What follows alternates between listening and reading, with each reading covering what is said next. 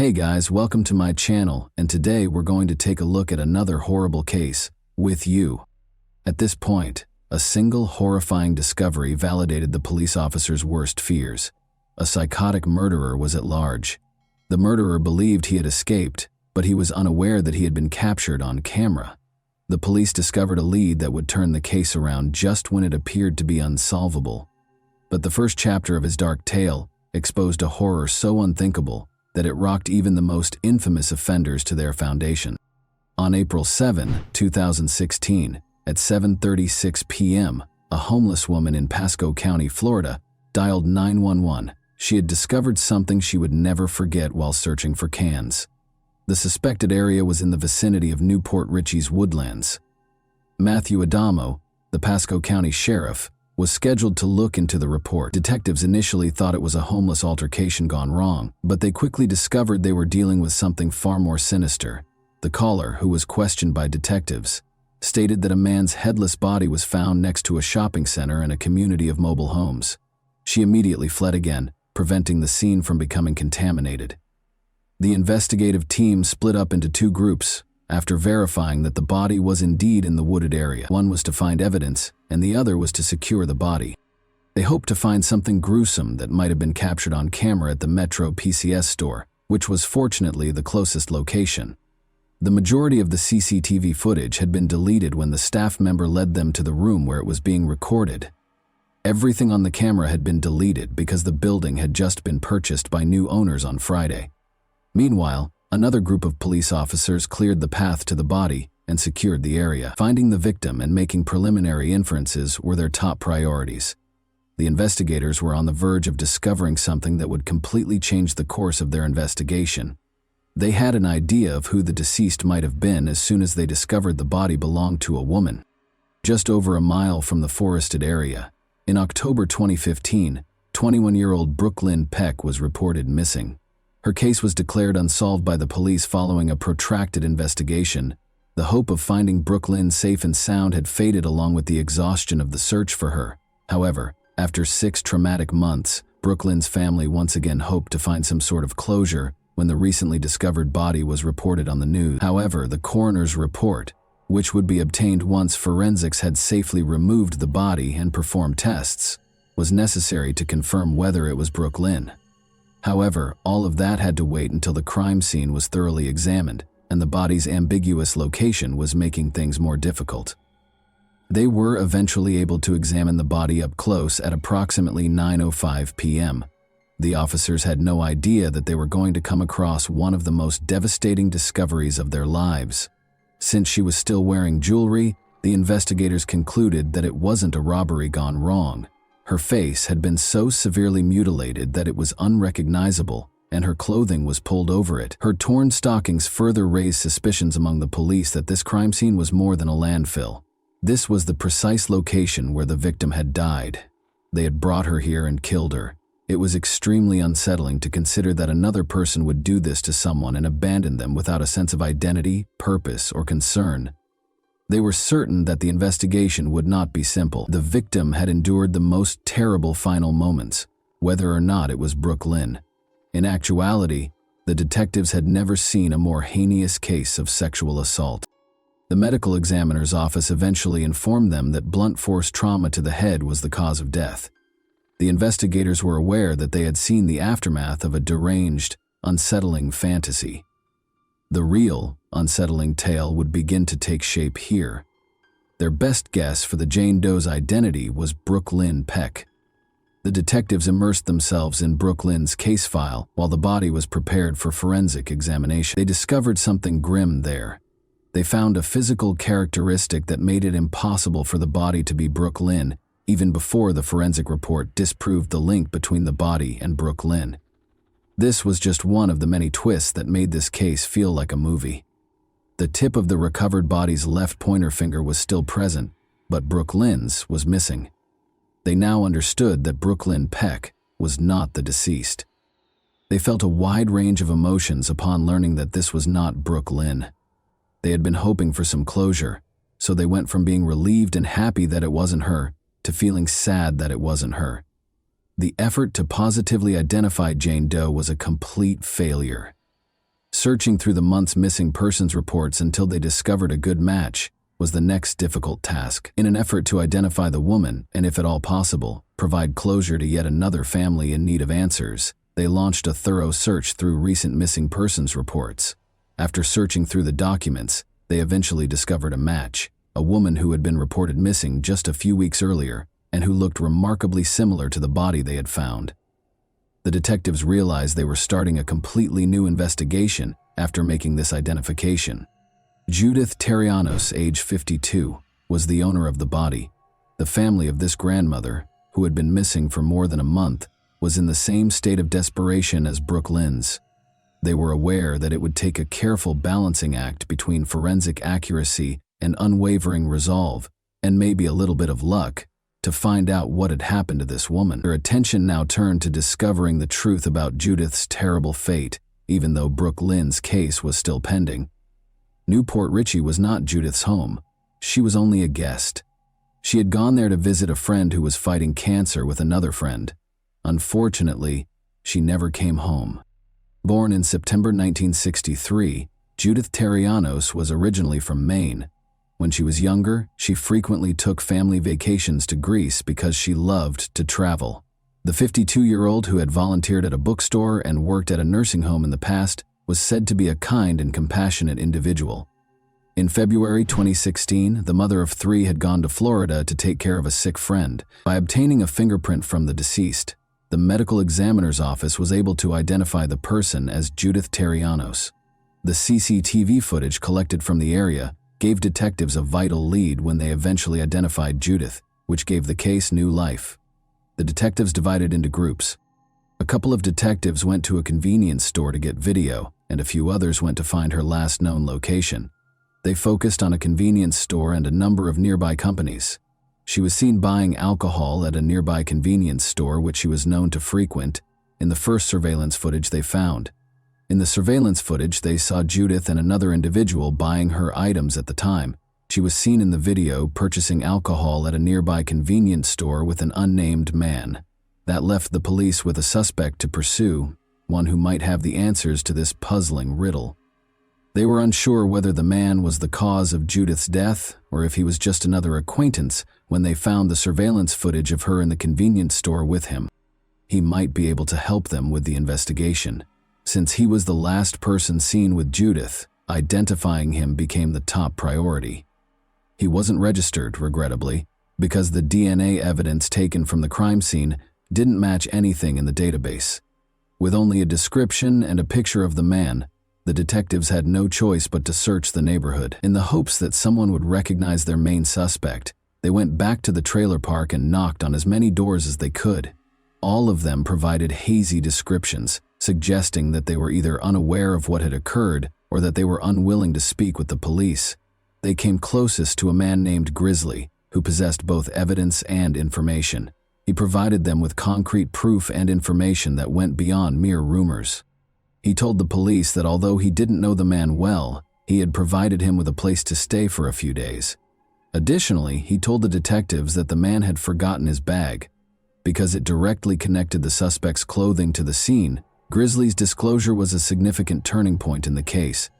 But that was where Grizzly's knowledge abruptly stopped. He said that aside from the fact that the suspect appeared nervous, bordering on paranoid, and eager to get out of town, he didn't know much about him. Grizzly claims that although the man had discussed purchasing a one-way ticket to Chicago, he had not provided any personal information, not even his name. An unexpected lead was about to be given to detectives, and it developed in a way that added to the mystery's unnerving aspects. The police suspected that there might be a lead so significant that it would completely blow the case apart. They promptly gave him the assurance that anything he revealed would be treated with the highest confidentiality and protection, because they were at a pivotal point in their investigation. Stefan was the first to speak. Stefan knew the mystery man as well as Judith. His name, Stefan said, was Timothy. Timothy had mentioned his interest in Judy while they were together at a convenience store. The investigators had never been closer to the truth, thanks to Grizzly's evidence linking the mystery man to the scene, and Stefan's now implied willingness to divulge something significant.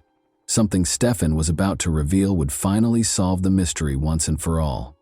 Even though the mystery man had finally been identified, Stefan had more in store for us. Police had found a bottle of rubbing alcohol at the scene. They were unaware of its significance at the time. They now knew that in an effort to hide his identity by destroying the DNA, he had poured rubbing alcohol on her body.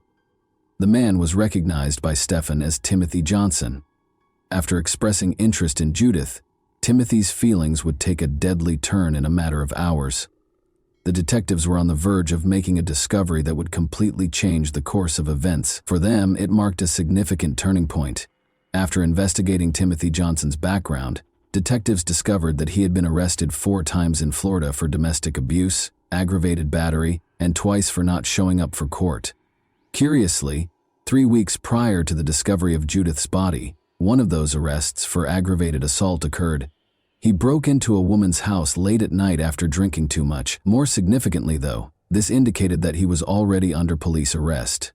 Timothy Johnson lacked any genuine regret for his crimes and was incredibly heartless.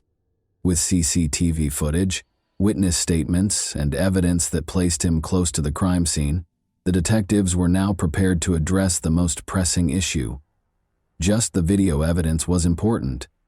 Witnesses also recalled Timothy's unpredictable behavior and interactions with Judith in the days preceding her death, and had caught him close to the crime scene around the time of Judith's murder. As the pieces came together, the detectives were ready to construct a strong case because they knew that Timothy's violent past gave the current charges context and substance. When the detectives went to the prison to question the cold-blooded killer, the police thought they had finally located him, but they had no idea that this was only the beginning. Detectives discovered as they dug deeper that they were looking into a pattern of increasing violence rather than just one murder. Johnson's history of arrests suggested that he was used to getting away with grave consequences for his behavior.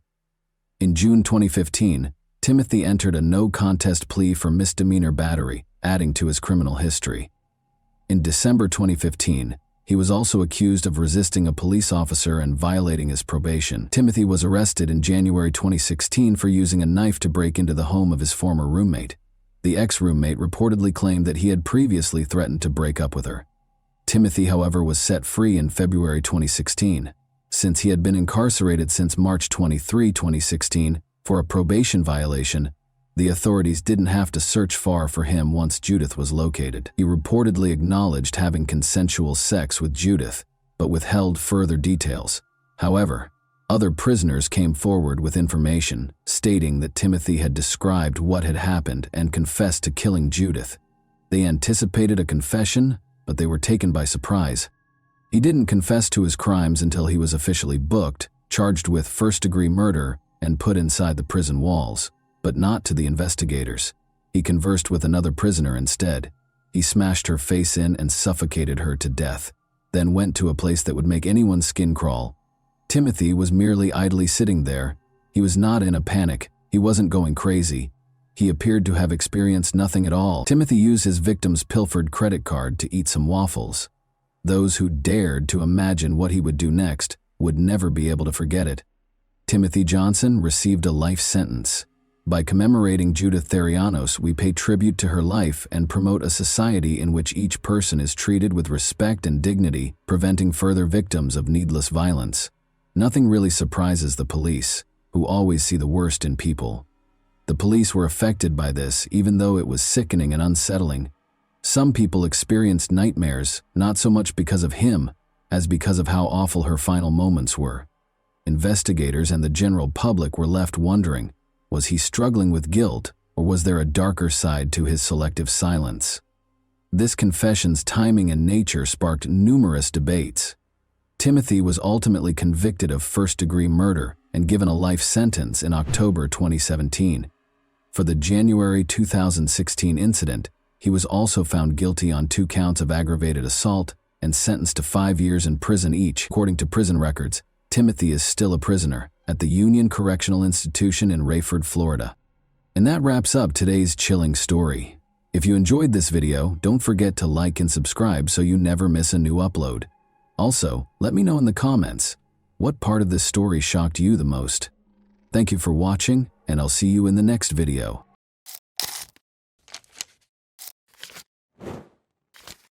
Hey guys, welcome to my channel, and today we're going to take a look at another horrible case with you. Today we'll talk about what happened in Maine in 2016. While her husband Luke was shopping at Walmart, Valerie Tiemann, 34, vanished from the parking lot. There was no sign of Valerie when he got back in the car. The police opened an investigation as soon as they heard about Valerie's disappearance, but it soon took a surprising turn. Sarah Jean Sampsarmanen and Jean Allharman welcomed Valerie Jo Harmanen into the world on December 3, 1981, in Salem, Virginia. Valerie attended Hampton Park Christian School and graduated in 2000. She was born and raised in Greenville, South Carolina. She graduated from Bob Jones University with a degree in cosmetology.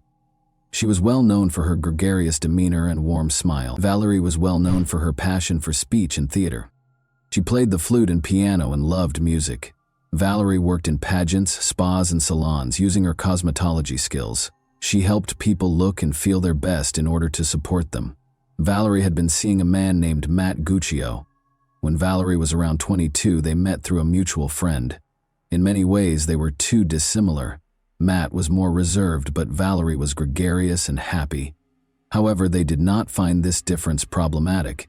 Valerie and Matt were married in 2004. They moved into Matt's tiny house after the honeymoon, and while everything was great at first, Valerie's parents started to notice behavioral changes over time. Matt was very frugal with his money. To have some personal savings, Valerie had to open a different bank account. Matt's behavior changed more and more over time. He attempted to exert total control over Valerie's life and held her responsible for all of his and their family's issues.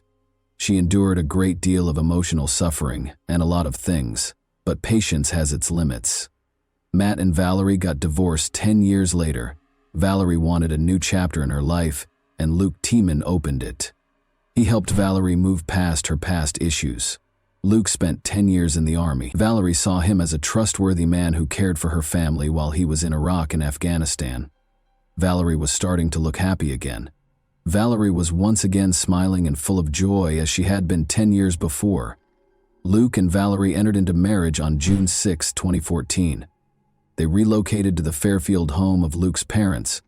Luke was living in Maine at the time, and Valerie's parents were in South Carolina. After visiting Valerie's family in South Carolina, Luke and Valerie returned to Maine in August 2016.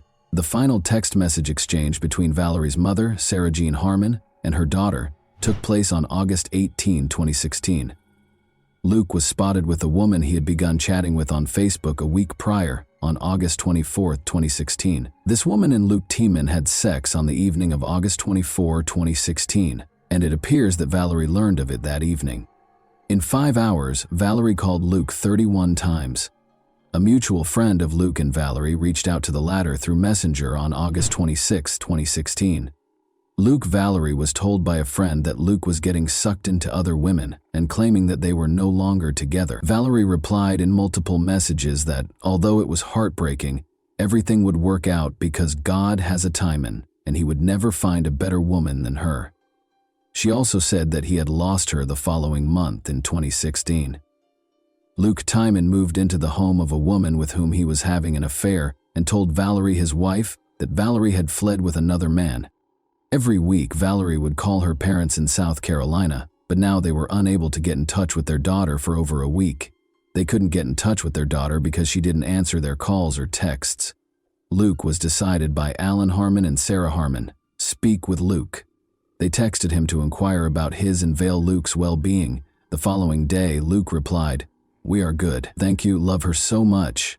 Another 13 days have passed, but Valerie's parents still can't contact Luso. They call Luke's father. They were shocked by the man's response. Valerie had been missing for approximately 2 weeks, according to Luke's father.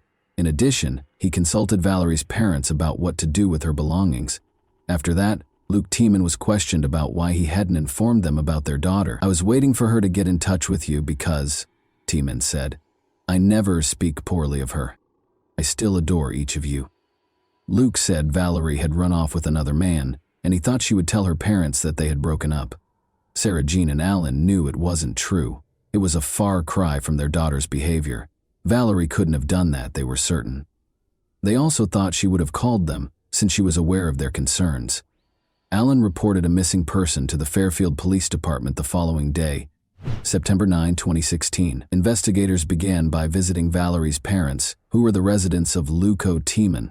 They spoke with Laurel Tiemann, who told them she didn't know where they were.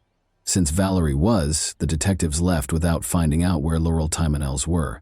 Because of Laurel Tiemann's domineering behavior, Valerie's parents felt it was difficult for their daughter to share a home with her. Laurel packed everything she owned in trash bags after Valerie was gone for 2 weeks. It was a clear representation of Laurel's daughter-in-law. She wasn't worried about Valerie at all. All she wanted to do was get rid of her things so they wouldn't occupy space in the house. The police meant to find Luke Tiemann and ask him a few questions, but they couldn't locate him. He didn't show up at his home, and his parents said they didn't know where their son might be. However, 5 days after Valerie's disappearance, Luke took the initiative to call the police himself. He claimed to have heard that the detectives were interested in speaking with him. When and under what circumstances he had last seen Valerie was one of the questions the detectives asked him. About 2 weeks ago, he and Valerie went to the local Walmart to buy some food, and he said that the response was really strange. While he went shopping, Valerie remained in the car in the parking lot. He finished his shopping and went back to the car, but Valerie was gone. According to Luke, he tried to find Valerie and promised to take her back by calling and texting her after leaving the store and realizing she wasn't there. Luke also disclosed that Valerie and he were approaching the end of their marriage. He claims that Valerie once brought up another man in a conversation, and he thought she was having an affair with him. Luke didn't know the man's name or where he lived. He believed Valerie had fled with him. The police appealed to the public through the media because Valerie's family was not aware of Luco Tiemann's existence. They asked anyone who has seen Valerie in the past few weeks to report it to detectives by posting a picture of her. From Valerie's disappearance from the Walmart parking lot to the disposal of her possessions in garbage bags, the whole story seemed strange. The fact that Luke Tiemann did nothing to find his wife was another intriguing element of the narrative. He might have been too preoccupied with another woman. On the day that Valerie vanished, investigators visited Luke Walmart, where Luke and Valerie were. There were surveillance cameras inside the building as well as outside. Consequently, it was simple to verify Lou's story. Examining the CCTV footage took the investigators over an hour. They were in for a surprise. Lucy did not see Valerie or Luke Tiemann in any of the recordings. Luchin implied that Luch had lied to the police. The police were now aware that he was concealing something. The investigators chose to have a face-to-face conversation with Luke. They did not, however, reveal all of the information they possessed. They thought he would embellish or alter some of Lucci's testimony.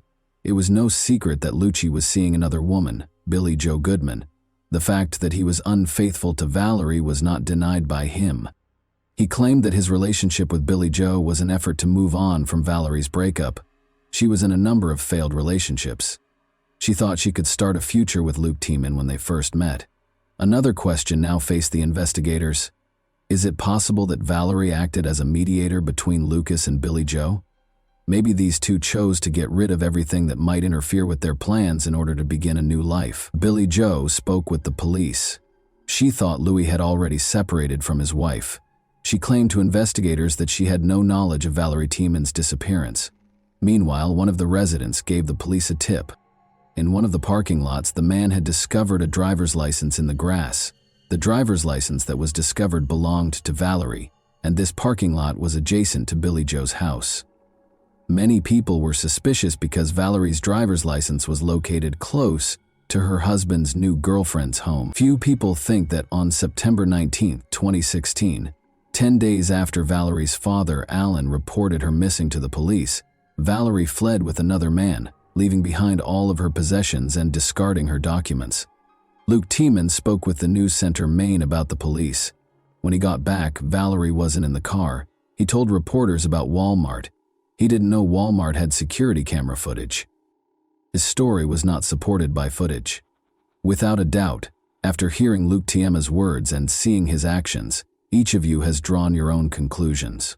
On September 20, 2016, the following day, this case took a surprising turn. A Luke warrant was obtained by detectives for the Fairfield property owned by Luke's parents. This was, after all, Valerie's last known residence. During the search, police dogs that are trained to detect human remains participated. His stream, and the land lot were to be checked. After searching the woods behind the house for about 5 minutes, a police dog discovered something. As the officer dug through the dirt with his hand, he noticed a shoe protruding from the ground. He was joined by other officers, who also began digging while wearing gloves.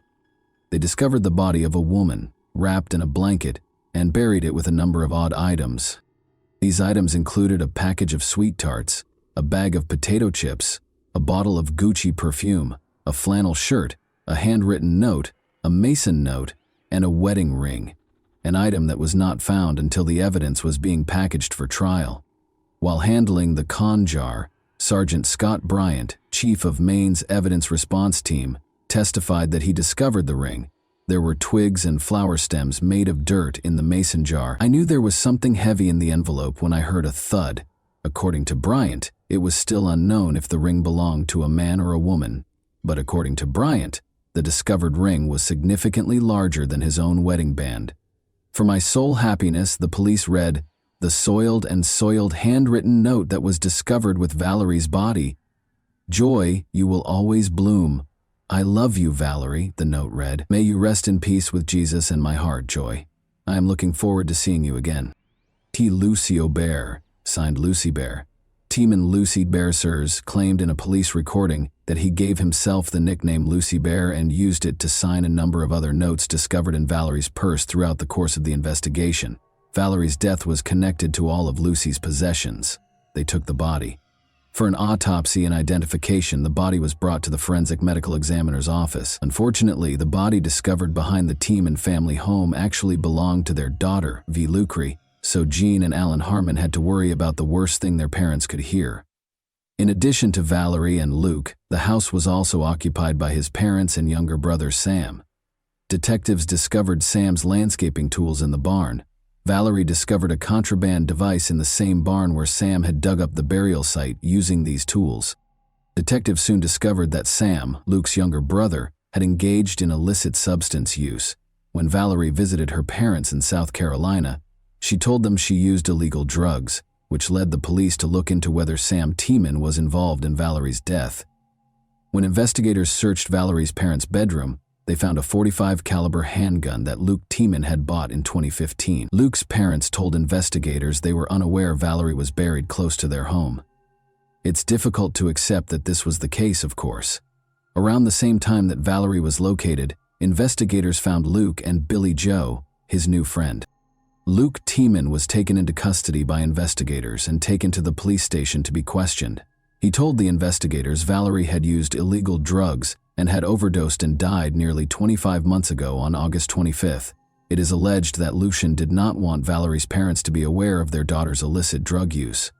He didn't tell them anything because of this. Since she was already dead, her husband knew that 911 would not be able to help her, so he chose not to call. As an alternative, he left Valerie in bed until nightfall. When it grew dark, he wrapped her in a blanket, left a note outside, and led her to the house in the woods. After that, Luke Clary was buried in a hole that Luke and his brother Sam had dug. Valerie had no physical wounds prior to her passing, according to Luke. Luke Teeman was lying, though, according to the autopsy results, which showed that Valerie's blood had no traces of illegal substances, only traces of prescription medications were found. It wasn't the most unexpected thing, though. 2 gunshot wounds to Valerie's head and neck were the cause of her death. According to the results of the ballistics analysis, investigators used a .45 caliber handgun to fire the bullets that were taken from Valerie's body. When investigators searched Luke's parents' bedroom, they discovered the same gun. He claimed to have purchased a Buga Gohei gun for his father approximately a year ago, but he did not deny owning one. He asserted that he was unaware that Valerie had a loop shot. Valerie's age is 32. Luke Teeman was charged with the murder of Valerie Teeman, 34. The police were unable to uncover any proof that her brother was involved in Valerie Teeman's death when they were investigating her death at the age of 4. According to Luke, his younger brother, Sam helped him bury Valerie's body, but according to the police, Sam wasn't home when Valerie died, and it's still unclear if his parents knew about it or had anything to do with it. However, it's rather odd that they didn't hear 2018. The 5-day trial started with opening statements on April 2, 2018, at Somerset Skowhegan's principal court. Luke entered a not guilty plea and claimed that he had been set up, although he insisted he wouldn't have left incriminating objects like a note and an engagement ring close to Valerie's body. The investigation linked Luke Tiemann to every item discovered there. After looking over the data on both Luke's and Valerie's phones, a computer forensics specialist also testified. The last time Valerie's phone was used, according to the records, was August 25, 2016, the day authorities think she died. The majority of the detective's time was devoted to outlining the process for monitoring cell phone usage and how it can be used to ascertain an individual's location at the time of a call. According to the documents, Valerie allegedly spent time with his friend Billy Joe while making 31 calls in a single day. Valerie only took the final call, which lasted a little more than 13 minutes. By the end of the call, police think he was at home. Another woman accused him of cheating on her in a message that Valerie received the following morning. After that, she refused to be with Tiemann again, and his defense questioned these phone logs. Luke's younger brother, Sam Tiemann, testified against his brother in court. Sam told the jury that he had no relationship with the 28-year-old, despite Luke's claims to the police that he helped him bury Valerie. Saways, 28, had his work log to prove that he was actually working 2 hours away.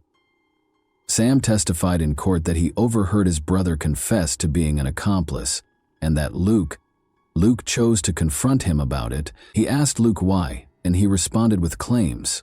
Luke said, "What else do you do with a dead body?" in response to what he said. Luke kept asking questions about Luke, pointing the finger at Sam's parents and accusing him of shooting Valerie. Tiemann said that neither she nor Sam's parents could Luke anything like that. The officer questioned whether PTSD was the reason behind Luke's blackout. He had previously admitted to police that he occasionally had flashbacks due to his PTSD. Afterwards, witnesses that the prosecutor brought to the court discussed Valerie's side of the story and Valerie's team behind closed doors. They testified that the couple used a lot of illegal substances and that Luke informed people that he was divorcing Valerie at the same time that Valerie's ex-girlfriend, Sam's girlfriend, was getting a divorce. Sam Jackie Spencer, the older brother, told jurors that she and the couple had a wonderful relationship. At their wedding, she even served as the maid of honor. Spencer testified that she saw Valerie and Luke using a variety of illegal substances together. Spencer claimed that, around the time Valerie disappeared, Luke began texting her frequently. She had always sensed that he was interested in dating her. "He used to tell me that he always felt a connection to me. According to Spencer, he has always wanted to get together or hang out." Jurors were shown additional evidence from the crime scene in addition to witnesses who knew the couple personally. 3 minutes after Valerie's body was found, a video showed the officer walking through dense forest on an overgrown ATV trail, a common sight behind many rural Maine homes, to Tiemann's house. At the Tiemann Lucidance, members of the evidence response team gave testimony regarding their fee Tiemann. Luke's defense team quickly objected to a few items, such as a .45 caliber handgun taken from one of the home's rooms and gardening tools found in a property. Tiemann Smith, a team attorney, NC attorney, argued that the state assumed the gun and ammunition that Tiemann had taken because they were discovered in the house. They noted that they never confirmed who owned them, suggesting that someone else in the house might have had access to them. UC Tiemann gave his closing remarks on the 5th day of the trial. Despite his own objections, he testified. Tiemann admitted that he had made many changes to his version. To protect his clients, he provided investigators with multiple stories, he told the jury. According to Luke, he was forced to make a false statement by the detectives. He said he had no motive to take his wife's life and that there was no DNA evidence linking him to the crime. All the evidence pointed to Tiemann, the prosecutor, as the only person who could hurt Valerie. The jury deliberated for less than an hour before finding Tiemann guilty. On May 11, 2018, the jury announced the verdict. Valerie T. Mothers Mothmog Thayed acknowledged her sincere grief and heartache in her statement at the sentencing hearing. "Luke is an evil-hearted man who should be sentenced to life in prison because of his persistent denial of the events, which disgusts me greatly." In addition, Luke's mother spoke for her son. She requested that the court take into account Luke Tiemann's entire life. She said, I don't ask you to ignore evidence, but I ask you to consider the whole person and balance justice with me. When his parents pleaded for the judge's pity, Timaneman sobbed. His mother, Latiman, claimed that her son was changed after returning from 3 combat tours in Iraq and Afghanistan. I'm asking for understanding, she said, adding that she wasn't trying to use post-traumatic stress disorder as an excuse. Valerie's parents wanted Luke Timanman to receive a life sentence, but he was given a 55-year sentence. The attorney for Harmon's family was shocked to learn that Demon's defense did not use post-traumatic stress disorder to obtain a lighter sentence for him. Demon changed his testimony once more, but this did not help him either. Demon appealed, but it did not have the desired effect while he was incarcerated. Why, in your opinion, did Luke Timan bury Valerie's body with other items? And that wraps up today's chilling story. If you enjoyed this video, don't forget to like and subscribe so you never miss a new upload. Also, let me know in the comments what part of this story shocked you the most. Thank you for watching, and I'll see you in the next video.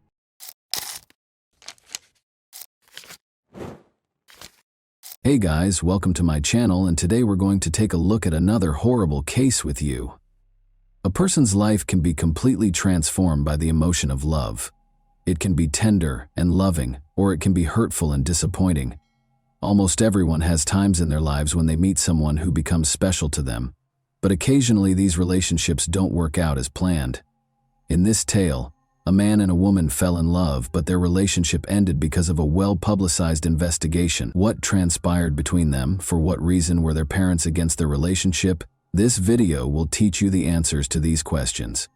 I want to start by saying that this is one of the most unbelievable stories I have ever posted on my channel. Why do those who are meant to protect and serve act indifferently? And everyone will be shocked by this story's conclusion. We will therefore talk about what happened in Kemerovo, Russia, in 2020. The administrative hub of the Kemerovo Oblast is the sizable Russian city of Kemerovo. It is located in western Siberia's southern region. It is one of the biggest cities in Siberia, with a population of over 500,000. On September 24, 1997, Vera Pekdeleva was born in Kishtym, Kemerovo Oblast. She developed into a happy, imaginative adult. She won first place in several competitions because she loved singing while studying in school.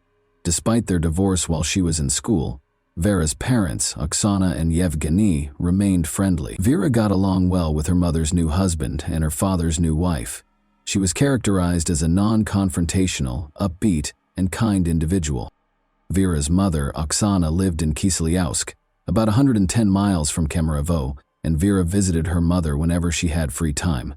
As I mentioned earlier, Vera was a creative person, so her family was taken aback when she moved to Kemerovo after high school and enrolled in the State Technical University rather than pursuing a creative career. Vera met a man her own age, Vladislav Kanyas, during one of these trips in 2016. Vera was nothing like Vlad, as everyone called him. He was reclusive, irritable, and lacked life goals.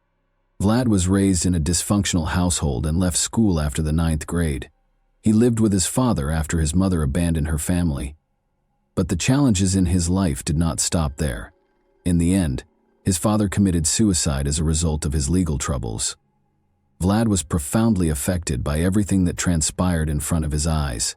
Vera fell in love with Vlad despite the fact that they had little in common. Vera's parents opposed this relationship because they were aware of Vlad's identity. Although we sympathized with the man and understood that his life wasn't easy, we wanted Vera to have an entirely different life. We didn't agree with her decision. According to her mother, Oksana, we waited for her to break up with him. Vera's father requested that they break up after learning about Vlad. But Vlad and his daughter remained together. She simply ceased discussing him with her parents. Vlad never showed up for our family get-togethers. The pictures on Vera's social media accounts did not feature him. She seemed to be concealing him, Vera's mother recalled. It's important to note that in 2019, Vera and Vlad moved to Kemerovo to live together. Vlad, who was unemployed and did not want to change that, loved living with Vera, and her parents helped pay for the apartment. She always had some cash in her wallet and was intelligent and attractive. She gave him financial support. The couple's relationship was strained. It was obvious that Vlad would not stop abusing alcohol. In November 2019, Vlad allegedly beat her, according to her parents. When Vera finally made the decision to end this toxic relationship, her boyfriend was adamantly against it. As previously stated, Vera's parents assisted her in paying for the apartment where she and Vlad resided. Since Vera ended their relationship in November 2019, it stands to reason that Vlad ought to have moved out, but he refused to do so.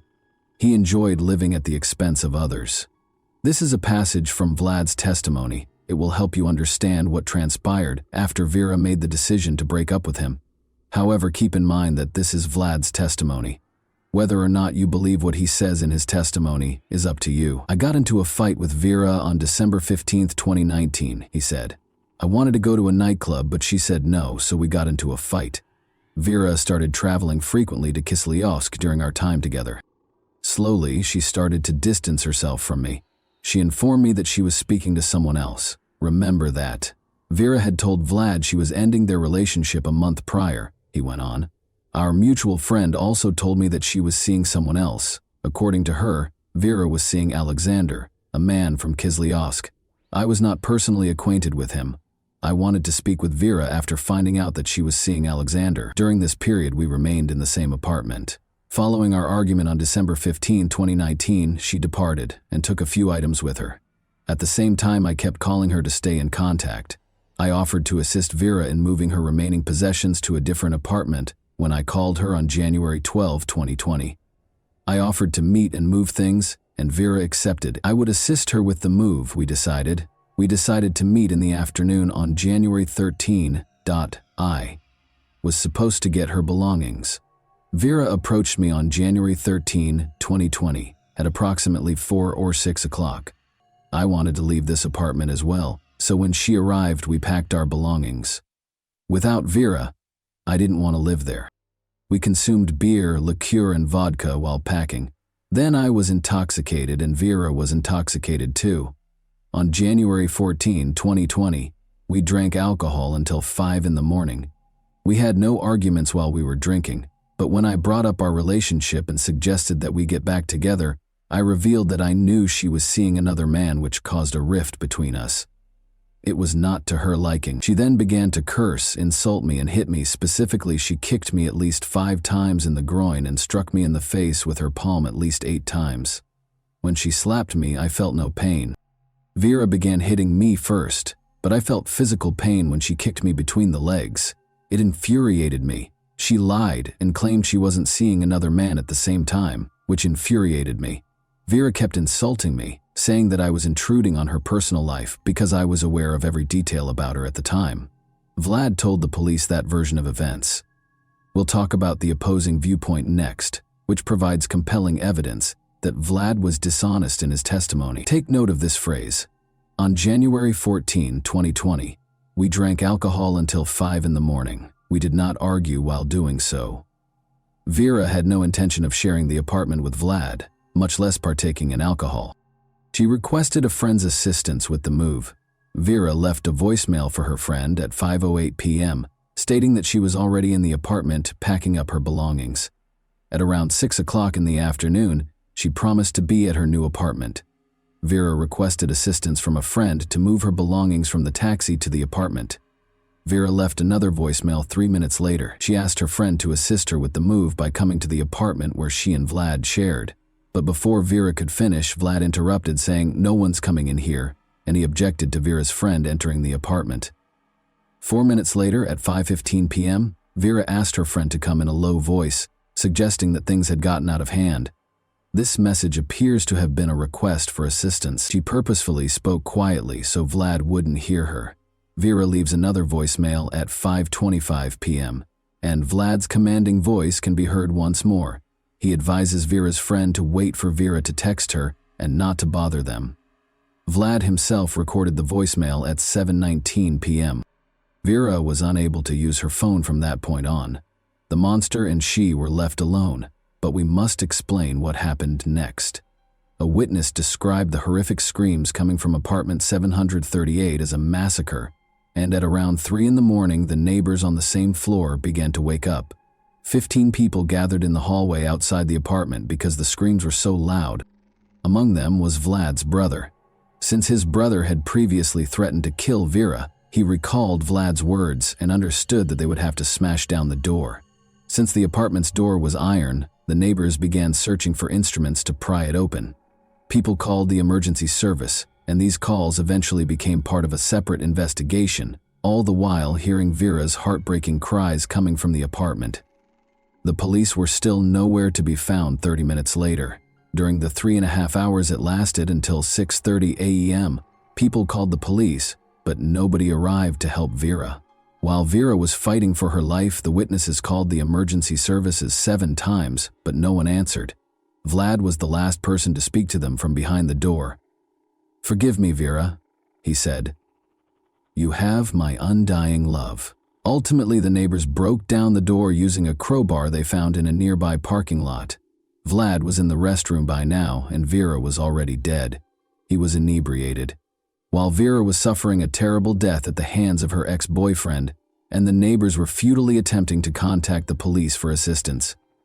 Operators were drinking tea, laughing, and discussing life in 112, and they were quite upset about being bothered. It was only after Vera's death that the police showed up. They will later allege that one car ran out of gas and that no officers were available because everyone was attending to other calls. Consequently, the police officers who were on duty that evening and the 112 operators were also put on trial. The police station video was released while the investigation was underway, but translating it into English is pointless. I can sum it up in one word: indifference, and even without subtitles, it's obvious. Recall that Vlad stated in his testimony that he and Vera had no disputes until 5 in the morning, but the forensic analysis revealed that he had lied. 6 hours prior to her demise, Vera sustained her initial injuries. At around midnight, that is. It indicated that she had been beaten and injured by Vlad Kanyas for 6 hours prior to her passing. Her nose and ribs were broken, and she had approximately 100 injuries total, including stab wounds. Additionally, there were marks from strangulation on her neck.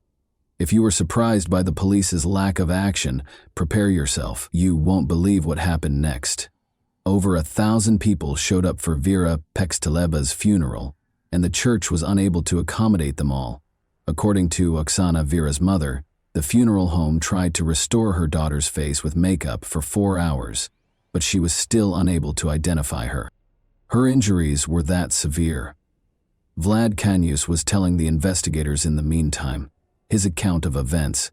Naturally, he made an effort to minimize his involvement in this crime. He said as much about that evening.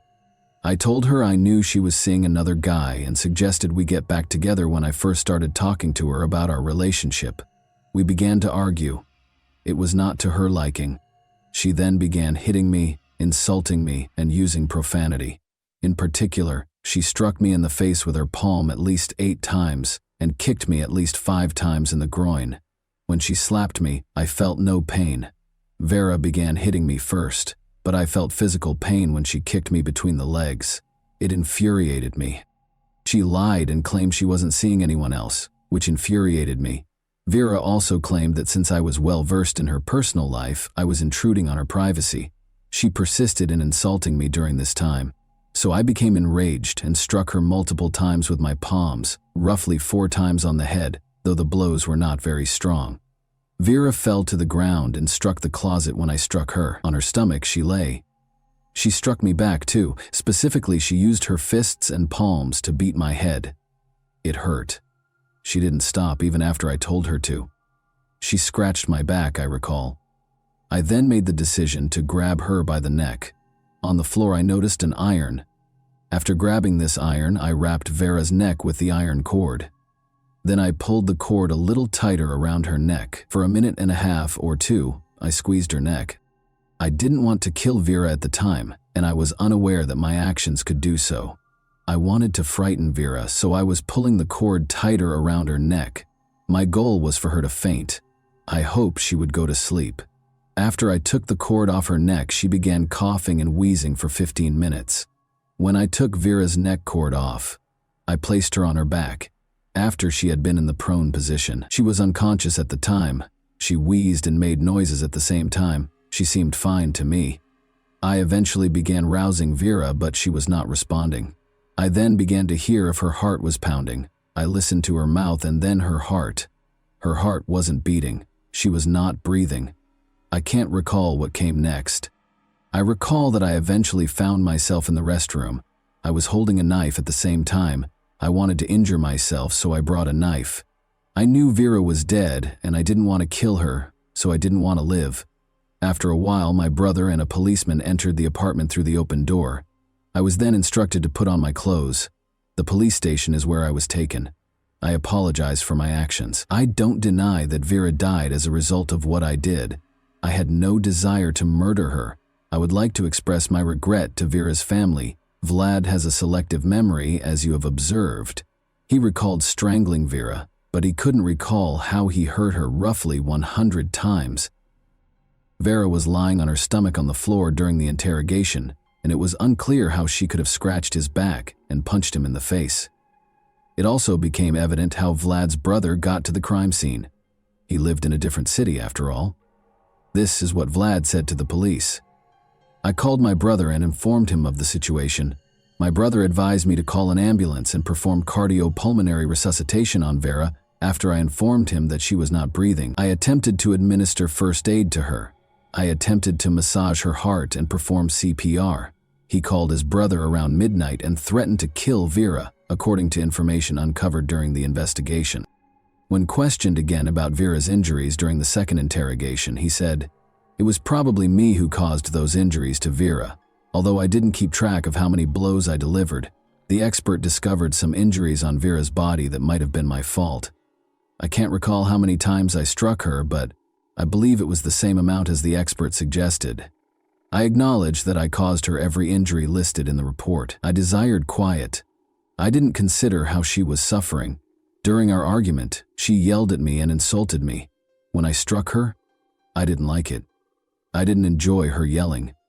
I wished she would stop talking. At the time, I didn't consider her suffering." Additionally, Vlad Canius claimed that he and Vera were intimate by consent. Since it was impossible to prove the opposite, the charges pertaining to this were ultimately dropped that evening. Emergency service operators and police officers were charged with negligence. It's difficult to accept, but throughout the investigation, they continued to give ludicrous justifications for their actions, and no one suspended them from their jobs. For each of the 5 defendants, the prosecutors sought actual prison sentences, but the judge made a different decision. They were given suspended sentences ranging from 1.5 to 2 years. Additionally, the court mandated that each give the victims roughly $350.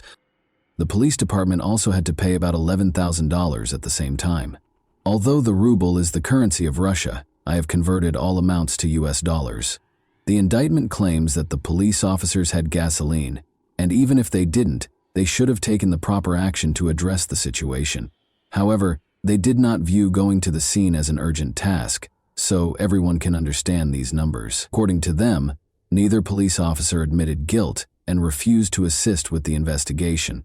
The investigation team was at another address where the man's body had been discovered earlier, when witnesses called to report the woman's screams and cries for assistance.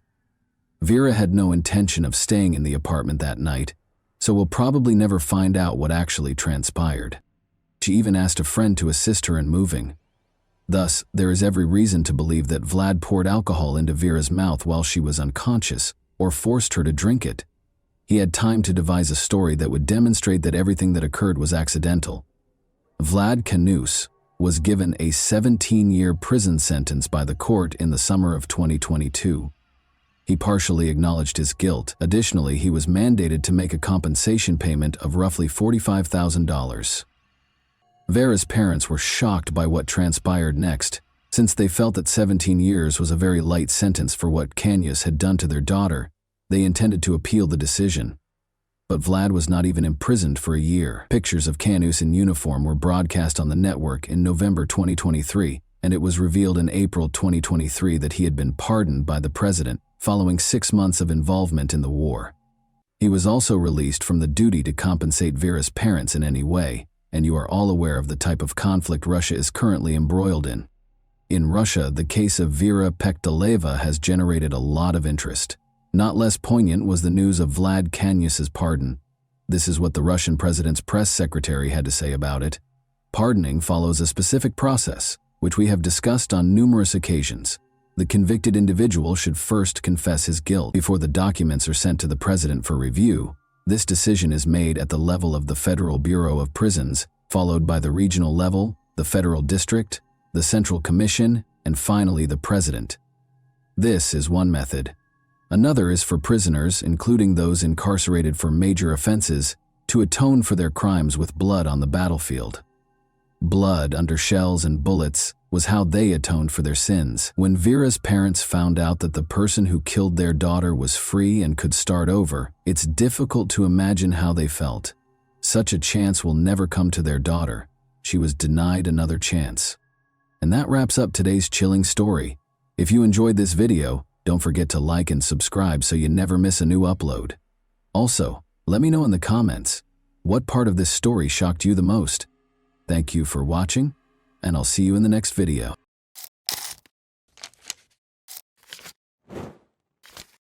Hey guys, welcome to my channel, and today we're going to take a look at another horrible case with you. Crime is frequently associated with a particular motivation. Acts by people with mental health conditions, those under the influence of alcohol or other controlled substances, or incidents that happen during periods of severe emotional upheaval may be exceptions.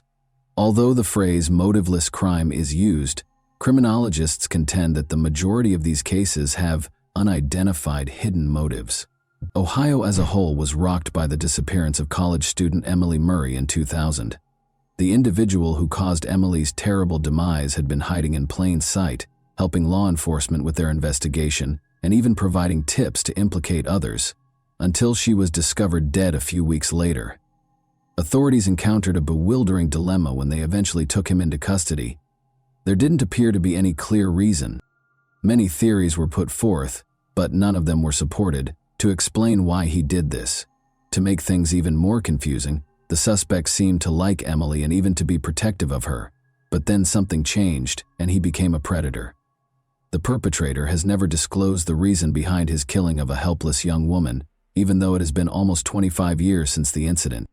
On February 19, 1980, Emily Miranda Murray was born in Sleepy Hollow, a small town in Westchester County, New York. She came from a wealthy family and was the youngest of 4 siblings. Growing up with her 2 older brothers and 1 sister, Emily remained close to them all of her life. Emily's family moved to Shaker Heights, Cuyahoga County, Ohio, when she was 2 years old. Her father quickly rose to the position of head of one of the scientific university's departments after receiving an offer of a distinguished position there. The family's financial stability allowed them to live comfortably, and her mother devoted herself to raising the kids and providing a cozy home environment. The Murray children achieved academic success, graduating with honors from high school and attending prestigious universities. Emily in particular had a strong interest in biology and medicine and hoped to work in these fields. She frequently placed at the top of her class and was acknowledged as a gifted student. Interestingly, Emily was also able to work part-time jobs and donate her earnings to worthy causes. Emily's parents' strong Christian beliefs had a significant impact on her upbringing. Emily followed the family's example by attending church on a regular basis and being always willing to lend a helping hand to those in need, both verbally and physically. She spent a year traveling the world with different humanitarian organizations after graduating from high school. She visited New Zealand, Australia, Japan, and a number of European nations during this trip. Emily Murray moved into the campus residence halls at Kenyon College in Gambier, Ohio, in 1998 to start her studies. According to those who knew her, she was a positive influence on everyone around her, full of vitality and vitality. Emily was very driven, kind, sympathetic, and personable. She did, however, have a sensitive side and frequently displayed moments of melancholy and vulnerability. She wrote down her deepest worries, dreams, and thoughts in a private journal. Emily was in her junior year of college by 2000. She continued to be actively involved in church-based charitable work and worked evening shifts as a waitress at a nearby restaurant in addition to her rigorous academic schedule. She appeared to manage her enormous workload with poise. She even managed to make time for her personal life, going to events that she loved. But soon, it would be evident that her life was more complicated than it seemed. Emily's bed was empty when her two roommates in the dorm woke up on Tuesday, November 3, 2000. They couldn't figure it out. Emily was always thoughtful and informed them if she would be spending the night somewhere else. They thought she might have gone straight to class or stayed late at work because her restaurant shift had ended at 2 in the morning. However, things started to feel strange when they discovered that her notes and textbooks were still on her shelf. The roommates asked friends if anyone had seen Emily before leaving for their lectures in the morning. As it happened, she hadn't been seen since the day before and hadn't attended any of her classes.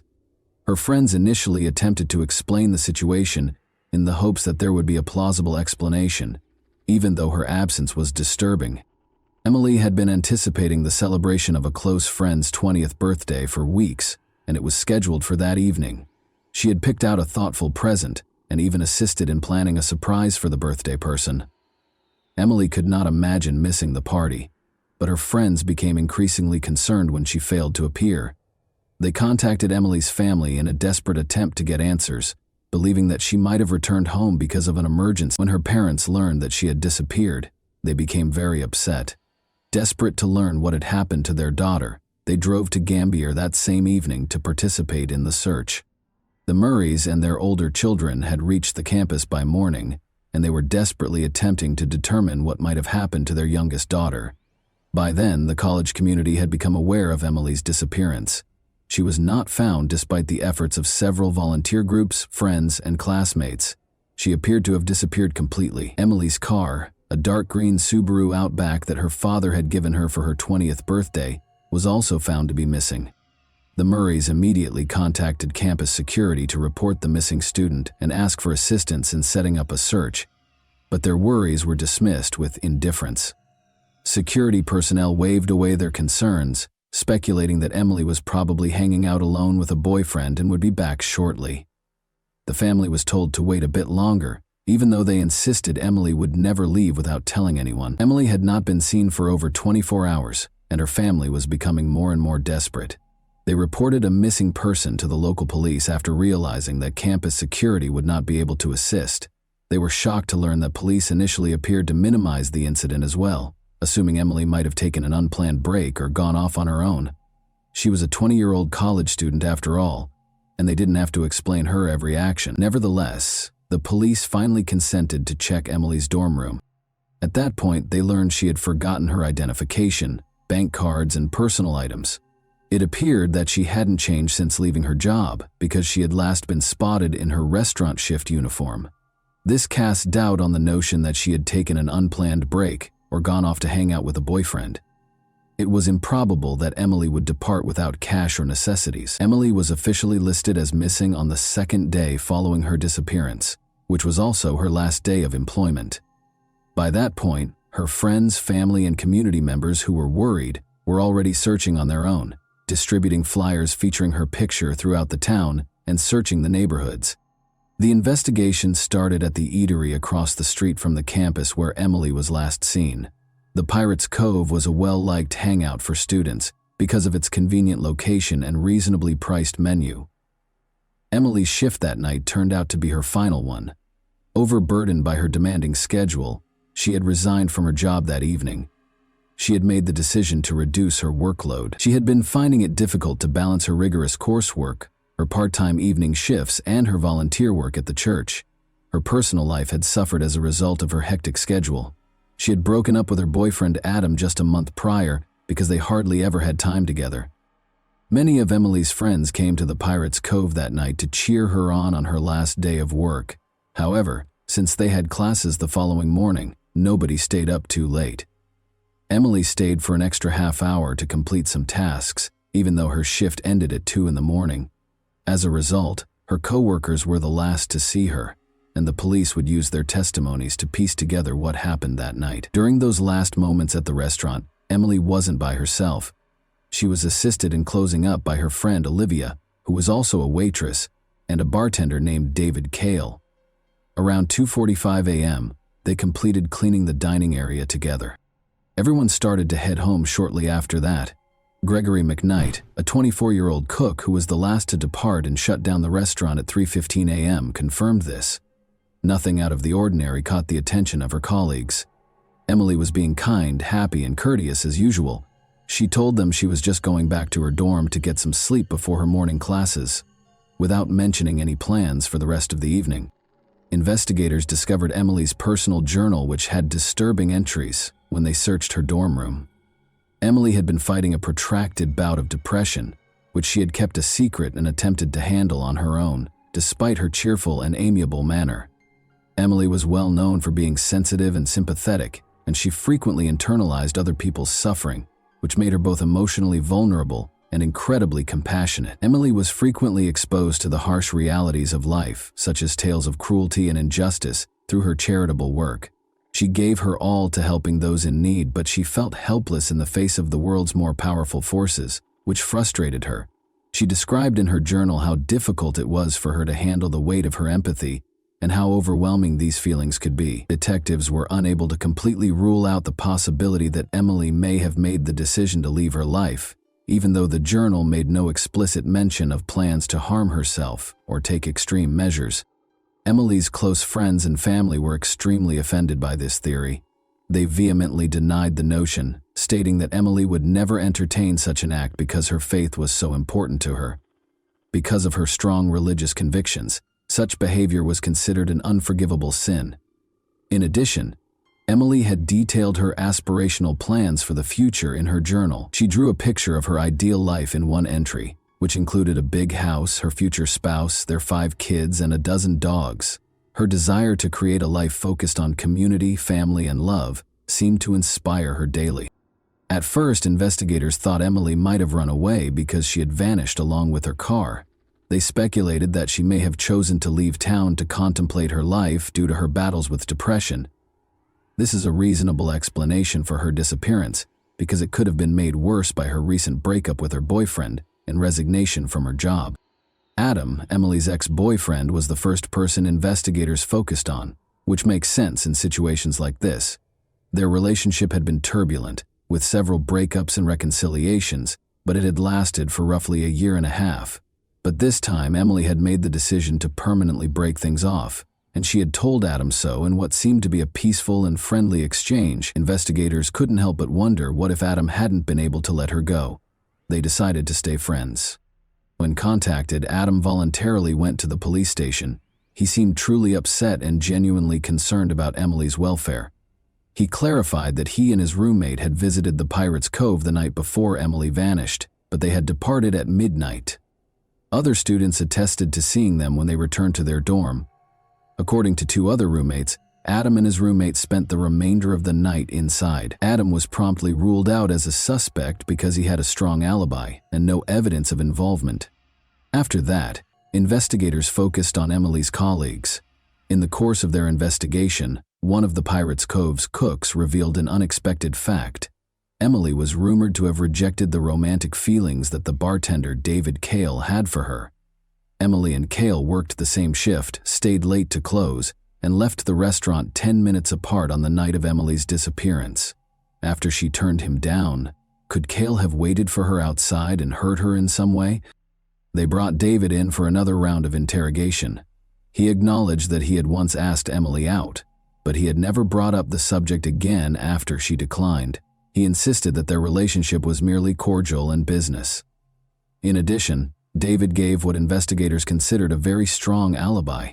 He was picked up from the restaurant by his father after his shift, and they immediately drove to another state to attend his sister's wedding. Investigators had no evidence to connect him to Emily's disappearance after the alibi was confirmed.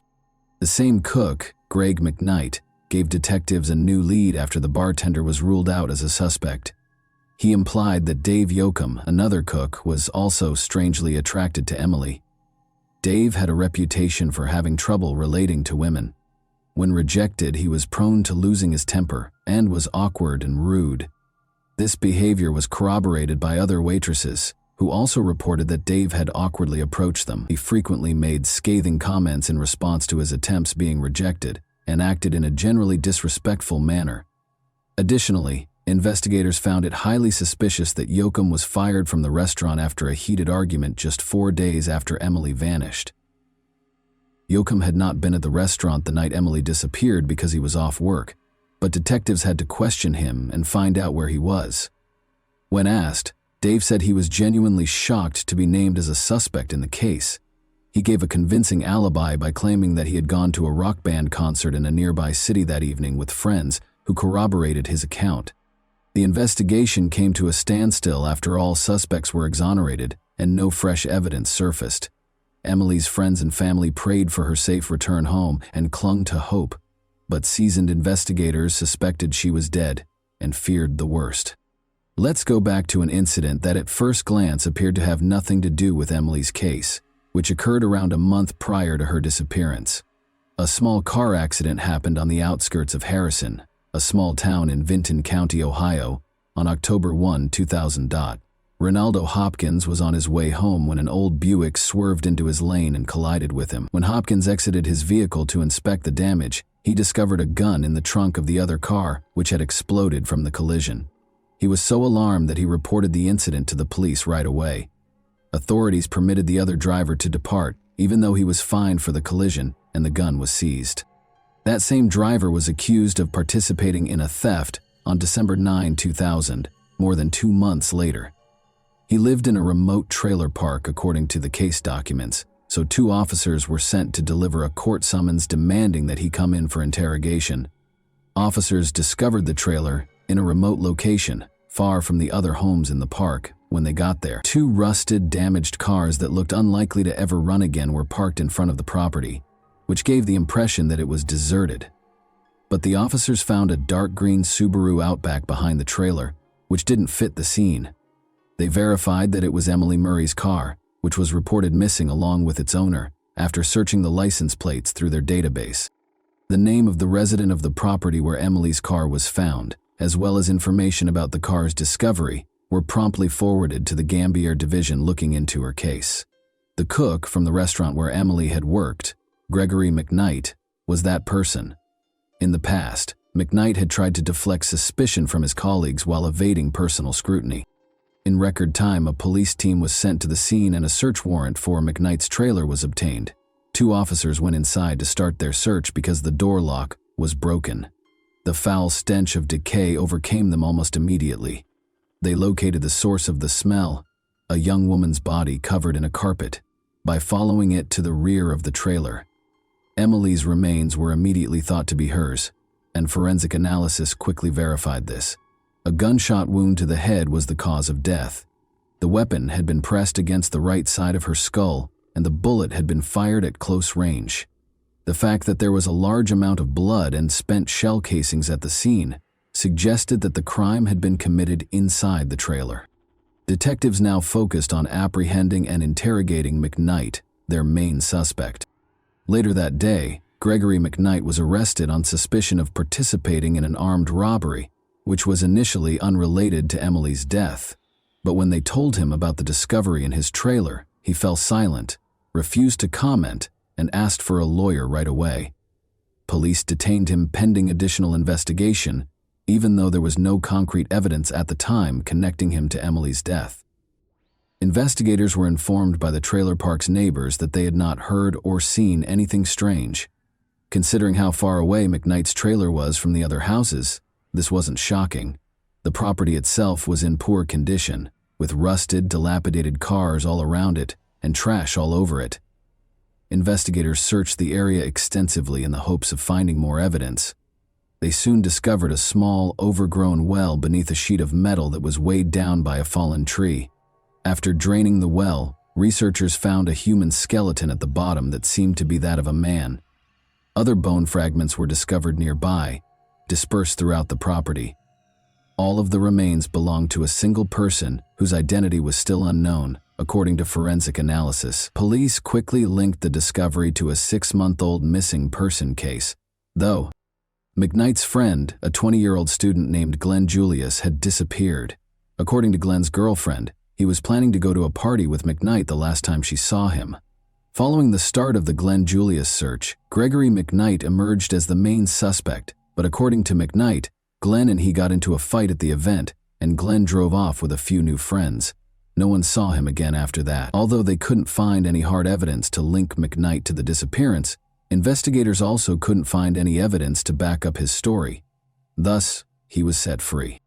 Later, pieces of Glenn's belts and clothes that were found in the well were recognized by his girlfriend. Dental records from his family attested to the fact that Glenn's remains were present. Inside McKnight's trailer, a number of his personal belongings were also found. Shortly after Glenn vanished, McKnight sold his car illegally, according to additional investigation. Associates who were also connected to an armed robbery case purchased the car. The car's license plates had been replaced with fake ones, and it had been hurriedly repainted. Authorities found the car after one of McKnight's accomplices was taken into custody. They discovered sizable amounts of cleaned-up blood in the trunk, which forensic analysis verified belonged to Glenn. This implied that Glenn had been carried in the trunk, either injured or dead. The work had been done sloppily, probably with homemade tools, and Glenn's body had been partially dismembered. The bones were deeply scratched, like saw marks. Investigators discovered an axe, a shovel, and several other tools inside McKnight's trailer.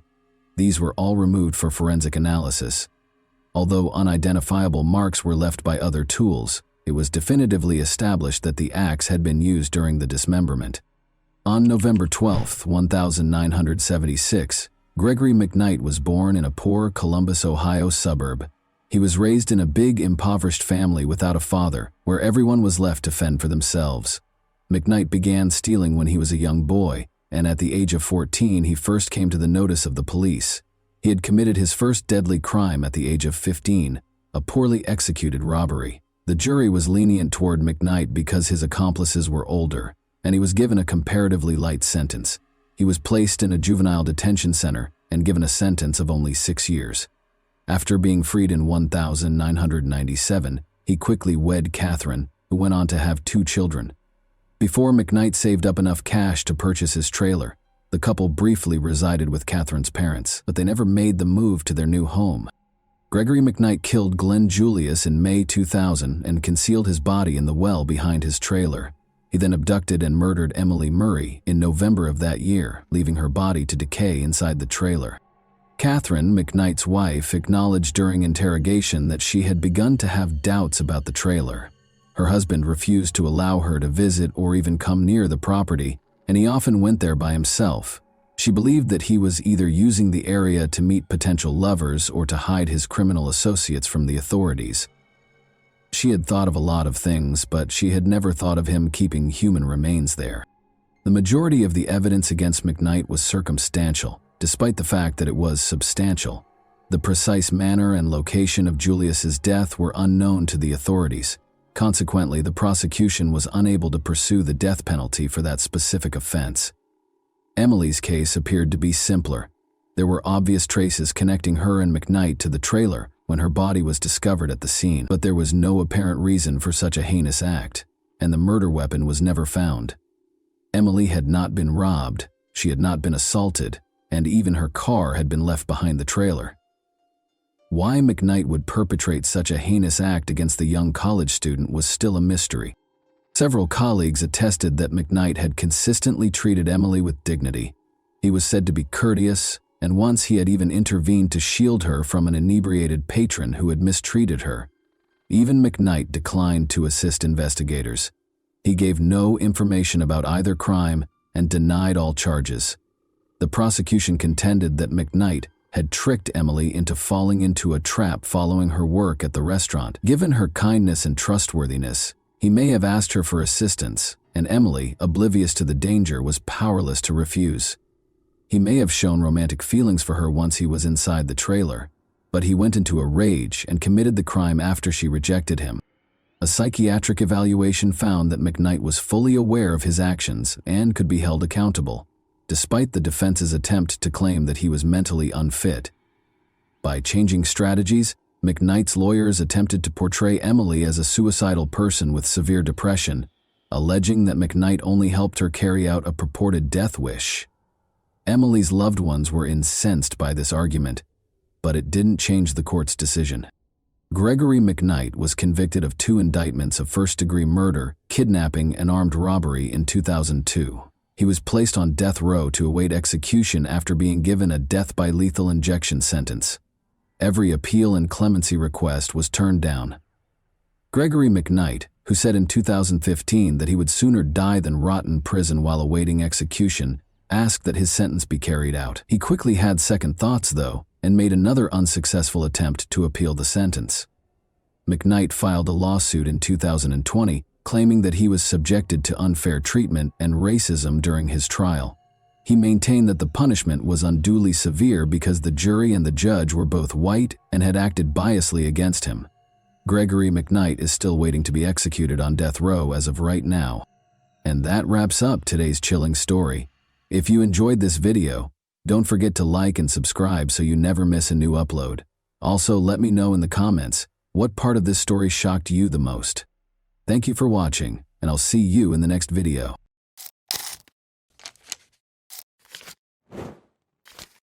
Hey guys, welcome to my channel, and today we're going to take a look at another horrible case with you. Lam Kor Wan, Hong Kong's first serial killer, was introduced in 1982. He worked as a taxi driver, but at night he was known as the Rainy Night Butcher and the Jars Killer. Over the course of 7 months, he killed 4 young women, concealing their bodies beneath his family's couch and preserving their body parts in jars. Every murder was more graphic than the one before it. They all appeared in unsettling movies, from suffocation to the amputation of body parts. What perverse ideas motivated this man, and who was he? How did these women end up as his gullible victims? Let's discover the terrifying reality that was born on May 22, 1955, in the center of Hong Kong. Lam Kor Wan had a challenging childhood.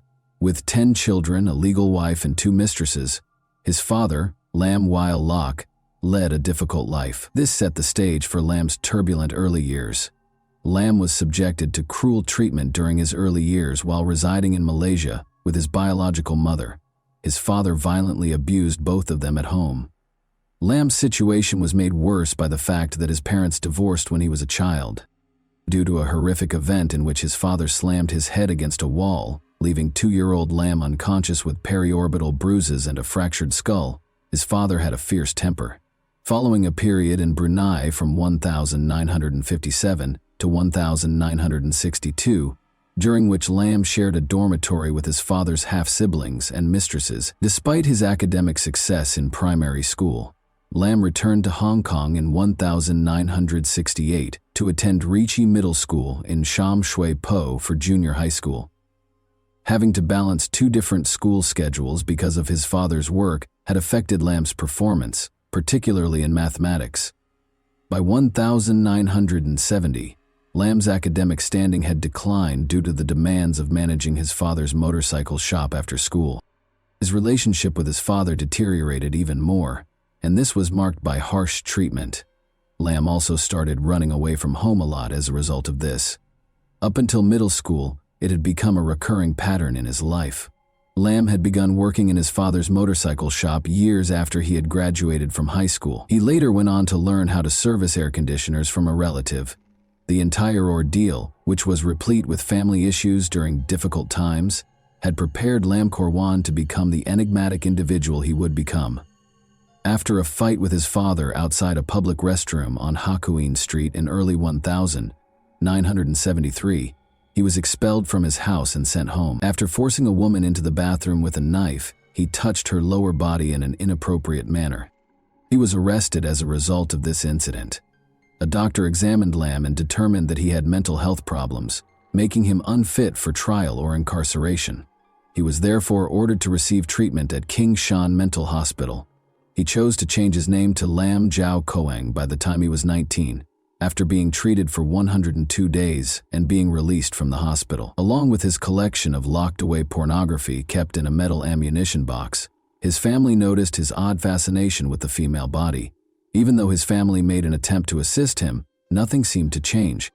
His behavior changed to something more unsettling when these measures did not satisfy him. The women chased him down the street after he bought a Polaroid camera and started taking illegal photos of them from beneath the doors of restroom cubicles. At their home in Kwantong, he had later been caught snooping on his sister as she undressed outside the restroom. After that, the family decided to move further away, into Kwa Wan at their new residence. There was an agreement in place for him and his younger brother to share a room and sleep in different parts of a bunk bed. They were to keep their possessions separate and free from outside interference. He officially began working as a taxi driver in 1978, after obtaining a license and assuming the name Lam Kor Wan. His family only saw him every 14 to 15 days after he was moved to the night schedule around 1980. He then developed an intense interest in photography in 1981, which led him to study the art form. But since he didn't have a darkroom at home to print color pictures, he looked for a photo studio. He enrolled in a photography course offered by the Chinese YMCA of Hong Kong at the Waterloo Road Association in order to avoid suspicion. His classmate was employed at a sim shots. Lam made up a story about needing help with autopsy photos because he was a part-time photographer and worked in a mortuary. Surprisingly, his account was approved, and the classmate edited Lam's images to prevent alarming other students. His mother observed a significant shift in his behavior after he had been a night taxi driver for a year. He began to disregard personal hygiene, declining to take a shower or change his clothes. On the gloomy night of February 3, 1982, at the age of 27, his mother even saw him wander home like a sleepwalker in the dead of night, but his demeanor became forlorn. During his time as a taxi driver in the Sim Sha Tsui district, Lam changed from being a simple peeping Tom to something more sinister. He was looking for clients one day who were coming home from a night out. This is where things started to go south. When Chan Feng Lan, a clearly drunk woman, emerged from a restaurant at around 4 in the morning, she was in such need of a ride that many taxi drivers refused to give it to her. Lam, apparently unfazed by this, accepted her into his taxi and consented to drive her home. The inebriated woman asked to stop halfway through the trip, and when Lam braked close to a gas station, she opened the door to throw up. Uncertain of where she was, she asked Lam to return in the opposite direction after this disturbing incident. Later, Lammy admitted that he had considered killing her, but something inside of him snapped and he decided he had had enough after being initially disgusted by her vomiting. He went into a garage in the Sim Sha Tsui neighborhood, circled to the passenger door, and strangled the young lady with an electric cable. He drove to his house at 5 in the morning when he usually finished work and parked in front of the building as usual. The night watchman slept on a cot in the entry hall and did not wake up, so he concealed the body in a big bag and carried it across the pavement into his apartment building while the street was empty. After Lam died, he went into the apartment as quietly as he could and spent several hours hiding the body beneath the sofa. Lam waited for his family to depart after breakfast while feigning to be asleep in his bed. He woke up and began preparing his room after his brother and parents had left the apartment. Lam purchased a power saw from the street using 500 yuan that he had stolen from the victim's wallet. To ensure that even the baseboards were adequately protected, he covered the floor with plastic. He began to dismember the innocent woman's body after placing it on the plastic. Despite his best efforts, he was unable to avoid leaving any blood traces, and some of it splashed onto the walls. He continued to dismember the victim's body for hours, taking pictures and videos of the entire procedure before naming the videotape a serious secret. After chopping her body into 7 parts, he wrapped paper around her head, limbs, and torso before sealing it in a plastic bag. The fact that he preserved the private parts in a Tupperware container with rice wine was the most unsettling aspect. In order to remove any traces of the horror that had transpired, he meticulously cleaned the crime scene, scrubbing the walls and floor and rolling up the plastic sheet. He drove to the new areas, making multiple trips to carry the body parts to his taxi while avoiding attention from onlookers who were confident he had removed any traces of the unsettling act. He stopped when he discovered an empty area on the banks of the Xingmun River, close to Sha Tin. He was determined to find a remote location to dispose of the body. He removed the packages from his trunk one by one and tossed them into the river, making sure no one was looking. The bundles were carried to the sea by the murky waters. The limbs floated from Lucky Plaza to the Bel Air Gardens area after being washed down by the intense rain. Lam had heard the terrifying news on the radio more than a week after the horrible deed. A limb had been found on the shores of the Xingmun River. More body parts were unearthed in the following days, leaving the police to piece together the tragic puzzle. To determine the approximate time the body was dumped into the river, investigators looked at tidal patterns. Interestingly, one arm had a unique tattoo of a heart with a knife through it, which was uncommon for women at the time. They arrived at this conclusion. Recognizing the victim, it was Chan Feng Lan, age 21. The police encountered regrettable difficulties even after issuing a public call for witnesses. Neither the taxi driver nor Chan Feng Lan's companions had seen the license plate. Lam didn't learn of the body part's discovery for over a week. The police had determined that the body belonged to Chan Feng Lan, a Simsha nightclub hostess and mother of two. Chan's night out with her sister and friends, her taxi ride home, and the terrible fate she met at the hands of Lam Kor 1 were all revealed in the grim details. Sui. The next murder was carefully planned, but the murder had been opportunistic. He was determined to be more prepared because he was a perfectionist. His goal was surgical accuracy. He therefore chose to use professional tools rather than a power saw. In the end, he bought specialized surgical instruments and multiple bottles of formaldehyde after studying knives, blades, and scissors in great detail. Formaldehyde was a colorless, pungent chemical that was used for disinfection and preservation. Lam had claimed another victim on May 29, 1982, 3 days after acquiring his equipment. He was able to capture his second target, a bar employee. This time, he picked Chan Wan Kit calmly and used an electric cable to strangle her before bringing her home. He waited in bed as usual for his family to get off work before beginning the grisly task of dismembering the body. Lam had carefully prepared the room in accordance with his plan after thinking about what to do for days. After setting a sizable tray underneath the body to keep blood off the floor, he took out his video camera. Investigators later reviewed the video and found that he had carefully dissected the body while placing the tray beneath the family's parakeet cage. When Lam had finished chopping it into pieces, he displayed remarkable skill. As Lam considered a secure location for the body's disposal, he once more took photos of the various body parts. After numerous nighttime excursions, he eventually discovered the ideal location. He placed the body parts in a large plastic bag and put it in the trunk of his taxi this time. He drove through the tunnel to the selected location, Hong Kong Island, early in the morning. A 20-minute drive east of the city center was Tai Hang Road, a residential neighborhood with a lot of trees. Following his parking in a secret area of the road, the heavy bag became difficult for him to carry out of the trunk.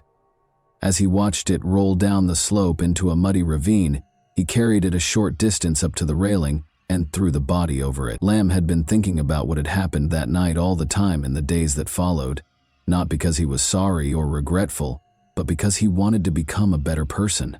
On June 17, 1982, 2 weeks later, he had struck once more. Liang Sawan, a 29-year-old nightclub cleaner, had left work at 4 a.m. and was in Lam's taxi shortly after she met her terrible end. Lam took her lifeless body back to his house and engaged in a terrifying string of acts. He recorded his horrifying deeds, titling the recording, Operation Rainy Night. Lam used the selfie feature on his camcorder, which was resting on the bunk bed, to record the dismemberment procedure, displaying an unnerving amount of detail in contrast to his earlier action. On this occasion, he even cut open the abdomen, removed the intestine, and even tried to taste human flesh before giving up because it made him sick. Then, in yet another horrific episode of this gruesome rampage, he abandoned the severed limbs in a burlap bag on Tai Hang Road.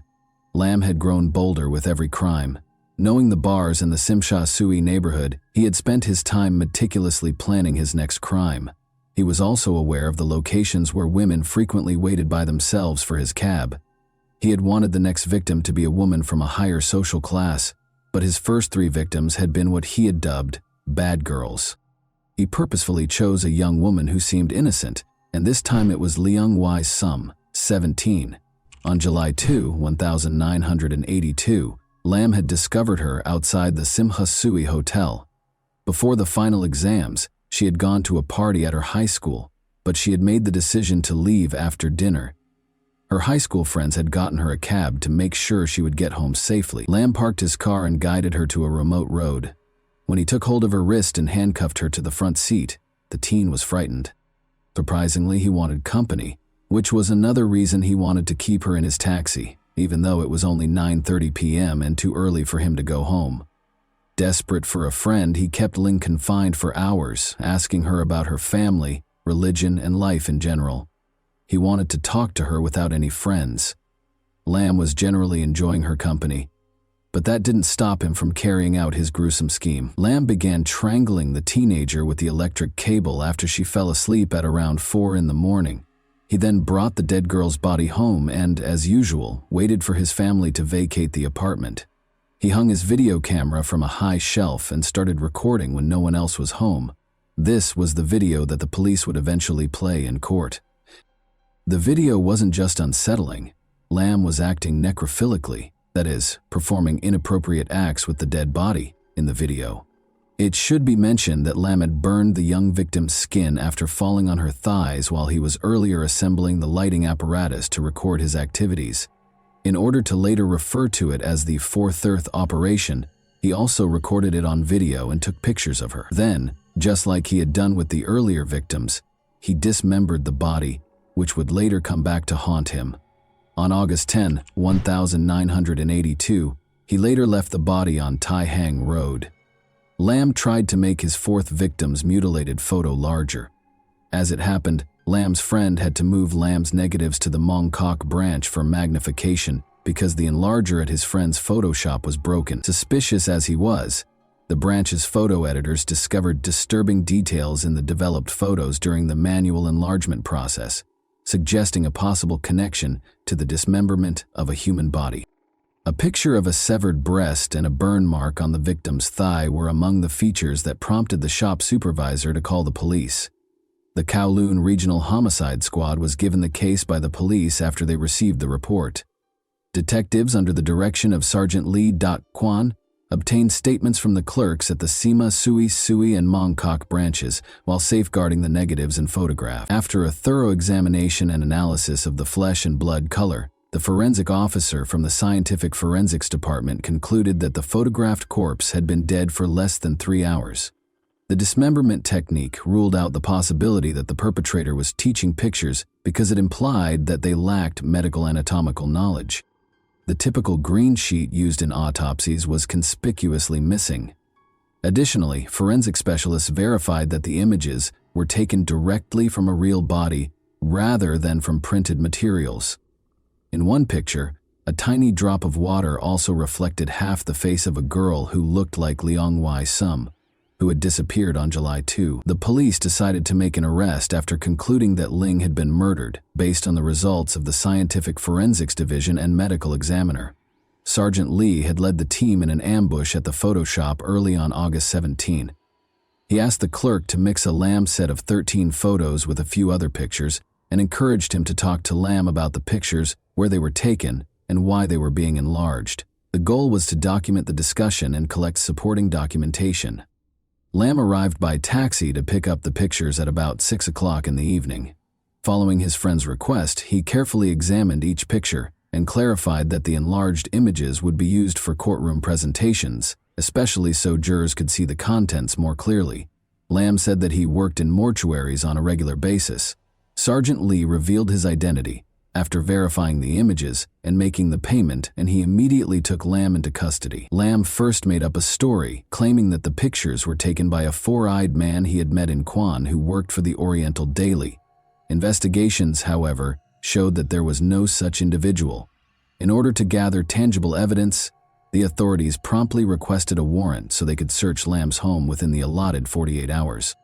Otherwise, they would have needed to let him go. During the search, they found personal belongings, preservatives, anatomy books, surgical instruments, Lamb's cupboards, and severed body parts, including the deceased women's breasts and vaginas. His taxi was also seized and searched by the police, who left a note on the windshield stating that it was not to be towed and that it had been involved in a crime. Subsequent investigation of the car turned up evidence like wire and handcuffs in the glove box, as well as 2 holes in the back of the front seat that were probably made by one of the women who died wearing high heels during a struggle. Investigators allegedly recovered a large collection that included 1,900 carefully coded photos, 1,500 color slides, and 696 negatives that documented coronavirus victims at different points in his crimes. His thorough documentation greatly facilitated the police inquiry, All of his victims' body parts were eventually found by authorities, allowing for their identification and eventual return to their families. To assist with the investigation, Lam Korwan was taken to the police station with his father and younger brother. Authorities suspected that the taxi driver wasn't acting alone because of the small living area and the amount of evidence found in Lam and his brother's bedroom. After 3 days of intense interrogation and detention, Linwas was freed. The younger Lam insisted that he had little contact with his brother because of their divergent schedules and was neither involved in nor aware of the incidents to expedite their release. Korwan was pressed by their father and younger brother to make it clear that they had nothing to do with trying to get her son to confess. Lam's mother went to the police station as well. Korwan assisted law enforcement in identifying the victims' body parts. The police, however, continued to suspect the younger Lam of involvement despite their cooperation. As a result, both brothers were brought before the Sanpo Kong magistrates' courts on 4 counts of murder. In order to support the younger brother's persistent denial of involvement, they were later moved to the Sulam Psychiatric Center for evaluation. After the 6th hearing, he was ultimately freed because there was not enough evidence. The case was sent to the Supreme Court for trial after a medical evaluation determined that Korwan was of sound mind, had a remarkably high IQ, reportedly over 130, and was deemed fit to stand trial with established prima facie evidence. On March 3, 1983, the trial began, and a large crowd gathered outside the court to watch Lam's behavior. Because it was thought that the more than 1,000 pieces of evidence that would be presented in the case were too graphic for women, a number of men were chosen to serve on the jury. Authorities claimed that the specifics of the case were too upsetting for women, so 7 men were chosen specifically to guarantee a fair trial and avoid shock. The only people who could watch Lam's videotapes were the jurors, judges, and attorneys. Furthermore, during the trial, the victims' organs were not allowed in the courtroom. Police officers, Photoshop employees, forensic and scientific specialists, and even Lam's relatives were called as witnesses by the prosecution. Acknowledging the strength of the evidence against him, Lam negotiated a reduced sentence in exchange for admitting to manslaughter. But this appeal was turned down. The jury was instructed by the judge to choose between charges of murder and manslaughter, rather than to discuss Lam's guilt. With testimony from 5 psychiatrists, the trial descended into arguments about Lam's mental health. 3 of them suggested an obsession with women, while 2 questioned his self-control. On April 8 the same year, after 18 days, the judge gave the jury instructions to render a verdict based on whether or not they thought Lam had control over his actions during the crimes. The jury unanimously concluded that Lam was sane, motivated by aberrant desires, and guilty of murder. After more than 3 hours of deliberation, Lam was originally given a hanging death sentence, but thanks to the governor's pardon, his sentence was reduced to life in prison when Hong Kong abolished the death penalty in 1984. Following his conviction, Lam was taken to Stanley Prison and then Shekpik Prison, where he was called a lamb by the other inmates. He kept a low profile, avoiding conversations about his past and valuing his privacy. Rob. He reportedly had a modest salary, was reticent and rarely interacted with people. He read religious, medical, and newspaper articles and took part in Catholic and Christian classes while incarcerated. While he did not receive family visits, he did occasionally receive visits from church volunteers. He amassed a reputation among the prisoners for his understanding of purple star astrology, a type of Chinese fortune-telling, and his cell was stocked with books and newspapers. When Lam applied for parole in 2018 at the age of 62, after serving more than 34 years, even prison officials sought his counsel, raising public outrage. The parole board decided against changes or parole at that time due to concerns about the possibility of repeat offenses, even though they review parole every 5 years. According to reports, during the 1983 trial, Lam was also observed by some inmates dissecting cockroaches in the prison and making elaborate displays out of them while they were kept in a matchbox. In her testimony, Lam's mother described the physical abuse her oldest son had suffered as a child. The father of coronavirus had even caused severe head trauma when the boy was only 2 years old, leaving him with 2 black eyes. She had also been the victim of domestic violence. Experts have connected severe head injuries sustained as a child to psychological problems like necrophilia later in life. Lamb reportedly told a psychiatrist that he thought God had given him the order to carry out the murders. Lamb's actions remained mysterious throughout the investigation. Investigators were baffled by his decision to develop films at a Kodak store, even though he had the required equipment. Some conjectured that he may have secretly wished for arrest because he had almost been arrested before the gruesome autopsy results, and the manner in which the bodies were dismembered suggested that a professional killer was at work. However, despite these disturbing facts, Lamb's family had difficulties because of the case's publicity. They tried to sell their apartment but were unsuccessful because of its fame, so they were forced to stay after the case ended.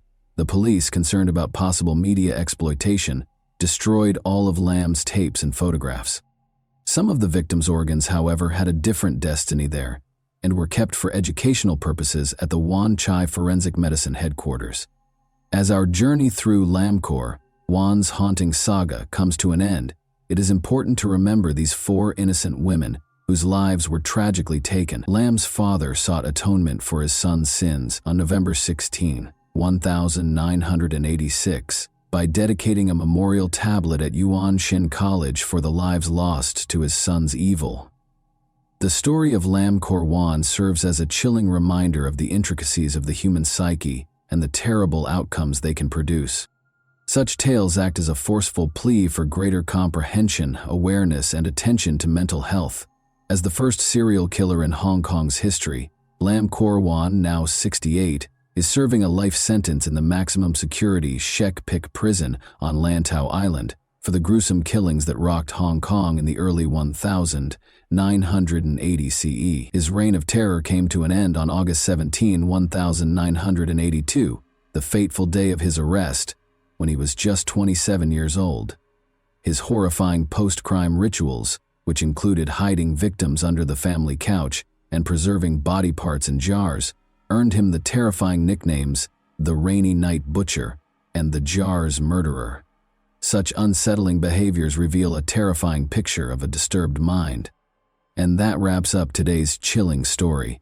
If you enjoyed this video, don't forget to like and subscribe so you never miss a new upload. Also, let me know in the comments what part of this story shocked you the most. Thank you for watching, and I'll see you in the next video.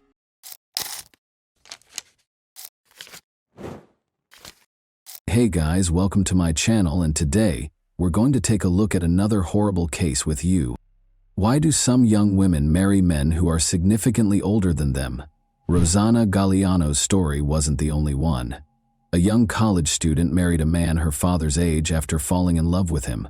But this union's tragic demise stunned Argentina as a whole and became one of the most talked about subjects in the media. Who was Galliano? Rosanna? On November 24, 1978, Rosanna Edith Rodriguez Galliano was born in a Buenos Aires suburb. She was the youngest of Reynaldo Galliano and Graciela Rodriguez's 4 children. Rosanna grew up with her sister Monica and her older brothers Oscar and Gustavo. From their early years, the siblings had a close bond. Her father was a skilled mechanic who ran a small auto repair business. Her mother had previously taught at a nearby high school, but she chose to quit teaching after having children in order to focus on taking care of the family and raising her children. According to everyone who knew Rosanna personally, she was a happy, vivacious, and outgoing young lady. She participated actively in dance, had lots of friends at school, and was talented at drawing. One day, she hoped to pursue a career in interior design or art. After graduating, she enrolled at Argentina's National University of the Arts because she was determined to achieve her goals. If José Arce hadn't entered her life, she probably would have accomplished everything she set out to do. José Jacinto Arce brought his vintage car with a rather complex problem to Reynaldo Galliano's workshop in 2001. The skilled mechanic accepted the assignment. Rosanna stopped by her father's workshop to deliver lunch that her mother had made while they talked about the specifics and price of the repair. Rosanna immediately drew Arce's attention with her youthful beauty, big eyes, and bright smile. The man started going to the workshop every day, ostensibly to monitor the work and see how the repair was going. In the hopes of seeing Rosanna again, he always arrived during lunch. It's now necessary to give some background information about José Arce and his troubled past. Jacinto Pedro Arce and Elsa Dorotea Aguilar welcomed him into the world on November 28, 1948, in the Famela department in the northwest of the Argentine province of Tucumán. His mother's side of the family was Greek, and his father's was Italian. He spent a large portion of his early years in Naples and on the Greek island of Crete. According to some accounts, José Arce's father had strong connections to organized crime and accumulated a sizable fortune through illicit means. Jacinto's unexplained death in the middle of the 1980s suggested a targeted attack, perhaps planned by someone with a purpose. José was incarcerated for smuggling illegal substances at the time of his father's passing. José and his mother resided in the United States until 1996, but he was in danger of being deported for breaking immigration laws. But Elsa, his mother, became a citizen of the United States, purchased a house in Boston, and stayed there with her sister. José had been married twice, but he didn't stay in touch with either of his previous spouses or their kids. He disliked discussing his past and preferred to keep his marriages, criminal history, dubious family background, and the mystery surrounding his father's death a secret. José, who was over 50 at the time of the events detailed here, had 3 expensive cars, multiple properties in Buenos Aires and its suburbs, and a fashionable opulent wardrobe. He was skilled at projecting an air of sophistication and charm that made an impression on others. Young Rosanna was soon won over by his charm. After exchanging phone numbers, Rosanna asked her out on a date a week later. Rosanna didn't fully comprehend how deeply she had fallen for a man who could have easily been her father because their relationship developed so quickly. Rosanna's parents were initially unaware of the couple's covert relationship.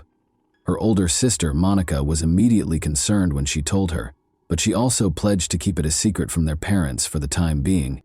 José showed up at the Giuliano home 6 months later to formally request Rosanna's hand in marriage. Rosanna was only 22 years old at this point, and he was 52. The proposal surprised her parents, who were unsure of how to respond. Graciela, Rosanna's mother, drew her aside and asked her bluntly if she really intended to wed this much older man. After a brief hesitancy, Rosanna informed her mother that she was prepared to marry José because she loved him, but Graciela had a feeling something wasn't quite right. Her daughter looked nervous, angry, and even afraid. José most likely exerted pressure on Rosanna to agree to his proposal. José, however, asserted that their 30-year age difference did not deter their love or prevent them from beginning a family. 7 months after first meeting, the couple got married at the end of 2001, and Rosanna moved in with José. Everything appeared to be ideal at first. José seemed to truly love and care for his young bride. He planned a lavish wedding reception, bought Rosanna pricey presents, and planned a romantic honeymoon by the sea. The spiral downward. Geronimo, a son, was Rosanna and José's first child together, born in 2002. However, significant issues started to surface in the family after the birth of their child. By controlling Rosanna's every action, José effectively imprisoned her in their house. He kept tabs on all of her phone conversations, and she was prohibited from communicating with her own family members as well as friends. Rosanna initially made an effort to hide her problems from her family. She hoped the problems in her marriage would be resolved and felt she could manage the situation on her own. However, the situation only got worse over time. José showed himself to be a controlling tyrant who was prone to violent outbursts and was jealous and cunning. In addition to verbally abusing Rosanna and disparaging her family, he even implied that she should be thankful for everything he did for her by saying that he had chosen her out of the trash. As Rosanna's fear of her husband grew, she made every effort to avoid upsetting him. In order to prevent upsetting José, she was prepared to forgo communication with her parents, brothers, and sister. However, he didn't really need an excuse to lose his temper or turn violent. The emotional abuse eventually became physical. José started using his fists to strike out nearly daily, and it was evident that he relished the authority it bestowed upon him. Rosanna was always afraid, but she was at a loss for what to do. She foolishly thought that her husband would stop torturing her and that the issue would eventually resolve itself. However, things only got worse. José had a number of weapons, including 2 handguns that he liked to show off to visitors and kept loaded at all times. With these guns, he regularly threatened Rosanna, saying that if she ever tried to argue with him or leave him, he would use them. Her brother Oscar happened to be an unintentional witness to one of these scenes one day. Oscar was concerned and had dropped in without warning after failing to get through to Rosanna. He went through the front door, which was unlocked, and discovered that the couple was having a heated argument. Jose slapped Rosanna several times while insulting her and her family before drawing his gun. He held the barrel to her face, took her by the hair, and jokingly mentioned how much he would like to pull the trigger. Oscar stepped in right away to protect his sister by putting himself between her and Jose. He insisted that Rosanna gather her belongings, take the child, and accompany him to their parents' house, threatening to call the police. Rosanna surprisingly declined, insisting that he not meddle in their marital issues. She asked Oscar to leave and told him that she would remain with her husband. Despite his shock, Oscar didn't continue to argue. Though he wasn't quite ready to go, he left the house in silence. He was concerned that Jose would not carry out his violent threats and that Rosanna was safe. Oscar waited outside, out of sight, and used his phone to take a few pictures. Even though early 2000s phones had far from ideal cameras, it was evident from the photos that Jose was brandishing a gun and aiming it at his frightened wife, who was sitting on the floor. Only after Jose had locked himself in his study and put the weapon away did Oscar depart. Rosanna and Jose welcomed their second child, a son named Neuan, in 2006, despite the constant nightmares at home. In an effort to preserve their marriage and provide her sons with a two-parent home free from poverty, Rosanna made every effort to patch up her relationship with her husband. However, things did not change. Jose remained as vicious and violent as ever. Jose and his mother, Elsa, had a very close relationship and were always there for him. Although Elsa was a resident of the United States, she regularly visited Argentina and would spend months or even weeks at her son's home. These visits were a humiliating ordeal for Rosanna, a continual trial. She had to take care of her husband's aging mother while putting up with daily taunts and criticism. Rosanna, in Elsa's opinion, was a bad housewife, a bad mother, and a bad housekeeper. She would frequently claim that Rosanna was worthless, that she lived in his home, that she was dependent on him for everything, and that she didn't deserve her son. Elsa had seen Jose's violent outbursts against Rosanna several times, but she had never stepped in to stop them. Rather, she accused Rosanna of inciting him and threatened to take away her sons and ensure she would never see them again if Rosanna ever filed for divorce. Elsa made herself known, even when she wasn't there in person. She stayed in close communication with Jose, asking about everything that went on in the home, giving him advice, and urging him to make sure Rosanna didn't get away with anything. Jose viciously assaulted Rosanna once more in the middle of 2006, when Neuan was only 7 months old, breaking her nose and multiple ribs. Rosanna finally made the decision to report the abuse to the authorities after this violent assault, which was the tipping point for her. She requested a forensic examination after formally reporting domestic violence, and the results showed a history of systematic physical abuse, including numerous bruises and injuries at different stages of healing. Interestingly, Jose was able to persuade Rosanna to give him another chance, and the case was ultimately dismissed. She still shared a home with him, but this time she began to confide in her sister, Monica. Rosanna called Monica whenever something happened to let her know what had happened, and she even began sending her messages with the threats she had received from Jose and Elsa. For more than a year, Monica recorded these discussions in a journal. Rosanna took her 2 sons and spent days hiding out at her sister's house as she repeatedly ran away from her husband's abuse. At least 5 times during these escape attempts, she was forced to return to Jose after he threatened to kill her or take her sons away, according to close family members. Rosanna filed for divorce at the end of 2007 and was successful in getting a court order that barred Jose from being around her and their sons. Jose, however, filed a countersuit, asserting his right to see his sons. For these visits, the court set a schedule that had to be adhered to. They agreed that Jose's vacant country home would be the venue for the meetings. Rosanna was afraid of Jose and felt safer with someone who could step in if something went wrong, so she frequently went to these meetings with her brother Ascar. Rosanna became friends with Daniel Gonzalez, a local gardener, and told him about her terrifying ordeal. Daniel was sympathetic and saw multiple instances in which Jose used derogatory language to publicly humiliate Rosanna. He would subsequently testify in court regarding these incidents. Rosana met Oscar Lugo, a young man, in August 2007. They soon developed a romantic relationship. Despite being only 3 years Rosana's senior, Oscar was considerate, kind, and perceptive. He took to her sons right away. After her divorce from Jose was finalized, the couple even began organizing their wedding, giving the impression that she had finally found the right partner. Jose, however, persisted in keeping a close eye on his still lawful wife. When physical violence and threats failed to control her, he turned to bribery. Rosana adamantly refused his offer of a car in exchange for her return. Jose, who remained in close contact with his mother, confided in her out of desperation that he intended to hire someone else to kill Rosana. Elsa not only endorsed the concept but also gave her son financial support, sending him a sizable sum of money to commit the crime. Jose had to come up with a thorough plan and locate a hitman for almost 2 months.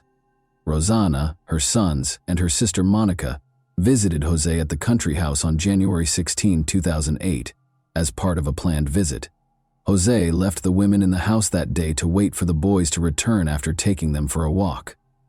Jose sent a message around 9 p.m. stating that he was taking Geronimo, one of the boys, to the hospital because he was feeling ill and had a fever. Rosana became worried and texted Jose multiple times in an attempt to find out what was happening, but he didn't pick up. Rosana gave Rosana a call at around 10 o'clock. The phone call would prove to be a fatal trap. Rosana would go outside to get a signal, and he knew that cell reception was bad in the house. Monica hurried to investigate after hearing 6 gunshots as soon as she left the house. On the vacant lot next door, she noticed a shadowy figure slipping behind a fence. She discovered Rosana bleeding profusely on the ground a short while later. Monica dashed back inside to retrieve her phone, but she was unable to immediately connect to emergency services. She called her brother in a panic, told him what was happening, and urged him to call the police and emergency services right away. Rosana had no chance of surviving after 4 of the 6 shots that were fired struck their target, striking her in the neck and chest. She had already stopped exhibiting any signs of life by the time emergency personnel arrived. Doctors were only able to confirm Rosana's death after she bled out in a matter of minutes. Rosana's close relatives were all certain of the person responsible for this terrible incident. When Jose was questioned that same night, he pretended to be shocked and denied any role in his wife's passing. He was released pending additional investigation because he had an alibi. Rosana's family feared that Jose would just pay someone off and get away with it if there was no publicity, so they chose to take the case to the media. The publicity, though, could have backfired. Rosana actively conducted interviews and engaged prestigious attorneys, damaging Rosana's and her family's reputations. He asserted that Rosana had cheated on him by having multiple lovers, all of whom might have desired her death. He even charged Monica with the murder, claiming that she had called their brother instead of helping her dying sister. However, Monica's potential involvement in the shooting was thoroughly investigated. Ballistic tests showed that the shots had been fired from a .45 caliber pistol, which would have been difficult for a thin woman like Monica to handle, and there were no signs of gunpowder residue on her hands or clothing. Josiah went on to enumerate Rosana's alleged suitors, which included the gardener and a number of other men from their domestic staff.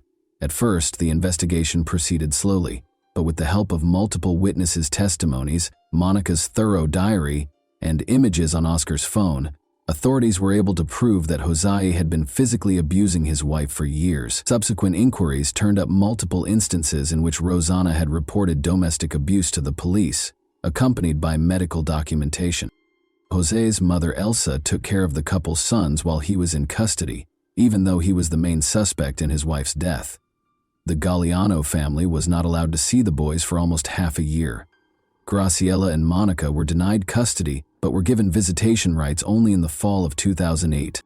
Oscar, who had pictures of Jose pointing a gun at his sister on his phone, was put under witness protection and started getting anonymous threats. He was fitted with a tracking device so that authorities could keep tabs on his movements. When he was abducted by 2 unidentified attackers a few months later, brutally beaten and abandoned to perish in a secluded location outside the city, this gadget saved his life. He was found in time and taken to the hospital with the help of the tracking signal. A year after Rosana's passing, Jose was taken into custody and accused of assault, abuse, and planning a crime. Despite a lot of work, The hired criminal's identity was never revealed. Paulo and Gabriel, Jose's cousins, were detained as possible accomplices, though. They were released in April 2009 after the charges against them were dropped for lack of evidence. The main suspect's trial was repeatedly postponed, raising suspicions that the case was being purposefully delayed. It was discovered during this period that Jose's mother, Elsa, had sent a sizable amount of money to her son just prior to the catastrophe. The money was allegedly intended to buy Rosanna and her sons a house to live in following the divorce. But the money vanished from the account a few weeks prior to the crime, and the property was never bought. Elsa was also taken into custody as an accomplice, but she and her son were soon freed on bond. More than 5 years after Rosanna's passing, the trial finally started in the spring of 2013. Since the identity of the offender was still a mystery, Jose and Elsa were the only defendants. Jose had a stroke and was admitted to the hospital just 1 week into the trial, and Elsa was put under house arrest. Geronimo and Nehuan stayed with the Arce family during this period. When the trial recommenced 6 months later, Jose and Elsa were both found guilty in spite of the defense team's best efforts. Jose's refusal to divide property and custody of his sons during the divorce was determined to be the main driving force. At least Elsa knew about her son's plans and encouraged him. The defendants tried to damage Rosanna's reputation during the trial by making multiple, later proven false accusations against her. Ajika and Elsa were found guilty on all counts and given a life sentence in prison in November 2013. But in 2015, Jose's sentence was reduced to house arrest after suffering another severe stroke, and Elsa's due to her advanced age. Geronimo and Nehuan were placed in the custody of Elsa's younger sister during this time. Rosanna's family, the Galeanos, did not obtain legal visitation rights with the boys until early 2017. However, by that time, both sons were teenagers who had spent years apart from their maternal relatives. The boys no longer felt a bond with Rosanna's parents, siblings, and extended family, so their reunions with them were chilly and aloof. Jose died on October 24, 2018, 1 month before his 70th birthday after suffering another stroke. When Elsa passed away the following year at the age of 91, the custody dispute was rekindled. Geronimo didn't want to move or change schools, so he stayed with Elsa's sister, since he was only a few months away from turning 18. However, a court order placed Nehuan in the custody of his Aunt Monica. After experiencing years of trauma and loss, Geronimo and Nehuan both battled persistent anxiety, depression, and other mental health issues. Geronimo decided to leave his maternal relatives, whom he considered to be strangers, and relocate to a different city as he grew older. Until he reached adulthood, Nehuan lived with his Aunt Monica, but their relationship remained formal and aloof. He separated from Monica and other family members on his mother's side after graduating high school and moving into a college dorm. And that wraps up today's chilling story. If you enjoyed this video, don't forget to like and subscribe so you never miss a new upload. Also, let me know in the comments what part of this story shocked you the most. Thank you for watching, and I'll see you in the next video.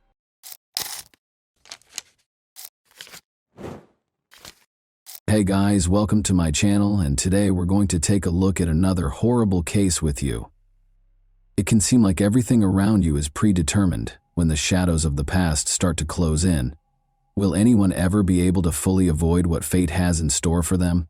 The family that disappeared overnight, leaving a trail of unresolved questions and the eerie echoes of unfinished phone calls, is the subject of today's story.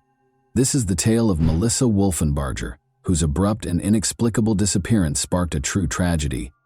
On November 26, 1998, a peaceful Thanksgiving night at the Patton home was marred by a feeling of unease.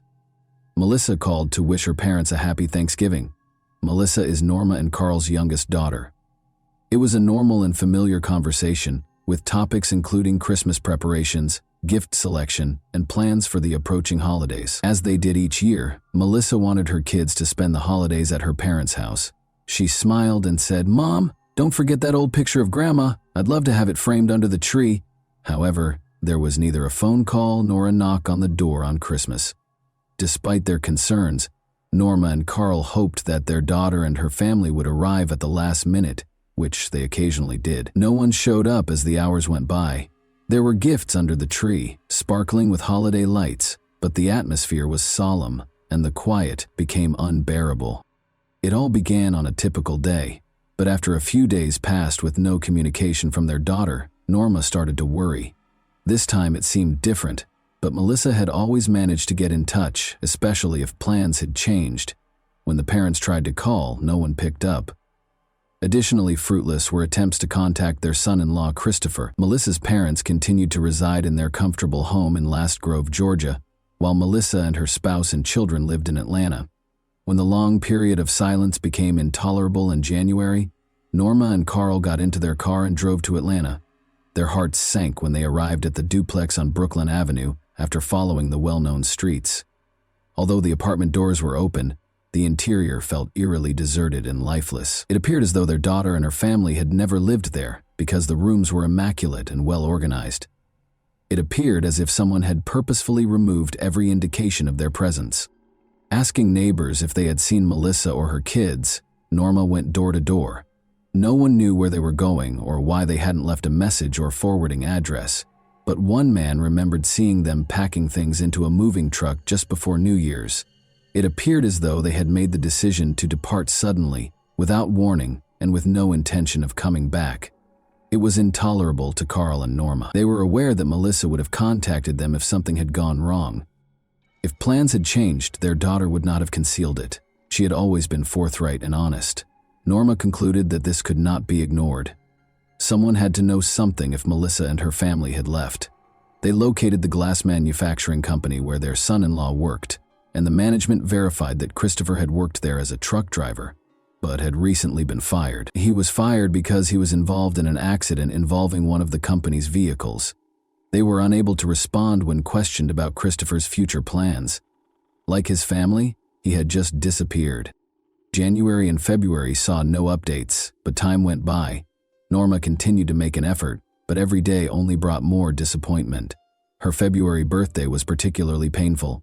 Despite her busy schedule, Melissa had always called to wish her well, but this time the phone was silent.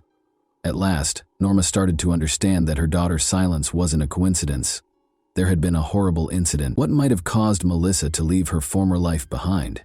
Carl and Norma had a hard time understanding it. Their youngest daughter was always happy and affectionate, they recalled. She distinguished herself from her peers early on by actively competing in school pageants and lending a hand with her older sister Tina's projects. Their dreams of starting a veterinary clinic and helping as many animals as they could were dashed when Melissa's adolescent misbehavior landed her in legal troubles, running away from home and falling in love with Christopher for the first time. During those tumultuous years, when she was caught between her desire to discover herself and her parents' expectations, he became her only source of stability. She was altered by marriage.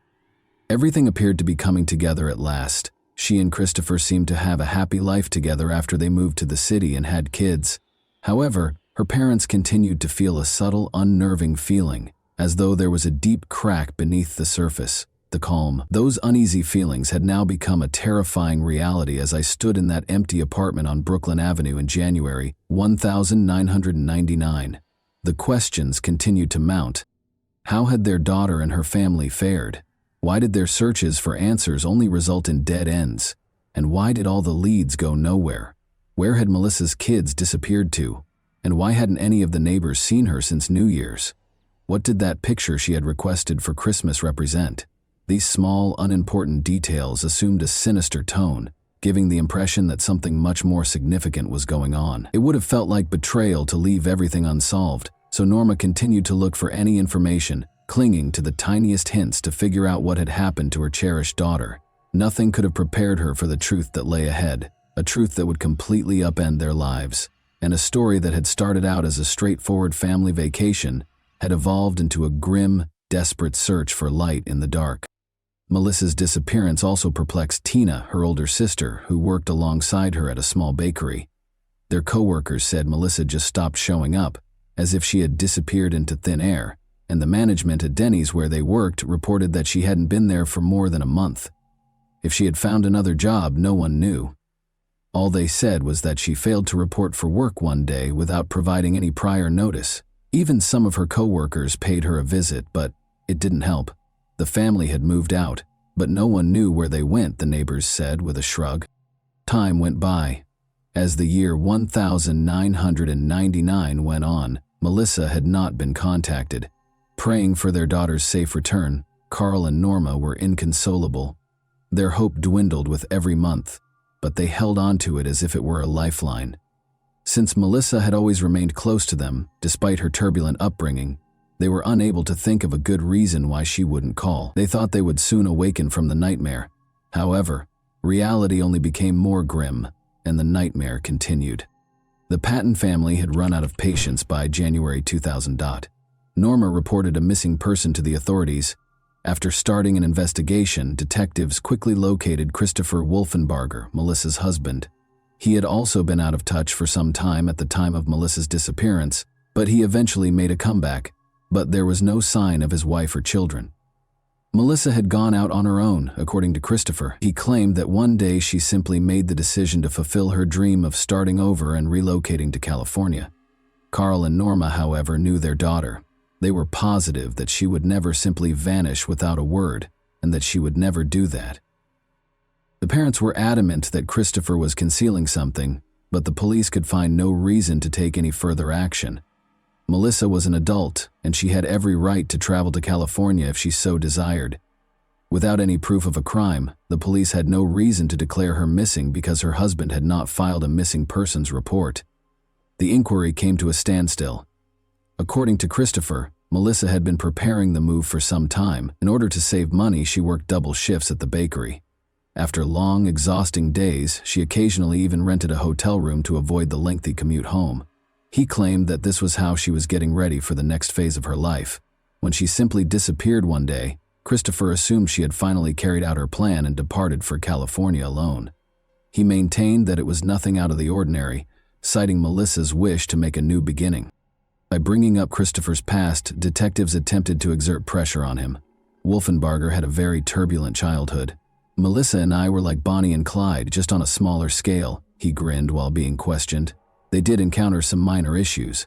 Even before they were married, their lives appeared to be a succession of snap judgments. However, it quickly became apparent that Christopher was lying. Melissa filed complaints, according to the records. She had repeatedly reported instances of domestic violence.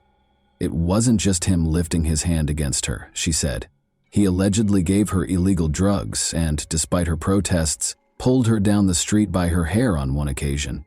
Christopher filed a counterclaim after learning of these reports. The court case became increasingly complex. Christopher requested authorization to speak with Melissa alone during one of the hearings. Melissa backed off from her complaint and went home with him after a brief, private conversation. That was all she said.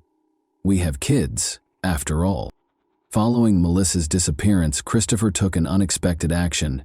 He left the house they shared and went to live with family. Christopher rarely paid them a visit. The children lived with their paternal grandmother. He appeared to be making an effort to put his former life behind him. Joy and little Christina adapted to life without their mother very fast, and they only ever thought about their father when he would arrive at his mother's house. Christopher had never been liked by Norma Patton. She thought that shortly after graduating from high school, Melissa fled her home because of him. She saw this marriage as nothing more than a source of heartache and disappointment. "He was never who he pretended to be," she would frequently say while gazing at pictures of her daughter. It felt like a terrifying prophecy now that Melissa was gone. Her parents found it hard to believe that their daughter had just up and left her life behind. Why were people who might have known the answer keeping quiet? And what actually happened to Melissa? A darker and more unsettling image of the Wolfenbarger family, where happiness was merely an illusion, began to take shape as the haze of the past gradually cleared. During an interview with detectives, Tina Patton recalled a previous incident. She had seen a handprint-like bruise on Melissa's neck. Normally calm and collected, Melissa started crying and pleaded with Tina to keep it a secret. Following that, one of Tina's friends attempted to speak with Christopher directly, but it was never successful. Things appeared to have calmed down, but this was a facade. The thought that their daughter had just decided to disappear without saying anything was unacceptable to Carl and Norma Patton. Melissa would have found a way to get in touch with her parents even if she had felt the need to leave them. However, Days and months stretched into years, and Melissa was nowhere to be found. It appeared as though a young mother of two had vanished into thin air. Melissa's husband, Christopher Wolfenbarger, was constantly rephrasing his claims. When questioned in the spring of 2000, he abruptly revealed that he had seen Melissa on the street close to their house in March or April of 1999, despite initially claiming that he had last seen her in December 1998. This discrepancy did not clarify the case. Rather, it only increased suspicions. The Patton family returned to the public eye in 2003, 5 years later. This time, Carl Patton himself was at issue, not Melissa. They had taken him into custody. As it happened, Carl had already had a run-in with the law in the middle of the 1980s. He was released on parole after serving a brief sentence for theft. He had made an effort to avoid trouble ever since, but over 20 years after the crime, his past finally caught up with him. His participation was verified by DNA analysis. Carl was taken into custody on February 23, 2003, in connection with the death of Liddy Mae Evans, age 31. Her body was discovered in a river in 1977, chained to a concrete block and wrapped in a sleeping bag. A gunshot wound to the head was the cause of death. However, Carl was linked to other crimes as well. Carl's wife, Norma, made the startling declaration that she would testify against her husband in exchange for immunity as soon as he was arrested.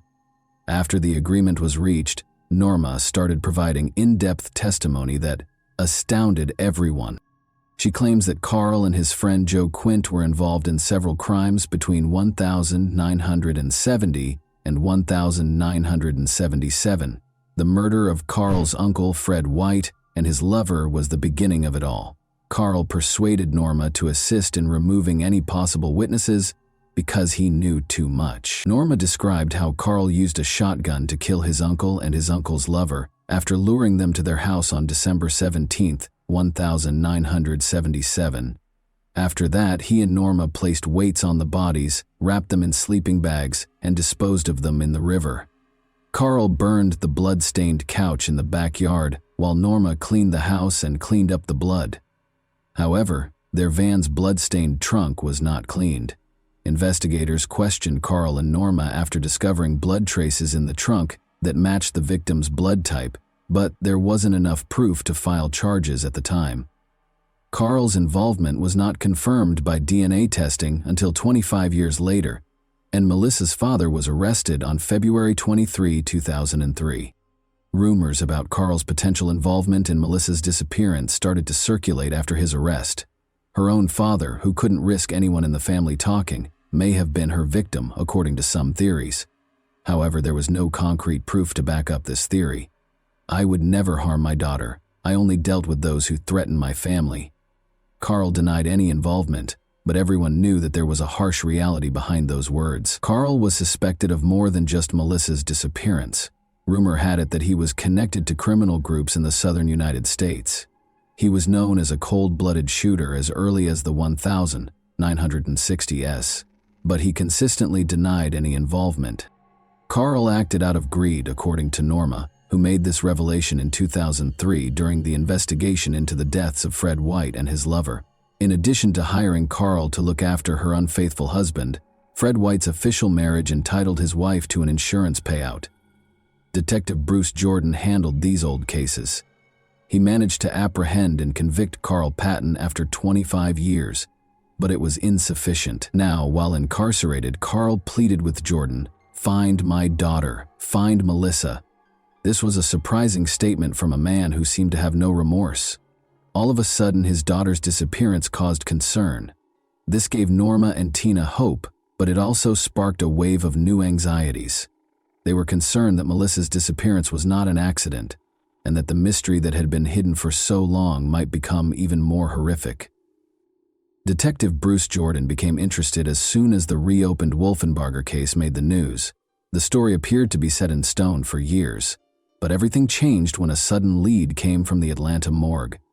Jordan was contacted by a forensic specialist who told him that they had been storing unidentified remains in their facility for 4 years. These remains were body parts discovered in various months of 1999, in the neighborhood where Melissa's family resided. A severed head had been found close to the Wolfenbargers' residence back in April of that same year. Legs and arms were discovered in a nearby wooded area 2 months later, wrapped in garbage bags. The remains were initially identified as belonging to a male because they could not be properly identified, and the torso was never recovered. These graphic findings were unrelated to Melissa's disappearance because she had not yet been reported missing at the time. Only later did the terrible truth come to light. Those were her remains. Bruce Jordan noticed important details when he got the information. Near the glass company where Christopher Wolfenbarger used to work, the head and limbs were discovered. Back then, experts had assured everyone that the remains were male, but Norma Patton remembered hearing about the unsettling findings on the news. Only years later, following DNA testing, was it determined that the mutilated body belonged to Melissa Carl Patton. While incarcerated, Melissa's father was informed. When he heard that her mutilated remains had been discovered soon after she vanished, but had not been identified, he was overcome with emotion. He was deeply saddened by the fact that the DNA test, which would have provided insight into his daughter's fate, was not carried out until almost 4 years after his arrest. Melissa's remains weren't identified until 2003, when Norma first reported her missing in early 2000. Important evidence that could have resolved the case much sooner was lost, along with crucial time. Experts initially thought the remains were male because Melissa's neck had been cut with a saw and her skull had been bleached. According to forensic analysis, it was impossible to tell if the injuries were caused before or after death because of the same chemical.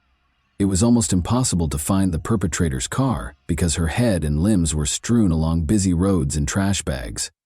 Her torso was never located, so it was impossible to determine the precise time or cause of death. Christopher was taken in for additional interrogation. He told investigators that he had always been cooperative and had given them all the information he could years before his wife was finally identified. He said he had no reason to hurt Melissa. There were no assets, no debts, and no insurance policy. He made it clear that, knowing that it would raise suspicions, he would never have disposed of the remains close to his place of employment. Even in interviews with reporters, Christopher insisted that he sincerely thought Melissa had changed her name and moved to a new place in the hopes that she would eventually come back, if only for their kids. He never submitted a missing persons report because of this. Melissa's older sister Tina was particularly affected by the loss. She saw it as a persistent, eerie pain, rather than merely an unsolved case. She even experienced nightmares in which Tina was unable to reach Melissa when she called out for assistance. Carl also changed while he was incarcerated. He couldn't help but want justice for his daughter. Losing Melissa appeared to be the first time he had ever experienced the depth of the suffering his own victims' families had gone through. The story's most startling element was that Carl, a convicted criminal, devoted his last years to pursuing justice for Melissa. Even though he seemed to love his daughter, her death was still unknown. Although her remains had been located, no one had been charged or arrested. Norma Patton made contact with Cheryl McCollum, a cold case investigator, once more in 2017. Norma and Cheryl first met at an official dinner. Cheryl is well known for her true crime podcasts and shows. A new investigation started when Norma came up to her that night and said, "My daughter was decapitated and I need your help." Cheryl McCollum immediately recommended to Norma that they re-examine all of the evidence, because she knew the case would not be simple. In an attempt to put the pieces of the puzzle together and uncover even one new clue, she planned a fresh search of the forested area where the bags containing remains had been discovered years prior. However, thus far, the endeavors had failed. Norma was determined to persevere. She had faith that eventually the truth about her daughter's death would be revealed. Cheryl kept looking into Melissa Wolfenbarger's case in an effort to find the final piece that would complete the picture. Cheryl McCollum, the investigator, could scarcely have predicted how many shadowy corners she would have to light when she started her work. She was able to get in touch with Melissa's father, Carl Patton, right away. Carl wrote about his personal experiences and his ideas about who he thought was to blame for his daughter's disappearance. Her husband, Christopher Wolfenbarger, was the one name he kept bringing up repeatedly. In regards to his son-in-law, Carl had no illusions. From the first time they met, he thought Christopher had destroyed his daughter's life. Melissa used to be a bright, upbeat person, but after Christopher came into her life, everything changed. Carl claims that Christopher taught her how to steal, persuaded her to sneak out of the house at night to meet him, and twice attempted to take Carl's car so that she and Melissa could flee to California. He gained complete control over her after she became pregnant and gave birth to their daughter. Norma and Carl only ever saw their granddaughter Christina when Christopher was at work because he made an effort to keep her away from her parents. In a terrified whisper, Melissa said that if her husband discovered that her parents had come to visit, she would be in serious trouble. Carl remembered how Melissa refused to heed Christopher's warnings. Even though he had repeatedly bruised her arms and neck, she thought she could turn her life around, but Carl realized something had gone horribly wrong when she failed to show up for Christmas. Although he was certain Christopher had something to do with her disappearance, proving it was a different story. Knowing that his grandchildren didn't comprehend that their mother had truly left to start a new life, but had instead gone forever, was the thing that tormented Carl the most. Carl wrote about how, despite being incarcerated, he attempted to help with the investigation. He suggested that whoever tied the knots might have left evidence, and he asked the experts to check the trash bags containing the remains for any DNA traces. Although he wrote, "There's no such thing as a perfect crime," the police were never able to find any evidence that connected Christopher to the case. Carl clung to the hope that the inquiry would eventually produce something. Norma detailed her suspicions to Cheryl McCollum during multiple meetings. Norma believed Christopher was responsible for the death of her daughter. Carl's desire to learn the truth was evident in his letters. Despite his reputation as a convicted criminal, he was prepared to assist. Detectives were still unable to link Christopher to Melissa's disappearance, though. Carl thanked Cheryl for her efforts at the end of one of his letters, stating that he had only realized the seriousness of his own crimes after losing his daughter. To understand the feelings of his victims' families, he had to go through that kind of loss himself. One day, he hoped, his grandchildren would discover the truth about their mom.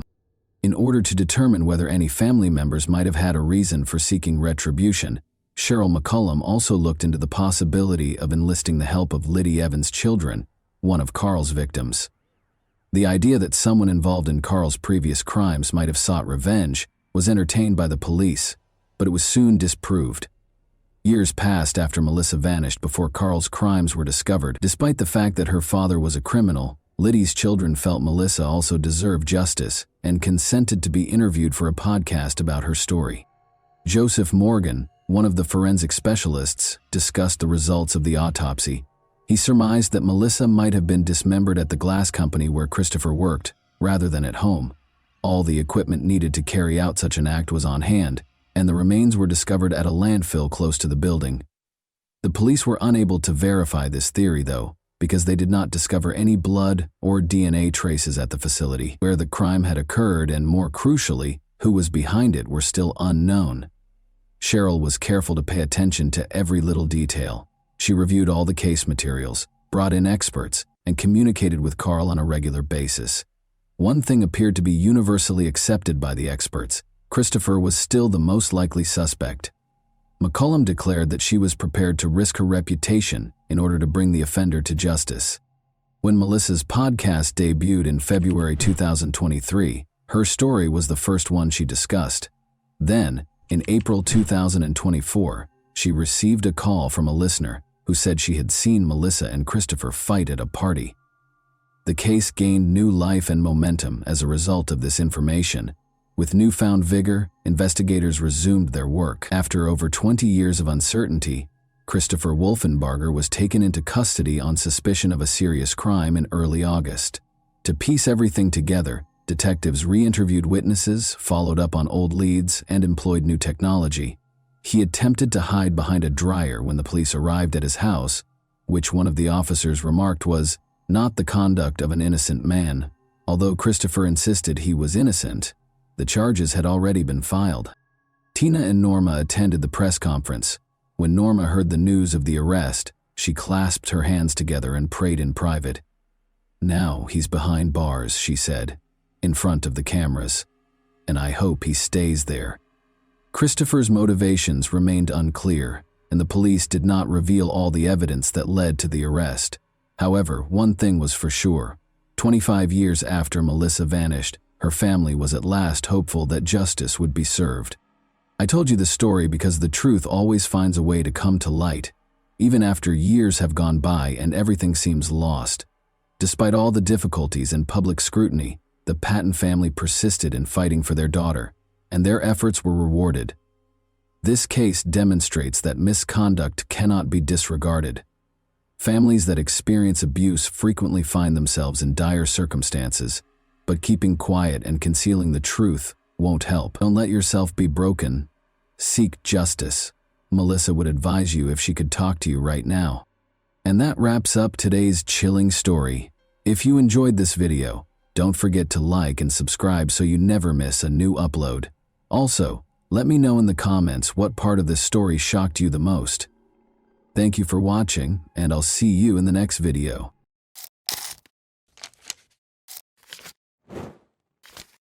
Hey guys, welcome to my channel, and today we're going to take a look at another horrible case with you. The Jansen family appeared to be just another loving, close-knit family, always willing to lend a helping hand to one another. However, everything changed one day. Even their closest friends found it hard to believe that something so shocking had occurred in their home. A string of incidents that rocked the family and left everyone in their wake in complete shock were concealed behind this mystery. Neighbors, friends, and law enforcement all attempted to piece together what exactly happened behind closed doors and what might have led to the dissolution of this seemingly ideal family. Randy Jansen led an apparently ordinary life in the small, sleepy towns with brick storefronts and quaint coffee shops amidst the thick forests of British Columbia. Randy had grown up in Langley, a small town that many people view as a tranquil haven. However, years of arduous work and aspirations that didn't always result in happiness lay behind this calm exterior. Randy had a strong relationship with his father, who was employed at a nearby lumber mill from a young age. Randy learned all he knew about woodworking from his father, and he followed in his footsteps by working at the same mill after high school. Long shifts and a great deal of physical exertion were necessary for the demanding work, but Randy was used to such difficulties. Randy was just one of many people in Langley who believed that the lumber mill was an essential part of the community's economy and way of life. He committed himself to the arduous task of transporting logs and processing wood for more than 10 years. Even though the work was repetitive and draining, it made him feel secure and proud. Even though every day was the same, Randy found meaning in the routine of his work and his role in the neighborhood. If the lumber mill stood for security, then music was Randy's release, a means of expressing feelings that he wasn't always able to articulate.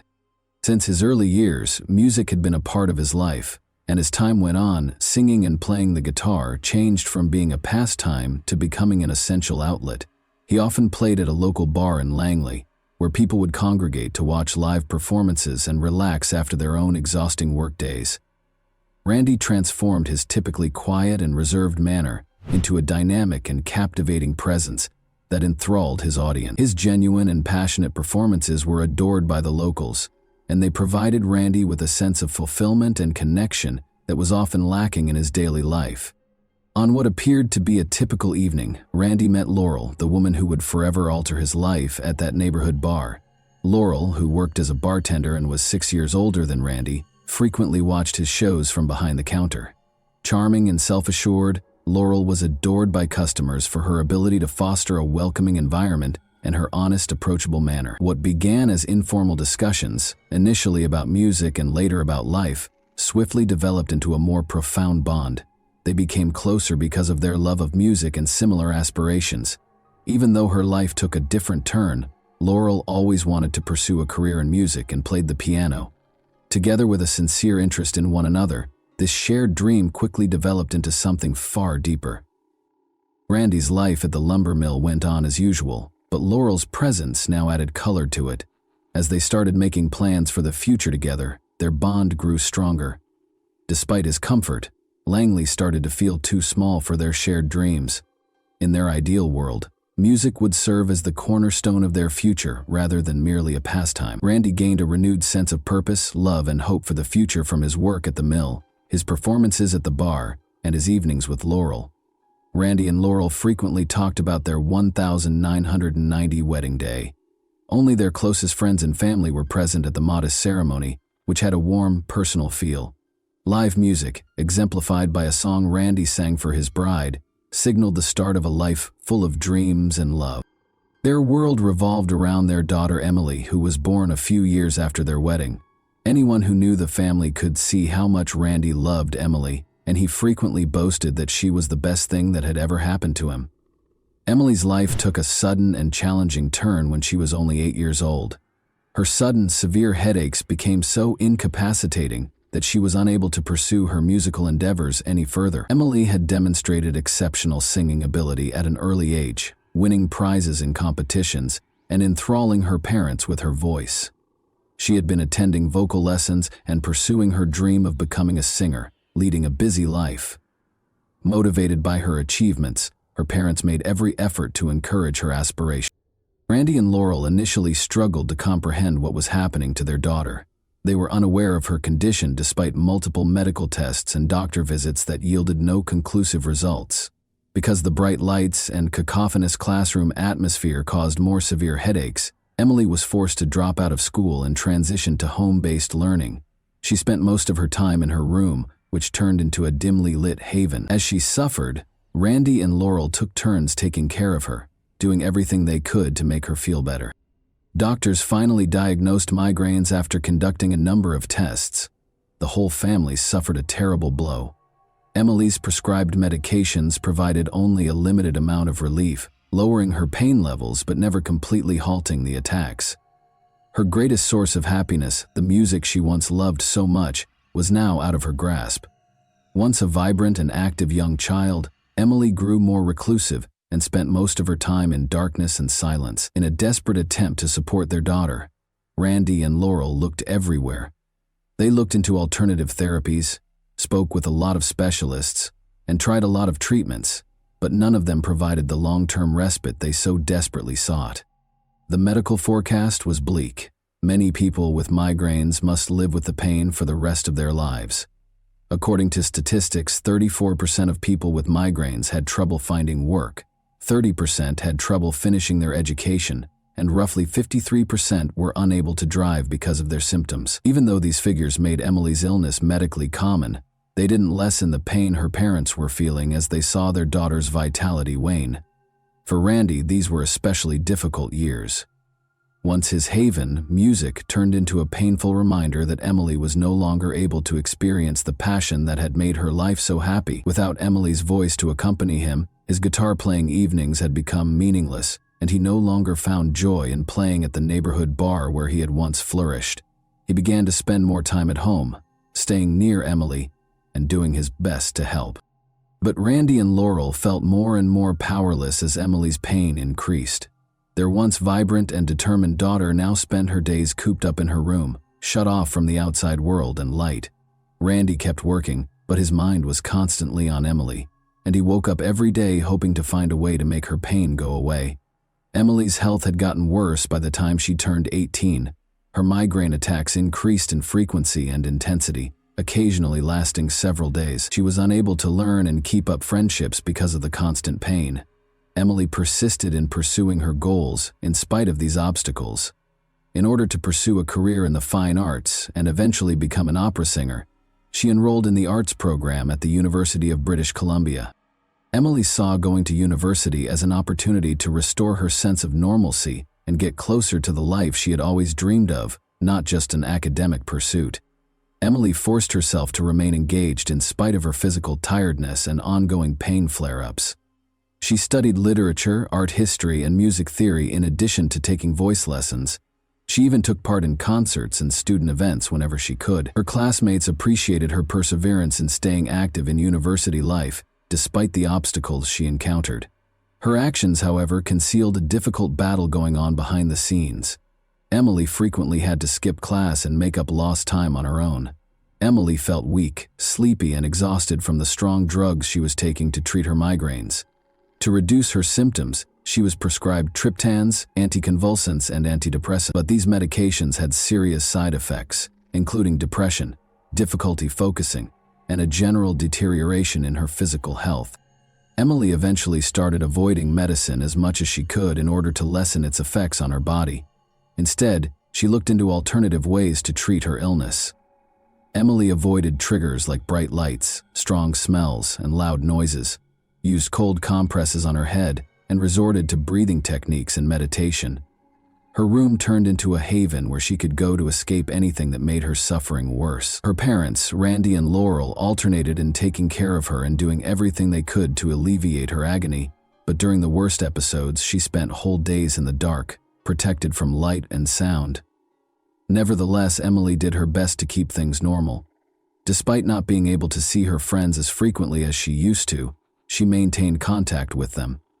Her friends never deserted her, even though she occasionally had to postpone plans due to unexpected migraine attacks. To ensure she didn't feel alone, they would pay her a visit at home, spending time with her and providing support.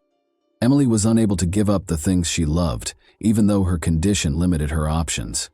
No matter how challenging the path became, she remained steadfast in her resolve to pursue her music and live life to the fullest. Randy Jansen shocked everyone who knew him with a Facebook post on May 7, 2015. He admitted to doing unimaginable things over the past 10 days in this post. He started off by writing about his daughter Emily, calling her the most ideal daughter anyone could ask for. She was gifted, smart, and compassionate.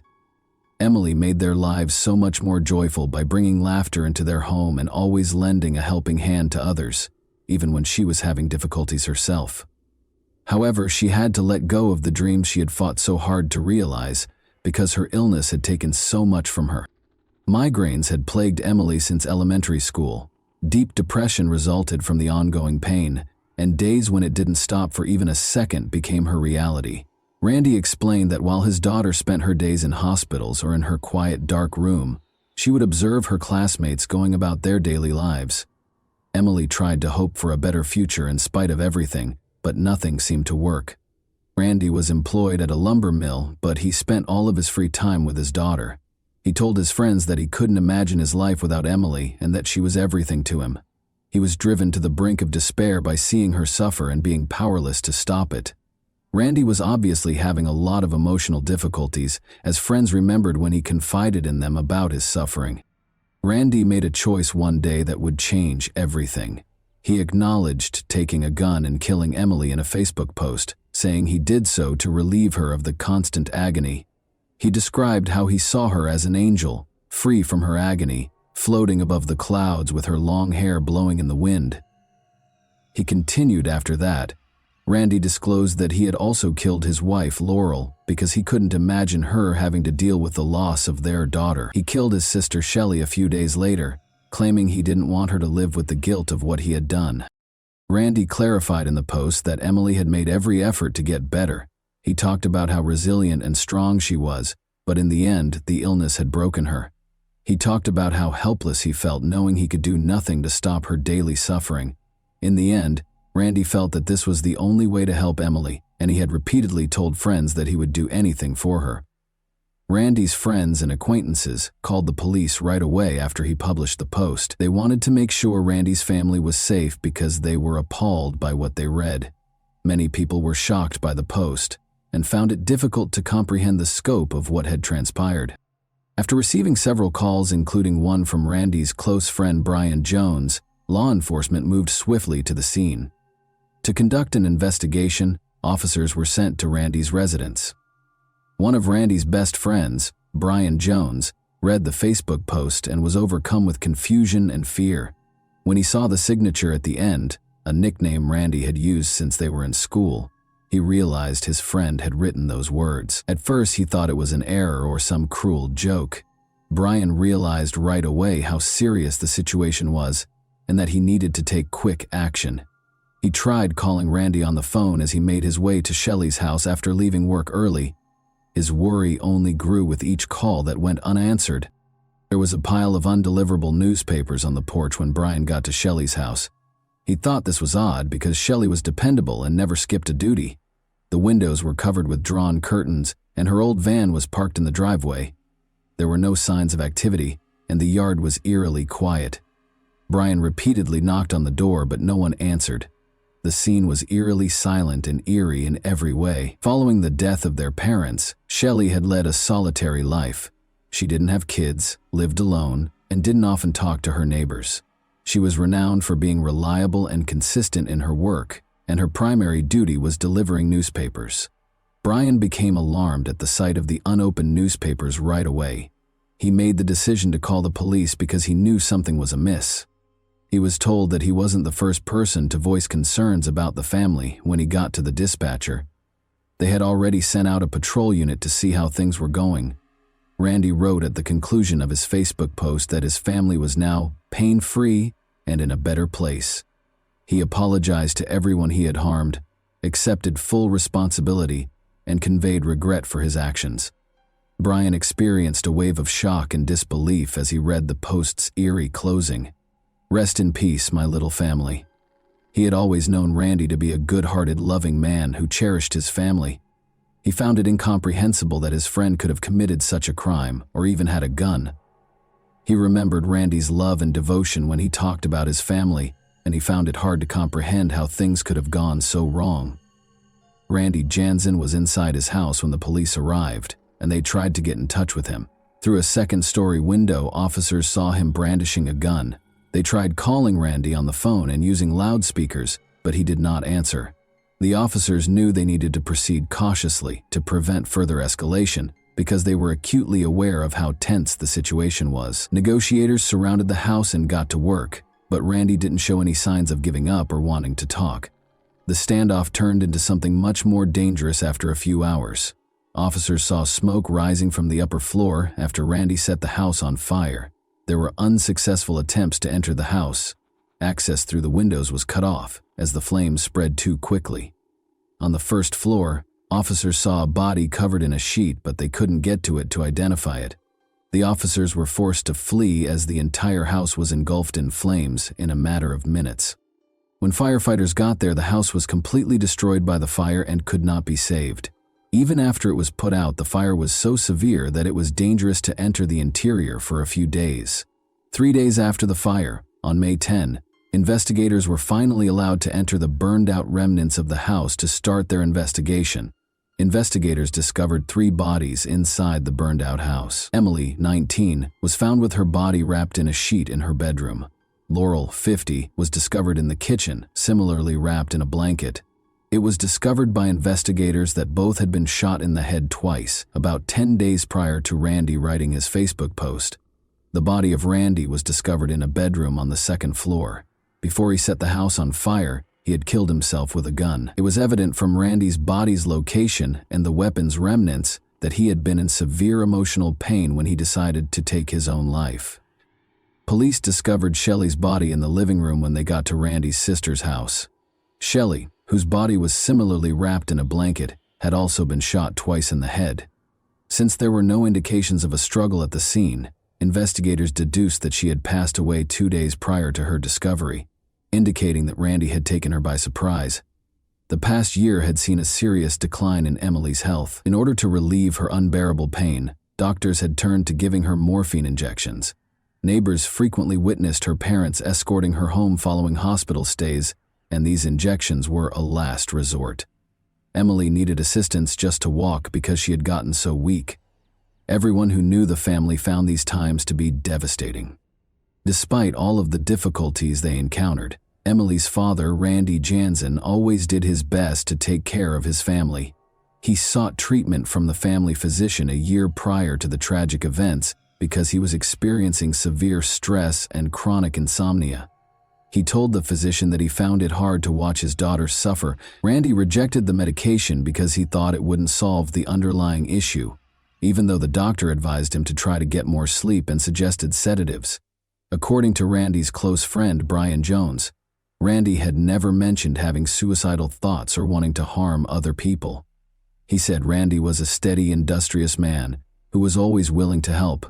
Randy put his family first, and no one could have predicted that he was capable of such a thing. But Brian pointed out that Randy was at his breaking point.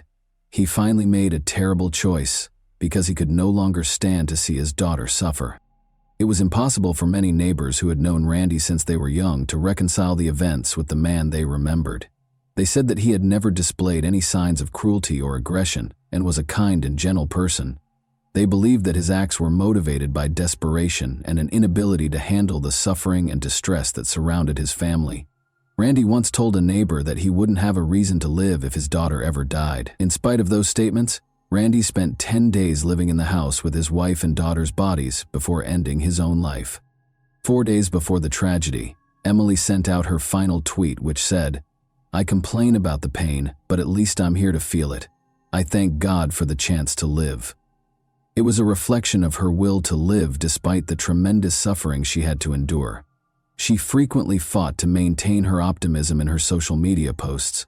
She made an effort to remain optimistic despite her illness, even when things appeared dire. Emily was regarded as a good-hearted and sympathetic young lady who made an effort to remain aware of her surroundings. She loved to sing, and when her health permitted it, she did so in the local church. Her performances were remembered with fondness by many Langley residents. Her church attendance decreased as her illness worsened, but she continued to be giving and considerate. On her best days, she would even assist neighborhood children with their homework. She would also bake with her mother and share sweets with neighbors. Emily's mother, Laurel, supported her daughter to the best of her ability. She expressed the anguish and despair she experienced while witnessing her daughter's suffering on Twitter when she wrote, "Emily is back in the hospital, praying to God they can help her. I feel so helpless." Despite being close to emotional exhaustion, Laurel persisted in trying to find ways to improve Emily's condition. Randy's sister Shelley was also unable to predict the tragedy that would occur. None of the family members thought their fates would be determined in such a terrible manner. Randy frequently confided in friends over the past year about the immense stress and strain that Emily's illness had placed on him. Nobody could have foreseen that Randy would eventually become so emotionally unstable that he would choose to murder his family members. As previously stated, Emily kept a Twitter account where she expressed her opinions. She wasn't giving up, as evidenced by her posts. She wrote just prior to the tragedy, "For the first time in 2 years, I've gone 12 hours without pain. I'm so tired of hurting, but I need to keep going." Her words demonstrated her will to fight in spite of the overwhelming obstacles. But Randy was unable to bear the emotional burden any longer. As their daughter's health deteriorated, Laurel was also profoundly impacted. Her distress was reflected in her tweets. The family made an effort to help one another in spite of their desperation, but things kept getting worse, and none of them could predict where it would go. The details have now been revealed, and it is evident how hopelessness, hidden struggles, and despair led to an unexpected tragedy. The Jansen family's story serves as a sobering reminder that, even behind seemingly impenetrable walls, unspeakable suffering can fester beneath the surface and occasionally explode in unexpected ways. And that wraps up today's chilling story. If you enjoyed this video, don't forget to like and subscribe so you never miss a new upload. Also, let me know in the comments, what part of this story shocked you the most? Thank you for watching, and I'll see you in the next video.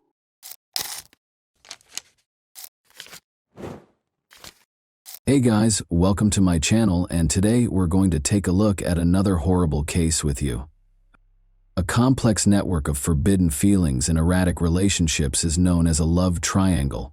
Such circumstances frequently result in emotional upheaval and fierce conflict, which can occasionally escalate to threats against the participants' physical and mental health.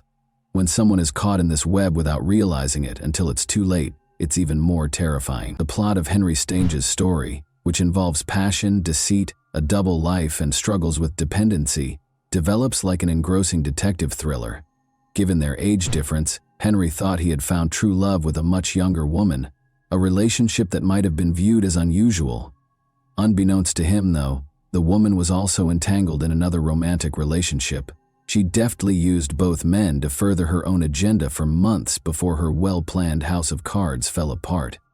Marcus, a hiking enthusiast and amateur photographer, was exploring the desolate terrain of Joshua Tree National Park in Southeast California at around 7 a.m. on Friday, June 5, 2018. Marcus saw a sizable group of vultures scavenging over something as he veered off a main trail. He decided to stay away, assuming it was the carcass of a large animal. Marcus chose to photograph the birds circling in the barren desert using a small camera that he usually used for landscape photography. After taking a few pictures, he forgot about the strange sight and resumed his hike. The next day, as Marcus moved the pictures from his camera to their home computer, he told his wife about his hike. His wife's face changed dramatically as she looked at the pictures. She gestured to one of the pictures and beckoned Marcus over. Zooming in, it was startlingly obvious that beneath the vultures, something like a human leg was partially buried in the sand. The couple, shaken, immediately reported what they had witnessed to the local authorities. Marcus gave them all the pictures and explained the precise spot where he had seen the birds. Investigators found the area, which was close to one of the park's main roads, with relative ease. A seemingly ordinary discovery became the subject of one of the most intricate and astounding criminal investigations in recent memory. A pair of coyotes and a group of vultures stood out in sharp contrast to the barren desert about 30 feet from the roadside. Seeing coyotes scavenging in the middle of the day was unusual, and the officers became suspicious right away. After pulling their car to the shoulder, they got out and went to the scene. They discovered a shallow grave there that was less than 2 feet deep and had been hastily dug into the dry ground. The site had already been disturbed by local wildlife, revealing its squalid contents. This was obviously not a natural occurrence when forensic experts showed up to exhume the remains.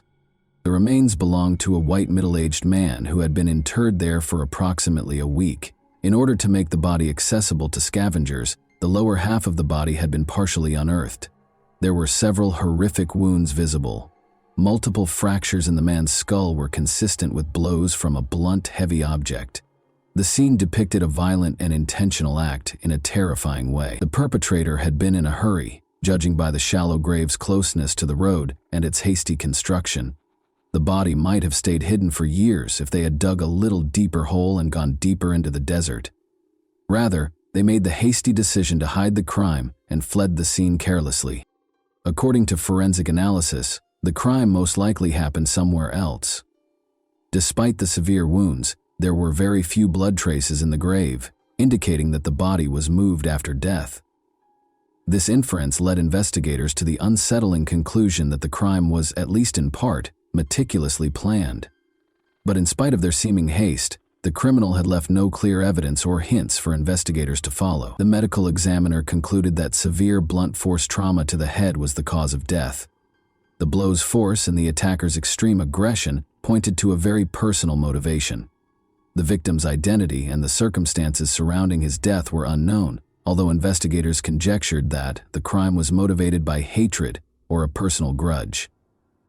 Investigators were able to recover multiple fingerprints from the remains despite the body's state, which was deteriorated by scavenging wildlife and decomposition. No matches were found when the prints were scanned through criminal databases. The absence of previous records indicated that the victim had never before encountered legal issues. However, investigators were able to identify the victim after uploading the prints to the Department of Motor Vehicles database. Henry Stange, a 54-year-old resident of the Californian suburb of Murrieta in Riverside County, was the owner of the remains. About 90 miles separated Henry's home and the location of his body's discovery. In an attempt to learn more about how and why his life had ended so tragically in the isolated Joshua Tree wilderness, investigators immediately went to his home. Henry Stange lived alone in a messy bachelor pad that mirrored his solitary way of life. Empty pizza boxes and takeout containers littered countertops, and personal items were strewn all over the house. There were no indications of forced entry, theft, or a struggle, but the place lacked the coziness of a home that had been inhabited. Whatever had happened to Henry had obviously happened somewhere else.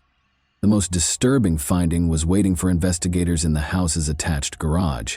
This area, which was probably the location of the crime, told a graphic tale. The storage boxes, tools, and walls were all covered in dried blood splatter. A sizable pool of congealed blood lay on the floor, partially smeared as if someone had tried to clean it but quickly gave up, as indicated by the empty bottle thrown close by. There was a heap of blood-soaked rags in the garage corner that had been heavily bleached. Investigators discovered what looked to be the weapon used in the crime, a heavy dumbbell smeared with dried blood near the front door of the house. Wires hanging overhead indicated that a security camera had been taken out by force. Additional cameras were discovered, torn from their mounts in the living room and hallway upon closer examination of the house. The perpetrator of this heinous act was aware of the camera locations and had taken them to remove any possible proof. Regretfully, investigators had little evidence left by the offender. No shoe prints or foreign fingerprints were found, and Henry was the only one with blood or DNA. Detectives had more questions than answers because the scene appeared to have been painstakingly cleaned. There were no known legal issues with Henry. He had no apparent enemies, lived alone, and was divorced. He was a quiet, amiable man who kept to himself most of the time, but was always courteous, according to his neighbors. But given how vicious the crime was, it begged the question, who would do such a barbaric thing? Did it have anything to do with Henry's odd pastimes? Or was it someone from his past? Most concerning of all, why hadn't he been reported missing earlier? Henry was raised in a close-knit household that placed a high importance on relationships and respect. In a nearby town, his mother and 2 younger sisters resided with their families. Through frequent phone conversations and sporadic visits, the family regularly maintained communication, but Henry had grown more reclusive in recent months, talking less to his loved ones and keeping personal information private. Though they tried not to overreact, his family was concerned about him. They became more worried when he didn't get back to them for a week or so, but they chose to hold off on setting off an alarm. Henry's mother and sisters were devastated to learn of his violent death. Heartbroken and shocked, they immediately volunteered to help investigators by providing any information they could, in the hopes that it would aid in the case's resolution. At one time, Henry Stange was a man of energy and athleticism. He enjoyed hiking, traveling, having outdoor adventures, and being in nature. Henry was a gifted guitarist and a passionate motorsports fan who loved his motorcycle, a valuable asset that had taken him across several states. However, everything changed in the spring of 2014.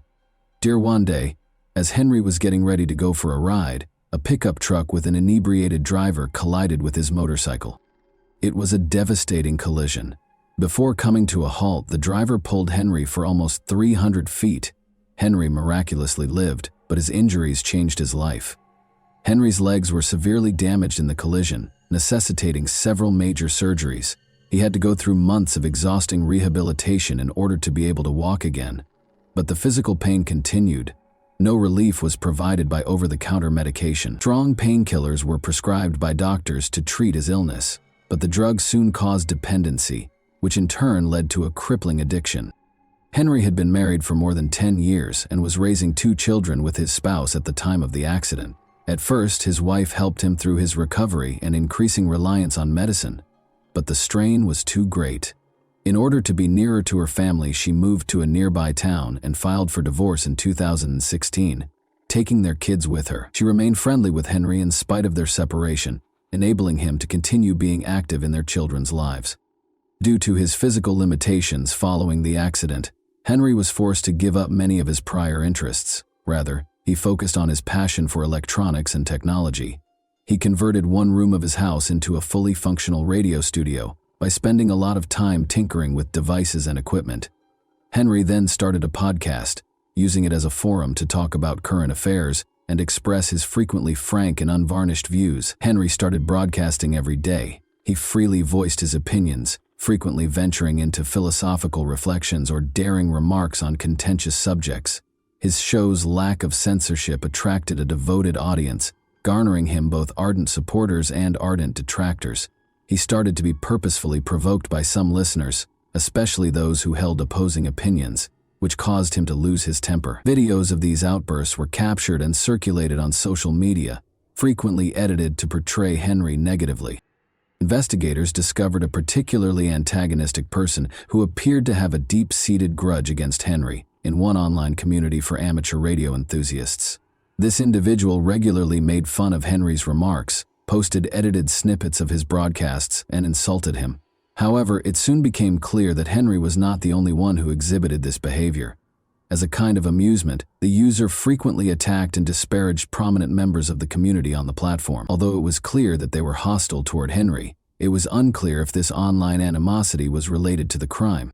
4 months prior to the tragedy, in late January 2018, Henry Stange went through a terrifying ordeal. His family claims that while he was asleep, someone broke into his house in the middle of the night. After breaking in through a window, the intruder struck Henry repeatedly in the head with a hammer. Since nothing was taken from the house, it is obvious that a personal grudge was more likely to have been the motivation than robbery. When they left, the assailant took the hammer that they had brought. Henry surprisingly chose not to call the police to report the incident. He installed covert security cameras all over his house instead, taking matters into his own hands. The person who broke into his house the second time was aware of the camera's locations. Henry's last known broadcast was broadcast on the evening of Thursday, May 24, 2018, according to investigators piecing together his last days. After that, his utilities showed no activity, no text messages, and no records of incoming or outgoing calls. Investigators concluded that Henry's death occurred on this day because neither electricity nor water had been used since that evening. Those closest to Henry were interviewed by detectives as the first step in their investigation. They found out that he was still going through the divorce process. After the split, the couple had been embroiled in a contentious legal dispute over Henry's residence, despite his and his ex-wife's best efforts to keep things civil for the benefit of their 2 kids. In the meantime, his ex-wife had moved in with her mother along with their kids. When it was discovered that Henry's ex-wife had been paying the house's utility bills, the tension increased. Henry survived on a meager disability allowance following the accident that prevented him from working, but it was insufficient to cover all of his expenses. She continued to provide financial support to him even after they split up. Henry's ex-wife reportedly paid him occasional visits, according to the neighbors, most likely to settle their property dispute. However, the couple's shouting matches could be heard all over the neighborhood, as these visits frequently turned into loud arguments. An important question was brought up by the Discord. Was the mother of Henry's children really so desperate to settle their dispute over the house that she went to such lengths? Henry's ex-wife emerged as the main suspect at this stage of the inquiry. She gave a somber account of their relationship when detectives brought her in for interrogation. After Henry's motorcycle accident, his ex-wife claims that their once happy and stable marriage took a drastic turn. The prolonged use of prescription drugs changed his personality and made him more challenging to live with, despite her best efforts to help him heal and adjust to his new life. After a while, she felt compelled to depart. She made sure he had a roof over his head by continuing to support him by paying his bills, even after they parted ways. It was challenging for investigators to ascertain whether she could have committed such a horrible act because of her financial support and loyalty. The investigators needed to do more research. Even though Henry's ex-wife continued to be interesting, her story presented a more nuanced picture that necessitated more research into Henry's tense relationships and unspoken conflicts. At first, Henry's ex-wife tried to settle their property dispute amicably, but when Henry brought a young girlfriend into his life, things drastically changed. Conflict arose when he declared that he and his new partner would be living in the house. Henry seemed so consumed by his passion that he completely forgot about his children's needs. Despite their disagreements, Henry's ex-wife didn't seem to have any reason to hurt him.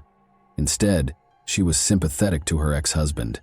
She also had a strong alibi for the day that investigators thought the crime was committed.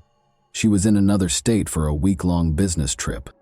Now that she was no longer under suspicion, investigators focused on the enigmatic young lady Henry had fallen so deeply in love with.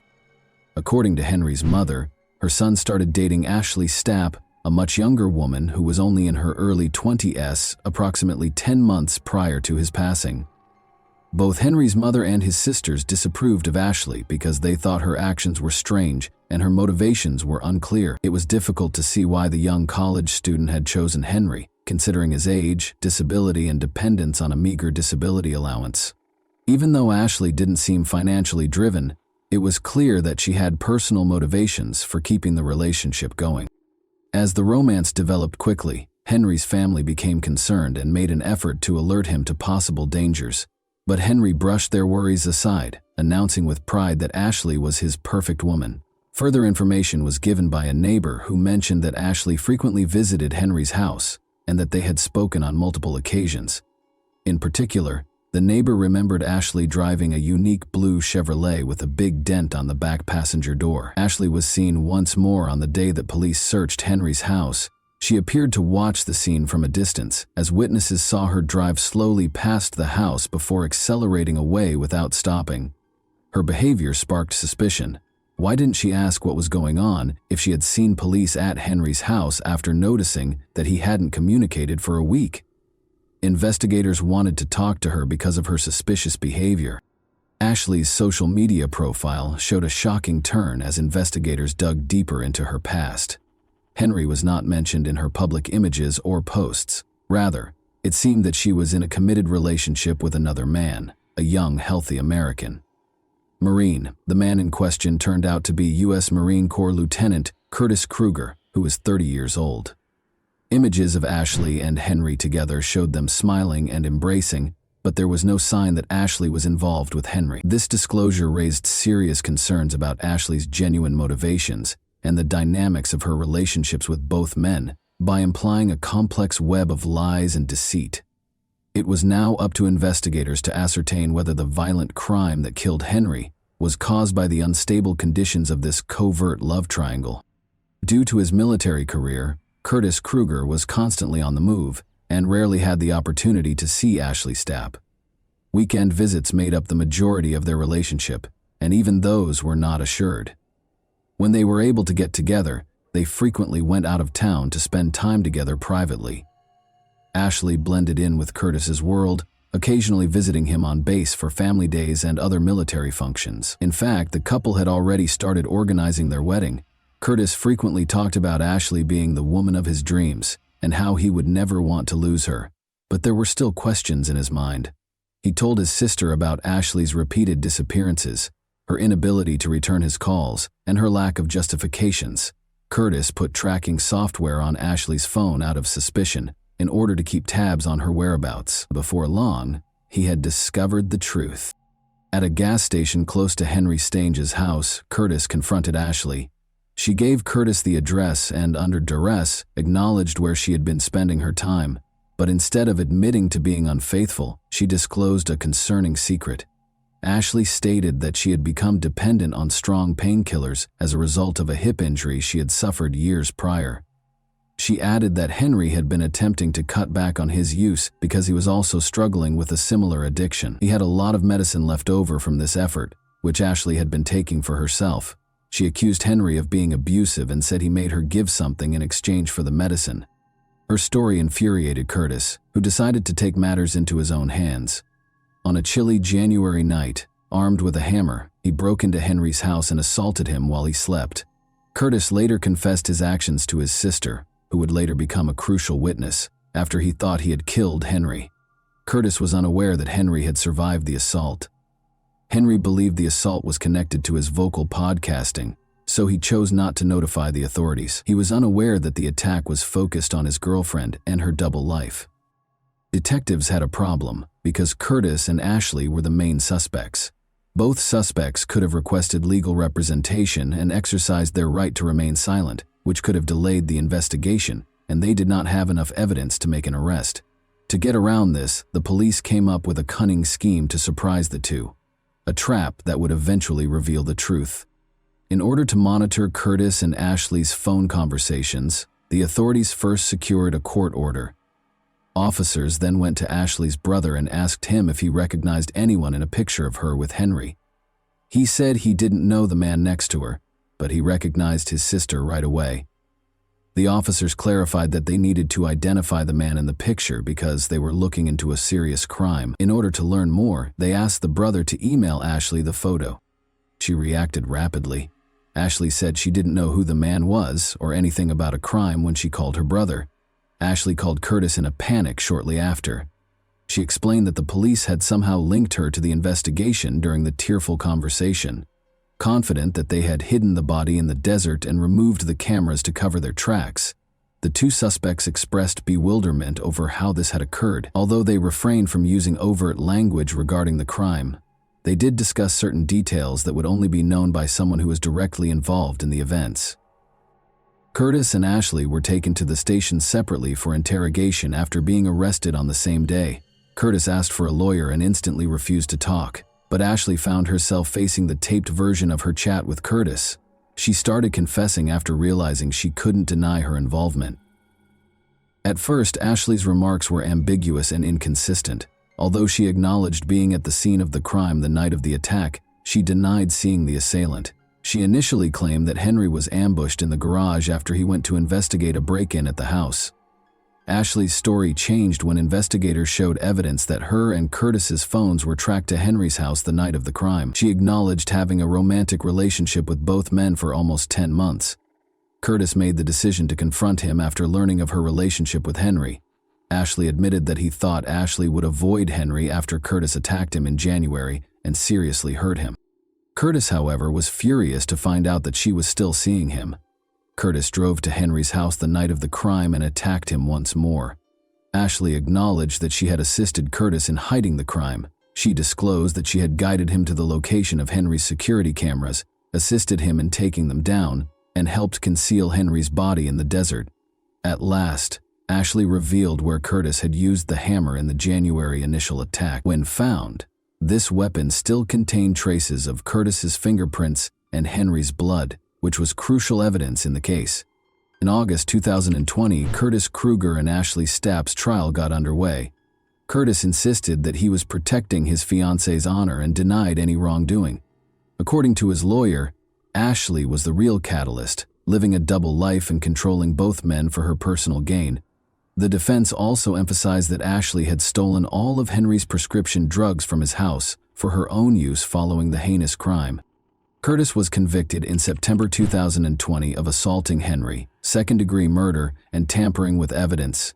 He was given an 18-year prison term with no chance of release until 2031. Ashley agreed to a plea bargain, acknowledging that she had obstructed justice and tampered with evidence. She received a sentence that included 2 years of probation, 9 months in jail, and treatment for her substance abuse problems. After only 4 months of service, Ashley was released. However, she broke the conditions of her probation and was returned to prison to complete the remaining 5 months of her sentence. Although Ashley has been free for a while, no trustworthy information regarding her life or current location is available. And that wraps up today's chilling story. If you enjoyed this video, don't forget to like and subscribe so you never miss a new upload. Also, let me know in the comments, what part of this story shocked you the most? Thank you for watching, and I'll see you in the next video.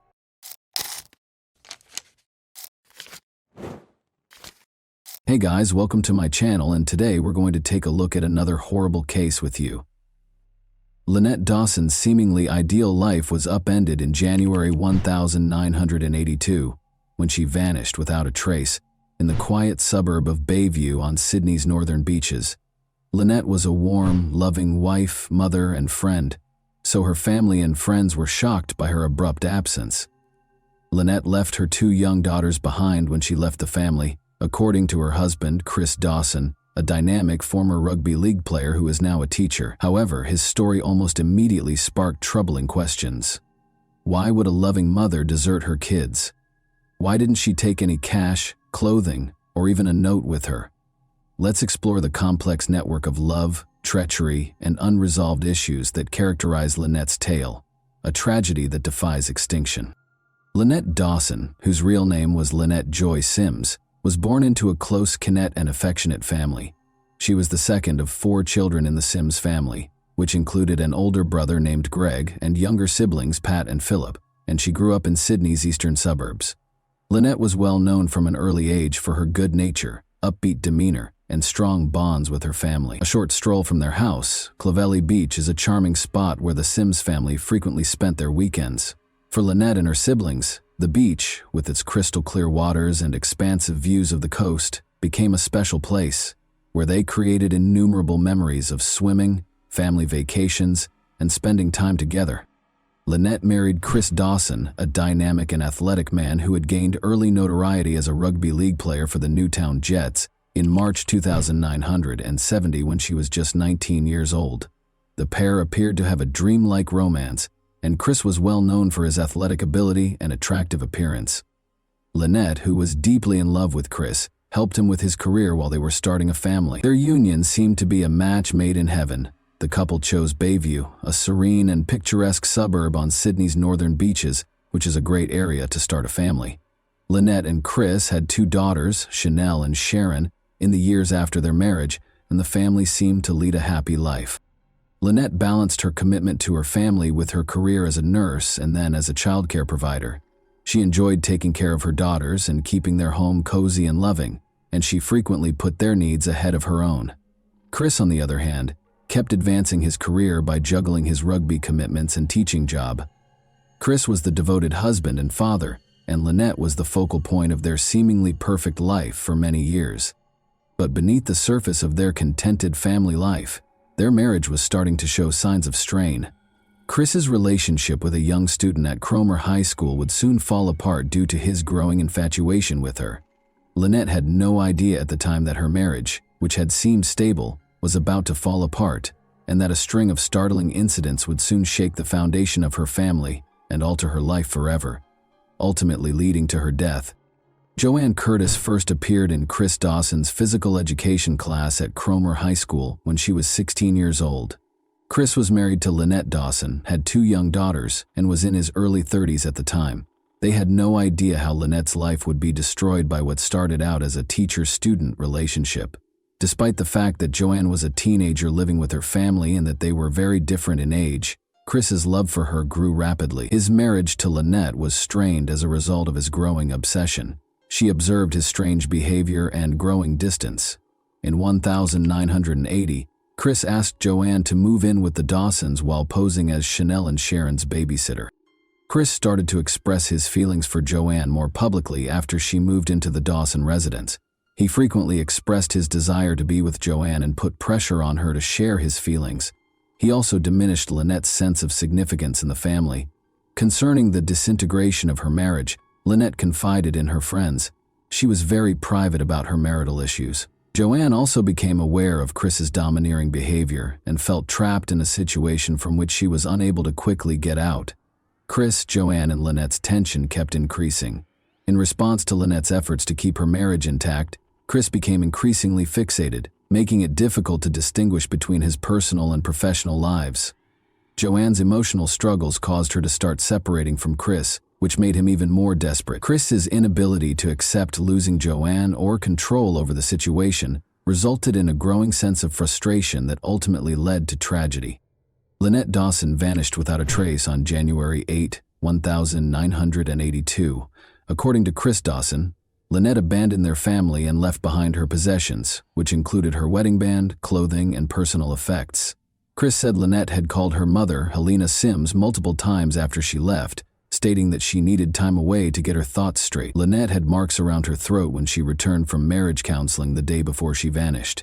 Lynette explained that Chris had wrapped his hands around her neck in the elevator on the way to counseling when her sister Annette asked her about it. Chris claimed that Lynette left voluntarily, raising the possibility that she did so in order to get away from the demands of family life. Helena Sims was taken aback by the news at first, but she did not immediately doubt her son-in-law's justification.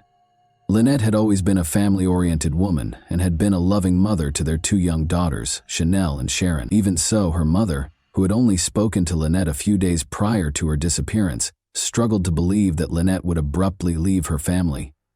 Helena was worried at first, but she had no reason to believe that something darker had happened. Tragically, she accepted Chris's story, which turned out to be untrue. At first, Chris's account of what happened to Lynette's family and the police seemed credible. Lynette had told him she was going to spend some time with friends and would come back when she was ready, he said. However, there were a number of obvious contradictions in his story that were overlooked. First of all, it would have been unusual for Lynette to have taken any cash, credit cards, or identification with her. In addition, if Lynette had really intended to leave, she would have made plans for the care of her kids, but she hadn't. Chris Dawson appeared remarkably unconcerned in the days following Lynette's disappearance, even acting as if nothing had happened. However, Chris Dawson's quick response to Lynette's disappearance was what alarmed her family and friends. He moved Joanne into their bedroom a few weeks after Lynette disappeared. A burgeoning scandal centered on Joanne. Chris had started an affair with Lynette in the months before she vanished. It was an inappropriate relationship that was hard for anyone to overlook. Joanne was living with the Dawsons at the time, and Lynette's family and friends were taken aback by her presence in the house following Lynette's abrupt departure. Those who knew the Dawsons found it unsettling that this move was made so soon after Lynette was reported missing. It seemed less like the acts of a man lamenting the loss of his wife and more like a quick replacement. This development horrified Lynette's family, especially her brother Greg Sims. They found it incomprehensible that Chris could move on so fast, especially in such dubious conditions. Greg remembered being extremely uneasy as he watched what was happening. He and the rest of the family started to suspect that Chris was concealing something. Initially dismissed as a straightforward case of a wife abandoning her family, Lynette's disappearance started to take on a much darker appearance. Serious questions were raised by Chris Dawson's actions, particularly his inability to give consistent explanations for his wife's disappearance. Although he was adamant that Lynette had left on her own volition, his actions gave the impression that she had not. Furthermore, the fact that Lynette had always been a responsible mother who would never abandon her kids without a trace added to the family's growing suspicions. Lynette's family rejected Chris Dawson's story as time went on, and no new information surfaced. They started their own investigation because they thought something was amiss and wanted to find out the truth. They had no idea that the investigation into Lynette Dawson's disappearance would take decades, during which time Chris Dawson would continue to claim innocence, while details of his role in her demise would eventually surface. Lynette's family battled to learn the truth about her disappearance over the years. They were left heartbroken and perplexed at the time, but their quest for answers would ultimately result in a trial and a conviction. They clung to hope while pondering countless questions as they attempted to make sense of the bizarre and unsettling circumstances surrounding Lynette's abrupt disappearance. Lynette Dawson's disappearance was initially handled like any other missing persons case. When Lynette's friends and family started to voice their concerns, the police dismissed them, claiming that Lynette was an adult and could leave if she so desired. The investigation's initial dismissiveness and lack of urgency irritated Lynette's family, who knew her well and thought there might be more to the story. Chris Dawson's story went mostly uncontested, leaving them to deal with their mounting misgivings and anxieties. Chris's 1984 marriage to Joanne heightened suspicions that he was responsible for Lynette's disappearance. However, the toxic and domineering nature of their relationship was a major factor in their 1990 divorce. In subsequent interviews, Joanne talked about how she felt trapped and controlled by Dawson during their time together, particularly after Lynette vanished. Chris, however, insisted that Lynette had left willingly, and even said she had joined a religious commune. However, his actions seemed inconsistent with his story, as he quickly rebuilt his life with Joanne and filed for divorce a year after she vanished.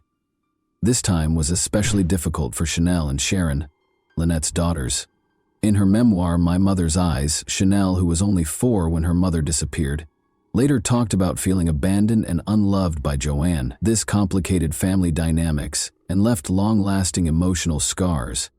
Time and a dearth of hard evidence caused Lynette's case to essentially stagnate between 1984 and 2001. Notwithstanding the disturbing allegations of Chris Dawson's domineering and violent conduct, the inquiry was unsuccessful. Concerns expressed by friends and family were ignored because authorities found it difficult to go beyond rumors and conjecture. Key leads that might have provided insight into Lynette's fate were either ignored or not sufficiently pursued, and the police made little headway. Throughout these years, Chris insisted that Lynette had left on her own volition, despite growing skepticism about his story. Lynette's family endured heartache and frustration during this time, but they persisted in their quest for information. To preserve her memory, they relentlessly pushed for the reopening of her case. The first judicial investigation into her case was carried out by the New South Wales Coroner's Court in 2001, marking a turning point despite the absence of official action. The fact that Lynette had no evidence of her own free will was one of the main issues brought up by the investigation. Additionally, it examined Chris Dawson's actions closely and raised the possibility that he was complicit in her disappearance. According to the coroner, Lynette was probably dead, and Chris Dawson ought to be held accountable for her alleged murder. However, since there was still no concrete evidence connecting Chris to her death or disappearance, the authorities did not immediately pursue the case further in spite of these findings. In 2003, a second court investigation was conducted as a result of persistent pressure from public advocates and Lynette's family. The inconsistencies in Chris Dawson's testimony and the pervasive suspicion surrounding his relationship with Joanne were the main topics of this inquest once more. Once more, the coroner found that there was a high probability that Chris killed Lynette, but the evidence was insufficient to reach a firm conclusion. Consequently, Chris Dawson was not charged by the Director of Public Prosecutions, DPP. The DPP refused to file charges on both occasions, stating that there was insufficient evidence. The family of Lynette was devastated. Despite the coroner's conclusion that Chris Dawson most likely killed Lynette, no charges were brought, leaving them in deep frustration and sadness as years went by without justice for her disappearance. They wouldn't give up, though. By 2018, most people had forgotten about the Lynette Dawson case. The young mother's tragic disappearance appeared to have remained unsolved for more than 30 years, with little chance of justice for her family. But that year, Hedley Thomas, an investigative journalist, reignited interest in Lynette's case with his groundbreaking podcast, The Teacher's Pet. Hedley Thomas uncovered important new information that challenged Chris Dawson's assertions and clarified hitherto unconsidered facets of the case.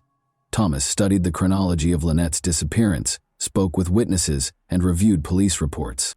His research exposed serious inconsistencies in Chris Dawson's statements, casting doubt on his assertion that Lynette had left her family on her own volition. Friends and relatives' testimonies depicted a failing marriage in which Chris was enamored with Joanne. The problematic dynamics of Chris and Joanne's relationship were also revealed in the podcast. Thomas emphasized the rapid escalation of their affair. Important insights were revealed by Joanne during the podcast, including her admission of Chris's domineering actions and the chronology of their relationship. This testimony turned out to be crucial to comprehending what transpired before Lynette vanished. The Teacher's Pet examined the emotional toll that Lynette's disappearance had on her family, in addition to pointing out contradictions in Chris's account. Her loved ones' voices were heard, especially those of her brother Greg Sims, who had fought for justice for decades. Listeners were made aware of the heartache and frustration that Lynette's family went through when the initial investigation was unsuccessful. The podcast also examined the initial police investigation's flaws. Thomas disclosed how important evidence was missed, and how authorities were unable to make the connection between Lynette's abrupt disappearance, Chris's infidelity, and his desire to be with Joanne. Chris Dawson was able to avoid suspicion for years because of this lack of thoroughness. The Teacher's Pet had a significant impact despite the dubious circumstances. It brought Lynette's case back into the spotlight in Australia, sparking protests and demands for justice. After listening to the podcast, a number of people who had been silent for years came forward with fresh testimonies that clarified the case. Legal action was sparked by the podcast, which greatly increased the pressure on authorities to re-examine Lynette's disappearance. Chris Dawson was detained and accused of Lynette's murder in 2018, partly as a result of the disclosures made in The Teacher's Pet. The case eventually went to trial, which was a major turning point. In addition to uncovering fresh evidence, the podcast inspired public support, demonstrating the ability of investigative journalism to advance justice. Chris Dawson was residing in Queensland when he was arrested. Following his arrest, Dawson's attorneys issued a statement asserting his innocence and vowing to fight the charges. Dawson insisted that Lynette's disappearance was voluntary and that she had deserted her family. He persisted in denying any role in her demise. In 2022, Chris Dawson's trial for his wife's murder got underway in the Supreme Court of New South Wales, which was chaired by Justice Ian Harrison. Because of the case's widespread pre-trial publicity, the trial was held without a jury. Due in large part to the disclosures made public by the Teacher's Pet podcast, Dawson had gained national attention. Without tangible proof, like Lynette's body, the prosecution had a difficult time establishing their case. Rather, they relied on key witness testimony, circumstantial evidence, and a thorough analysis of Chris Dawson's actions prior to and following Lynette's disappearance. Joanne was one of the most important witnesses. Since she had already cut ties with Dawson in 1990, she mustered the guts to tell the truth, which was a pivotal moment in assembling the evidence against him. According to Joanne's damning testimony, Dawson had once brought her to see a hitman to talk about killing Lynette, but he later changed his mind. According to Joanne's story, he was prepared to go to great lengths to get rid of his wife. She also talked about how his domineering and cunning actions intensified following Lynette's disappearance. Joanne recalled how Dawson had moved her into the bedroom soon after Lynette disappeared, highlighting how quickly their relationship had developed and how he seemed unconcerned about his missing wife. Patricia Jenkins, Lynette's sister, provided more details about the Dawsons' tumultuous marriage. She testified that Lynette had told her about Chris's abusive tendencies and erratic temper. Patricia claims that Lynette said Chris was often irate and had black eyes flashing when they argued. In addition, Lynette had voiced concerns about the status of their marriage and her increasing sense of helplessness. Lynette's co-workers attested to her attempts to save the marriage in its last moments. They recalled how, following a counseling session, Lynette and Chris arrived at work hand in hand on January 8, 1982. Lynette vanished a few days later in spite of these efforts, and Chris's subsequent behavior sparked suspicions. Witnesses detailed his repeated assertions that Lynette had left voluntarily, leaving her children unaccounted for, and his lack of urgency in reporting her missing. Since Lynette Dawson's body was never located, the case against Chris Dawson was primarily based on circumstantial evidence. Nevertheless, the prosecution made a strong case based on the testimony of witnesses. When examined more closely, Chris's assertion that Lynette had voluntarily left her family to join a religious commune was refuted. It was mentioned that Lynette abandoned everything she owned, including money and most significantly her 2 daughters, a completely uncharacteristic behavior for a loving mother. Additionally, the court viewed his quick decision to put Joanne Curtis in his bedroom and his divorce filing within a year of Lynette's disappearance as extremely suspicious, indicating a clear motivation to get rid of Lynette and begin a new life with Joanne. Justice Ian Harrison rejected the defense's claim that Lynette had voluntarily left, even though her body was not present. He declared the alleged sightings of her to be untrustworthy and emphasized how Chris's claims were false. The court was persuaded by this evidence that Chris Dawson killed Lynette in order to end his marriage and start dating Joanne. Chris Dawson was convicted of Lynette's murder on August 30, 2022, and given a 24-year prison term without the possibility of release until 2040, when he would be 92 years old.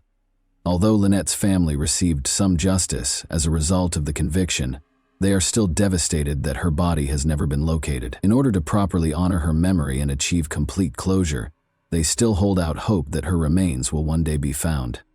And that wraps up today's chilling story. If you enjoyed this video, don't forget to like and subscribe so you never miss a new upload. Also, let me know in the comments what part of this story shocked you the most. Thank you for watching, and I'll see you in the next video.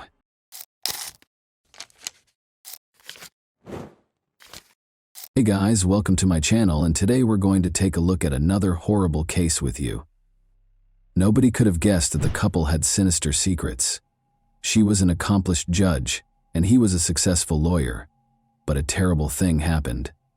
What began as a tale of love turned into an unimaginable tragedy. The Circuit House colony was quiet on a typical Kanpur evening.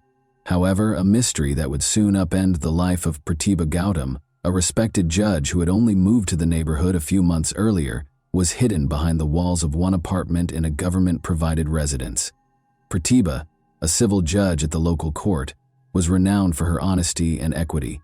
She had gained the respect of her neighbors and the confidence of her co-workers by being modest but resolute. Before one fateful evening altered everything, it appeared that nothing could disrupt the rhythm of her life. Manu Abhishek Rajan, her husband and a lawyer, started a lengthy journey from Delhi to Kanpur on October 8, 2016. Despite their undeniable love, the couple's relationship was strained by the demands of their careers, and they had only been married for less than a year. While working at the Tis Hazari court in Delhi, Abhishek often stayed behind to spend as much time as possible with his wife. As he drove this evening, he thought about their reunion and looked forward to the weekend they would spend together. Despite the long drive, Abhishek, who was used to such trips, made every effort to communicate with his wife. He tried calling her several times, but no one picked up. He initially thought she was working or enjoying some well-earned relaxation, but he became more uneasy as he approached Kanpur. Why didn't she answer? Why is there no sound? When the first light filled Kanpur's streets on the morning of October 9, Abhishek finally made it to the Circuit House colony and parked outside their apartment. He tried calling her again, but the silence on the other end made him even more worried. As he caught his breath, he hurried to the door after getting out of his car and pressed the doorbell.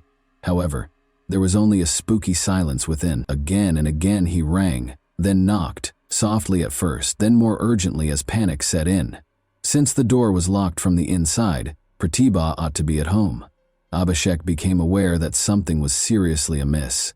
He made the tough choice to break in with a heavy heart. The door flew open after a series of hard blows. The lock gave way, and Abhishek stepped inside while holding his breath. He was paralyzed by what he saw in the living room. His wife was hanging from the ceiling fan. The air was heavy with an unpleasant smell. Her skin was darkened with dried blood, and her wrists were cut. Abhishek's entire world fell apart in that moment. Everything else became inconsequential. He walked cautiously toward her. The rope gave way when he touched her, and Pratibha's body dropped to the ground. Fear and sadness tightened his chest. He stood over her, finding it difficult to believe what he was seeing.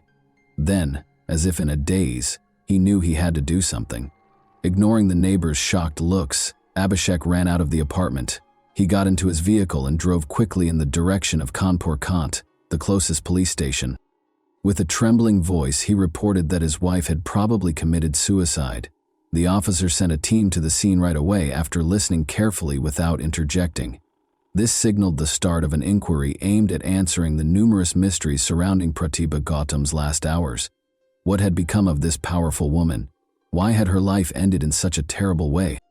There was a spooky silence in the Circuit House colony as officers pushed their way into the apartment. They were shocked by the scene at once. The body on the ground was different from what Abhishek had first said. He claimed to have discovered his wife hanging from the ceiling fan. He clarified that he had taken her down in an attempt to assist in his panic. However, the bloodstains on the furniture and floor only strengthened their suspicions, and this particular detail raised more questions. Senior officers and forensic specialists soon showed up to start gathering evidence. While Abhishek watched, his hands shaking and his face displaying a mixture of shock and fear, they took pictures and collected tangible evidence. Neighbors were beginning to congregate outside, whispering and glancing nervously at each other about what might have happened in the judge's house. The small Uttar Pradeshi town of Orai is where Pratibha Gautam was born.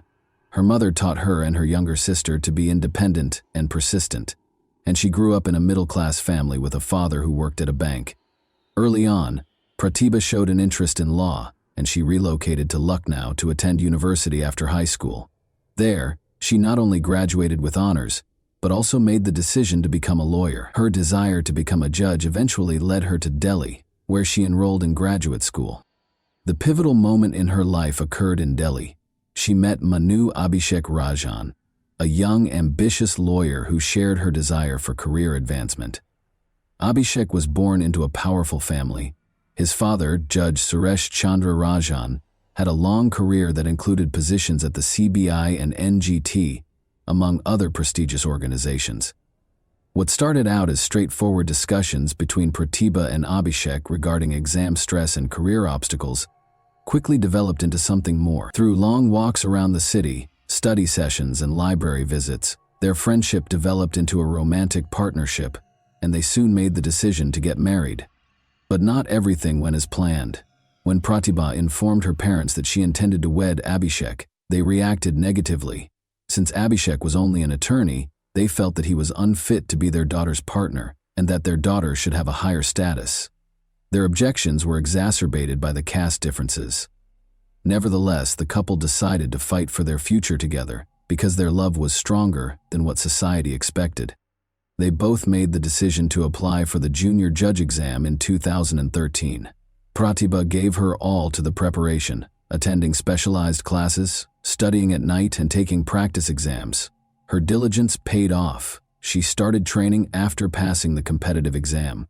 Sadly, Abhishek failed the test. Although it was a major setback, he decided to keep going and pursue a career in law, concentrating on criminal cases. They continued to have a solid relationship in spite of the disappointment. Pratibha Gautam began working as an associate civil judge in Kanpur in 2015. She soon proved she was capable of handling the responsibilities and demands of the position, which called for complete dedication. She quickly gained the respect of her peers in the local court due to her fairness and strong work ethic.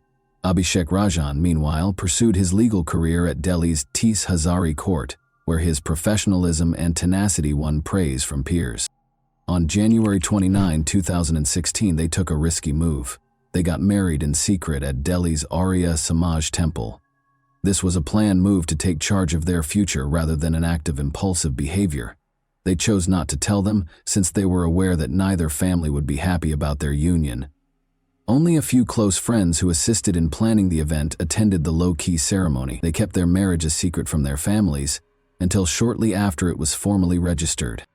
The couple made an effort to patch things up with their family after the wedding. Pratibha was eventually accepted as a daughter-in-law by Abhishek's family, who also showed interest in her life. Pratibha's family, however, was adamant in their disapproval. They were unable to forgive her for selecting a partner whose background and status they considered inappropriate. 2 months after the wedding, on April 23rd, Pratibha and Abhishek announced their union with a reception in Delhi. The celebration was lively and joyful, but it was clouded by Pratibha's parents' absence. It wasn't until after the wedding that her parents learned about it. They refused to accept Pratibha's decision and remained aloof, despite her repeated attempts to make amends. Pratibha found this difficult and hoped that their feelings would eventually soften, but that time never arrived. Abhishek and Pratibha ultimately made the decision to relocate to Kanpur. In the respectable Circuit House colony, Pratibha was given government housing. They made this their new home, a peaceful and safe haven where they could put their careers first and avoid family conflicts. After a few months in Kanpur, Abhishek went back to Delhi to carry on with his work. It was 6 months into their marriage. They continued to support one another, stay in close communication, and get together whenever they could in spite of the obstacles, distance, family strife, and the pressure of their demanding careers. Pratibha and Abhishek treasured every second they had together, planning, dreaming, and having faith that their love would triumph over all challenges. When Abhishek got to Kanpur early on October 9 to see Pratibha, he discovered her dead in their apartment. Given that Pratibha was a judge and the police unit arrived quickly, her death was not only a personal tragedy, but also a challenge to the system as a whole. Officers started going through the apartment very carefully and recording any possible evidence. Beside Pratibha's body was the scarf that had been around her neck. Investigators had a lot of questions about the cuts on her arms. Why did the scene seem so strange? And what had actually happened in that room? Shaking from shock and sorrow, Abhishek gave his first statement, explaining how he had discovered Pratibha. She was suspended when he walked in, he said, and he pulled her down until her body hit the floor. Even a preliminary review seemed extremely suspicious, but the police in this case ordered a forensic examination to ascertain the precise cause and time of death. Suspension and wrist cuts, together as a means of self-harm, didn't seem likely. Details that weren't consistent with typical cases were observed by investigators. 3 separate marks in a linear pattern indicated intentional force, and the neck injuries were deep. An O-shaped mark left by the scarf was a noticeable detail in most suspension cases. Although the neck mark typically takes the shape of a V or U, a circular mark might suggest that the patient was compressed while they were in a supine position. The idea that the scene was staged to imply self-harm was raised by this discovery. The 14 deep cuts on Pratibha's arms, 6 on the right and 8 on the left, told a different tale. The cuts were parallel and exact, as if they had been made carefully and without hurry. The police had reason to question the situation's simplicity because this did not fit the typical profile. But the tragedy's news spread swiftly. Camera crews and reporters started congregating outside Pratibha's house. When he heard of her death, her father was devastated. He was so distraught and perplexed by what might have happened to their daughter that he and his wife left right away for Kanpur. A local hospital took Pratibha's body for an autopsy, but there were problems with the procedure. Colleagues and community members criticized the temporary transportation of a judge's body. Her body was left in a corner of the hallway until the examination could start, which sparked criticism from the public and raised concerns about how the police handled the case. Late at night, medical professionals conducted the autopsy and attempted to solve the tragic and intricate puzzle. Abhishek frequently described how he discovered his wife in that depressing condition, but it became evident that something was amiss when the forensic team showed up. He brought up the ceiling fan, which was questioned. He claimed that even though Pratibha had been suspended from it, the mystery was only made more complex by the bloodstains on the fan blade. The smudges were long, as though her arms had simply touched the blades, devoid of the typical patterns of spatter that accompany physical injury.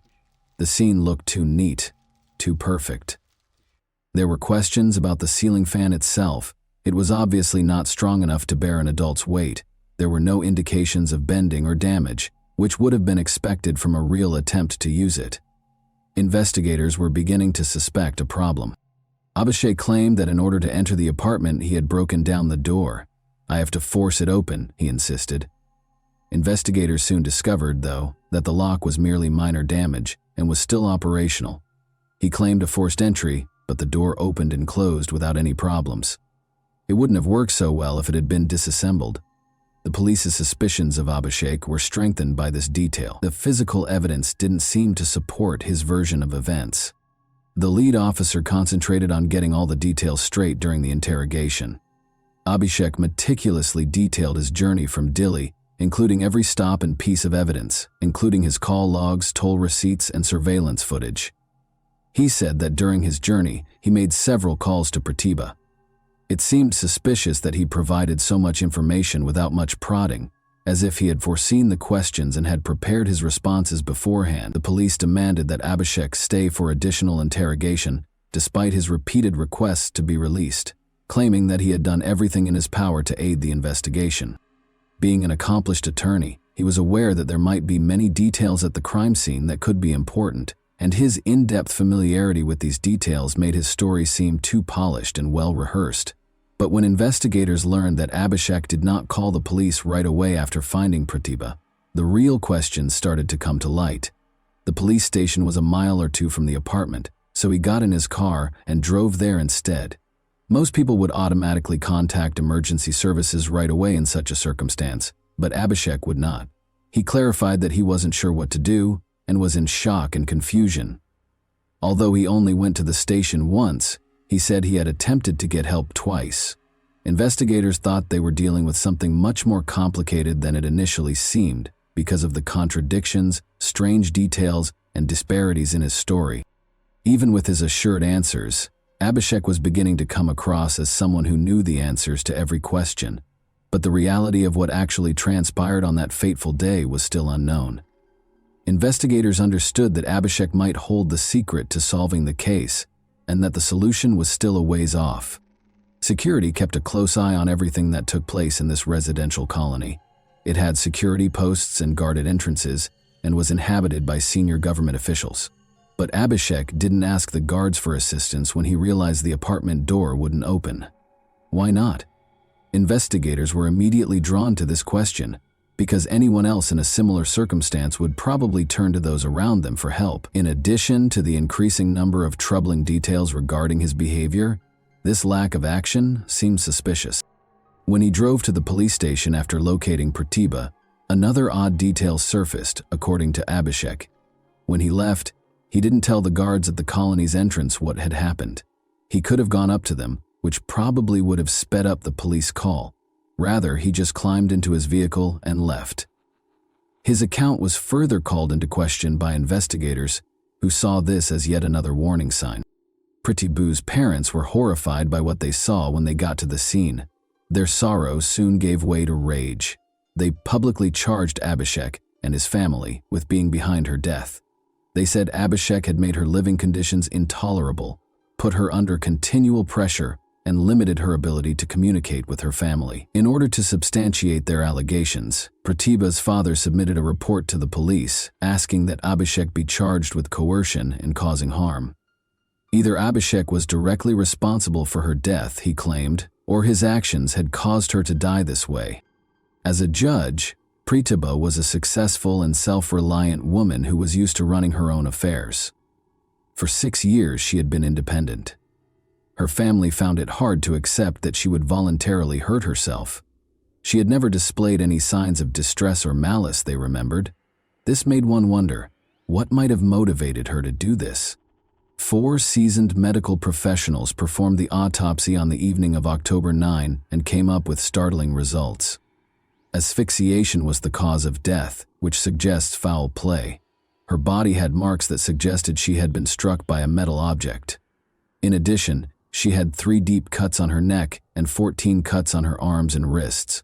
Everything pointed to a struggle, a last-ditch effort to resist. The most unexpected discovery made about Pratibha before her death was that she was 3.5 months pregnant. The investigation was further complicated by this detail. How could a pregnant woman who was in a responsible role at work choose to hurt herself? The presence of bruises and other marks didn't fit the scenario where she may have caused the injuries and suffocated herself. Why did her body show so many signs of damage? Abhishek started to exhibit signs of discomfort as the questioning went on. His answers, which had been confident, became uncertain. Investigators took notice of his hesitation and self-contradiction. He might be concealing something, and these were obvious clues. He was eventually arrested for additional interrogation. The police were aware that this case needed to be handled carefully. Abhishek practiced law. His brother-in-law was a prominent figure in the judiciary, as was his father, a retired judge. Any mistake could have dire consequences. Public pressure and his family's influence were major factors when Abhishek appeared in court to set bail terms. The judge restricted his confinement to 7 hours rather than the usual amount of time. Investigators and Pratibha's family members were not happy with this decision because they thought Abhishek was treated too lightly, considering the seriousness of the charges. Pratibha's body was given to her family after the autopsy was finished. Her parents, siblings, and other family members were devastated. They remembered how Pratibha had sounded quiet when she called home in recent months. She avoided talking about her personal life and shared few details, and now all those little clues seemed like warning signs they might have missed. The case became more complicated every day, and the solutions appeared farther off. After seizing Abhishek's phone, the police started going through all of his emails, calls, and messages. They found that during the past few months their relationship had becoming more tense. Nearly every message from Abhishek was tinged with annoyance, and they frequently argued about their plans for the family and the future of their child. Although no one was yet certain of the extent to which these sinister undertones would spread, this increased the investigators' suspicions. Abhishek had to endure hours of interrogation while the investigators watched him. With every new question and piece of evidence, the pressure increased and his burden grew heavier. Abhishek finally broke down and said the words that changed everything one day. When he was so tired and on the verge of an emotional collapse, he admitted it. The words were a painful, unwilling admission that came reluctantly, as if drawn from deep within. It was shocking and horrifying to hear him admit his part in Pratibha's demise. Abhishek disclosed that his thoughts and feelings were distorted by years of internalized jealousy and resentment. It all began when he failed the exam and continued to practice law, while Pratibha earned her place as a judge. This status difference turned into a major source of internal conflict. He found it hard to believe that his wife had accomplished more than he had, and that her family publicly disapproved of him. His emotions became more destructive with every day that went by. Then she found out she was pregnant. It represented their love and their hope for the future for Pratibha. She thought the baby would improve her relationship with her parents and strengthen their marriage. Pratibha's mother was ecstatic and intended to help her daughter, even meeting to talk about their future together. However, this news felt like yet another setback for Abhishek. He experienced fear and a greater sense of alienation in place of happiness. He saw the pregnancy as a further erosion of his independence, an increase in his responsibilities, and a widening of the gap between him and Pratibha. Abhishek's friends knew him as someone who liked to live a carefree life. He was known for his parties, independence, and lack of responsibility. Now, he was overcome with fear at the thought of becoming a father. He started to coerce Pratibha into thinking about getting an abortion, but she adamantly refused. The tension between them only grew as a result of her unwavering desire to keep the child. He became increasingly frustrated with her every time she smiled and tried to show him that their future might be promising. He was stuck. The situation only got worse. Abhishek began to have even more influence over Pratibha's life. He cut off her communication with her parents and grew more and more envious of her achievements and career. At home, Pratibha's world was dominated by control and anxiety, despite her independence and success at work. The turning point came when Pratibha's mother said she wanted to see her in early October. Abhishek's response was furious. The fact that Pratibha had disregarded him and contacted her family was too much for him to handle. He insisted that she cease all correspondence, but Pratibha refused to back down. She vowed to stand up for her rights, keep her child, and refuse to compromise. For Abhishek, those words were the last straw. His fear of losing control, his sense of failure, and his jealousy all came to a head. Her strength and independence were too much for him to handle anymore. On that fateful day, things got out of hand. Now that he was seated across from the investigators, Abhishek talked about his anxieties, his overwhelming jealousy, and how he couldn't tolerate her independence and success.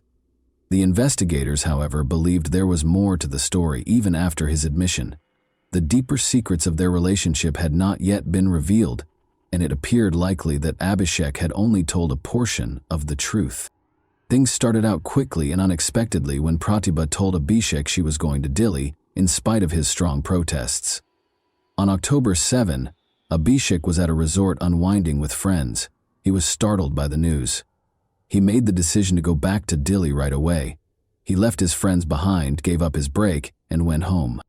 Pratibha reached Delhi by train on October 8. In the hopes that a face-to-face discussion would improve their relationship, she was met by an irate and agitated Abhishek.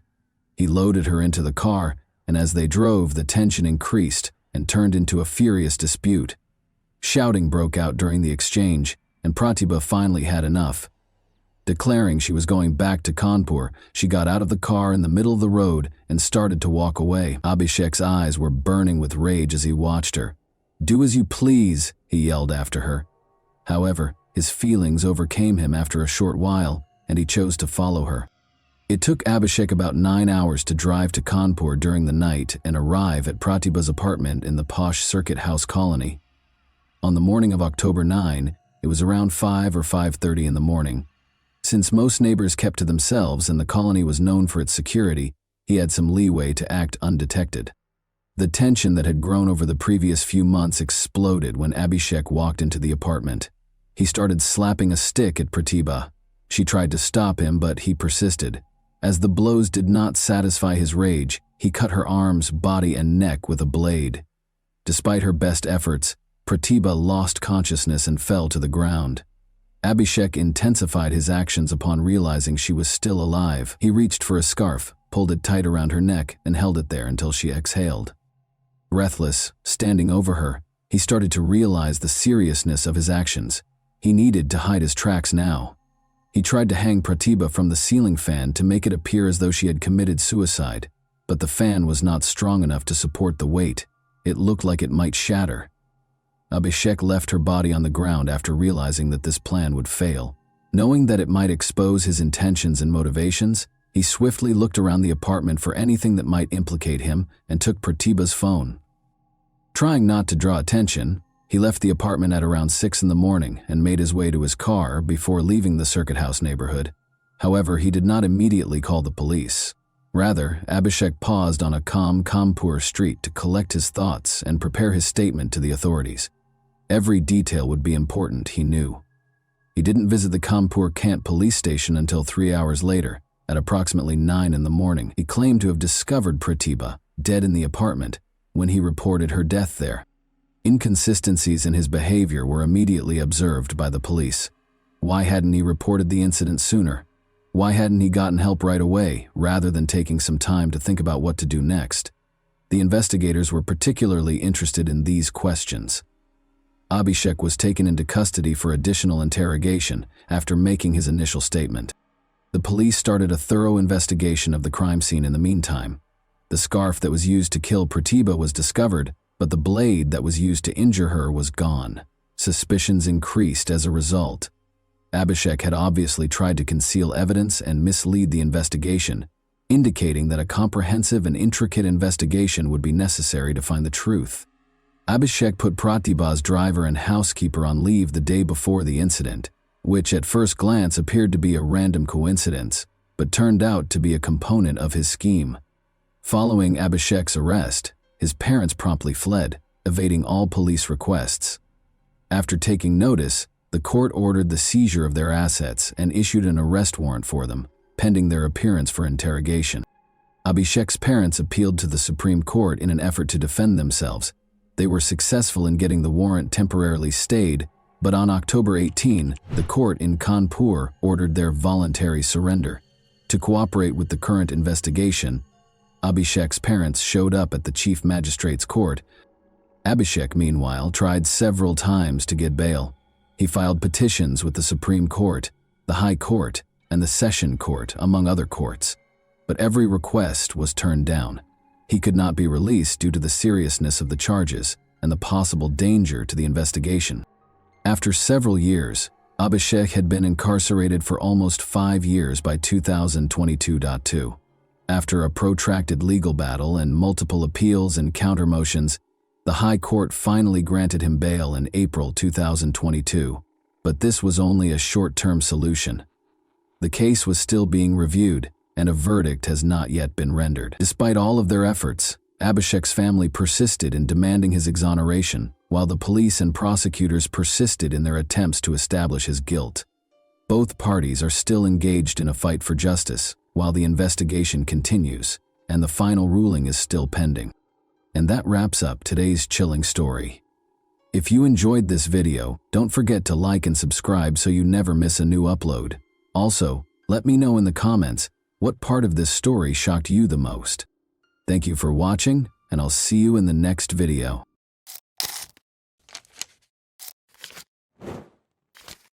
Hey guys, welcome to my channel, and today we're going to take a look at another horrible case with you. Born on May 23, 1973, in a small Tennessee town, Matthew Winkler came from a family where religion was very important. His life was centered around church activities from a young age, and his parents, who were devout Christians, gave him a solid moral foundation grounded in Christian principles. Matthew was taught the value and strength of faith at a young age, and it seems that his relationship with God served as his beacon. He was the youngest of 4 children, and despite their lack of wealth, the family was content, despite their financial struggles. Although Matthew enjoyed his studies, it wasn't until he was in his teens that he realized his true calling when he started participating in church ministries and assisting with youth events. He exuded confidence, charm, and a unique ability to connect with others. He made the decision to become a pastor at the age of 18, having already completed his education. Following his high school graduation, Matthew enrolled at Henderson, Tennessee's Freed-Hardeman College. Students from all over the nation who were looking for a theological education were drawn to this university because of its strong Christian tradition. Despite his concentration on his studies, Matthew remembered to engage in extracurricular activities. He served as the soccer team's captain. He frequently planned events for students and took an active part in campus life. He immediately made a name for himself as a leader among his peers thanks to his enthusiasm and drive. He met Mary, his future wife, at the same college. Despite attending the same college, Mary's personality was very different from Matthew's. She was quiet and unassuming, and even though their paths crossed at different occasions, she did not receive the same level of attention as he did. Born in Tennessee, Mary came from a traditional family. Her family always upheld modest values, and she had a mild upbringing. She was more concerned with building a family hearth than she was with ambition, unlike Matthew. However, they were united by their shared religious convictions and a desire to serve God. Matthew first became acquainted with Mary while she was volunteering for student council-organized projects on campus. Her kindness and gentleness of heart impressed him. Mary wasn't looking for attention. She was not overlooked. He started their friendship, which swiftly developed into a more committed partnership for someone with Matthew's charm. Surprisingly, Matthew's vivacious personality was ideally matched by Mary's serene and prudent disposition. They were soon inseparable. The couple started assisting the underprivileged, volunteering at community events, and working together on church projects. In addition to being his wife, Matthew viewed Mary as a ministry partner who shared his philosophy of life. Mary, however, believed she had found a man who shared her beliefs and was supportive. After graduating from college, they got married and relocated to Selmer, where Matthew accepted a position as a pastor at the nearby Church of Christ. There was more to the Church of Christ in Selmer than just worship. It served as the town's most significant hub for activity. It was situated on a hill with a lovely garden all around, and the congregation always congregated there. The entire town seemed to have assembled for prayer. Matthew immediately won over the locals with his innate charm and talent for communication. He planned a lot of charity concerts, youth classes, and events to aid the underprivileged. Everyone was talking about him, and he rose to prominence in the community. Mary actively assisted him in this ministry in spite of her modesty. She was present when Matthew took care of the house, assisted with event planning, and delivered significant announcements to the congregation. She stayed in the background, unlike her husband, but everyone could always see how much she loved and cared for her family. The Winklers seemed to be the ideal family. Patricia, Mary, Alice, and Brianna are the three daughters that Matthew and Mary raised. You could frequently hear the children's laughter reverberating throughout the house because they were energetic and full of fun. The sisters were close and, even though they were young, already exhibited the same Christian values as their parents, but there was a very bad life going on behind the closed doors of their home. The tension between Matthew and Mary was occasionally apparent to those who knew the family a little better. Although some claimed that Matthew was an overly strict man, the rumors never spread beyond a small circle. Matthew was a man of strong character. In a small town, people hardly ever talked about such things openly, but their children, who were always happy and gregarious, showed no signs of trouble for most of them.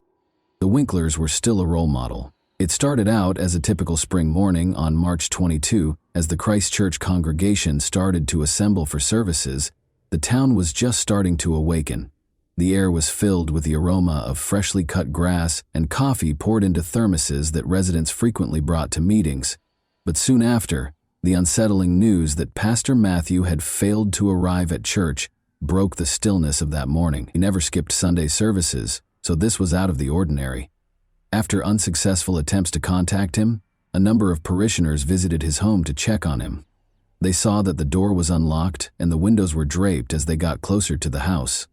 Given how strict the Winkler family had always been about security, this seemed strange. They knew something had gone wrong as soon as they were inside. It was too quiet in the house. A distressing call was placed to emergency number 91 at 9 a.m. Matthew Winkler was the pastor of the Church of Christ, where James Barker, the caller, was a parishioner. Barker stated that because Matthew had not shown up for the morning service, he and a few other churchgoers who were worried about the pastor had made the decision to pay him a visit at his house. A few minutes after the call, Barker found Matthew's body in his bedroom, and police officers quickly arrived on the scene. In order to avoid interfering with the investigation, Barker and other parishioners had already left the house. The house appeared to be in good condition upon first inspection, but the atmosphere was strange. The only evidence of violence or damage in the house was the fight in the bedroom. There was no sign of the family's presence, as if they had just left the house. The police officers were astounded by the house's unremarkable appearance as soon as they entered it. There was an incomplete breakfast in the kitchen, toys on the floor, and cups of leftover coffee on the table in the living room. However, the initially seemingly normal atmosphere did not match what the police officers soon learned when they entered the bedroom. They saw Matthew Winkler's body right away. He was on the bed, face down, in pajamas that showed obvious signs of abuse. Death had finally caught up with him, as was later revealed. The pastor had a noticeable large wound on his back a few hours prior, which was clearly caused by a gunshot, but the gun itself was not present in the room. The police observed that the gunshot shell casing was on the ground as they placed Matthew's body down. This immediately suggested the presence of a firearm, but none was found. There was evidence of a struggle in the bedroom. The nightstand had been knocked over, and books and personal items were all over the floor. As though someone had attempted to hide or flee, the sheet was partially hanging off the bed, and the bedding was wrinkled. This implied that at the time of the crime, the victim and the offender were engaged in combat. A few crucial details were also noted by forensic investigators who arrived soon after the police. The family had gotten up early that day and was getting ready for their morning duties, as evidenced by the empty bottles of shampoo and shower gel in the bathroom. But there were concerns about Matthew's own death in the bedroom and his absence from the church service. The shoe tracks that did not match Matthew's shoes, however, were the most interesting discovery. Someone was in the room when the crime was committed, as evidenced by prints found on the carpet near the bed. The pastor's shoes were not the same size as these footprints. This suggested a potential offender who might have been both directly involved in the incident and a witness to the murder. On one of the night tables, police also discovered a partial palm print that they later determined belonged to Mary Winkler. Her whereabouts were unknown at the time of the murder, but the print provided unmistakable proof that she was present at the scene, making this fact contentious. A child's note was left on the kitchen refrigerator by the family's eldest daughter. The paper said, "Daddy, you are loved." In the midst of the tragedy, the message was especially poignant and made investigators wonder about the motivations behind the crime. After examining the house and documenting important evidence, police started questioning. James Barker, who saw the first events, was the first person interviewed. Barker attested that he and a number of parishioners visited the residence early on March 22 in order to locate the pastor, who had not arrived for service. The next question posed by a neighbor is whether the perpetrator knew the family, because he also stated that there were no indications of violence or forced entry in the house, who also claimed that he saw Mary Winkler on March 21st in the evening. According to him, there were no indications of tension or conflict, and the Winkler family seemed friendly and at ease. The Winkler family was described by numerous witnesses as calm and amiable, so this turned out to be a crucial point. Soon after, the police started interrogating the church employees, who also attested to the absence of any indications of disputes or questionable activities, but it soon became apparent that nobody had any clue as to where Mary and the kids might have gone. The main thing that caught people's attention right away was that Mary and the Winkler kids were nowhere to be found. The family may have been kidnapped or on the run because their car was out of place. This turned into the primary query that investigators were attempting to address. Following the discovery of Matthew's body, a massive search was launched for the Winkler's vehicle, and hotels and gas stations were inspected for possible routes Mary might have taken. When police learned that the Nissan Quest minivan had vanished, they immediately began a manhunt for it. Every patrol team within a few hundred kilometers was told to keep an eye out for vehicles that fit the description. Investigators also asked for surveillance footage from gas stations and major highways. Because Selmer is a small town, there were few options for escape routes, which gave police hope that the missing men would be found soon. The car was seen on a surveillance camera at a gas station in northern Alabama, roughly 200 kilometers from the crime scene, a few hours after the search started. 3 kids were in the backseat of the car, and the driver was a woman, according to the video. Although her motivations were still unknown, this discovery was the first concrete indication that Mary had left the state with the kids. Police started looking through Mary's cell phone's messages and calls while they searched for the car. Cellular carrier's information indicated that her phone was in operation in the Jackson, Alabama area. During the time that the car was spotted, Mary made a number of brief phone calls, none of which were to friends or family. This demonstrated her prudence and desire to avoid leaving an overt trace. Calls made the day before the murder were also examined by investigators. One significant discovery was that Mary had spoken with the bank where the family had a loan about their financial troubles. Based on this information, police theorized that strange financial relationships might have been the driving force behind the crime. Examining Mary's financial activity was another crucial area of attention. The family booked accommodations at a small Jackson motel using their credit card. Police were able to further focus their search as a result, and on March 23, 2006, just over 24 hours after Matthew Winkler's body was found, they went straight to the address that was provided. Mary Winkler and her 3 kids were discovered by police in a motel in Jackson. A tiny room with 2 beds was occupied by the family. Mary opened the door almost instantly when the officers knocked. She didn't appear panicked, but she did look exhausted. She later discovered that she had purchased the toys her 3 daughters were playing with on the way in. There was no opposition to Mary's arrest. After giving him a hug, the woman calmly climbed into the police car. The investigators were taken aback by her actions. She didn't try to escape or defend herself. She merely said, "I knew you would find us." This was a crucial detail because it showed that she was aware that she was going to be arrested. The kids were treated by psychologists at a nearby social assistance center. They looked healthy at first glance, but they were confused and didn't know what was going on. Patricia, the oldest daughter, informed center employees that her mother had asked them to be obedient while they were on a brief vacation. Investigators also spoke with people who knew the Winklers, including Mary. While neighbors characterized the family as amiable and successful, others noted that Mary had recently appeared to be depressed. According to one of her friends, she hardly ever interacted with people outside of her family and church. According to Matthew's church colleagues, he was a strict man, particularly when it came to family matters. This was inconsistent with the public portrayal of their happy marriage.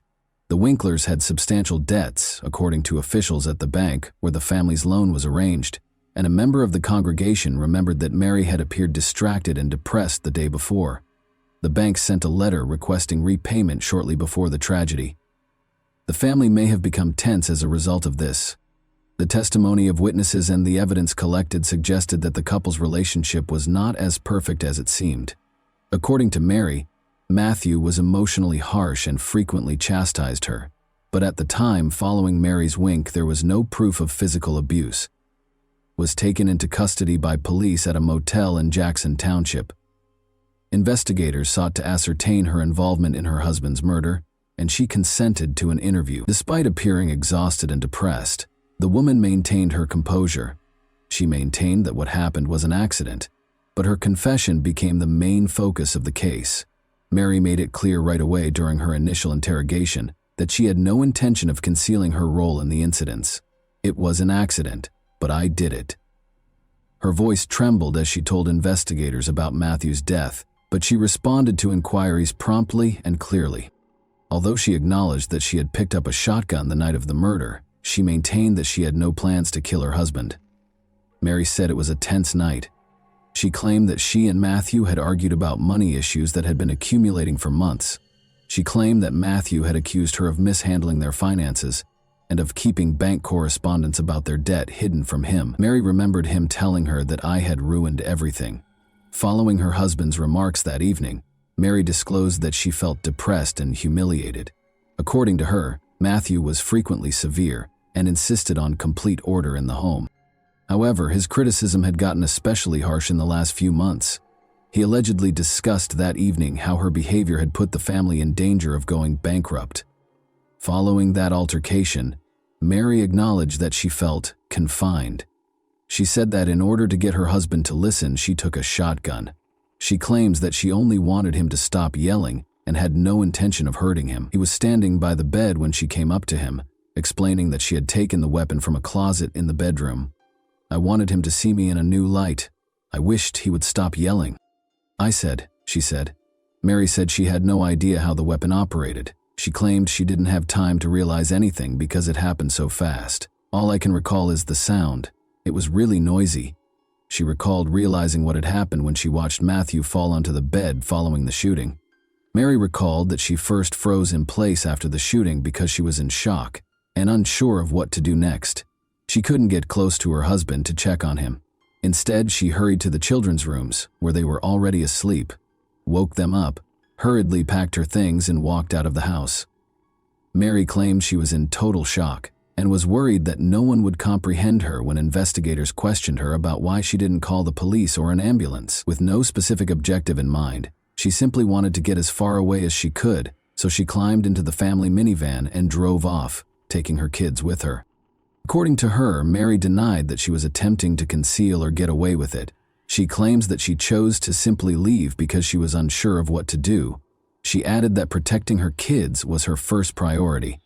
Mary's confession raised a lot of questions, but also provided investigators with a foundation for prosecution. The shotgun needed a lot of force to pull the trigger and remove the safety, according to forensic specialists who examined the weapon. The fact that Mary brought the gun with her raised suspicions among the police, who began to wonder if the shooting was really an accident. Investigators suspected this was a deliberate choice or an attempt to conceal evidence after the murder. Despite being emotional, Mary's own confession did not rule out a premeditated crime. In an interview with psychologists, Patricia, the family's eldest daughter, claimed to have heard her parents talking loudly the night before the trip. The girl remembered that her mother had later entered the room, woken her up, and informed her that they were leaving, but she did not understand what was being said. Mary's claim that she left the house right away after the murder was supported by this testimony. To prevent traumatizing the children, the investigation used their testimony with caution. They did, however, support the idea that Mary acted emotionally, even though her actions following the shooting continued to be unpredictable. Investigators concluded that Mary's confession contained enough evidence to bring charges of second-degree murder. Her acknowledgement that she fired the shot herself, the fingerprints found at the scene, and the fact that the gun was found in the car's trunk were the primary contributing factors. After conducting interviews and compiling evidence, investigators also explained her attempts to escape to another state and her escape with her children, which they viewed as avoidance behavior. Prosecutors intended to present the case in a way that would demonstrate Mary's actions went beyond chance, so she was moved to the county jail to await trial. What was ahead was a trial that would spark extensive public outrage and become a national conversation point not just in Tennessee. The trial had a national impact. In the spring of 2007, Mary Winkler's trial got underway in the Tennessee District Court. The case immediately sparked widespread public interest. Journalists from across the nation attended the hearings, in addition to Selmer residents. On the one hand, Mary was portrayed by the prosecution as a cold-blooded killer. The defense, however, contended that Mary suffered from years of emotional suppression and domestic abuse, which ultimately caused the tragic result. From the outset of the trial, the prosecution adopted a tough posture. Using evidence from forensic experts, prosecutors contended that Mary Winkler killed her husband voluntarily. They presented evidence that Mary's behavior the night of the murder was motivated and purposeful.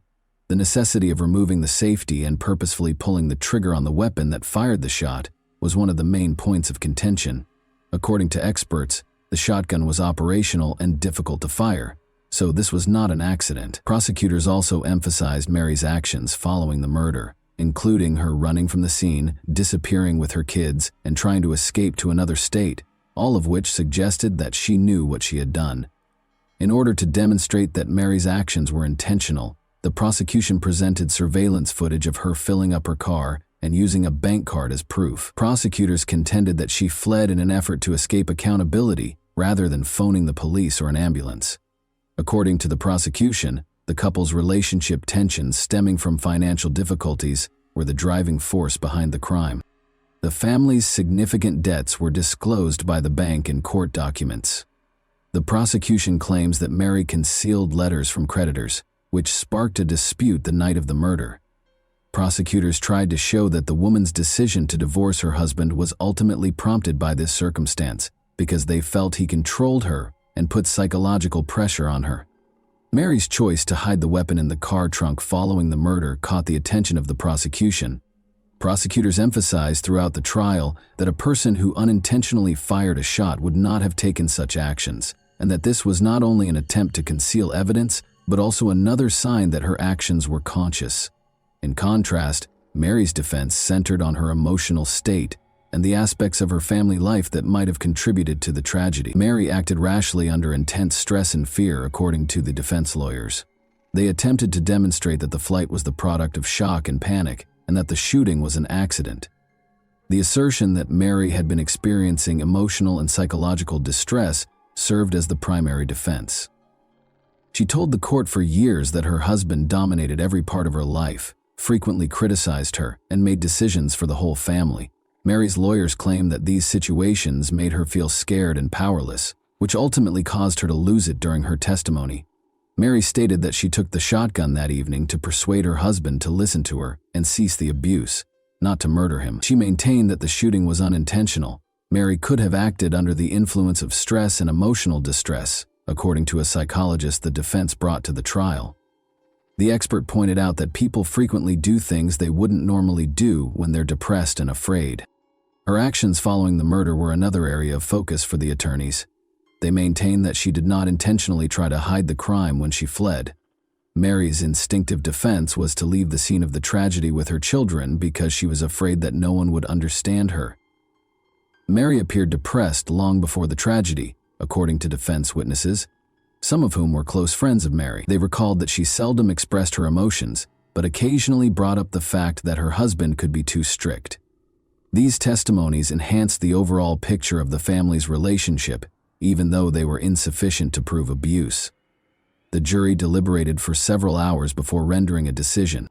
Mary Winkler's manslaughter conviction was upheld. Although her behavior following the shooting suggested responsibility for what transpired, the court believed there was not enough evidence to consider her actions fully conscious. Due to a scheduling conflict with one of the attorneys on June 8, 2007, the sentencing phase was postponed from its original start date of May 18, 2007. A judge in Tennessee sent a yes on the manslaughter charge. Mary Winkler received a sentence of 210 days in prison. According to her record, she had already completed 5 months of that time, and the judge permitted her to spend up to 60 days in a Tennessee mental health facility. And that wraps up today's chilling story. If you enjoyed this video, don't forget to like and subscribe so you never miss a new upload. Also, let me know in the comments what part of this story shocked you the most. Thank you for watching, and I'll see you in the next video.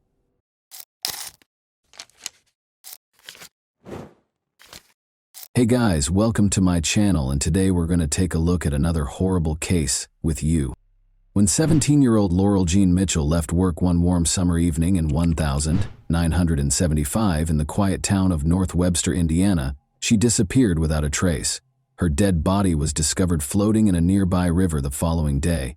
Who could have done something so heinous? Her murder went unsolved for almost 50 years, leaving the community haunted and her family devastated. However, a discovery in 2023 finally clarified the sinister mystery surrounding Laurel's premature passing. Who was to blame for what happened to Laurel that fateful night? You might be surprised by the answers. Now, let's explore the narrative. Do you know those places where people know your name and things are a little more laid back? That's North Webster, Indiana, to put it briefly. This small town in Kosciuszko County, which is encircled by serene lakes and beautiful scenery, is a place where neighbors become family. As families enjoy the outdoors and friends pause to talk, life moves at a leisurely pace. North Webster's allure goes beyond its lake view, with Friday night lights bringing the community together. The town proudly supports its Whipco Wildcat sports teams. North Webster's love of basketball is unrivaled, even though Indiana is well known for its basketball heritage. Who knows, this hoops-loving town may produce the next Gordon Hayward or Larry Bird. But there's more to this story than meets the eye. This close-knit community has experienced its fair share of tragedy and heartache. The community's resilience has been put to the test, and severe wounds have been caused by crimes. The murder of Laurel Jean Mitchell is one heartbreaking instance. Her life was cruelly ended, leaving her neighbors, friends, and family in shock. Laurel Mitchell was born on May 24, 1958, into a loving family as the second child of Richard and Wilma Mitchell. Her younger sister, Sarah, was only 5 years behind her older brother, Bruce, who was in California serving in the Army. Every part of their home was filled with laughter and family time, as Laurel grew up surrounded by the warmth of a loving family. Through family customs and adventures, Laurel and her siblings created lifelong memories while laughing and crying. The ability to truly connect with people was Laurel's unique gift. She became well-liked in the community because of her easy charm and kind disposition. Laurel's passions were dance and music. She was a committed dance student who honed her skills at a nearby studio. She also had a lovely voice and sang in the choir at her church. For Laurel, dancing and music were more than just pastimes. They were a way for her to express herself, find joy, and celebrate life. Her future appeared to be extremely bright. As she neared her senior year at Wawasee High School, her dreams seemed to go on forever, full of possibilities and adventure. She accepted a job at the Cokesbury Inn, a quaint eatery on the shores of Webster Lake, to add even more excitement to her summer. For a teenager, it was the ideal job, and Laurel enjoyed her job. She became very friendly with her co-workers and made customers happy with her upbeat demeanor. For the Mitchell family, that August day started out just like any other. Laurel, her younger sister Sarah, and a guest got up early and got to work on their morning tasks. The kitchen reverberated with the familiar sounds of laughter and breakfast preparation. Unaware that the day would soon turn into an unthinkable tragedy, Richard and Wilma hurried to finish their tasks and got ready to leave for work. With a cheerful smile and a positive attitude, Laurel left for her shift at the Cokesbury Inn by mid-afternoon. She enjoyed interacting with her coworkers and serving customers at her job, which she loved. She added warmth to the bustling restaurant as she moved about, laughing and joking with the regulars. Unaware of the horror that would soon be revealed, Laurel settled into the steady pace of the evening shift. Adventureland, a nearby amusement park only 0.5 miles from her place of employment, was where Laurel intended to meet up with friends following her shift. With her sights set on the exciting evening, she graciously declined a coworker's offer to drive her home after the restaurant closed. Laurel left the office at 10:15 p.m., bid farewell to her coworkers, and ventured out into the balmy summer evening. The sounds of summer filled the streets. Unaware that it would be her final moment, Laurel ventured into the darkness. Nobody saw her again after that. Laurel's parents thought she was out having fun with friends when they got home. They thought she was at the amusement park as scheduled and had no reason to be concerned. Her friends, meanwhile, believed she had left work to go home. For a responsible girl like Laurel, it was a fair assumption. Unbeknownst to everyone, though, the group had decided against going to the amusement park and instead would be attending the county fair in Warsaw. They would think about this misunderstanding a lot in the days ahead. Fear took hold as the night grew darker. Her heart raced when she realized Laurel hadn't arrived home when one of her friends came back to the Mitchell residence at around midnight. Being a responsible person, Laurel would never stay out past curfew without informing her family. Panic set in and their hearts started to race. The Mitchells made the decision to wait a little while longer, in the hopes that Laurel would arrive at any moment, despite their mounting anxiety. They engaged in tense conversation in an attempt to block out the depressing thought that something was seriously amiss. But as the minutes passed, and the minutes became hours, their fear became a pervasive dread. Uncertainty weighed down the once friendly and cozy house, and shadows appeared to grow in the recesses of their thoughts. They ultimately made the decision to report Laurel missing to the police at around 4 in the morning. In the close-knit community, word of Laurel's disappearance quickly spread, causing anxiety to permeate every home. In order to find Laurel, neighbors, friends, and even complete strangers banded together and combed through streets, roadsides, and woods. As they brought ropes, flashlights, and a strong will to find any sign of Laurel, their voices filled the still night. Officers were sent to conduct a canvass of the area after the police took the report seriously. But as the hours passed, Laurel was nowhere to be seen. A growing sense of dread took the place of hope. When Sarah awoke at home, she saw her parents upset, their faces marked with anxiety. Unspoken fear pervaded the air, and the morning routine had been upended. Sarah felt that something was seriously amiss, even though she was meant to be at a softball practice that morning. In an attempt to protect her from the growing panic that had swept the house, her parents encouraged her to leave anyhow. With a forced smile that did little to conceal her own nervousness, her mother said, "Just try to focus on your game." Sarah departed for practice with a heavy heart, but she couldn't get rid of the thought that her sister wouldn't be returning home. As she made her way to the field along the same route, the unsettling thought persisted. About 15 miles from Laurel's place of employment, Glenn Dixon and his son Hager started fishing on the Elkhart River. Instead of a calm morning as they had hoped, they discovered something terrible. A fully clothed body was spotted floating in the river. They were stopped in their tracks by the sight, and they quickly realized that they were not witnessing an accident. It was obvious that this was no accident, because the body had been in the water for a while. They phoned the police right away. Glenn and Hager made a desperate call, and officers swiftly arrived. Officers quickly filled the once serene riverbank, their radios blaring with urgent calls. Knowing they were going to break the heartbreaking news to a family, they retrieved the body with a combination of professionalism and solemn respect. There was a noticeable tension in the air as they attempted to identify the victim. Laurel Mitchell was the one. The news was like receiving a kick to the stomach. Her life ended suddenly, and the intelligent, vivacious girl who loved dancing and music was gone. The news was devastating to the Mitchell family. Richard sobbed when the officers came to deliver the heartbreaking news because he couldn't believe his beloved daughter was no longer with him. Wilma was distraught, her sorrow so deep that it seemed to consume her whole being. Known for their close ties and mutual laughter, the family felt disoriented and broken all of a sudden. Sarah felt a wave of dread when she saw the police cars parked outside their house after practice. She had a gut feeling that something was seriously amiss.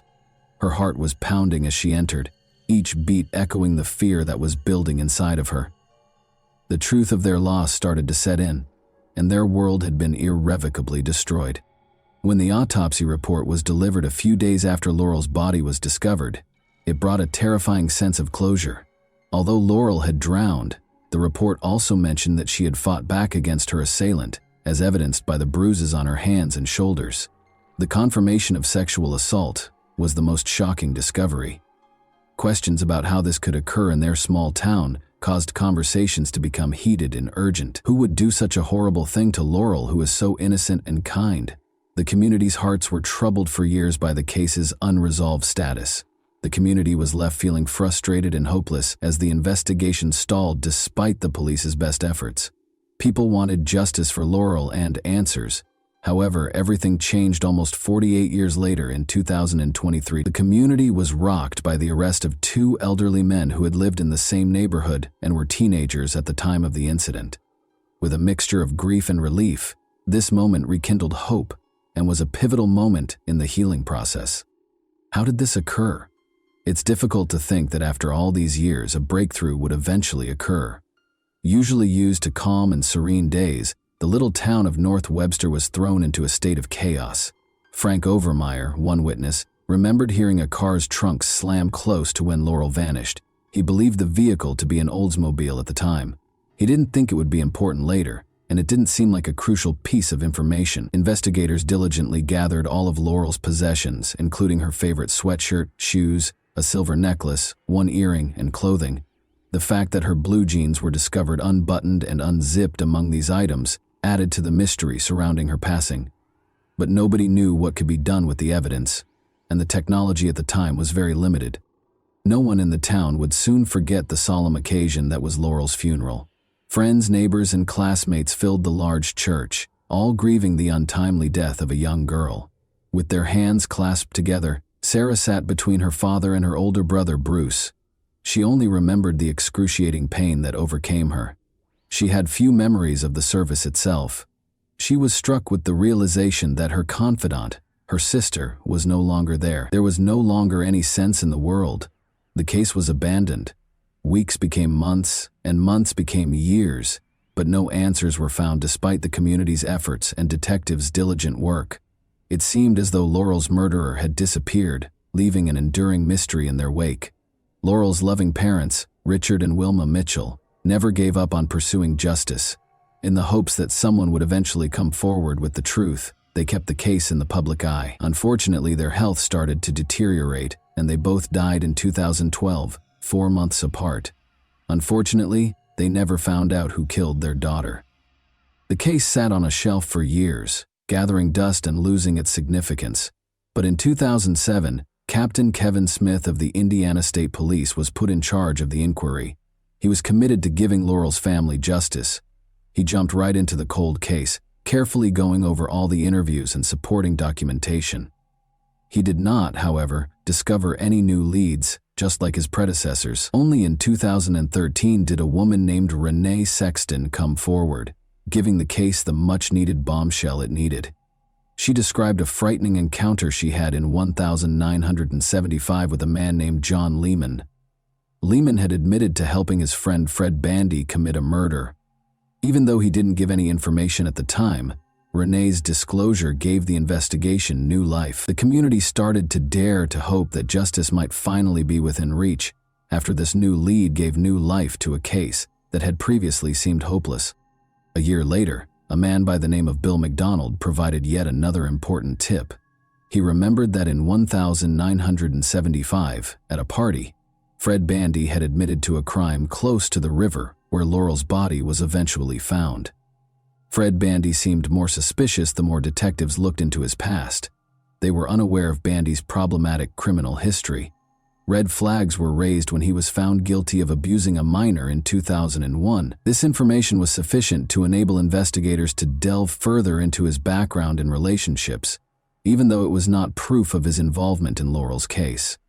According to a report on July 3, 2014, Bandy claimed to have committed the crime at Mallard's Roost, a public access location next to the location where Laurel's body was discovered. The Noble County Sheriff's Department was notified on September 25, 2019, that Bandy claimed he and Lehman had killed Laurel together at a high school party years prior. In 2019, Captain Smith made the decision to take a new look at the evidence in Laurel's case. He sent Laurel's clothes for DNA testing since, by that time, forensic technology had advanced. Smith believed that the answers they had been looking for decades might finally be found thanks to scientific advancements. Forensic scientists examined the clothing in great detail for weeks. Their perseverance eventually paid off, as a male DNA profile was found on the fabric. Detectives were able to rule out a number of possible suspects thanks to this discovery, which revitalized the investigation.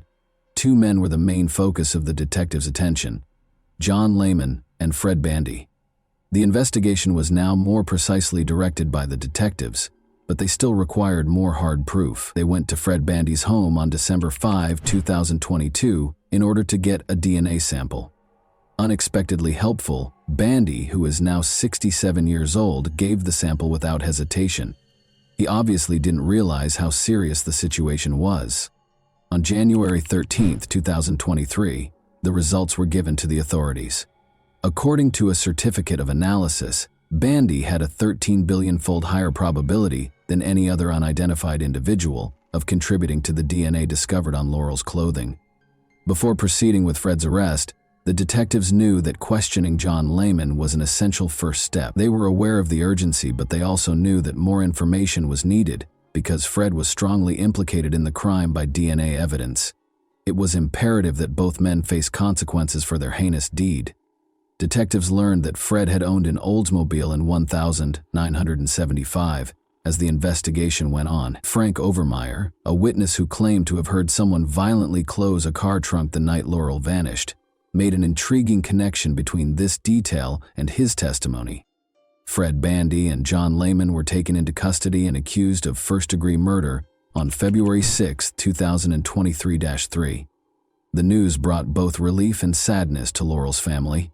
The fact that justice was at last within their grasp gave Sarah and Bruce a sense of closure, but they were deeply troubled by their parents' absence at this time. Sarah felt a range of emotions when Captain Smith called her to tell her the news. Despite both men's not guilty pleas in court, the evidence against them was indisputable. The detectives' meticulous investigation, witness accounts, and DNA matches painted a somber picture of what most likely transpired on that fateful night in August 1975. Investigators thought that Laurel had been kidnapped, beaten, and then driven to the river where she was drowned by Fred and John. The courtroom was rocked by the disturbing details of the crime. Laurel's family prepared for the lengthy journey ahead, while Fred and John awaited their trial. Although justice was on the way, Laurel would not return. Sarah would always feel the anguish of losing her sister. Now that justice was at hand, the reality of it all felt almost unreal after decades of waiting for answers. The first hearing between Bandy and Lehman was originally set for Wednesday, February 8, 2023, in the Noble Circuit Court. Fred Bandy Jr., now 68, was charged with first-degree murder and was set to go on trial by jury for 5 days. Bandy's last pretrial conference was also set for July 29, 2024, at 3 p.m. However, no outcomes have been made public as of yet. On February 5, 2024, he attended another pretrial conference in Noble County, where trial dates were scheduled for October 7 to 11, 2024. John W. Lehman, his 68-year-old co-defendant, is involved in his own legal proceedings. At 1 p.m. on February 26, 2024, he had a pretrial conference. A hearing for a change of plea was also scheduled for June 18, at 11:30 a.m. in the Circuit Court of Noble. It was anticipated that Lehman would enter a guilty plea to the charges against him at this hearing, renouncing his not guilty plea. Lehman recently agreed to a plea agreement on August 15, 2024, which could drastically lower his sentence. The deal would sentence him to 8 years in a state prison in Indiana and drop the first-degree murder charge in favor of conspiracy to commit murder. However, this agreement is contingent upon a judge's approval, which will be decided at a hearing on October 11. This development could provide closure to the impacted families and represents a significant turning point in the case. The hearing's outcome, which will decide whether Lehman's plea agreement is accepted or if the initial charges remain, will be closely monitored. The trial for Bandy is still set for October. There is an unfillable void left by the tragically short life of Laurel Mitchell. But because of Captain Smith and his team's unwavering commitment, her killers will not escape punishment. For a community that has been waiting far too long, their unwavering efforts have ensured that justice is served. The impact of Laurel goes well beyond her sad destiny. She will live on as a testament to tenacity, optimism, and an inspirational spirit. And that wraps up today's chilling story. If you enjoyed this video, don't forget to like and subscribe so you never miss a new upload. Also, let me know in the comments, what part of this story shocked you the most? Thank you for watching, and I'll see you in the next video.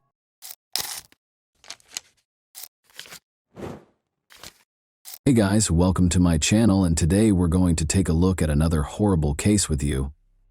Rosemary Silva, 32, and her fiancé, Uderli Damasceno, 30, were getting ready for their wedding ceremony on Sunday, December 4, 2016, which was scheduled to take place in a charming rural setting close to Sao Paulo. To impress the guests and her future husband, Rosemary had orchestrated a spectacular helicopter arrival, but a sudden tragedy made everything into a nightmare just before the ceremony was scheduled to start. Rosemary, a 32-year-old nurse assistant, grew up in a big family in Sao Paulo.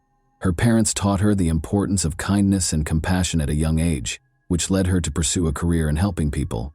Her co-workers always felt they had her undivided attention and frequently complimented her on her diligence, patience, and kind disposition. When she wasn't working, Rosemary was a happy, energetic person who loved hanging out with friends, volunteering at her church, and making sure her loved ones were safe and content. Since she was a young girl, Rosemary had dreamed of her wedding day. She imagined herself wearing a gorgeous white gown, walking down a flower-adorned aisle, and being surrounded by the smiles of loved ones. She had been inspired by these fantasies to diligently save money for the ideal celebration. Her spectacular helicopter arrival was one of the unique touches she had in mind, a surprise that would enthrall everyone present. Uderli, who was 30 at the time, was a mechanic from Sao Paulo who was raised in a hard-working household that valued simplicity and honesty. He had a strong interest in mechanics from an early age and progressively developed into a proficient professional. Uderli had a reputation for always carrying out his duties with honesty and for being steady, collected, and trustworthy. Despite his previous marriage ending in divorce, he remained close to his daughter from that marriage and spent as much time as he could with her. Although they didn't click right away, the two quickly became closer after meeting at an evangelical church. At first, they approached their discussions warily, as if they were two strangers who were not sure what they had in common. But as their relationship deepened, it became clear that they were destined to be together. In 2015, the pair started dating, and a year later, Uderli proposed, which Rosemary happily accepted. Rosemary and Uderli immediately started organizing their wedding after announcing their engagement. From the selection of flowers and music to the seating configurations and venue decor, Rosemary was adamant that everything be flawless. This was supposed to be a fairy tale day, and Rosemary imagined every visitor looking back on it with delight. But one element of the wedding was particularly noteworthy. Rosemary orchestrated a memorable surprise by arriving in a helicopter. Her dream had been to descend from the sky like a vision, to make an entrance that would be remembered. She worked with pilot Peterson Pinheiro to arrange for a Robinson R-44, a light commercial helicopter, while keeping this information confidential. Just 6 people were aware of the plan, including her brother Silvano Silva and photographer Nayla Cristina Neves, who was supposed to document the event. Rosemary couldn't sleep on the morning of her wedding because she was so excited. As the stylists meticulously worked on her hair and makeup, she was greeted with smiles and congrats at the beauty salon. She continued to visualize her spectacular arrival, descending from above and witnessing the wonder on her guests' faces. She had been thinking about this vision for months. She was aware that the day's high point would be this surprise. Rosemary arrived at a nearby town by 2 p.m., wearing her white wedding gown, to catch the helicopter's departure. She was accompanied by her 40-year-old brother Silvano, who had always been her rock. He couldn't refuse his sister's wish, even though he, like many members of their family, was nervous about the flight. They were joined by photographer Nayla, who was expecting a child and was prepared to capture every happy moment. The helicopter took off at 3:30 p.m. The flight went smoothly at first. In anticipation of seeing her fiancé and their guests, Rosemary sat next to her brother, smiling and holding his hand. Nayla made sure that every look and smile would be preserved in their wedding album by filming it all. However, things soon changed. The weather started to get worse. The air inside the helicopter became tense as clouds began to gather, then fog and rain. The pilot had to use instruments to guide him through the thick fog as visibility was fading. Already nervous about flying, Silvano displayed obvious signs of anxiety as he tightly grasped Rosmir's hand while she attempted to reassure him. The photographer Nayla continued to record, but her camera trembled every now and then, revealing the tension that had gripped everyone on board. The pilot approached the venue and tried to find a safe landing spot by descending, but the maneuver became dangerous due to the poor visibility. An uncontrollable descent was caused when the helicopter's tail abruptly clipped a tree. The helicopter crashed and caught fire just over a mile from the wedding location. Those involved in Rosmir's surprise plan started to feel apprehensive as time passed. The wedding coordinator, Carlos Eduardo, who had assisted in planning the flight, called the helicopter company to inquire about its progress. He was informed that the flight had left on time and ought to have reached its destination by now. His concern was heightened by this response, which led him to attempt speaking with the pilot directly. Not a single call was answered. When the phone rang and no one answered, Carlos and the other organizers frantically looked for other ways to find out where the helicopter was. Employees of the company also made unsuccessful attempts to contact the pilot. Meanwhile, as the guests became aware of Carlos's nervous manner, whispers and concerned looks began to circulate among them. The air became heavy with uneasiness, but nobody wanted to cause alarm. Anxious waiting gave way to growing panic after another 15 minutes. In an attempt to learn whether there had been any reports of an incident in the area, the organizers made the decision to contact the local authorities.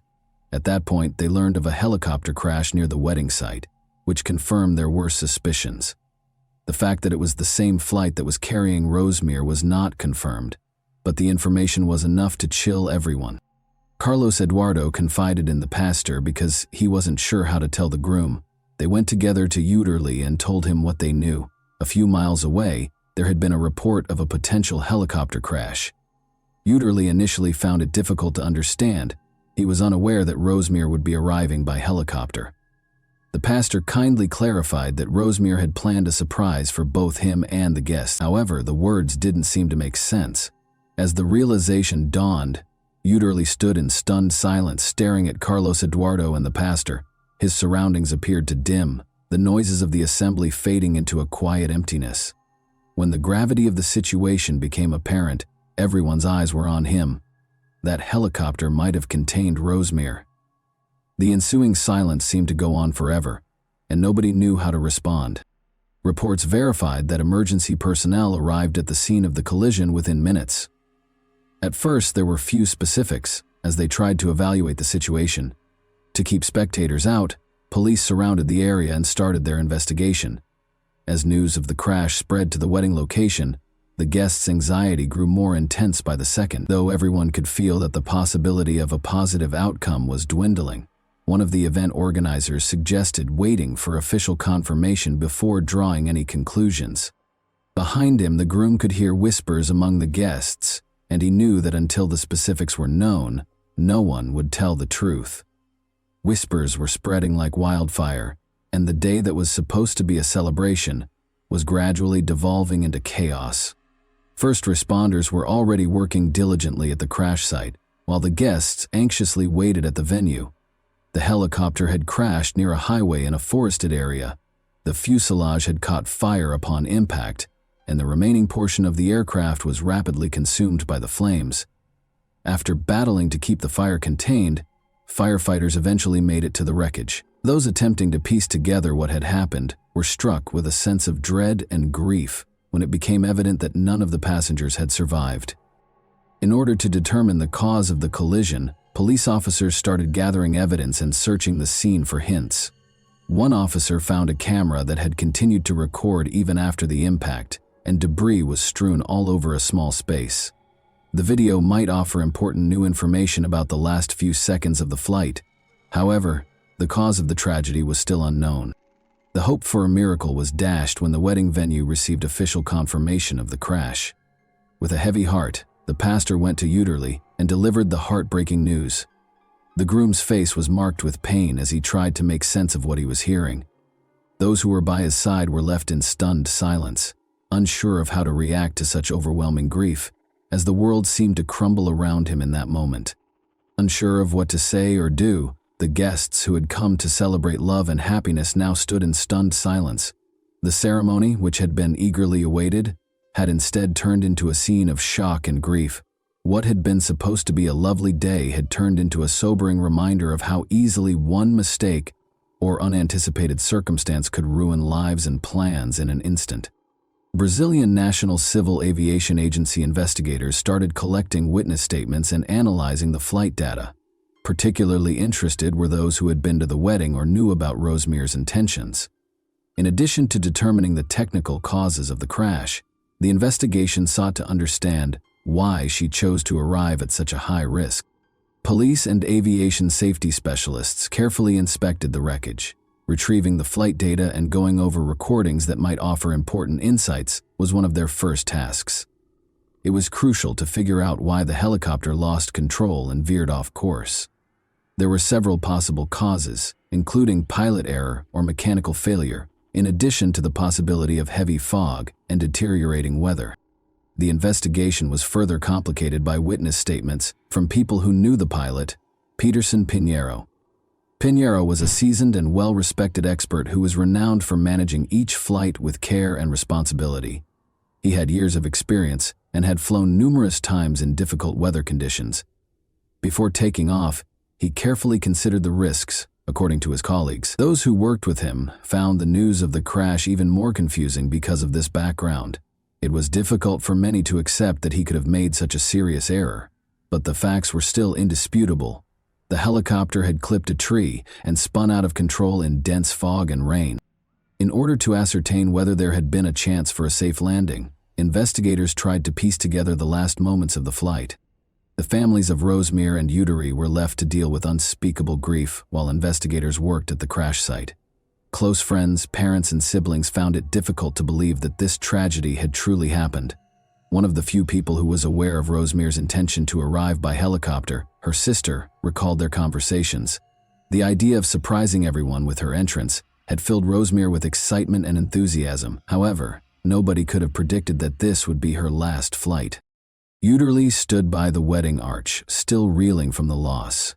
He witnessed organizers and attendees attempting to console one another, but it did not bring him any comfort.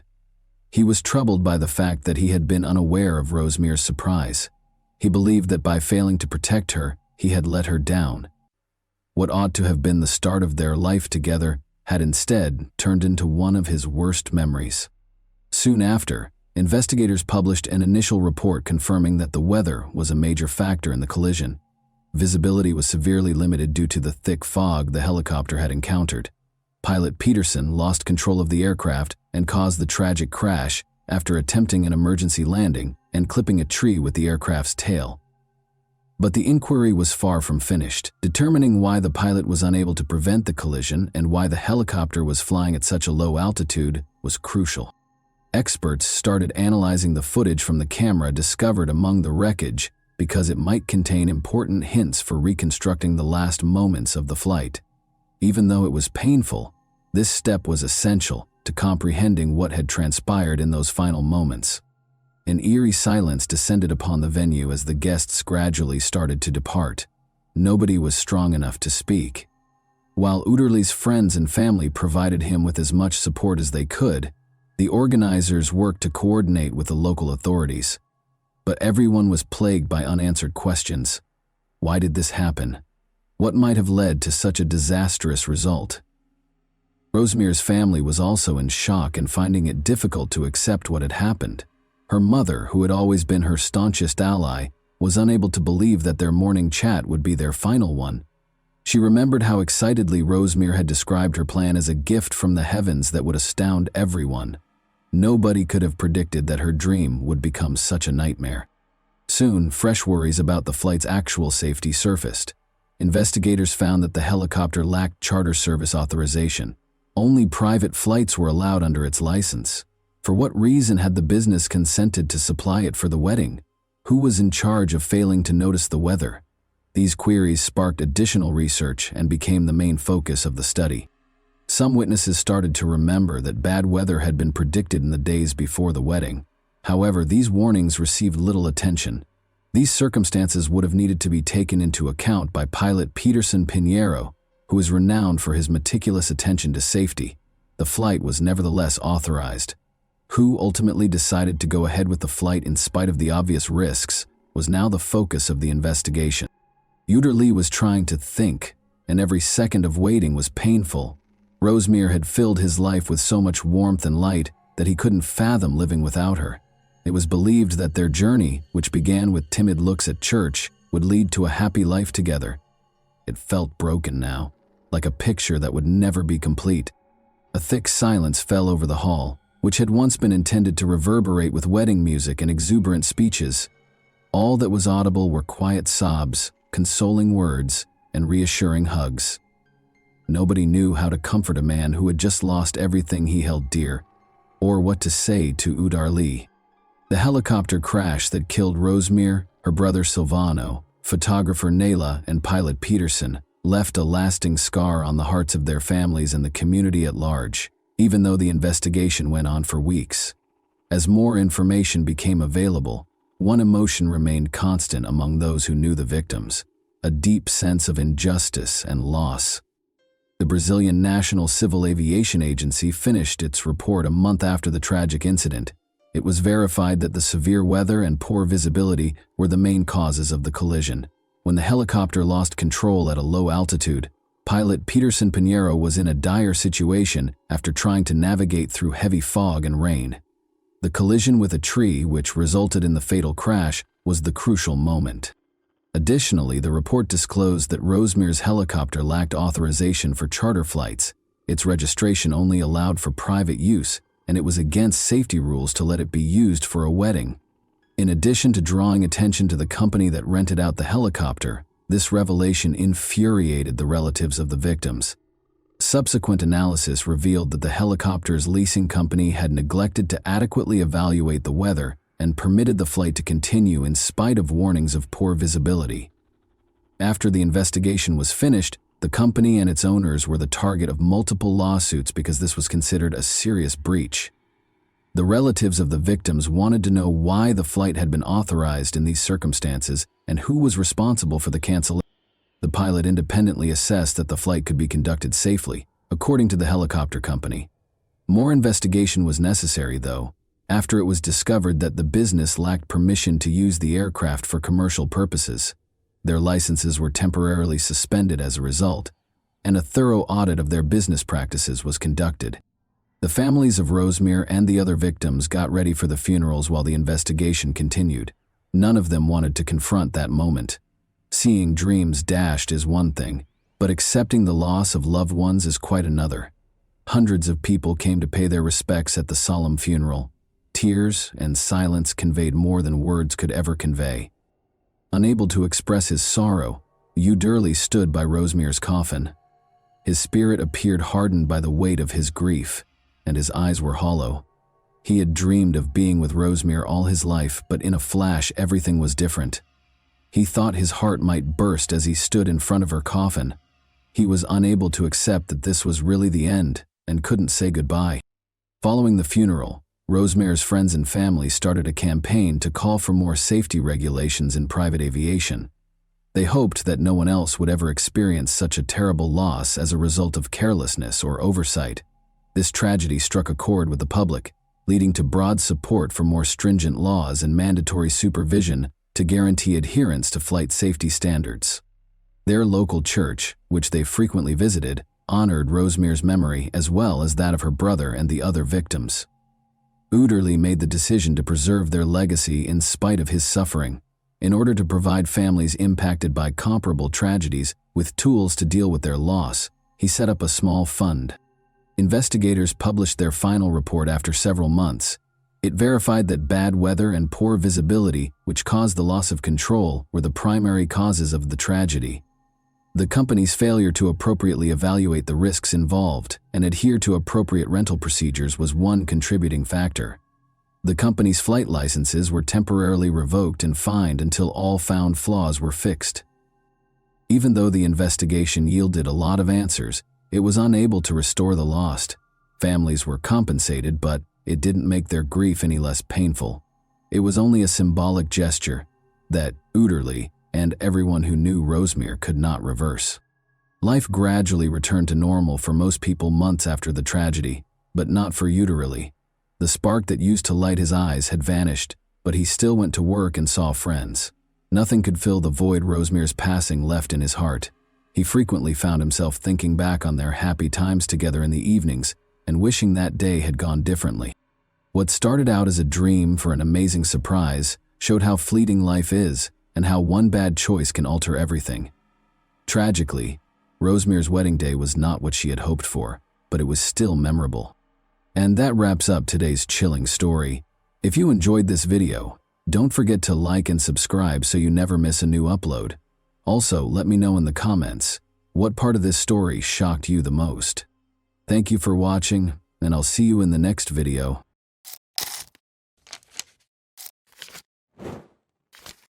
Hey guys, welcome to my channel, and today we're going to take a look at another horrible case with you.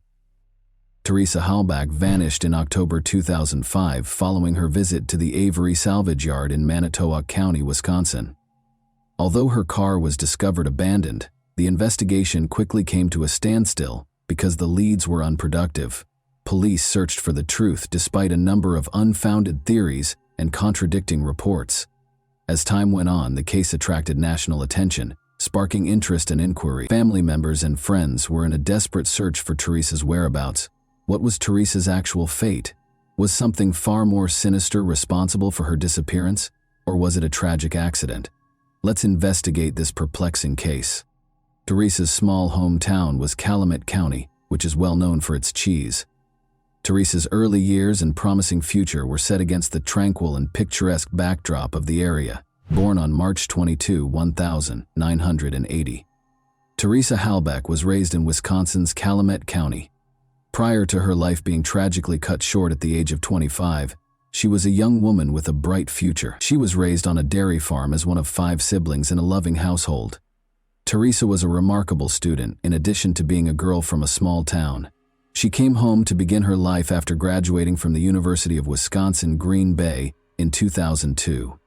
Teresa, who lived in a farmhouse next door to her parents and was still figuring out what she wanted to do with her life, was like many people in their 20s. She spent a lot of time with her parents and siblings and was close to them. She even served as the volleyball coach for her younger sister. They enjoyed spending time together on the family farm, watching Extreme Makeover and hanging out. She had always had a passion for photography, which she turned into a career in 2005. Teresa was a freelance photographer who documented events and weddings.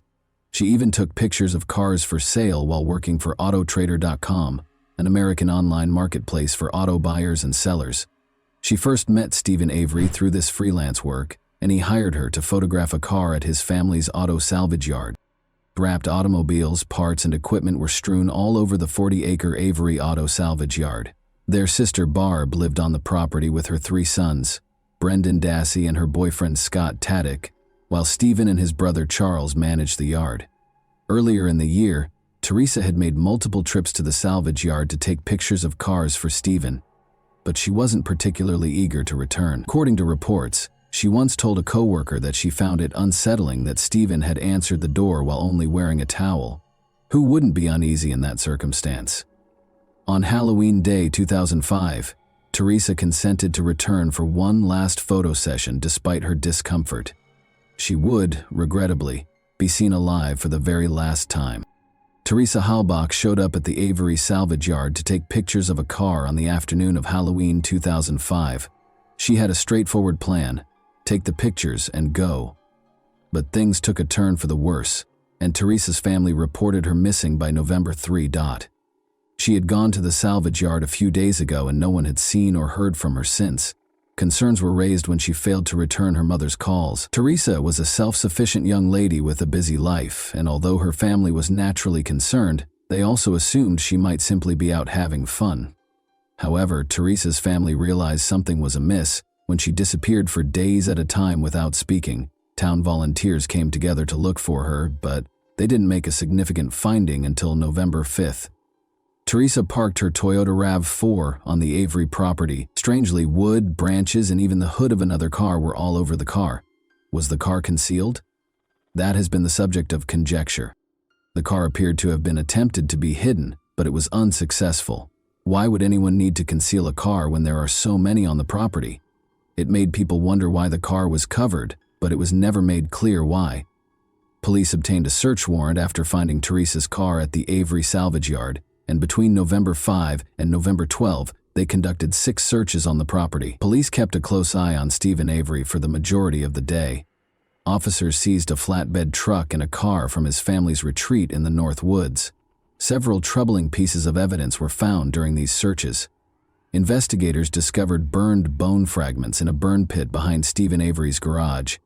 These were subsequently determined by DNA testing to be Teresa's remains. Remains of Teresa's cell phone, Palm Pilot, and camera were discovered in a burn barrel on the property, and blood was discovered in the front and cargo sections of her RAV4. Police discovered 2 firearms, including a rifle, and Teresa's car key in Stephen Avery's bedroom during a search of his home. After several months, additional searches turned up a bullet and pieces in Avery's garage that were connected to the rifle that had been found in his house. Even though the bullet contained DNA evidence, it was still unclear whose DNA it belonged to, which led to more questions about the case. Although this body of evidence eventually strengthened the case against Stephen Avery, it raised controversy and left many questions unanswered. Stephen Avery made an initial statement without legal representation when he was questioned. That was the last time he saw her, he said. Law enforcement, however, soon began to doubt his account. Things quickly got out of hand when he was first arrested on suspicion of possessing illegal firearms on the property. On November 15, a few days later, Stephen Avery was formally charged with Teresa Halbach's murder. The amount of his bail was $500,000. Investigators had little reason to doubt the evidence, especially the blood, bones, car key, and firearm. The fact that Stephen Avery was no stranger to law enforcement is what makes his case so remarkable. This brings us to Stephen Avery's troubled past. He was raised on his family's 40-acre salvage yard in rural Gibson after being born in Manitowoc County in 1962. He had a reported IQ of 70 and struggled academically, attending special education classes. Avery served 10 months after being found guilty of robbing a bar when she was 18. He was imprisoned for a year in 1982 after being found guilty of animal cruelty for burning a cat alive. Avery was given a 6-year sentence in 1985 for threatening his cousin with a gun, but soon after, in 1985, Avery was falsely convicted of the vicious sexual assault and attempted murder of Penny Bjornson, marking the beginning of the most important chapter in his criminal history.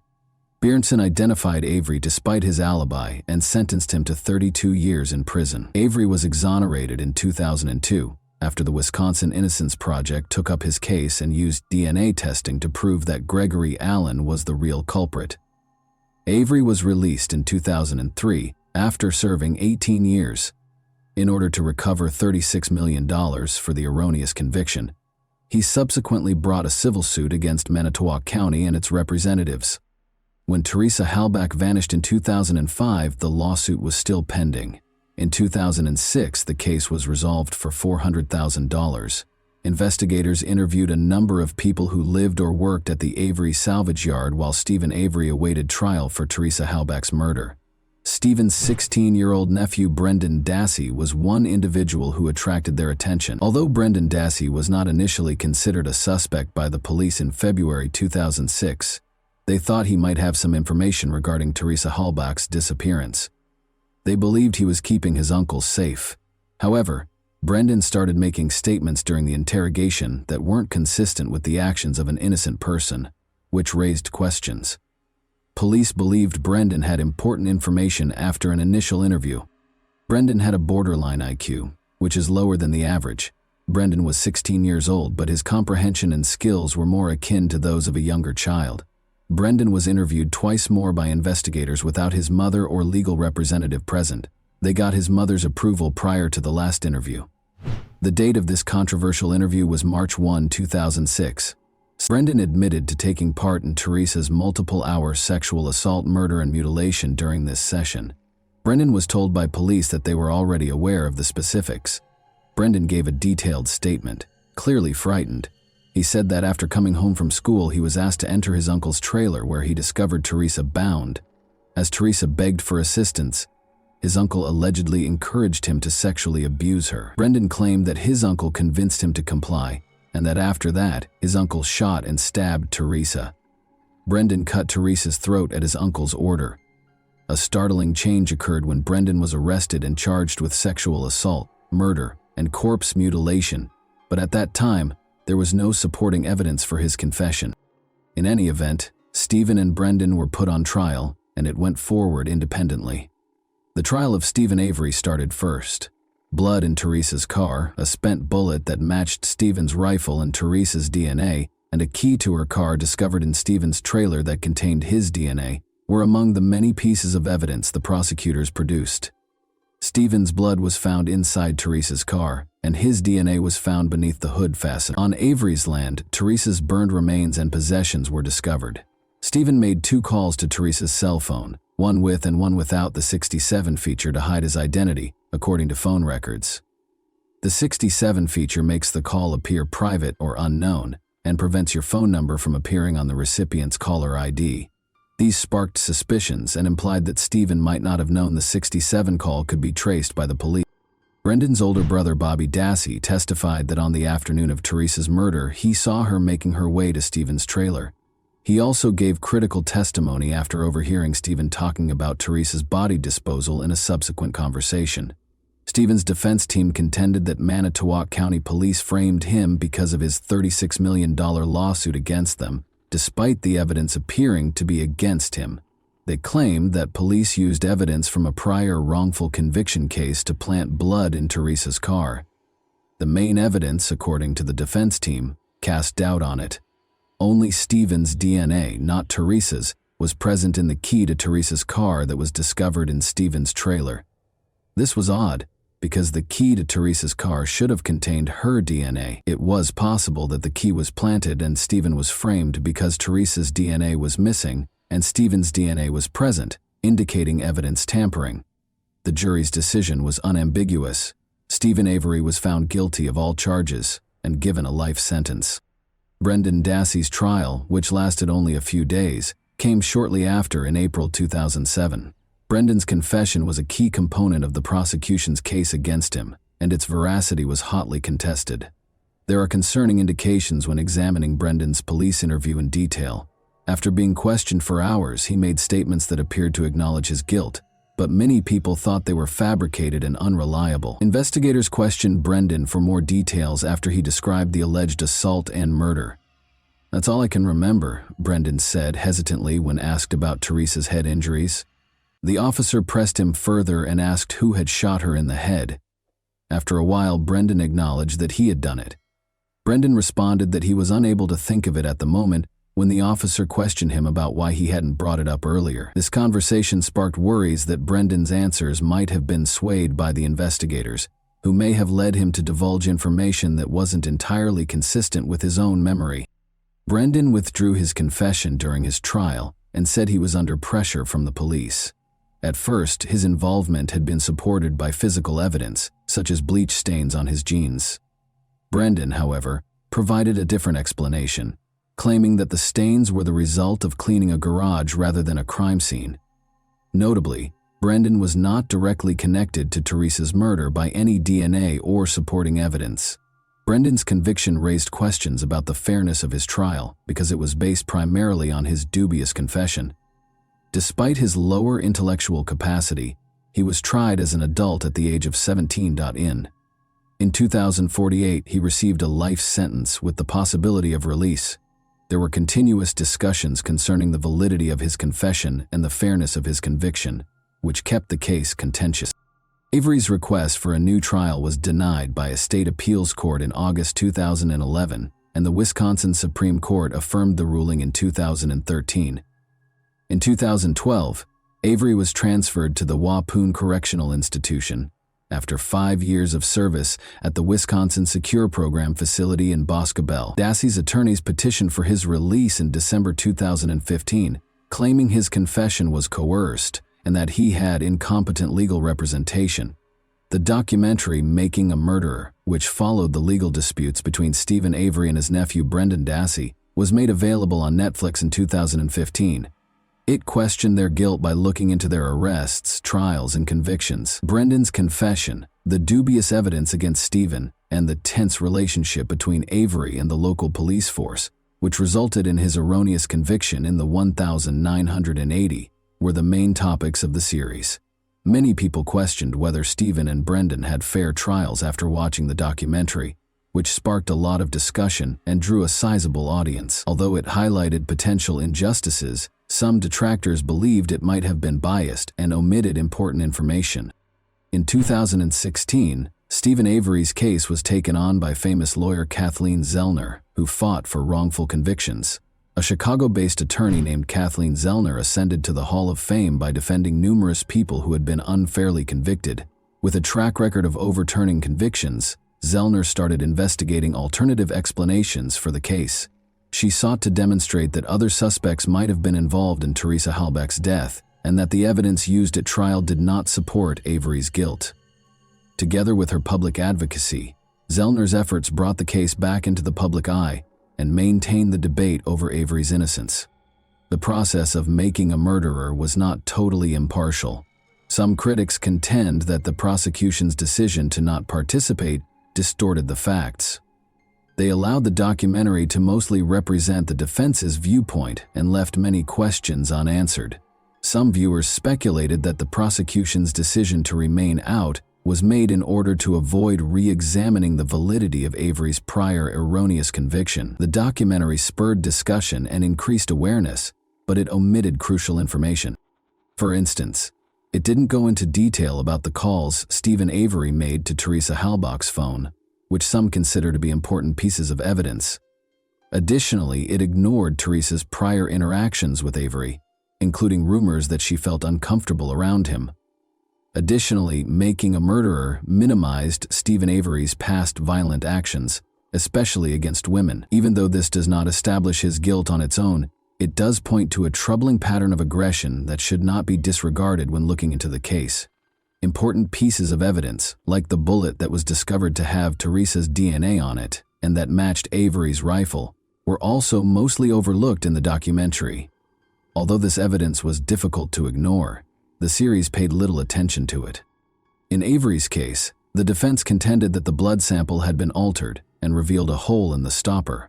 However, a nurse later disclosed that the hole was a routine practice and that the seal had already been broken by Avery's defense team. In the end, the tampering claim was untrue.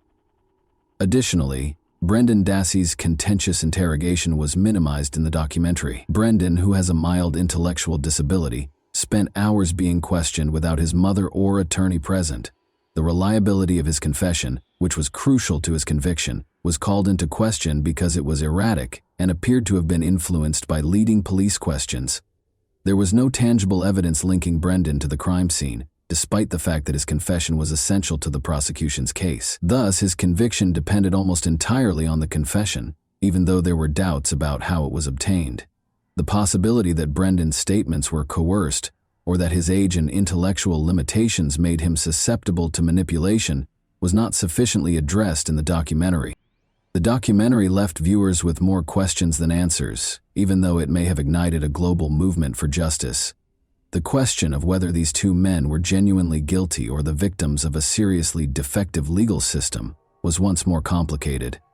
Parts of Brendan's confession were later allegedly misplaced in the Making a Murderer documentary, which, when watched in its entirety, may provide additional insight into the way the police interrogated Brendan. Notwithstanding the media attention, the question still stands: what is the current status of the cases, and have Teresa Halbach and her family received justice?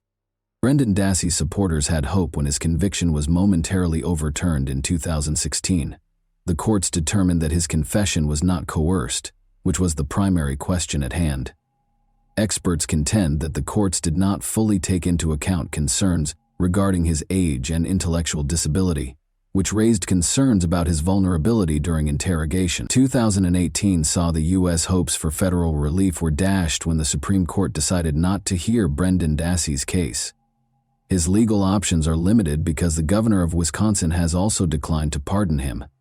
His release is still uncertain, and many people still feel that justice has not been done, even though fresh evidence may reopen his case. On the other hand, even after Steven Avery's appeals were repeatedly rejected, his case is still contentious. Kathleen Zellner, Avery's lawyer, is still arguing for a retrial and additional evidence testing, pointing to incompetent counsel and suppressed evidence. But thus far, these attempts have failed, and Avery's conviction remains. The legal issues Avery is facing appear to be challenging, even as Zellner keeps up her efforts on his behalf. His case has not yet produced any significant developments, and it is unlikely that his conviction will be overturned anytime soon in the absence of fresh evidence or modifications to the law. Although there is ongoing public discussion regarding the fairness of their trials and convictions, Steven Avery and Brendan Dassey are currently serving their sentences. Dassey is still seeking parole after her most recent application was turned down in 2021. Kathleen Zellner, Steven Avery's lawyer, filed a motion for post-conviction relief in August 2022, arguing that fresh evidence might connect Brendan's older brother Bobby Dassey to Teresa Halbach's murder. This was a big step because it raised the possibility that Bobby was complicit in the crime. Zellner argued that if there were other credible suspects, it might lead to Avery's relief, even though this had been conjectured previously. This theory, however, begs the question of whether two different groups were involved in Steven's framing, or if Bobby was collaborating with the police. Zellner presented an affidavit from Thomas Brez, a truck driver, who stated that he saw Bobby Dassey driving Teresa's RAV4 with someone other than Steven in the passenger seat a few days after Teresa passed away. Although this testimony provides additional context, it does not prove Bobby's involvement in the murder. Furthermore, Bobby is not directly connected to the crime, despite his computer history containing searches for violent pornography. Additionally, Zellner cited Bobby's alibi, which was offered by Scott Tadich, his mother's boyfriend, a man with a criminal record and a reputation for being irritable. Zellner implied that Tadich might have been complicit in the crime, either by lying or by taking part in it. However, in the absence of concrete proof, this remains conjectural. Zellner has also looked into Teresa's ex-boyfriend Ryan Hillegas's involvement. Ryan was heavily involved in Teresa's search and lacked an alibi. Zellner thought it was strange that Ryan had access to Teresa's voicemail and had not told the police about his previous relationship with her. There isn't any concrete proof that Ryan was involved in the murder, though, despite these suspicions. The court rejected Zellner's request for a hearing based on these other suspects, finding that there was not enough evidence or motivation to imply that Ryan or Bobby Dassey were involved in Avery's framing. In essence, the court decided that the defense had failed to show how these people could have committed the crime or fabricated evidence. Avery was transferred to the medium-security Fox Lake Correctional Institution in 2022. Although the case is still complex, Zellner intends to appeal to the Wisconsin State Court of Appeals. In addition to voicing concerns about Brendan Dassey's coerced confession, some experts doubt Avery's innocence because of his violent past and possible corruption. There are still unanswered questions regarding Teresa Halbach's death and the family's ongoing legal battles because the case has not been settled. And that wraps up today's chilling story. If you enjoyed this video, don't forget to like and subscribe so you never miss a new upload. Also, let me know in the comments, what part of this story shocked you the most? Thank you for watching, and I'll see you in the next video.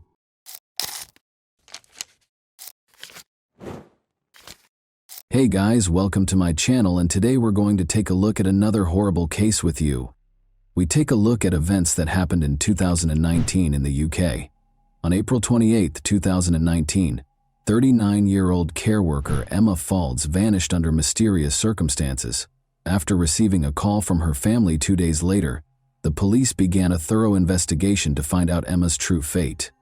700 square miles had to be searched by the police. In 2019, Emma resided in Kilmarnock. Located in southwest Scotland's East Ayrshire, Kilmarnock is a town and former burgh. There was quiet and comfort in her home, and she was always followed faithfully by her dog Maverick. Emma led a quiet, measured life. In addition to having a good heart, she was well known among her neighbors for her ability to relate to everyone. Emma regarded her dog Maverick, a cute West Highland Terrier, as a son. and more than just a pet. They would enjoy the fresh air and the splendor of nature while taking long walks together in parks and woods. Emma visited her parents on April 25, 2019. Her father, Ian, 70, and mother, Margaret Faulds, 70, were thrilled to see their daughter.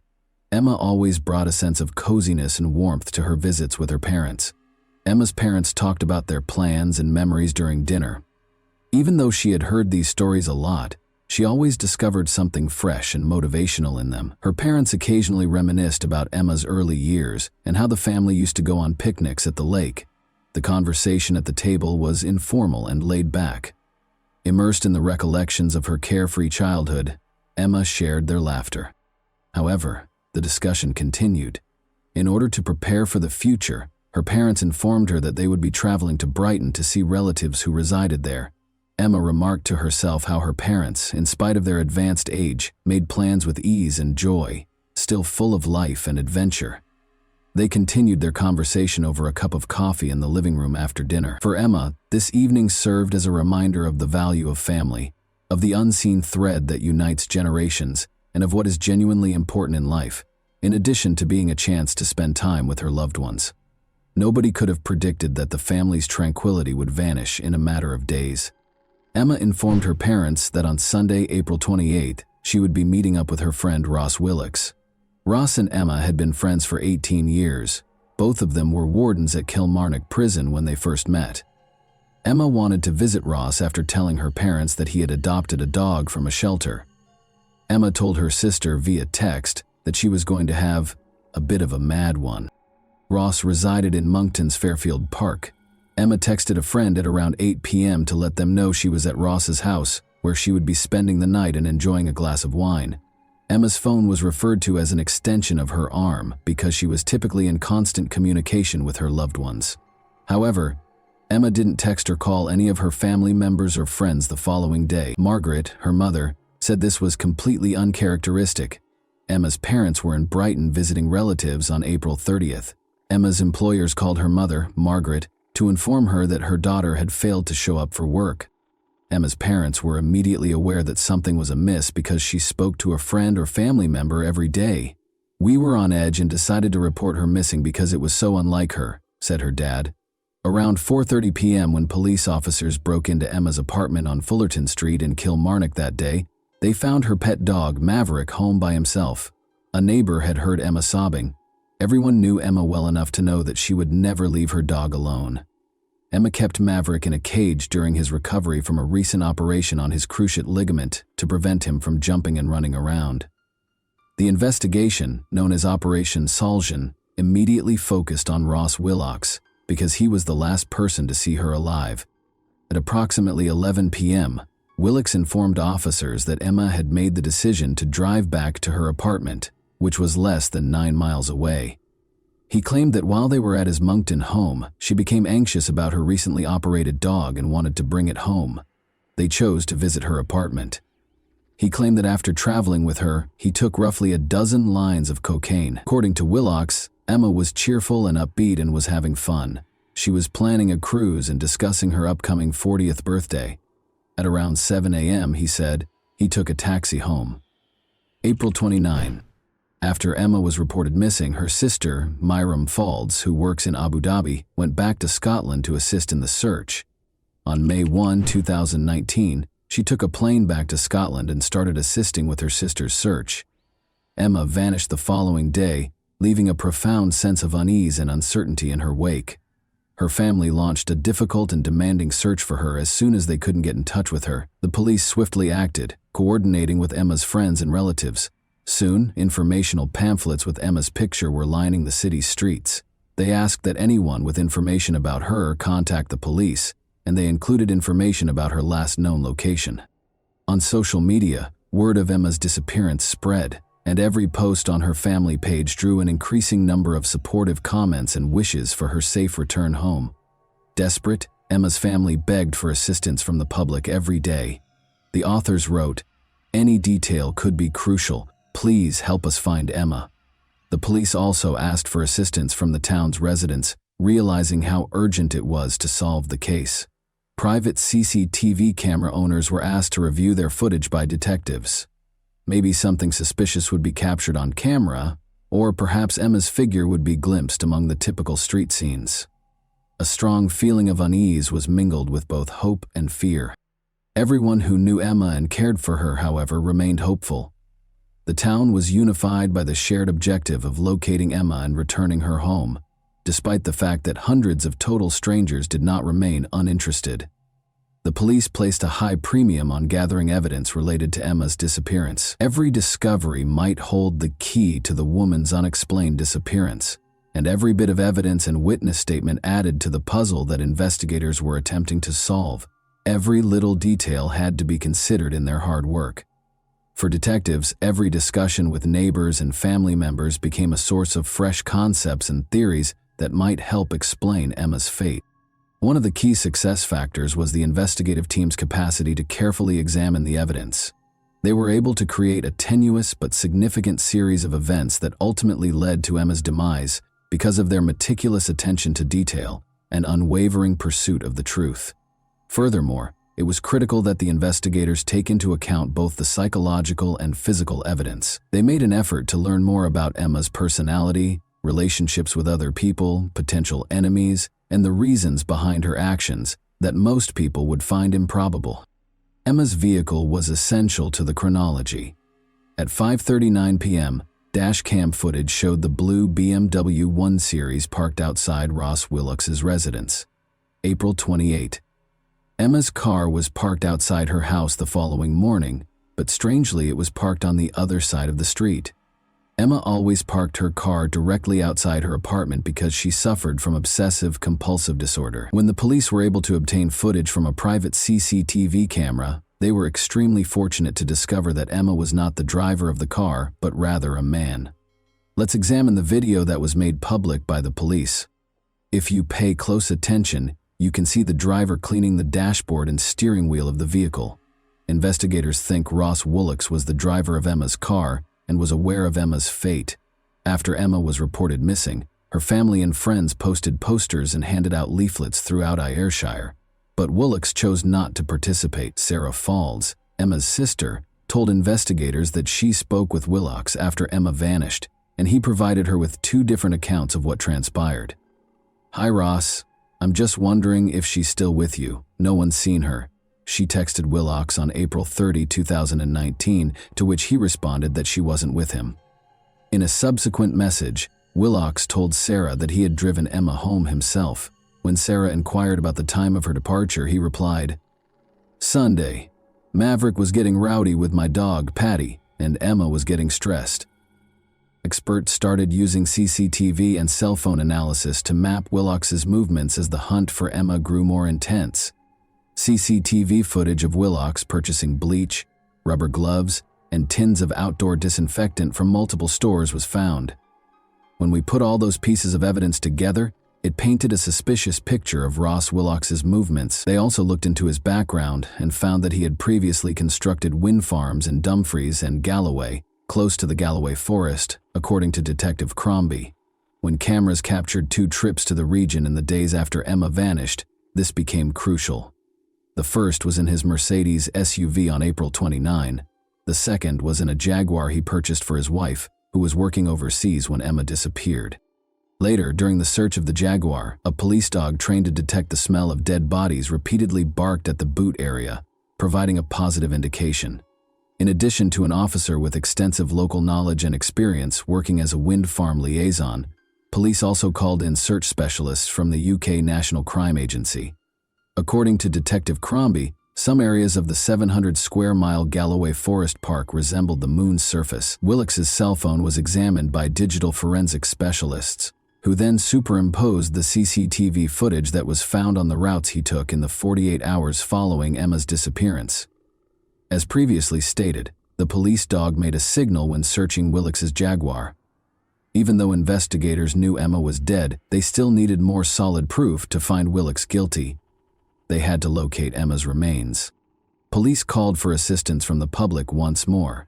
The Mercedes on Monday, April 29, and the Jaguar on Tuesday, April 30, were both known to have been on the A714 Girvan to Newton Stewart Road. Detective Martin Fergus, who was in charge of the investigation, stated, What Emma's family is going through is unimaginable, and our priority is to find her. I am thankful to members of the public who have been in touch and have provided us with valuable information which has led us to explore this area. I believe the A714 route is key to helping us find Emma, and I am appealing again to those who use this route regularly. Please take time to think back and consider if you saw a Mercedes or Jaguar car on this road, or parked up somewhere, or even off-road. If you have dashcam footage, please take the time to go through and check it. You may not realize it, but you could have captured footage of the vehicles in these locations, which could provide us with vital information and assist us in finding Emma. Since Willocks was the sole suspect in the Emma Faulds disappearance case, he was constantly monitored by the police. Neil Moore, Ross Willocks' best friend, gave the police another crucial lead. Moore claimed that after Willocks requested to use his device, he noticed the searches on it. On May 8, 2019, Moore told prosecutor Paul Kearney that he discovered searches he had not made on his iPad. They included: do police put tracking devices on cars? Can cars be traced by GPS? And can UK police trace your car without a warrant?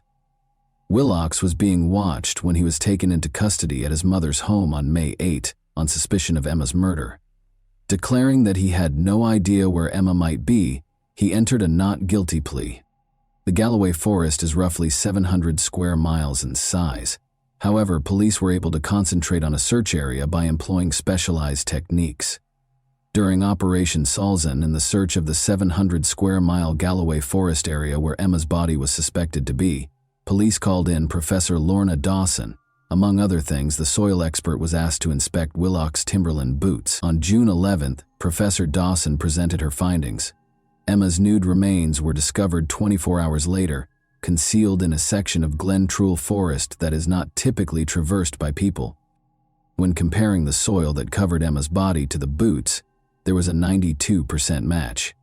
Another potential match from the forest site was discovered beneath the Jaguar car's wheel arch. As a wind farm project manager, Willocks was familiar with the area, but he told police that he was only there to walk his dogs if they saw him. He was also located in and around the area by mobile phone analysis. According to Detective Pakalek, Bear, his dog, who was trained specifically to locate dead bodies, started barking, signaling that he had discovered something. To conduct additional investigation, the officer went back to the location. Pakalek put on sterile gloves and stated, "I lifted the vegetation to see if it was a body part or torso. I could see the lower portion of a naked body." A service was held at Holmesford Bridge Crematorium after hundreds of mourners paid their respects at Kilmarnock's New Lay Kirk. Maverick, Emma's West Highland Terrier, was leading the procession out of the church while sporting a blue bow tie. Emma's relatives posted on the family's butcher shop's social media page that they felt compelled to make a public statement. Only now. They claimed that during this incredibly depressing and agonizing time, they had received fields of flowers, hundreds of messages, and countless cards.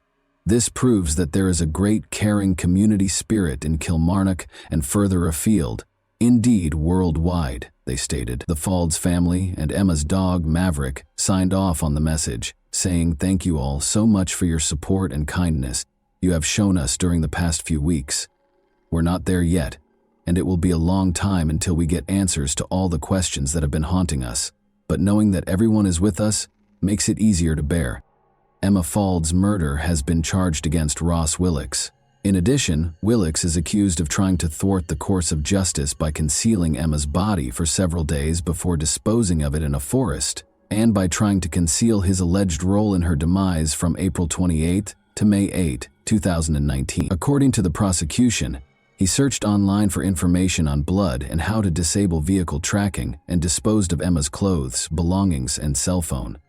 Prosecutors also claim Willocks asked officers where Emma was and said he was concerned, leaving voicemails on her phone on multiple occasions while feigning to think she was still alive. Despite Emma's apparent neck injury, jurors were informed that her body was so decomposed that a pathologist was unable to determine what killed her. Dr. John Williams, a pathologist, testified in Glasgow's High Court that he examined Emma Faulds after her death, but because of the state of decomposition, Dr. Williams said he could only determine so much from her remains. He added that he was unable to pinpoint Emma's death date, When questioned by prosecutor Paul Kearney, according to Dr. Williams's report, there were no significant natural diseases found, and she did not have any fractures to her arms, legs, or ribs. In response to the question posed by prosecutor Paul Kearney, so nothing to point to a natural cause, but with the great caveat that your examination was affected by the state of decomposition, Dr. Williams said, that is right. It was discovered during the trial that Emma Fold's toxicology samples included traces of alcohol and painkillers. The jury was informed that the cause of death must be declared undetermined after Dr. Williams read from his report saying, in summary, the medical cause of death has not been established. The degree of decomposition has limited many aspects of the post-mortem. Joanne Cochran, a forensic scientist, described to the court how, while inspecting the BMW in September 2019, she removed a tape from a seat lever. It matched Ross Willock's DNA profile, according to the expert. The trial also heard how blood was found in the accused's house. 2 tiny droplets that matched Ross Willock's father's DNA profile were discovered. According to forensic scientist Joanne Cochran, no additional blood was discovered, but there was a tiny staining of contact blood elsewhere that was thought to match the accused. At the trial, Willock's had denied murder. In his version of events, he claimed to have left Ms. Faulds fit and well after partying with her for a while before they drove to her apartment in Kilmarnock, Ayrshire, which was about 9 miles away. Willock's attorney, Donald Findlay, stated that it would not be suitable to offer any apologies on behalf of his client, who disputes his own responsibility. According to Findlay, he is not the kind of person I would have expected to have found himself guilty of a crime of murder. The murder of somebody that he knew and cared for. They cared for each other, not in any romantic sense, but as friends. Something catastrophic went wrong in the early hours of the morning and one life was lost. Margaret Faulds, Emma's mother, described the location of her daughter's discovery on the first day of the trial as, no one would walk there or drive there. You would have to see it to believe how remote it was. Nevertheless, one individual went there with the intention of ensuring that no one would discover what he had done to his friend of nearly 20 years. Professor Lorna Dawson, a soil specialist, presented her results on June 11 after testing the Mercedes and Jaguar vehicles for soil and a pair of Willock's Timberland boots. Search teams eventually located Emma after refocusing on damp, marshy areas as a result of Professor Dawson's analysis. She informed the trial that the deposition site was not a place you would typically walk through, and that there was no natural path to it. Her words, you would avoid it. Professor Dawson stated that rather than originating from a similar common bog habitat, the soil recovered from the boots came from the deposition site. A jury convicted Willock's of murder and attempted obstruction of justice following a 6-week trial. Miriam and Sarah, Emma's distraught sisters and parents, were there to hear the decision. The judge stated to Willax, you know what the sentence for murder will be. It will be life imprisonment. Be under no misapprehension. This was a foul crime on a young woman loved by her family. You would have visited upon them a lifetime of wondering if she was still alive had her body not been recovered as a result of the sterling work by the police and experts. It was in such a remote place, and you had intended her body would never be recovered. Willax showed no emotion as he announced the decision. The heartless murderer acknowledged that he was not involved in Emma's search. He maintained that the bleach bottles were not used to remove any traces of a crime, but rather to clean his decking. Only he really knows what caused Emma's death, and it's still unclear what transpired between them at his house that evening. Ross Willock's received a life sentence in prison in June 2021. Before he can apply for parole, he must serve 20 years in prison. Only you will know what happened in your house that night that led to you killing your friend.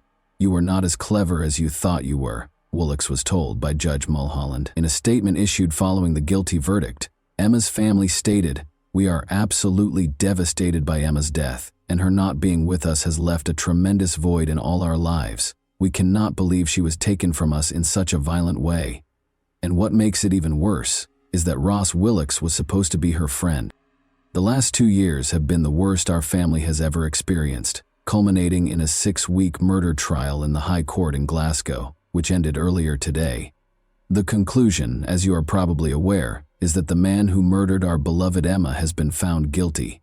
I feel on behalf of my family that I should use this message to thank everyone, friends, customers, and the wider community, for their fantastic support, kindness, and help when needed. We know we will never get Emma back, but we feel, with all the professionals involved in the case, we've got justice for her. And that wraps up today's chilling story. If you enjoyed this video, don't forget to like and subscribe so you never miss a new upload. Also, let me know in the comments what part of this story shocked you the most. Thank you for watching, and I'll see you in the next video.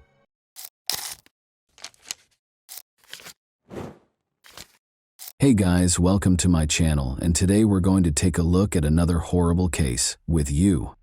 In a blueberry field in Michigan, a metal trunk containing the charred remains of an unidentified man was discovered in 2002. He was first known to investigators as Jack in the Box, a nickname that would become well known in the years that followed. Not until more than 10 years later, after countless detective efforts and revolutionary developments in forensic science, was the victim identified as Roberto Caraballo. This revelation, however, came with a terrifying twist, a web of murder, treachery, and a dark family plot. This is the tale of how the Jack in the Box case was resolved, illuminating a horrific homicide that permanently altered Michigan's past. An unusual and unsettling sight was discovered by a farmer on May 8, 2002, while working in a remote blueberry field in Ottawa County, Michigan. An old metal trunk tucked away among the bushes. The trunk had been badly burned, and it smelled awful, as if it contained something gory. The horrific reality of a body that had been mercilessly burned beyond recognition and left to decay in the trunk was what he had hoped was only an illusion. The remains of a body that had been burned beyond recognition were discovered when police arrived and forced open the charred lid. The man had been placed in the trunk, covered in gasoline, and set on fire after suffering blunt force trauma, according to detectives. Investigators couldn't make sense of the scene. Since the fire destroyed any fingerprints or distinguishing characteristics, the condition of the body made identification all but impossible. Detectives thought the murder must have occurred somewhere else before the trunk was left in the remote field, because there were no indications of a struggle at the scene. Because there were no witnesses or hints to help identify the victim, investigators had a difficult time figuring out who this man was and how he met such a terrible end, and the case ultimately went cold. Early leads in the case produced no noteworthy progress, despite the best efforts of law enforcement. In order to gather information about missing people, odd behavior, or anything that might help identify the victim, investigators canvassed the local communities. Due to the limited forensic technology available at the time, detectives were left without answers in the absence of fingerprint identification or DNA database matches. The forensic analysis, which showed that the man was probably middle-aged and had died violently, was the only information available for years. The case turned into one of the most puzzling unresolved mysteries in Michigan. After the story was reported by the media, the victim was dubbed Jack in the Box. The public and fans of true crime were enthralled, curious about the identity of this man and the reason behind his body's ruthless disposal. Detectives kept returning to the case in the hopes that new technology or a different viewpoint would reveal the truth, but the case cooled without any clear direction.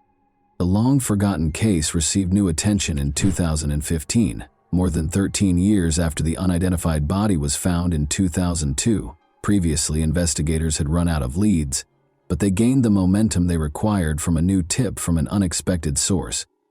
In early 2015, Deneen Ducharme, a Texas woman, contacted law enforcement, expressing her suspicion that the unidentified man known as Jack in the Box might be her stepfather, Roberto Caraballo, who had vanished for no apparent reason years prior.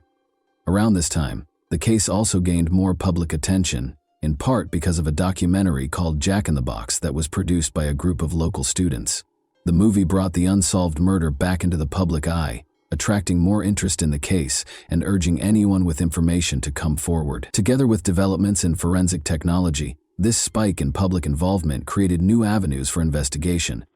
Following the Texas woman's call, investigators reopened the case and used modern DNA testing techniques to examine the victim's remains. Detectives followed the woman's lead and compared her DNA to samples from the Texas family. The woman's suspicion was validated by the findings, which showed that Jack in the Box was in fact 37-year-old Roberto Caraballo, who had resided in Charlotte, Michigan at the time of his disappearance. This discovery changed the course of the case from an unsolved mystery to a targeted investigation enabling detectives to concentrate their efforts on identifying the people who caused Caraballo's untimely death. Authorities now had a plethora of new information thanks to this identification, including a name and a life story to piece together. Roberto's identification shed light on his family ties and past, generating new leads and providing a novel viewpoint on potential suspects and their motivations.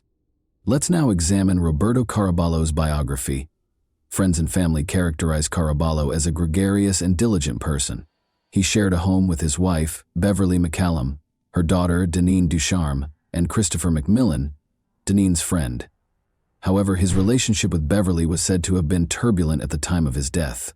Family conflicts, tension, and financial arguments were reported by friends and family. Detectives looked into the possibility that someone close to Caraballo was responsible for his murder, after it became clear that his life had not been peaceful. Authorities focused on Caraballo's immediate family after his identity was established, especially his wife, Beverly, her daughter, Deneen, and her friend, Chris McMillan. Prior to his body being transported to the Ottawa County field, the investigation found that Caraballo had been murdered in the basement of their Charlotte, Michigan home. Investigators believed that Beverly McCallum, driven by family strife and financial gain, had planned the murder. Witness accounts and interview reports presented a terrifying image of premeditation. The murder was thought to have been meticulously planned by McMillan, Deneen, and Beverly. Although no life insurance policy was verified, there have been rumors that Beverly might have hoped to profit monetarily from Caraballo's passing. Rather, it seemed to be a murder motivated by animosity and personal strife, with McMillan carrying out the scheme and Beverly controlling her daughter. Investigators discovered that the three suspects had enticed Caraballo into their Charlotte home's basement on the night of the murder, where they fatally wounded him with a blunt object. According to reports, they disposed of the evidence by putting Caraballo's body inside a metal trunk after he passed away. With the intention of erasing any evidence of their crime, they drove the trunk to a blueberry field in Ottawa County, doused it with gasoline, and set it on fire. The painstaking preparation and graphic method of disposal demonstrated the brutality and resolve of those involved. In order to link Beverly, Deneen, and McMillan to the crime, forensic science was essential. Traces of gasoline and accelerant on the metal trunk were consistent with attempts to destroy the body, and any forensic traces and blood evidence discovered in the basement matched Caraballo's DNA. A clear narrative that positioned the murder in the family home prior to the body's transportation to the field was established thanks, in large part, to the efforts of forensic analysts, advancements in DNA testing, and cooperation with local law enforcement. Christopher McMillan finally consented to a plea bargain in exchange for a lighter sentence after increasing pressure.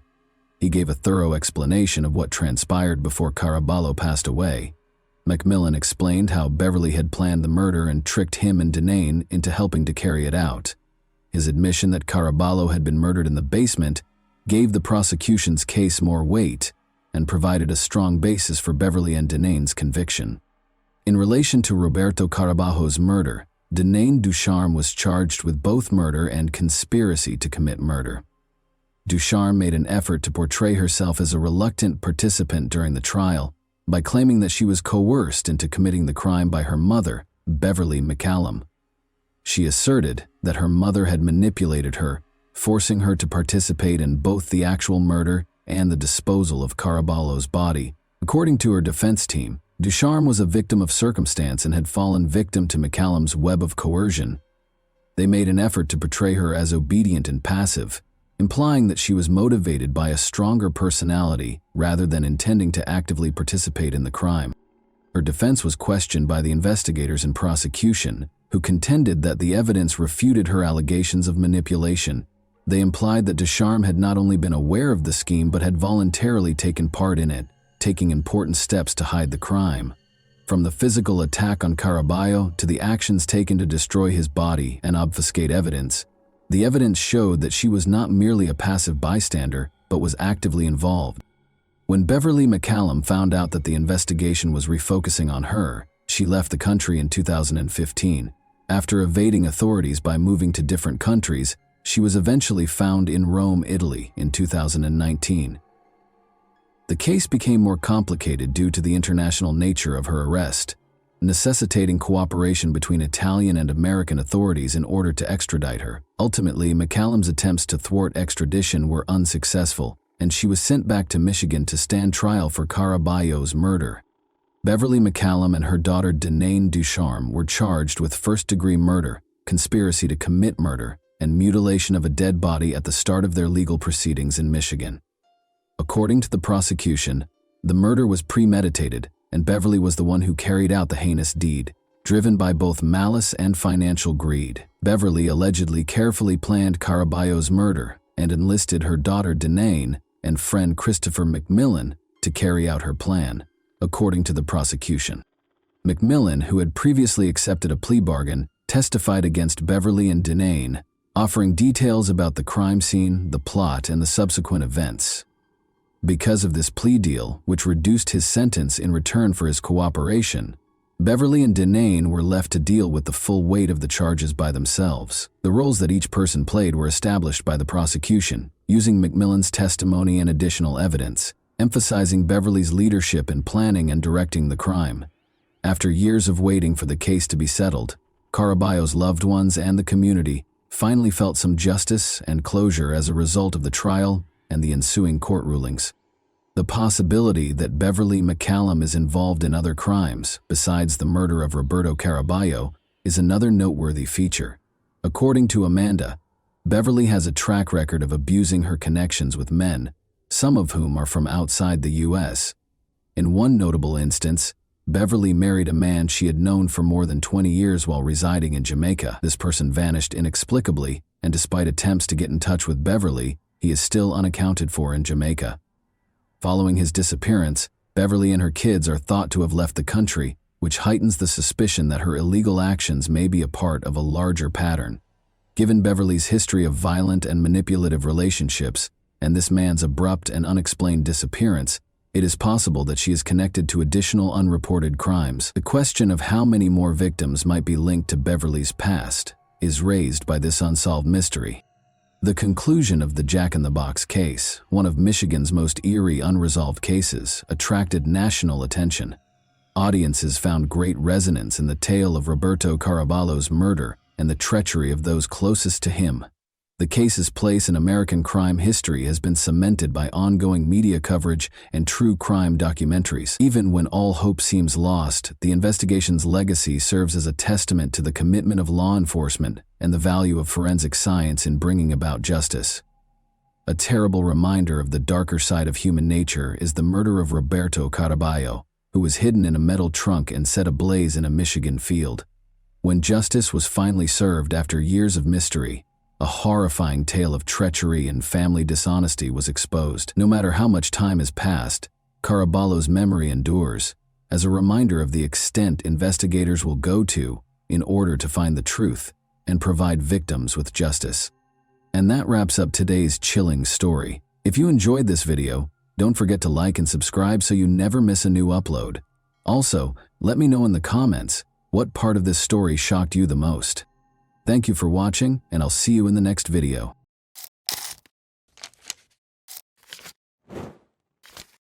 Hey guys, welcome to my channel, and today we're going to take a look at another horrible case with you.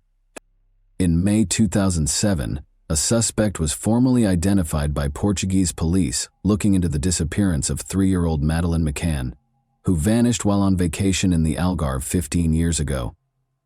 3-year-old Madeleine McCann disappeared from her family's vacation rental in Praia da Luz, Portugal, on May 3, 2007. The investigation reached a number of dead ends, in spite of extensive worldwide media coverage and extensive searches conducted in several nations, including Portugal, the UK, Spain, Germany, and Morocco. Time and resources were wasted as a result of the deluge of misleading hints, unreliable reports, and unconfirmed tips. Every lead was followed by major media outlets like the BBC, Sky News, and The Guardian, but none of them produced the breakthrough that everyone had been hoping for. Did authorities discover her whereabouts years later? Why has this case remained one of the most perplexing disappearances in history? And what went wrong? Now, let's explore the narrative. Interest in the enigmatic disappearance of Madeleine McCann has been rekindled by a new search in a new location. When she was a toddler on a family vacation in Portugal in 2007, she vanished. Every family wished for a vacation like this one. Kate and Jerry McCann, both in their late 30s, had been putting in a lot of effort in their respective medical professions. They decided it was time for a break after years of juggling their family and work lives. They made travel arrangements to Portugal's Algarve, a well-liked vacation spot for British families. On May 3, 2007, they left for what was supposed to be a quiet week at the Ocean Club Resort in Praia da Luz with their 3 kids, twins Sean and Amélie, as well as their oldest daughter, Madeline. At the time, Madeline, their 3rd child, was 3 years old. The family stayed at the resort in a spacious, cozy apartment. Despite the basic lodging, the location was ideal for a restful vacation. The McCanns were a close-knit, loving, and well-educated family that was perfect in many respects. In addition to being doctors, Kate and Jerry were also loving parents who were very involved in their kids' lives. They chose a family-friendly resort with a kids' club and lots of activities because they had carefully planned their trip. They weren't the kind to take chances or neglect the security of their kids. Actually, the resort was known for being safe, so they were at ease knowing that their kids would be protected while they spent some peaceful time together. But everything would change on the night of May 3, 2007. A night that nobody could have foreseen. After spending the day at the resort, Kate and Jerry McCann made the decision to have a quiet dinner with friends at a nearby tapas restaurant on the evening of May 3, 2007. In their apartment, their 3 kids, Madeline, Amélie, and Sean, were fast asleep. The couple took turns checking on them and felt at ease leaving them alone for brief periods of time. Kate checked on the children at 9:30 p.m. She discovered that everything was in order.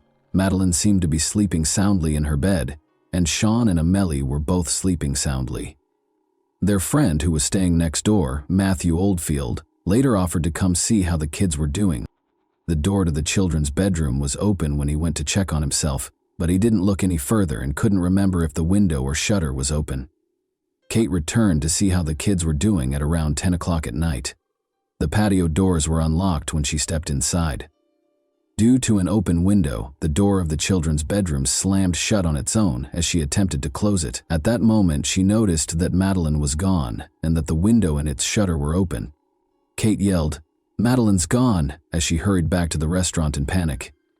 "She's been taken." Approximately 10:10 p.m., Matthew Oldfield was asked by Jerry McCann to go to the resort's reception and call the police on May 3, 2007. At 10:30, hotel employees and visitors started the resort's missing child procedure by looking around for Madeline. After searching for hours, they still couldn't find her, although at first they thought she might have gone missing. Together with their friends, the McCanns broadened their search by calling Madeline's name and knocking on doors. Panic increased as the evening wore on. Their fear only grew as each minute seemed to drag on for an hour. Even though Kate and Jerry were desperate to find their daughter, it seemed to be getting harder as time went on. Despite their best efforts to remain strong for their other children, they were overcome with pain and anxiety, and the uncertainty was nearly unbearable. But the police's reaction wasn't the best. Around 11:10 p.m., 2 Guardia Nacional Republicana (GNR) officers showed up at the resort. Following a quick search, they called the criminal police, or Policia Judiciaria (PJ), who showed up at around 1 in the morning. Search dogs were brought in by 2 a.m., and by 8 a.m. the police had broadened their search to include nearby caves, wells, and waterways. But during what are referred to as the golden hours of a missing person case, errors were made. Roadblocks did not appear right away, and it took hours for border and marine police to be notified. Numerous resort employees were never interviewed, and important surveillance footage was never requested. After samples were sent to 3 forensic labs, Madeline's bedroom was found to contain the DNA of an unidentified stranger. However, the evidence might have been compromised because by the time the apartment was sealed off, about 20 people had already entered the room. The investigation was further delayed when Interpol took 5 days to issue a global missing person alert. It was useless by the time the police put tape across the door at 3 in the morning. Crowds were reportedly assembling outside the apartment, including close to the window of the kid's bedroom, which is where the kidnapper may have entered. Even police officers contaminated the scene by handling the evidence improperly. One even dusted the window shutter for fingerprints without gloves. Robert Murat, a British-Portuguese property consultant, was the first suspect 12 days after Madeleine McCann vanished. Murat, who had been involved in the case and offered to assist with translations, lived close to the McCannans' apartment. He was questioned and his house and possessions were searched extensively, but no evidence connected him to Madeleine's disappearance was found. After his suspect status was revoked in July 2008, he was awarded hefty damages for defamation. Portuguese police did not take the McCann's suggestion in June 2007 to use a former police officer's matter orientation system to help find their daughter seriously. The Portuguese police responded by writing to the British government to request more help. As a result, Keela and Eddie, two British sniffer dogs, arrived in July 2007. The investigation took a darker turn, despite the fact that there was no proof whatsoever that Madeleine was dead or that the McCannses were responsible for her disappearance. A number of witnesses reported seeing suspicious people in the vicinity of apartment 5A in the days preceding Madeleine's disappearance, including a man acting strangely close to the apartment and men collecting money for fictitious charities. A man with blonde hair was also frequently spotted observing the McCannans' block. In spite of this, the investigation did not immediately make any progress. However, what took place that evening? Was a random crime the cause of Madeleine's disappearance? Or was there a darker motive at work? The reasons behind her disappearance have been the subject of several theories, some of which we will discuss later. Let's examine the DNA analysis in more detail for the time being. Hair and fibers from apartment 5A and the McCann's vehicle were sent for DNA analysis in August 2007. The findings on August 8 moved the investigation from kidnapping to murder. The forensic lab employed a contentious, easily contaminated low-copy number DNA technique. A partial match to Madeleine's DNA was discovered in the car's boot on September 3, but the findings were not conclusive. This raised questions about the validity of the results by implying that the DNA might belong to several different people. The McCanns were formally designated as arguidos, suspects, by September 2007. Although DNA evidence from the apartment and their rental car was provided, the findings were ambiguous and complicated. In spite of this, the Portuguese police urged the McCanns to confess and speculated that Madeleine might have died in an accident. Due to a lack of evidence, the case was later archived in 2008 after receiving progressively negative media coverage. A thorough police investigation was warranted for Madeleine McCann. A dearth of evidence presented significant difficulties for the investigation in the days after Madeleine McCann vanished. No forensic evidence indicated a crime scene, no indications of forced entry into the apartment, and no definitive answers regarding Madeleine's fate were found. The following theories surfaced. 1. During an abduction by a sex offender, many initially thought that Madeleine had been kidnapped by a sex offender who had broken into the apartment while the McCanns were eating. The door to the children's bedroom was discovered ajar, and suspicious men were spotted all over the resort. But there were concerns about how the kidnapper could have gotten in undetected or without leaving any evidence of forced entry. 2. Robbery wrong. According to a different theory, Madeleine was taken during a robbery that went awry. It's possible that thieves broke into the apartment to take valuables, but when they discovered the kids inside, they kidnapped Madeleine. Witnesses reported seeing suspicious men around the apartment, and there had been several reported burglaries in the area. 3. Accident and cover-up. According to this theory, Madeleine may have overdosed on medication or died in another accident while she was in the apartment. The McCanns may have attempted to conceal the death and make it seem like an abduction in a panic.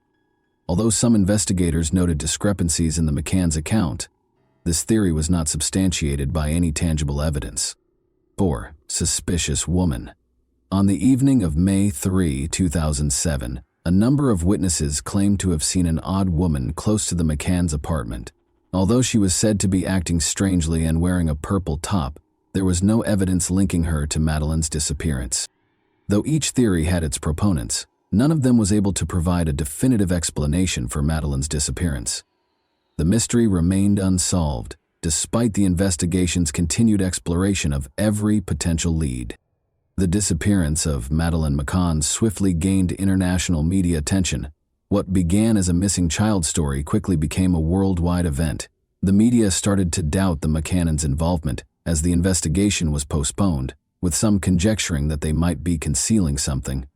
According to reports, a police dog picked up the smell of blood in the McCannons' rental car and apartment, which heightened suspicions that they might be behind Madeleine's disappearance. A media frenzy ensued, with the world waiting for answers that never materialized, from what began as sympathy for the McCanns. On September 9, 2007, the McCannons left the UK, even though they were named as suspects in their daughter's disappearance case. Chief Inspector Tavares de Almeida came to the conclusion in a report on September 10, 2007, that Madeleine had died inadvertently in the family's apartment, and that the McCannons had staged the kidnapping with the assistance of their friends. A leaked diplomatic cable from September 28, 2007, which showed that US and UK authorities were cooperating on the case, provided more evidence in support of this theory. Tensions with the McCanns grew when they declined to take part in a police reconstruction. Even though Portuguese police had broadened their investigation in October 2007, when the Portuguese Attorney General declared on July 21, 2008, that there was no evidence connecting the McCannons or Robert Murat to Madeleine's disappearance, the investigation was declared closed. But only a few weeks later, on August 4, 2008, the authorities acknowledged the lack of conclusive evidence and made thousands of pages of case files public. Following Madeleine McCann's disappearance, her parents established the Madeleine's Fund, which by March 2008 had amassed over PS 1.8 million. With assistance from individuals such as J.K., the fund provided a PS 2.5 million reward for leads, including Rowling and Simon Cowell. Control Risks and Mateto 3, two private investigators the McCanns hired, may have produced some results in Morocco. In 2008, tensions grew between the McCannons and the Portuguese police. They hired Oakley International, which produced e-fits of a suspect, 4 PS 500,000. When Scotland Yard released these e-fits in 2013, they caused a stir because they had been kept secret until then. The Sunday Times later paid the McCannons PS 55,000 in damages for publishing the story. The McCanns met with British Home Secretary Alan Johnson in 2009 to ask that Madeleine's case be reviewed. Jim Gamble's 2010 report, which criticized the British and Portuguese authorities' lack of coordination and suggested closer cooperation, was the result of this. The British government began Operation Grange, a thorough investigation of the case by Scotland Yard, in May 2011 under Home Secretary Theresa May. A petition from the Sun newspaper served as one of the catalysts for this. By July 2013, the investigation had grown from a team of 29 detectives to a full-scale operation. Over the years, the team looked into hundreds of potential sightings and sex offenders, translated documents, and published age-progressed photos. The investigation's scope was reduced by 2016, but in 2018, the Home Secretary authorized more funding, raising the overall cost to PS 11.6 million. In order to continue the investigation, there were additional extensions in 2018 and 2019. Calls made close to the Ocean Club around the time Madeleine vanished were tracked by police in 2014 using mobile phone tracking. After being questioned, the former bus driver and his associates denied any involvement. Euclid Monteiro, a former employee of the Ocean Club whose phone was found close to the scene, was another important person. No evidence connected him to Madeleine's case, despite the fact that he had previously been questioned about break-ins, and he passed away in 2009. During the same raid on Scotland Yard, believing Monteiro was responsible, issued a request for information in March 2014 regarding a man implicated in sexual assault in vacation homes in the Algarve. Interviews with 4 Portuguese nationals produced no leads, and a thorough search in Praia da Luz in June 2014 produced no fresh evidence. 11 individuals, including Robert Murat's associates, were questioned later in December, but once more, no significant results were obtained. More than 8,600 sightings of Madeleine had been reported globally by 2016, but none of them were deemed credible. Scotland Yard kept investigating every lead, but she was nowhere to be found. Authorities were hopeful that the remaining pieces of the puzzle, including cell site data and leads about possible suspects, including local suspects offenders, would eventually come together as the investigation continued. 10 years after Madeleine vanished, in 2017, her parents continued to hold out hope. They felt that someone out there knew what had happened, so they vowed to keep looking for as long as it took. Meanwhile, authorities in Braunschweig, Germany, got a vital tip regarding Christian B., who allegedly admitted to a friend in 2017 that he was aware of Madeleine's fate. German police made a shocking announcement in June 2020. They had a new top suspect in Madeleine McCann's disappearance. Christian Bruckner, the suspect, was a 43-year-old convicted sexual offender with a history of unsettling offenses. This new lead gave the investigation new hope after years of dead ends. Bruckner had a troubling criminal history. He had a lengthy criminal history that included drug trafficking, sexual abuse, and burglaries during the previous 30 years. Authorities characterized him as an empathetic psychopath who preyed on defenseless girls. When Bruckner was found guilty of sexual abuse in Germany in 1994, his criminal career officially began. He carried on committing crimes after fleeing to Portugal, such as robbing hotels and vacation rentals close to the Praia da Luz resort. Bruckner's actions on the night of Madeleine's disappearance were connected by German police. 3 primary suspects, 2 men and a woman, who were spotted with a girl who looked like Madeleine, are the subject of the most recent development. Investigators found that Bruckner's cell phone had made a call close to the resort an hour prior to her disappearance. The day after Madeleine vanished, investigators discovered that Bruckner had left Portugal and registered his vehicle to someone else. Did he know more than he was revealing, or was this merely a coincidence?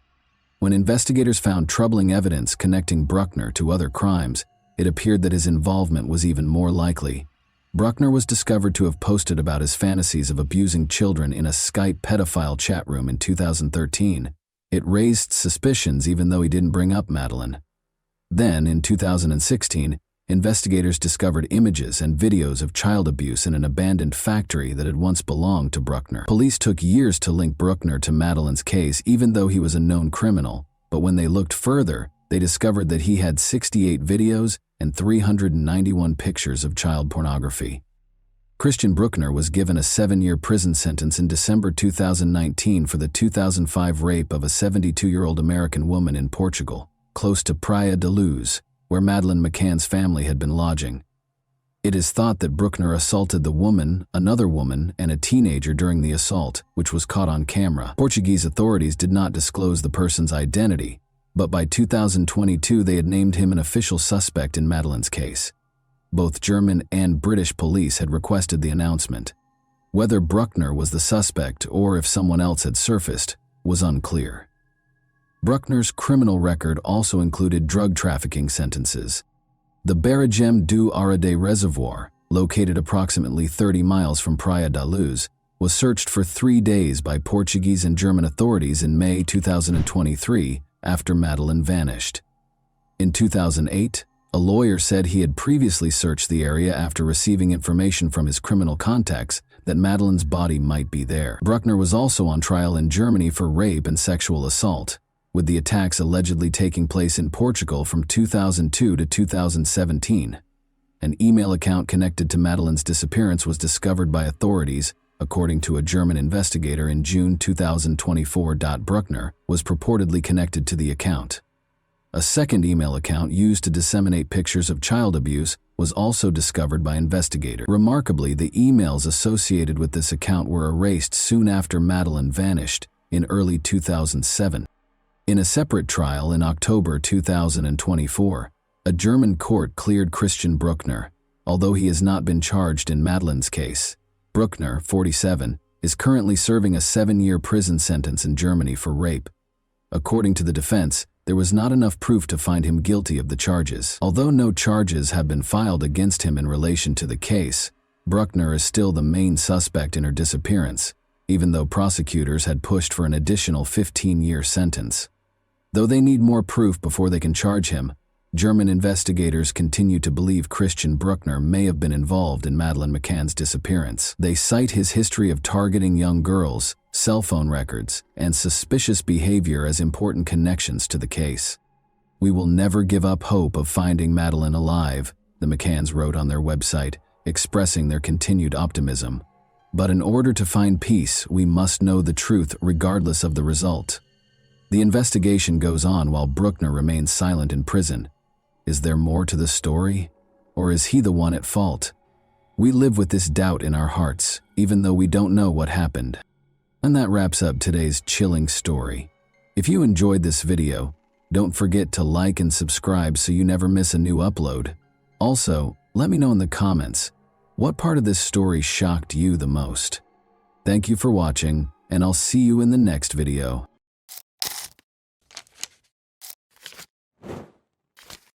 Hey guys, welcome to my channel, and today we're going to take a look at another horrible case with you. We will examine two cases today that you are most likely unfamiliar with. Both cases occurred in the United States of America, one in Maine and the other in New York City. Two 19-year-old women encountered unanticipated events that ended their plans and aspirations and permanently altered their families' lives. Michaela Conley, 19, lived in Bar Harbor with her mother and stepfather. The town of Bar Harbor is located on Mount Desert Island in Frenchman Bay, Maine. It provides access to the nearby Acadia National Park's mountains and cliffs. When Michaela was 4 years old, her father passed away. On May 31, 2018, Michaela picked up her friend Jaliek Keene at Logan Airport in Boston and drove him back to Bar Harbor. Conley and Keene attended Mount Desert Island High School together. Before graduating in 2015, he played running back for the Mount Desert Island High School football team. According to a friend and coach, he had just finished playing football for the Krausevo Royal Crowns, an amateur team in Serbia. He is thought to have been returning from Europe when Michaela Conley met him at the airport. The same evening, she took him back to her Bar Harbor home on Eden Street, which is directly across from the Connors Emerson School. Michaela and Jaliek decided to go for a walk after leaving the house at around 2 in the morning. Michaela never came home. Later, Jaliek went back to Michaela's house the following morning and informed her mother that he had left his wallet and cell phone in Michaela's room and wanted to get them back. Danielle Timoney, Michaela's mother, was shocked to hear that her daughter had not spent the night at home. Jaliek claimed that after a fight with Michaela, he left her alone and walked away. According to Jaliek, he had not seen Michaela. Michaela's mother then reported her daughter's disappearance to the police. Court documents are the most trustworthy source of information. One such document that describes Michaela's fate will now be read to you. A detective who worked on the Michaela Conley investigation provided this testimony. Thomas Pickering, a detective in the Maine State Police Major Crimes Unit North, is your affiant. As of February 2012, your affiant has been a detective. Due to my own investigative efforts and the efforts of other Maine State Police detectives and other law enforcement personnel who shared their findings with me as part of the investigation, I have first-hand knowledge of the facts and circumstances that are described below. Although this affidavit does not contain all of the information we have learned during our investigation, I think it is enough to show that there is reasonable suspicion that Jaliek Keene committed murder. The Maine State Police contacted your affiant on June 1, 2018 in Bar Harbor, Maine.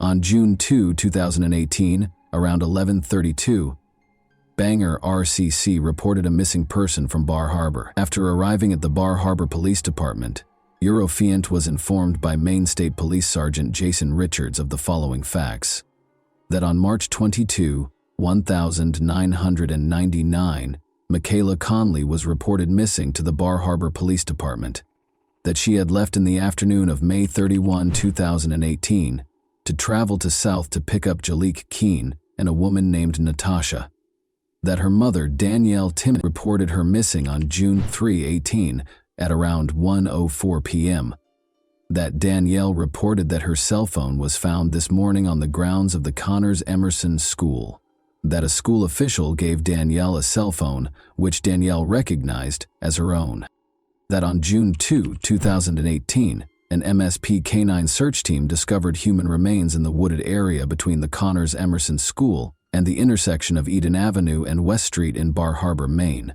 that a video was uploaded to Snapchat from Michaela's phone on June 1, 2018, at 2:19 a.m., that a male named Jaliek Keene was identified in the video, and that the video showed what was thought to be the playground at the Connors Emerson School. The remains were hidden beneath branches, bamboo, and other vegetation. The body had been dragged from the vicinity of the school, as evidenced by the obvious drag marks found upon closer inspection of the scene. Later, it was determined that the remains belonged to Michaela Conley, who was born on March 22, 1999. On June 3, 2018, State Medical Examiner Dr. Margaret Greenwald performed Michaela Conley's autopsy. Dr. Greenwald called me to share her initial findings. She discovered evidence of strangulation and blunt force trauma to the head and face after the autopsy.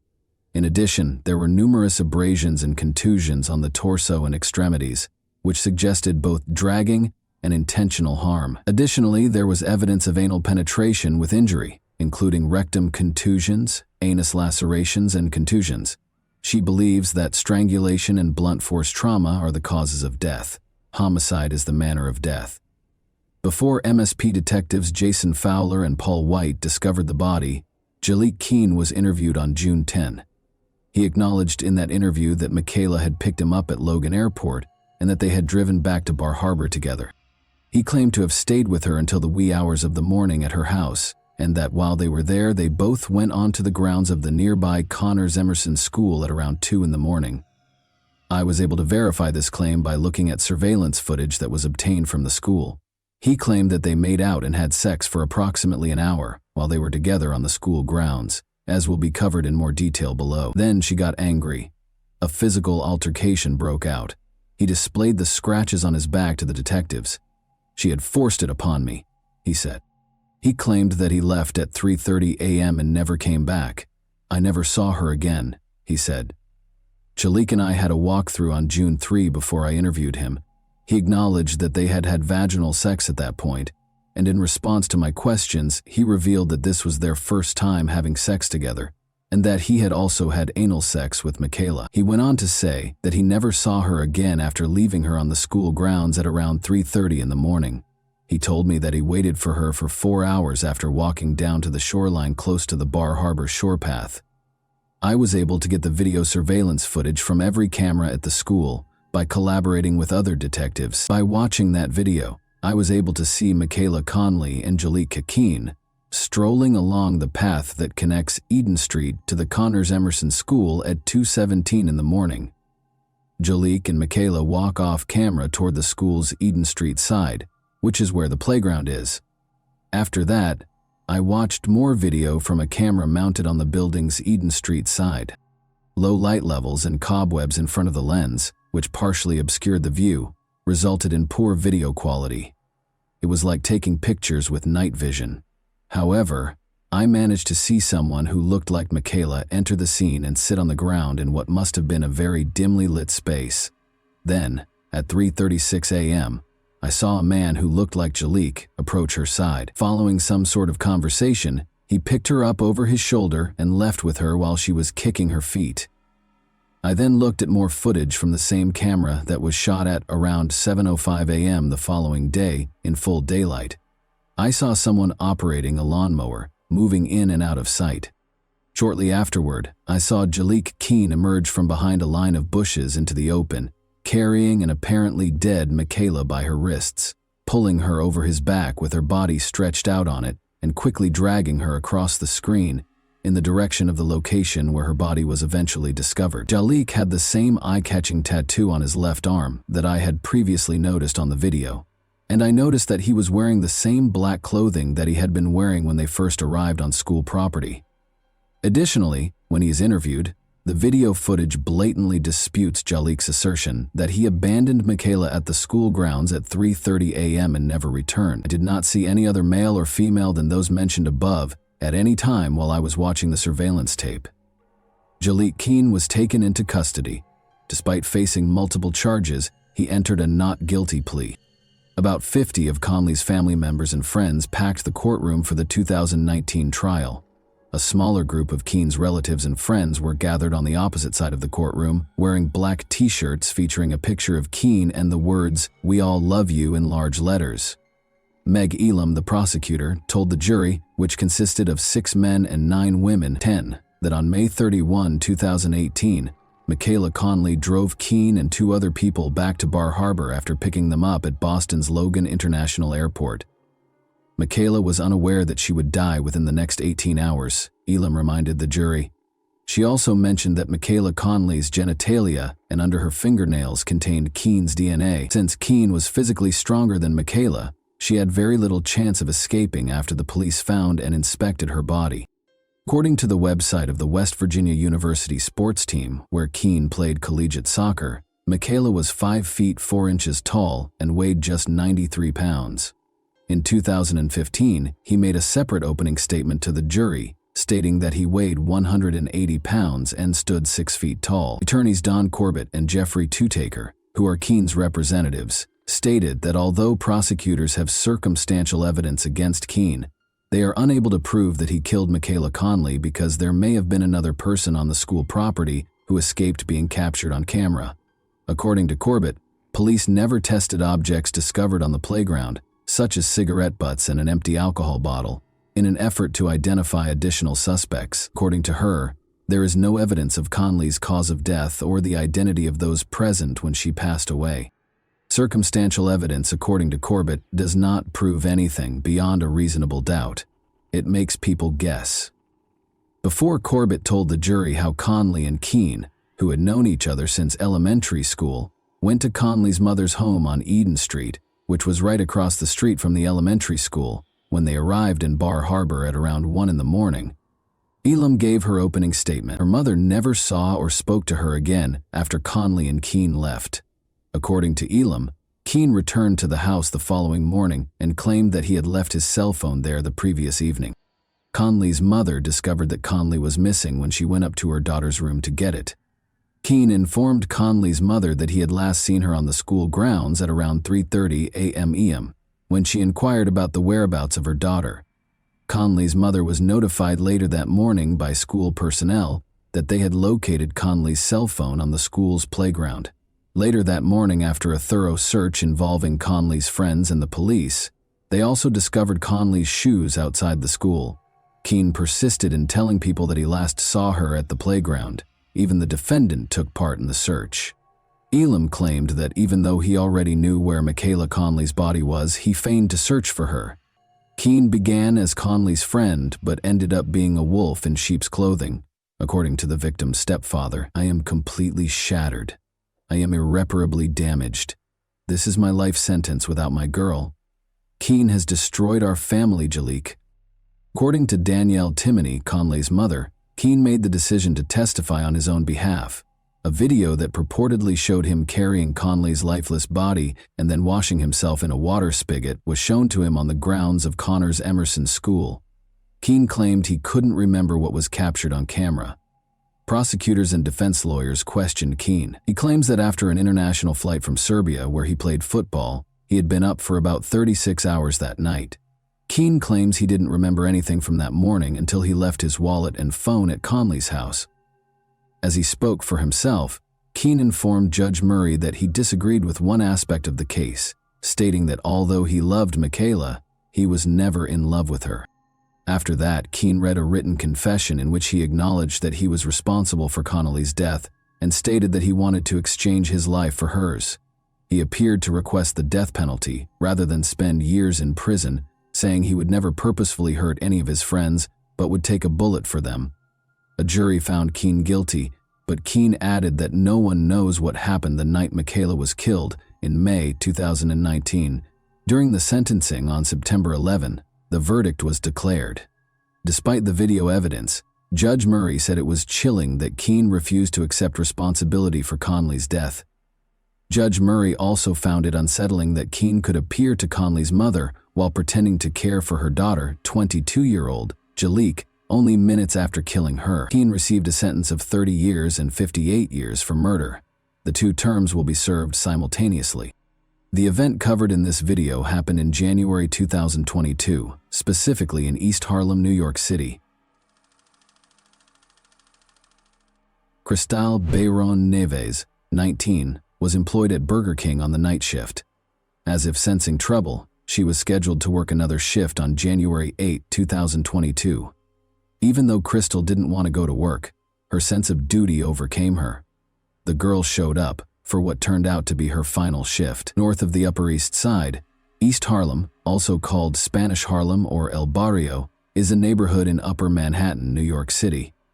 It is bordered to the east and north by the East and Harlem Rivers, to the south by 96th Street, and to the west by 5th Avenue. Although it is one of the neighborhoods that are included in Greater Harlem, it is generally not regarded as being a part of Harlem proper. Despite its name, the neighborhood is home to one of New York City's largest Hispanic communities, which is primarily made up of Puerto Ricans, Dominicans, Cubans, and Mexicans. In 2019, Crystal, her mother, and her 14-year-old brother relocated to New York City from Puerto Rico, where they gradually made their home. While their mother, Christy Nieves, found employment and tried her best to provide for her children, Crystal and her brother began attending school. Crystal received her high school diploma in 2021. She started looking for work, but since she lacked any skills, she was compelled to accept a position at East Harlem's Burger King in December 2021. Her home was only a few blocks away from her workplace on 116th Street. Her dreams were not limited to working behind the cash register at a fast food restaurant. Of course, she intended to attend college and pursue a career that would enable her to be eligible for a higher-paying job. But for now, Crystal's dream was a personal vehicle, and she set out to earn the money necessary to purchase it for herself. During her first few days at Burger King, Crystal encountered difficulties. She had to work the night shift because of the way the schedule was set up. Since East Harlem has a long history of social issues, including high crime rates, Crystal was understandably unhappy with the night shifts. She was afraid of the homeless people who would gather in front of the Burger King where she worked at night. Crystal asked her manager to adjust her work schedule after she started to worry about her safety. She requested to start working the day shift on January 14, 2022. As her final night shifts came to an end, Crystal was to start working during the day. She grew less and less excited to go to work. Before leaving the house on the evening of January 8, 2022, Crystal was heading to one of her final night shifts. She told her mother, Christy Nieves, that she was scared of the contingent that gathered there at night, and that was why she didn't want to go to work. But the mother insisted that her daughter must do the right thing. "You have to be responsible," Christy said. "You're already on the schedule, so you must leave." The last time Crystal's mother saw her alive, she left for work. Crystal changed her clothes when she got to work and started working. She worked at a Burger King location that was open 24 hours a day, but there was no security. A man wearing all black entered the building at around 1 in the morning. He had a gun in his hand and a black ski mask covering his face. The first person to obstruct the offender at this time was a patron who was seated at a table within the establishment. The handle of the gun struck him in the head. The 59-year-old female manager was struck in the face by the perpetrator after she was next in line. Then, the masked man threatened Crystal as he walked up behind the cash register. He insisted that she take the money out of the cash register and give it to him. Although there was only $100 in the cash register, Crystal opened it, took the money and gave it to the criminal in order to comply with the demands. The masked man pulled the trigger because he apparently didn't like receiving so little money. Crystal was struck in the chest by the bullet. The manager called 911 after the offender had left the property. Police and an ambulance showed up and took Crystal to the hospital, where the doctor tried her best to save her life but was unsuccessful. The location where everything occurred was cordoned off by police, but they were unable to track down and capture the criminal on the hot tracks. The female manager told the police everything they could recall after the customer was struck in the head by a gun handle. They claimed that Crystal followed the offender's instructions without question. However, he still shot her. Although the suspect's face was hidden by a mask, the New York Police Department released a picture of him in the hopes that someone would recognize him and report it for information that would result in the criminal's arrest. The $10,000 reward offered by the New York Police Department was quickly raised to $20,000. What took place? Additionally, Crystal's family suffered a severe blow. Funeral arrangements were now a burden for the family, even though her life had only just begun. Outside the Burger King building, a temporary memorial was set up, and worried citizens brought flowers and lit candles. According to Mayor Eric Adams, he met Nieves's mother and observed the anguish on her face. He expressed gratitude to the NYPD for their efforts in apprehending the suspect. "Even though I don't attend arrest press conferences, it was extremely personal for a cold-blooded murderer to shoot a 19-year-old girl after she cooperated. There are far too many firearms on our streets, as we have repeatedly stated. Adam said that when a fundraiser was set up for the Nieves family, hundreds of worried people answered the call for assistance. In her native Puerto Rico, Christy Nieves made the decision to bury her daughter. When contributions totaled $45,000, the fundraiser was shut down. Crystal's family members received complimentary tickets to Puerto Rico from JetBlue Airways, which has its headquarters in New York. Police were working to solve the case in the interim. Throughout the city, leaflets featuring the offender's picture were actively circulated. The incident was discussed on television news programs, and the picture was also circulated on social media. There was no justification for shooting this young woman, so it's likely that very few people in New York are still unaware of Crystal's incident. The money had been transferred. She was making an effort to follow the gunman's instructions. She was killed for no apparent reason, according to NYPD Chief of Department Kenneth Corey. 5 days after Crystal's death, police spoke tearfully about the teen's last moments. After the culprit fled the scene, they declared that they had arrested a suspect. Detectives used surveillance footage to follow his movements. On Friday, January 14, Winston Glynn, 30, was taken into custody. The clothes the murderer allegedly wore the night of the attack were discovered in nearby dumpsters when police arrested Glynn at a Bedford-Stuyvesant, Brooklyn address. According to law enforcement, they found a phone that he had taken from the manager of the restaurant and thrown into a subway tunnel. They also used security footage to follow the attacker to a nearby bodega where, an hour prior to the deadly altercation, he made an electronic transaction. Among other charges, he was accused of first-degree murder. Surprisingly, Glynn, a Jamaican native, worked at Burger King for a while in 2020 in the exact location he chose to rob. He also resided in a homeless shelter. Furthermore, he probably went in disguise as a customer the day before the attack to take a look around. Because Glynn was familiar with the facility and knew there was inadequate security, investigators came to the conclusion that he planned the attack. He left before Crystal began working there, so he didn't know her. As officers led Winston, Glynn, out of the police station in handcuffs and shackles, he screamed at the irate crowd of onlookers. "Our reparations for 400 years of slavery are nowhere to be found," Glynn inquired. Then he yelled, "America is going to burn," as loudly as he could. As the suspect was being led from the station, a crowd of bystanders gathered outside and threw profanities at him. Glynn repeatedly accused the judge of lying during the courtroom arraignment. "You didn't see the judge, liar," the suspect yelled. "Liar." At a subsequent court hearing, Glynn was accused of first-degree murder and robbery and was not granted bail. He likened himself to Jesus Christ and Nelson Mandela. Nelson Mandela. What happened to him? What became of Jesus? They weren't guilty. I want to be a leader in all of that, Glynn. Many people are envious. He asked why he would use a traceable payment so soon before the crime, and why it took days for a witness to identify him after the news had broadcast the robbery's video. "I used to work at a tip line, and I'm sure someone called it. That's all," he raged, alluding to the 8 months he worked at the East 116th Burger King in 2020, the location of Bayron Nieves' murder. "This can only go in one direction. They let me go, and I sue the city for keeping me for so long," he continued. "The system treats the lower class as if we are unimportant," which infuriated Glynn, before asserting that the families of the wealthy and powerful truly profit from crime and chaos in the city. He also made strange references to Freemasons and the Illuminati. Glynn entered a not guilty plea in the death of Bayron Nieves. Glynn's criminal history includes at least 4 prior arrests, including menacing with a weapon in November 2021 and criminal possession of a weapon in December 2020. Winston Glynn is currently awaiting sentencing. A conviction for first-degree murder carries a life sentence without the possibility of release. And that wraps up today's chilling story. If you enjoyed this video, don't forget to like and subscribe so you never miss a new upload. Also, let me know in the comments, what part of this story shocked you the most? Thank you for watching, and I'll see you in the next video.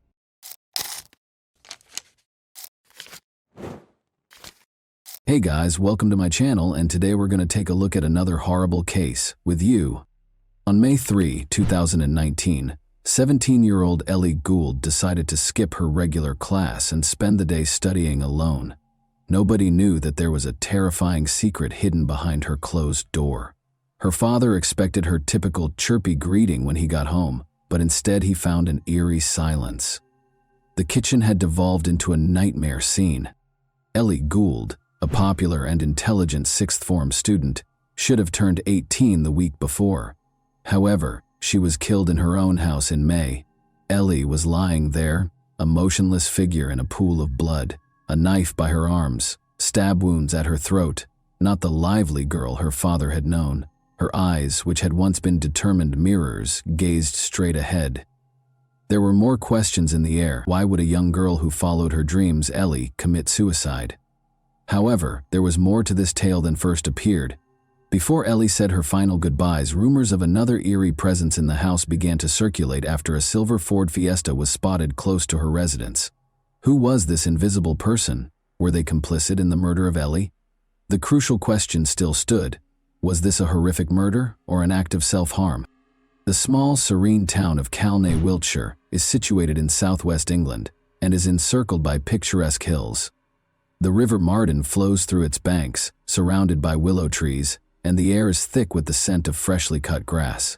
Stone cottages with window boxes in bloom line the cobbled streets. A weekly market with lively exchanges takes place in the town square, which is shaded by old oak trees. Ellie flourished in this calm environment, surrounded by the recognizable sounds of distant trains and church bells. Calne was more than just a lovely location. It was a part of Ellie's journey, influencing her aspirations and objectives with its understated charm. Carol and Matthew Gould, both in their late 40s, welcomed Ellie into the world on February 6, 2002. She went into her A-levels as a Year 12 student at Hardenhoosh School with a strong sense of ambition. Ellie, however, was more than just studying and tests. Riding her favorite horse in the open fields brought her peace. She was naturally skilled at it, and even had aspirations of becoming a member of the mounted police. In addition to awards and trophies, Ellie played a crucial role in her family's life. Ellie was regarded by her contemporaries as a reliable friend who would listen to your darkest secrets and make you laugh until your sides ached. Ellie got along well with her cousins as well as her friends. Jess Vine, 17, was one of her closest cousins. Like sisters, they couldn't be separated. When someone said, "It was almost like we had twins in the family," Ellie desired to study psychology as well. Understanding the intricacies of the human mind, the positive, negative, and intriguing gray areas in between, was made possible by her A-levels.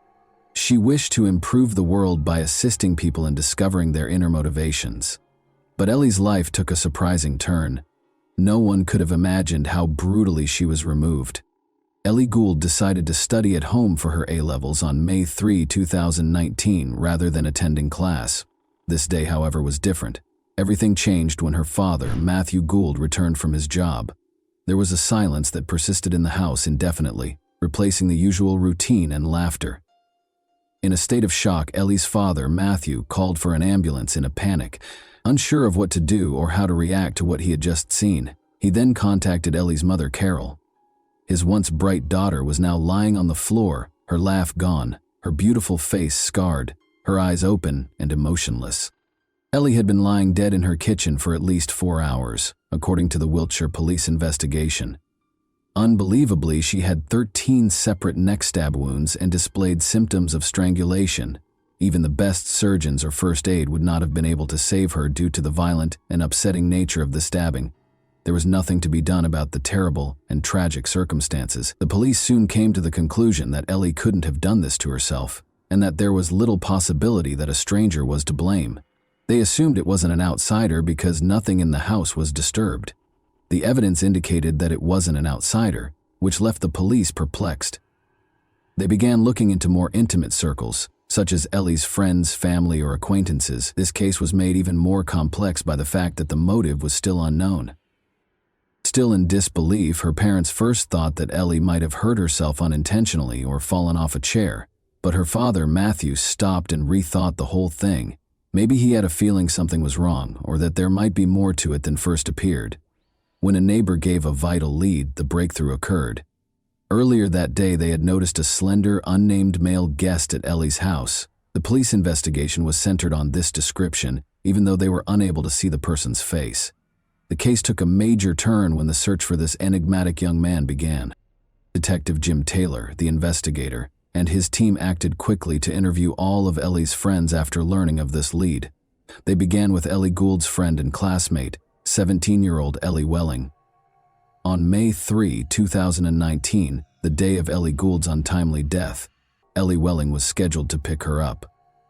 The police reached a dead end after speaking with Ellie's friends, but they were distracted when they noticed a strange car driving toward Ellie's house.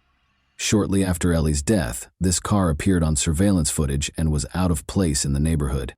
The police needed Ellie's parents to identify any suspected friends in order to advance the investigation.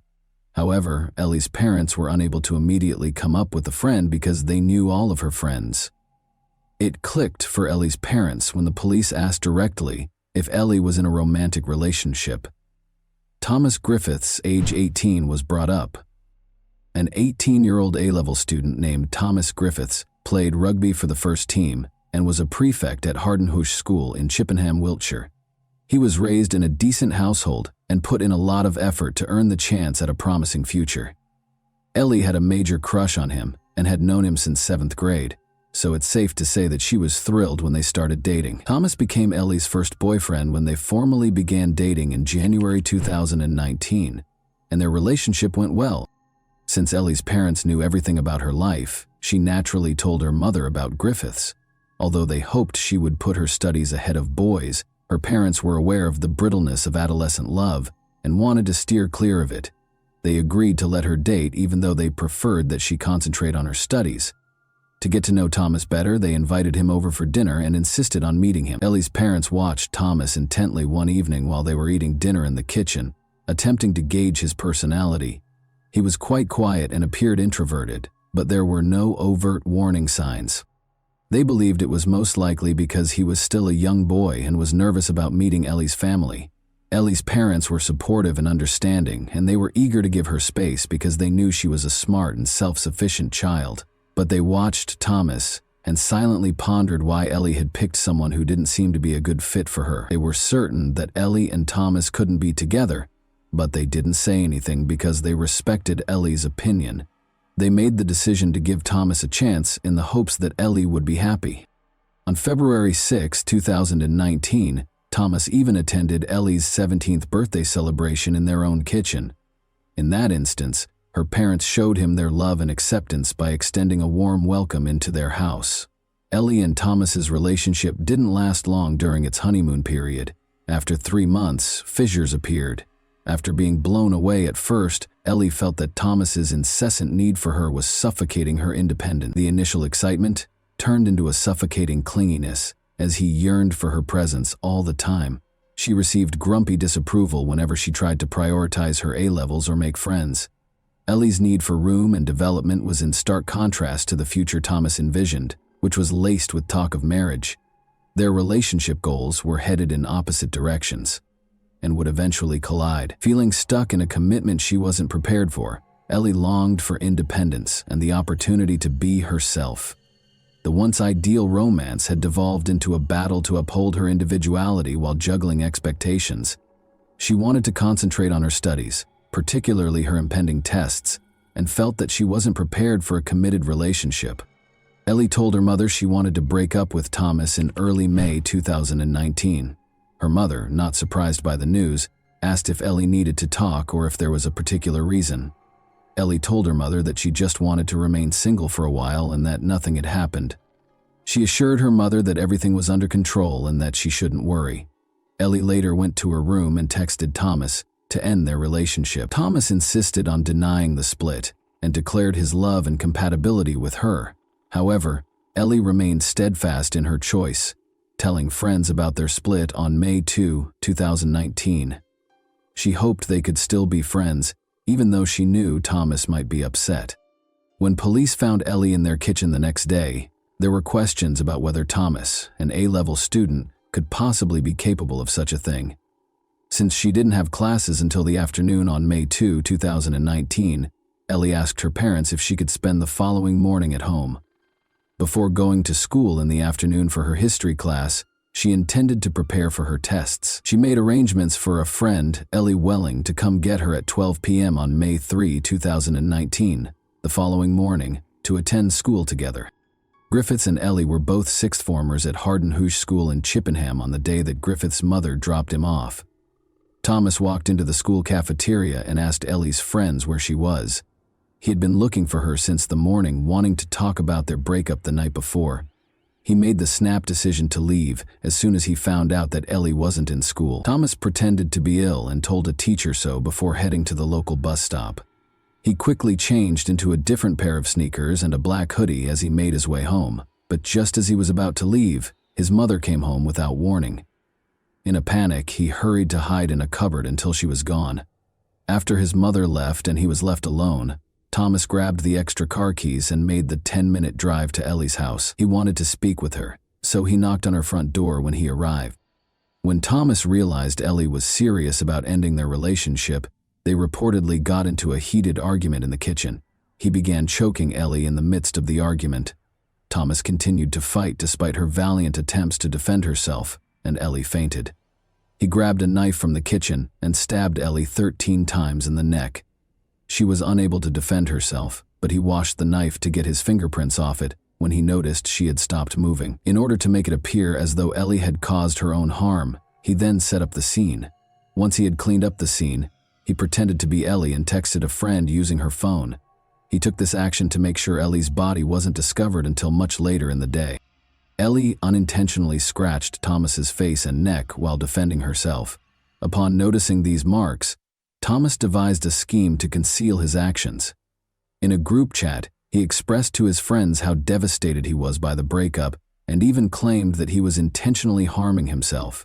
He then suggested that they meet up to discuss their relationship while sending messages to Ellie's phone, as though he was not aware of anything out of the ordinary.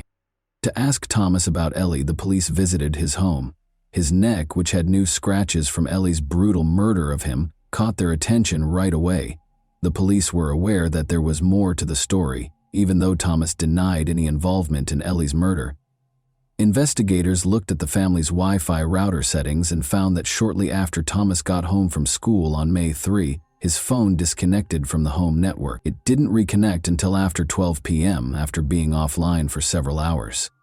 Suspecting that this period coincided with Ellie's murder, they examined surveillance footage surrounding Ellie's home to learn more.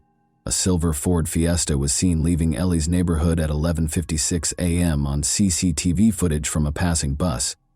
The police were able to identify the Griffiths family because the car's registration number was visible. Thomas was clearly implicated as the driver because no other family members were present at the time. Thomas steadfastly denied any involvement in Ellie's murder or presence at the crime scene, in spite of this evidence. Thomas's phone connected to the home network after 12 p.m., but disconnected for an 18-minute period, police found after closely examining the family's Wi-Fi router. When the police focused on the area around them, they noticed a wooded area. They walked to the woods in precisely 9 minutes after leaving Thomas's front door. When the 9-minute mark came, they stopped and looked around. Investigators found a pair of black sneakers that contained Ellie's blood during the search in Thomas's room, which further added to the growing body of evidence. They also quickly found a black bin liner that contained blood-stained napkins, clothing, and towels that were later found to contain Ellie's DNA. Thomas was then taken into custody and accused of killing Ellie Gould. Thomas admitted in August 2019 that he intended to enter a guilty plea to the offense. He described going to Ellie's house early on May 2, confessing to a fight and a blackout, and stating that he was unable to remember what happened next. In a heartbreaking statement, Ellie's mother, Carol, recalled how the family welcomed Griffiths into their home and even shared in Ellie's birthday celebration, demonstrating their faith in him. After Ellie was murdered, she described the unthinkable experience of holding her cold hand, pain no parent should have to go through. At first, she was shocked that Griffiths, the naive boy who cherished their daughter, would hurt Ellie. Ellie's father, Matthew, talked about how the eerie sight of her still body plagued his sleep and daily activities constantly. It was revealed in court that Griffiths had abused Ellie after she rejected him. According to the autopsy, she was first rendered unconscious by pressure on her neck, then she was stabbed more than a dozen times before escaping. To trick investigators, Griffiths set up the scene and put Ellie's hand on the knife he had left close to her neck. He even made a desperate attempt to convince his friends that the scratches on his face were self-inflicted. Thomas Griffiths was given a life sentence with the possibility of release after 12 years by the Bristol Crown Court in November 2019. Griffiths' letter of apology was read aloud in court. Ellie's mother shook her head while gazing at Thomas. The court also pointed out that his use of a knife from the victim's home does not imply premeditation, taking into account his age as a mitigating factor, since life sentences for those under the age of 18 are prohibited by UK law. At the age of 29, Thomas Griffiths would be eligible for parole in 2031. The tragic tale of Ellie Gould served as a poignant reminder of the frailty of life and the ruthless robbery of dreams. She lost her future, her love, and her hopes. In addition, her predicament brought to light the difficulties in relationships that appear to be ideal. The sorrow of losing Ellie and the unrelenting quest for justice served as a warning to be careful who we allow into our lives. More generally, Carol Gould's advocacy for harsher punishments in situations such as Ellie's led to crucial discussions regarding domestic abuse and juvenile offender sentencing. Ellie's Law, Carol's initiative, aimed to address the disparity in sentencing between those who bring weapons and those who use found weapons in heinous crimes, as well as for adolescent killers. Ellie's mother, Carol, and her family achieved victory after 2 arduous campaigns. Those who fought so hard for justice were relieved when, 2 years later, this new law made it possible for teenage killers to receive sentences of up to 27 years. And that wraps up today's chilling story. If you enjoyed this video, don't forget to like and subscribe so you never miss a new upload. Also, let me know in the comments what part of this story shocked you the most. Thank you for watching, and I'll see you in the next video.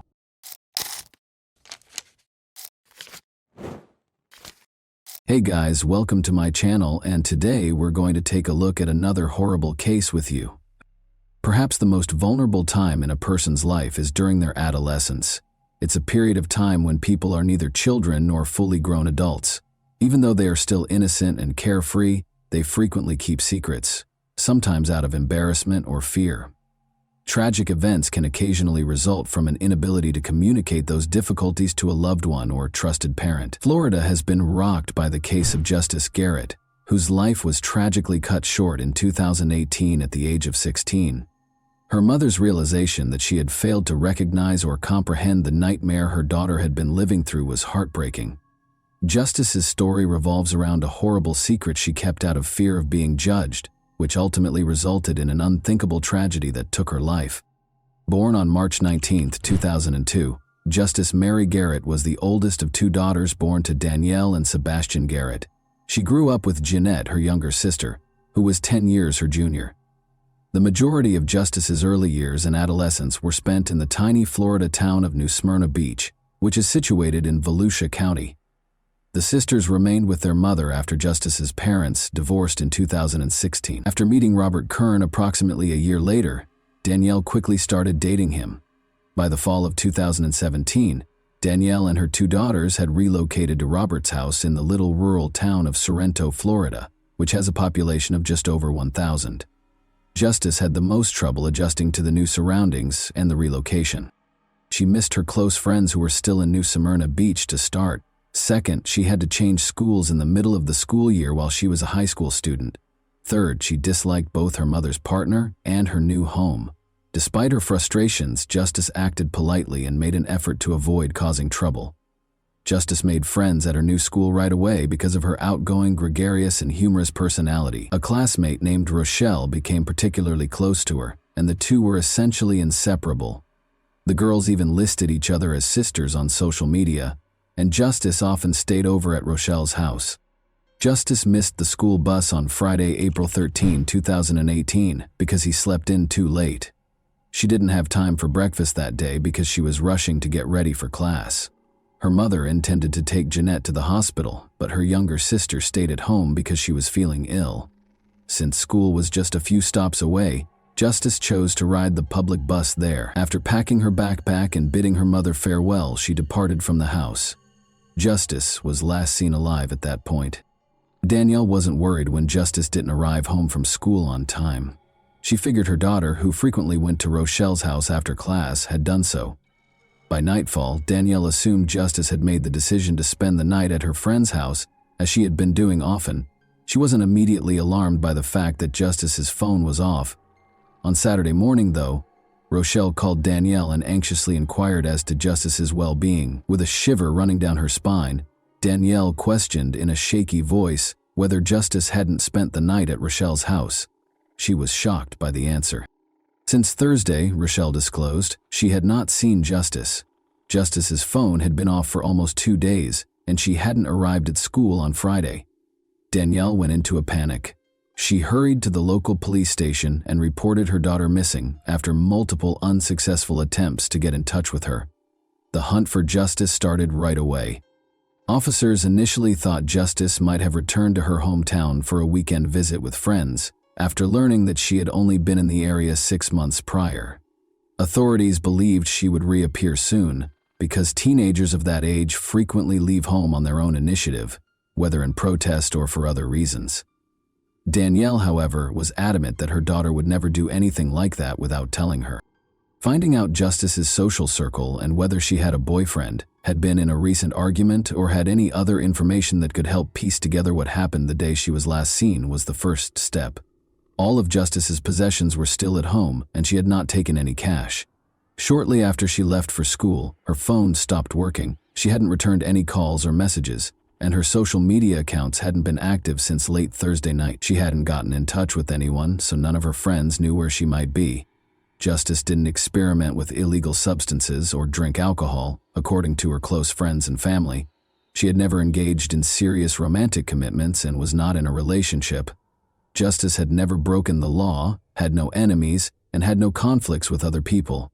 Her peers viewed her as sweet, kind, and compassionate, and her teachers at school gave her positive reviews.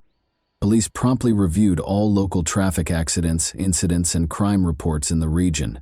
One possibility they entertained was that she had been in an accident and was unable to speak. She was not, however, listed as having participated in any such incidents. Investigators were able to follow her movements on the morning of her disappearance by using information from her phone. Justice left her house at 7:30 a.m.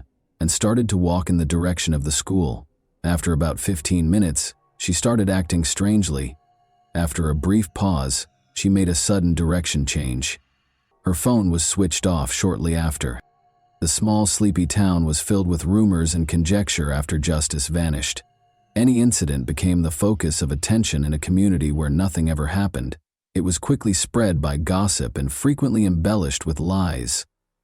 Some residents found amusement in spreading rumors, and they saw no harm in doing so. Many of Justice's classmates and friends sincerely wanted to assist with the investigation, but others saw it as a chance to attract attention, increase their own significance, or even experience a brief moment of fame.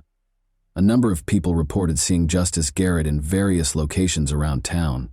According to some, she entered an enigmatic black vehicle with tinted windows. Some speculated that she had been recruited into a religious sect, while others suggested she was out on the street with a group of teenagers who didn't fit in.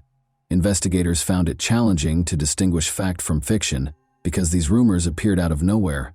Consequently, all information, no matter how unlikely, had to be carefully verified.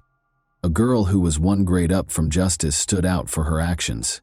She claimed that the teenager had fled with a secret boyfriend and was expecting his child, and she created a whole blog devoted to Justice's disappearance. By spreading sensationalized and completely made-up stories, the girl was merely trying to gain popularity and attention at school. She was temporarily suspended from school while the investigation was underway as a result of her actions, which resulted in disciplinary actions. Her social media accounts were also deleted for disseminating misleading information. 4 days after Justice vanished, on April 17, a man called the police with a terrifying message. He claimed to have discovered something unsettling in a forested area outside of DeLand. An enthusiastic runner, the man frequently jogged along a remote path that wound through a park and into the woods. As he made his way farther into the woods that morning, he detected a potent, disagreeable stench of decay. He initially believed it to be a dead animal's carcass and considered reporting it to the proper authorities so that it could be taken out. But his curiosity overcame him, and he made the decision to look into the odor's origin on his own. The runner left the trail and ventured into the brush for roughly 15 feet. He saw a horrifying scene there, a severely decomposed human body that was completely deformed. It looked like a young woman, judging by the long hair and traces of clothing. To make sure he didn't unintentionally disturb any possible evidence, the man waited on the trail and called the police right away. Officers thoroughly examined the scene and the remains after they arrived. It became evident that a violent crime had been committed here, and the victim was, in fact, a very young woman. The fact that her clothes were ripped and her underwear was gone suggests that the crime was probably violent and intimate in nature. The legs bore obvious bite marks, probably from untamed animals, but a corrosive chemical had done the most serious damage. The girl's face had been eroded to the bone by this substance, which had also been poured over her intimate areas, lower abdomen and chest. It was evident that the offender had tried to remove any traces of DNA in addition to disfiguring the victim, a strategy that, as it turned out, worked. Investigators suspected right away that the girl who had vanished days earlier was the owner of the body discovered in the woods. However, DNA testing was necessary for confirmation because of the extensive chemical damage and decomposition. Sadly, the worst fears of the Garrett family came true. Justice had been discovered dead. About 30 minutes' drive from the town where she resided, her remains were found. Her nose, cheekbone, and several ribs were broken, which was evidence that she had been severely beaten prior to the crime. The precise cause of death was assumed to be mechanical asphyxiation due to the advanced state of decomposition, which made it impossible to determine with certainty. During his police interview, the man who found the remains gave important information. "I often ran along the same trail every other day," he explained. He had seen a suspicious-looking man come out of the woods close to the location where Justice's remains were later discovered 2 days prior to discovering the body. Since the witness had only seen the man for a brief moment from behind and a considerable distance away, he was unable to give a detailed description of him. According to his description, the person was a short, stocky white man wearing jeans and a black hoodie. When the man realized he was not alone, he hurried out of sight and vanished behind the trees. The runner didn't give the encounter much thought at the time, but he thought it was strange. That day there was no discernible smell of decay, and he pushed the encounter from his thoughts. But 2 days later, when he found the remains, he remembered the odd man on the trail and told the police about it. Detectives suspected the stranger in the woods might be the criminal who committed the crime right away. He might have gone back to hide his tracks and obliterate the evidence. Experts concluded that chlorine bleach was the corrosive agent used on the body. The remains became unidentifiable due to the rapid decomposition caused by the chemical and the humid climate of the area. However, after passing a polygraph and offering a strong alibi for the day Justice vanished, the jogger was excluded as a suspect. Justice's mother claims that her daughter had intended to ride the public bus to school that morning, but according to street cam surveillance footage, Justice never went to the bus stop.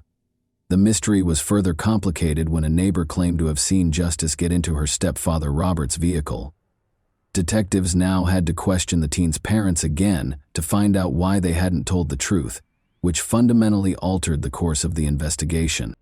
Danielle confessed right away, stating that Robert Kern, her partner, had recently had his driver's license temporarily revoked, but he agreed to give her a ride because her daughter was running late that morning. In order to keep Robert from getting upset, Danielle had kept this information from him. She thought Justice was still alive and would soon be going home at the time of the first interview. To confirm the stepfather's account, detectives immediately asked for footage from security cameras close to the school. But according to the recordings, Robert had not dropped Justice off at school or any other location. There were no cameras on his car on the way to the school. Where had they gone then? It was evident from this new information that Robert was probably the last person to see Justice alive. Robert acknowledged driving Justice that morning in spite of having his license suspended when he was questioned again. He claimed that Justice had pleaded with him to take her to DeLand, a nearby town, rather than to school, where she was allegedly scheduled to meet with a covert boyfriend. Robert said he had originally refused to take her there because he didn't know the name of the person she was meeting, but in an attempt to mend their tense relationship, he finally acceded to her requests. He allegedly promised Justice that he would not tell her mother about this outing. She told him that she would come back alone later in the day and that since it was Friday, she would spend the night at a friend's house.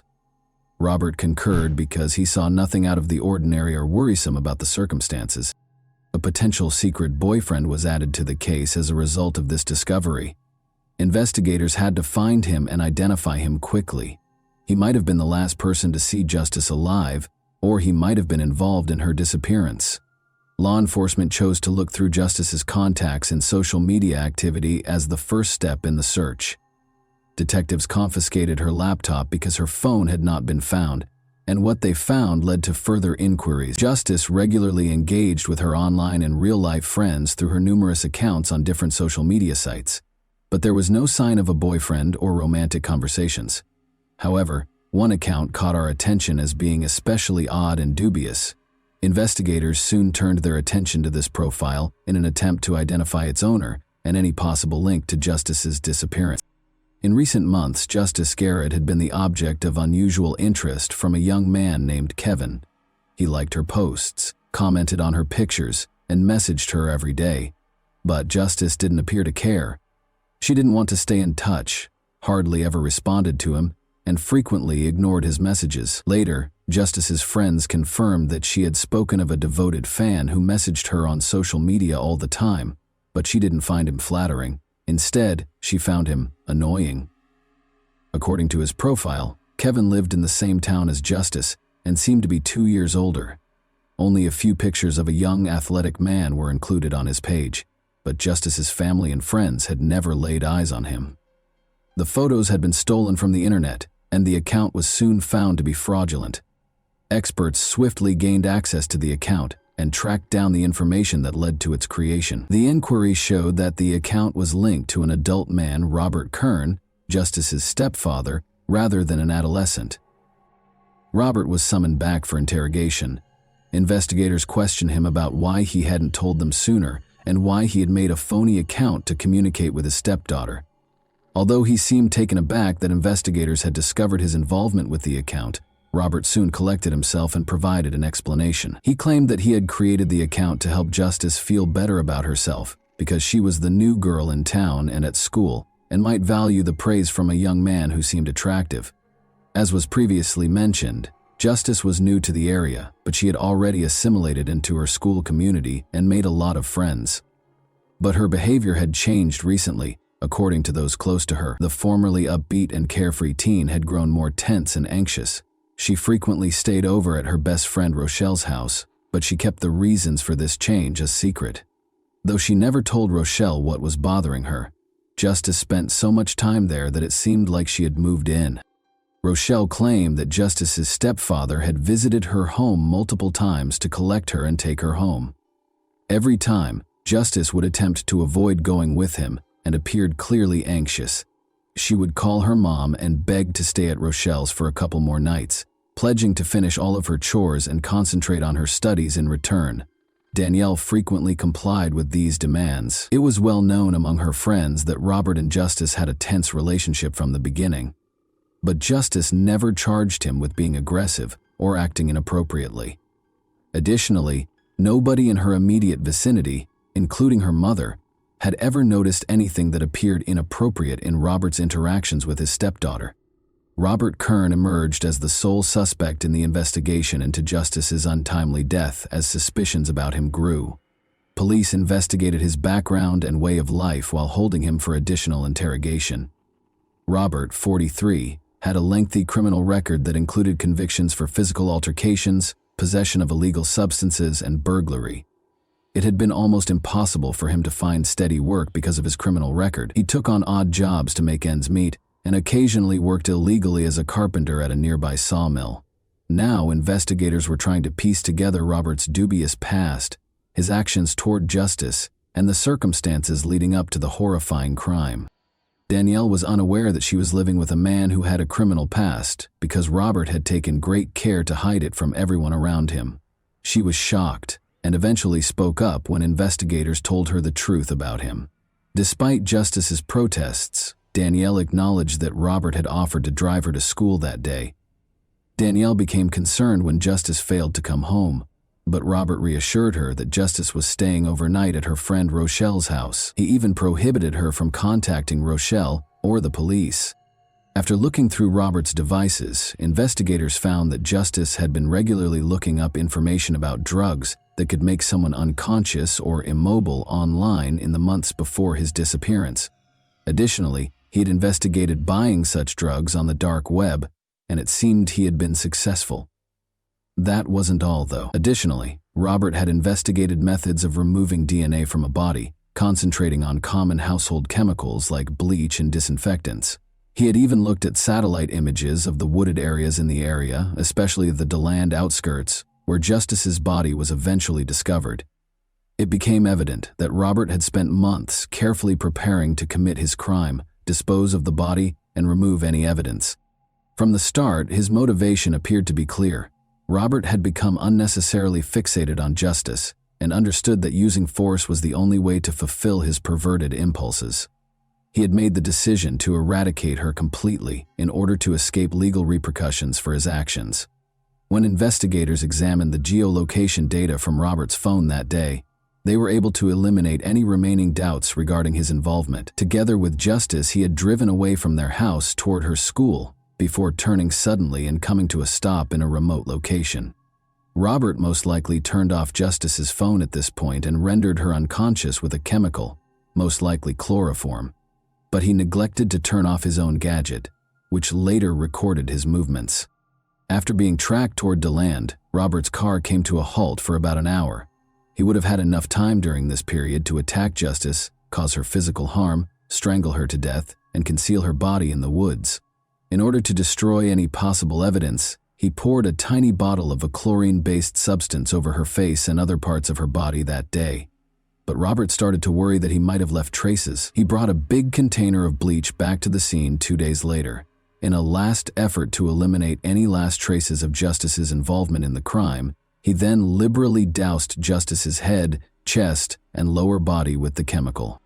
The jogger later found Justice's body and reported it to the police after spotting the attacker when he returned to the crime scene for the second time that morning.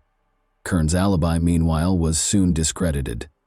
Unofficially working at a nearby sawmill, he had asked 2 co-workers to attest that he was on time that day, despite being almost 2 hours late. After being cautioned that they might be charged with perjury and hiding evidence of a violent crime, both witnesses eventually confessed to the truth when pressed further.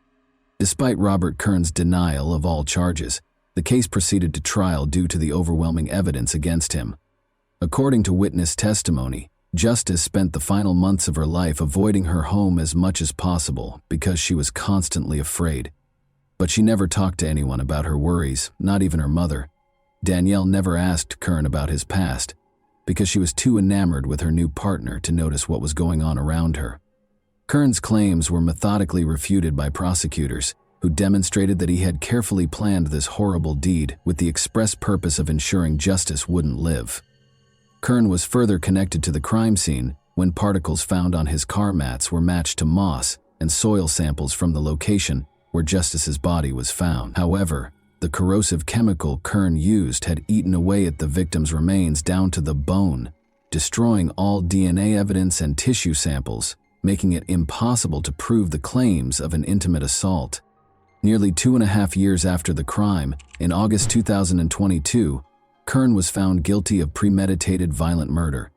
He will never be freed because he was given a life sentence without the chance of parole. And that wraps up today's chilling story. If you enjoyed this video, don't forget to like and subscribe so you never miss a new upload. Also, let me know in the comments, what part of this story shocked you the most? Thank you for watching, and I'll see you in the next video.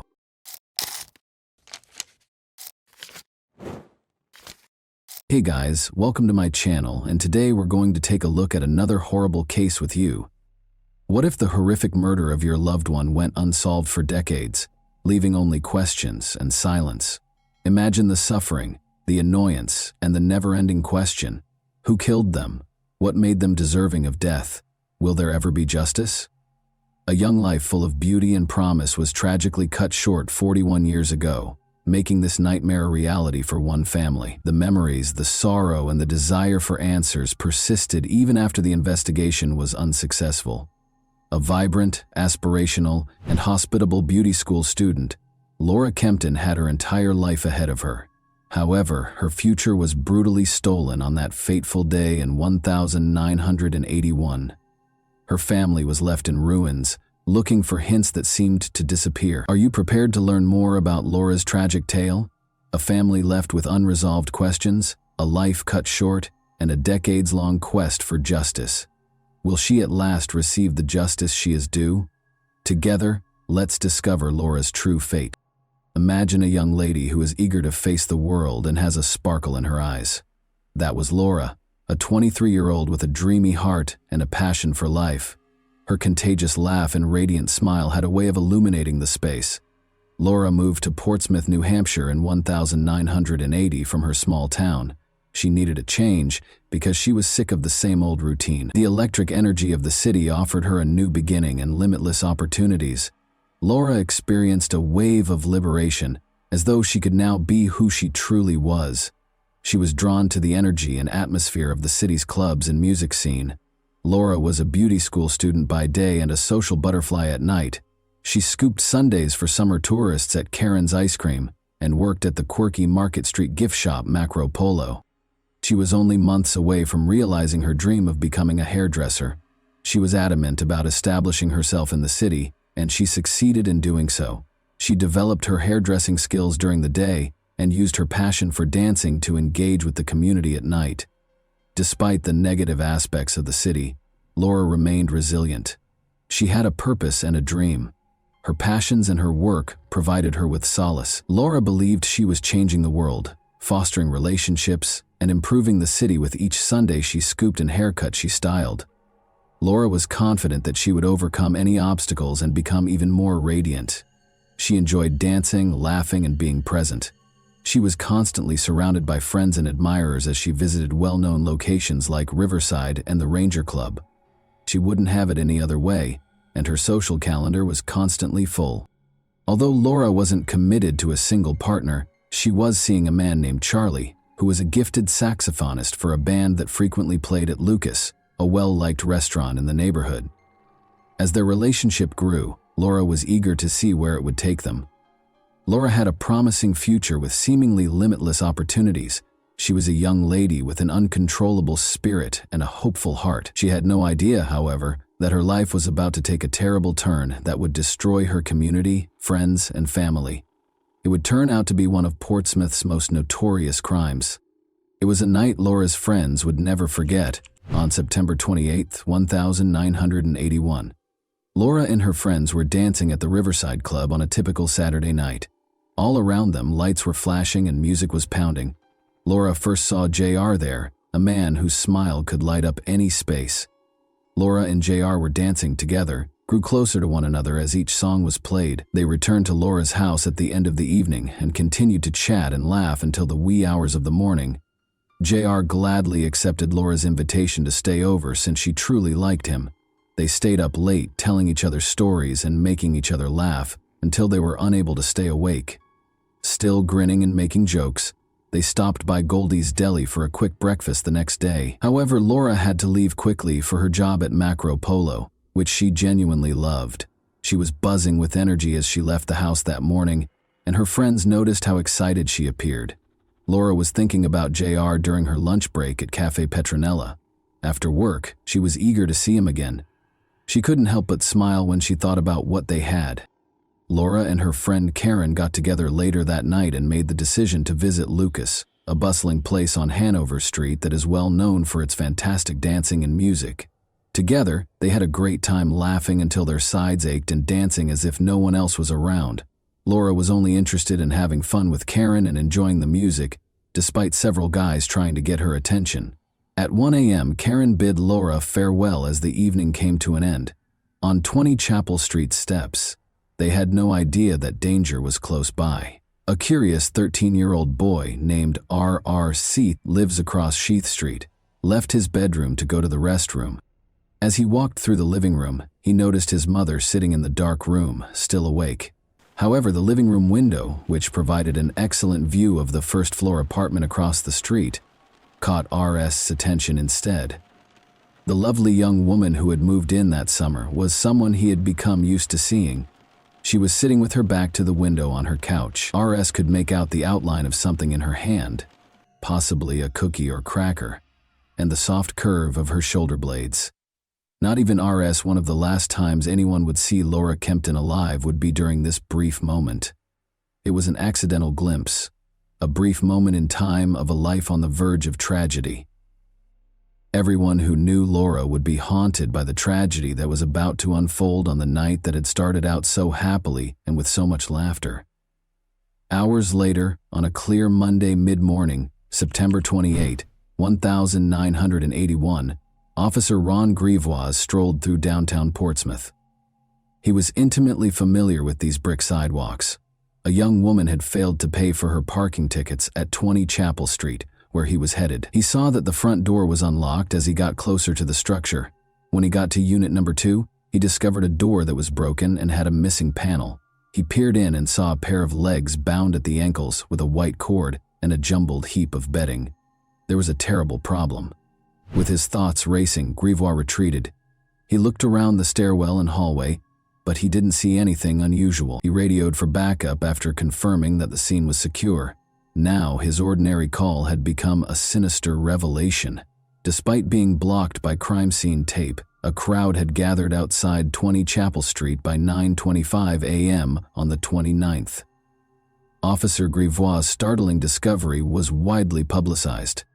William Mortimer, the lead investigator and a seasoned detective with years of Portsmouth Police Department experience, was already on the scene.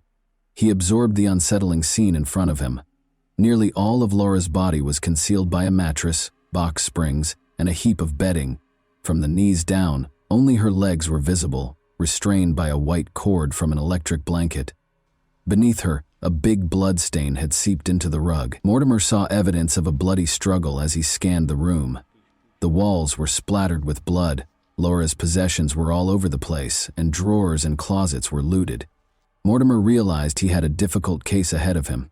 After witnessing the chaotic and gory scene, Mortimer's team cautiously raised the mattress and blankets as he continued to look around, revealing a scene that chilled his blood. With a green pillowcase covering her face and a gray telephone cord suffocating her neck, Laura lay bare, her body bruised and battered. Mortimer gently took off the pillowcase and his heart fell. Laura's features were hardly distinguishable due to the tangle of purple bruises and swelling on her face. She had been brutally beaten, with blows so severe they almost crushed her skull, as the medical examiner would later confirm. However, that wasn't all. A bottle of wine was lying next to her dead body, its innocence seeming to mock Mortimer. Then, in sharp contrast to Laura's non-smoking habits, there was the cigarette butt haphazardly left on the floor. Mortimer appeared to be taunted with questions and clues by the killer's presence. Who was this individual? Why had they acted with such unimaginable violence? This was not the end of it. Many questions were hanging around the window. By whom was Laura killed? Who was present when she passed away? What afflicted her prior to her demise? Who was going to give Laura justice? Mortimer and his team found a vital piece of evidence in the hallway after Laura's body was moved to a gurney, a tiny black metal hook that had been ripped from the mailbox. The murderer had repurposed this commonplace item, which was used to hang keys, to obtain entry. Mortimer saw that the criminal had pried out the molding with the hook, which made it possible for them to reach inside and open the door. Investigators conducted a comprehensive search and gathered hundreds of possible pieces of evidence, such as 2 cords, a cigarette butt, a pillowcase that covered Laura's head and neck, and a glass wine bottle that was discovered on the floor next to her body. They painstakingly scanned the exterior and interior of the apartment for palm prints and fingerprints, and found multiple matches, particularly on the door and a phone within the apartment. These discoveries might contain important hints that help solve the mystery of Laura's untimely death. Laura's autopsy was performed later that afternoon by medical examiner Dr. Dennis Carlson. His findings, severe head trauma and evidence of sexual assault, confirmed the terrible severity of her injuries. Skin scrapings from Laura's upper left thigh, vaginal swabs, and swabs from the telephone cord around her neck were among the crucial pieces of evidence that Dr. Carlson gathered. Mortimer was determined to put the pieces together and determine who was responsible for her death, even though the investigation had only just begun. in order to question Laura's friends, family, co-workers, and classmates, basically anybody who might have had contact with her in the days leading up to her death. He assembled a team of detectives and police officers. These interviews painted a picture of Laura as a happy, gregarious young lady with a vibrant social life. It was hard to think anyone would want to hurt her. Speaking with JR was of special interest to the police because of his recent relationship with Laura. Before leaving for breakfast on Sunday, September 27, he affirmed that they had sex early in the morning and again later that day. Even though he took a shower afterwards, JR admitted that samples taken from Laura's body may include his semen. He gave some interesting information about Laura's habits and mentioned that she had no visible cuts or bruises from their time together. First of all, Laura always made sure to lock the door of her apartment, even when they left for a quick snack at around 3 in the morning. The Sunday, she questioned JR to make sure the front door was locked. Secondly, JR noticed that as they got ready to leave in the morning, Laura put a wad of cash into a plain envelope on her kitchen table. Although she didn't say so, the money might have been for rent or a utility bill. Later, it was found that the envelope and its contents were missing, most likely taken by the criminal. Additional information about what happened after Karen left Laura early on Monday morning was given by her neighbors. RS, and at around 1:30 a.m., his mother, who lived across the street, noticed Laura in her living room. When Daniel, a 40-year-old resident of Laura's building, got home about 30 minutes later, he saw that the ground floor hallway light was out. He suspected someone was fixing Laura's door, possibly following a break-in, after noticing a missing wooden panel and hearing sounds coming from inside her apartment. Later, it was discovered that the light bulb in the hallway had most likely been purposefully loosened. If Daniel's timing was correct, Laura's killer was most likely the source of the sounds he heard. Vital samples were taken from Laura's body by Dr. Carlson, including skin scrapings from her upper thigh and vaginal swabs and smears. The New Hampshire State Forensic Lab received these for examination. The lab was able to identify blood types from the samples even though DNA testing was not yet available 4 years before its potential in criminal investigations was realized. According to the results, Laura's blood type A was found on the wine bottle, suggesting that it was probably used in the crime. Additionally, type A blood was discovered on the pillowcase and door molding. Sperm were found in the skin scrapings and vaginal smears, and there were traces of seminal fluid in the telephone cord. 42 years later, these discoveries would be essential to the case's resolution. In a terrifying coincidence, Tammy Little, a fellow Portsmouth Beauty School student, was discovered murdered in her apartment a few months later on October 19, 1982, with comparable injuries. Fears of a serial killer were sparked by the widespread suspicion that the two crimes were connected. Some similarities existed between the two cases. Both victims lived alone in ground-floor apartments, were in their early 20s, and were unmarried. About a mile separated the two addresses. A few months prior to their deaths, both women had just moved in. Both frequented the same local bars and belonged to the same social circles. Both were killed early in the morning following a night out with friends in the fall. They had both sustained severe head injuries. Both suffered deformities to their faces. They both went to Portsmouth Beauty School. Both had modeled for photographers in the area. Detective Mortimer was careful to avoid making hasty connections between the cases in the absence of strong evidence. Despite these connections, the murders of Tammy Little and Laura Kempton were still unsolved.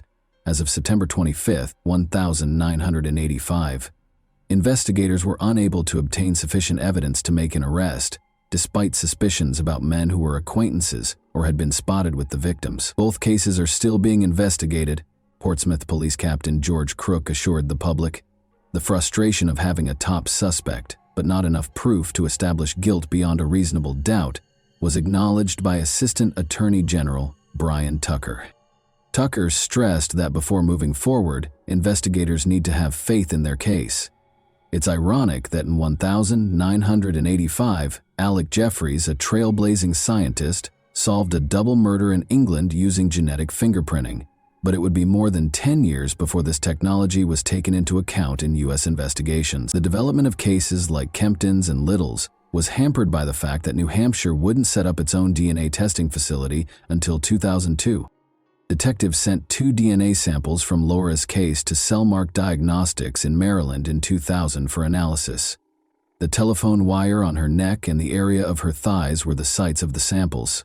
They obtained a partial male DNA profile from the thigh sample, despite their inability to create a DNA profile from the wire.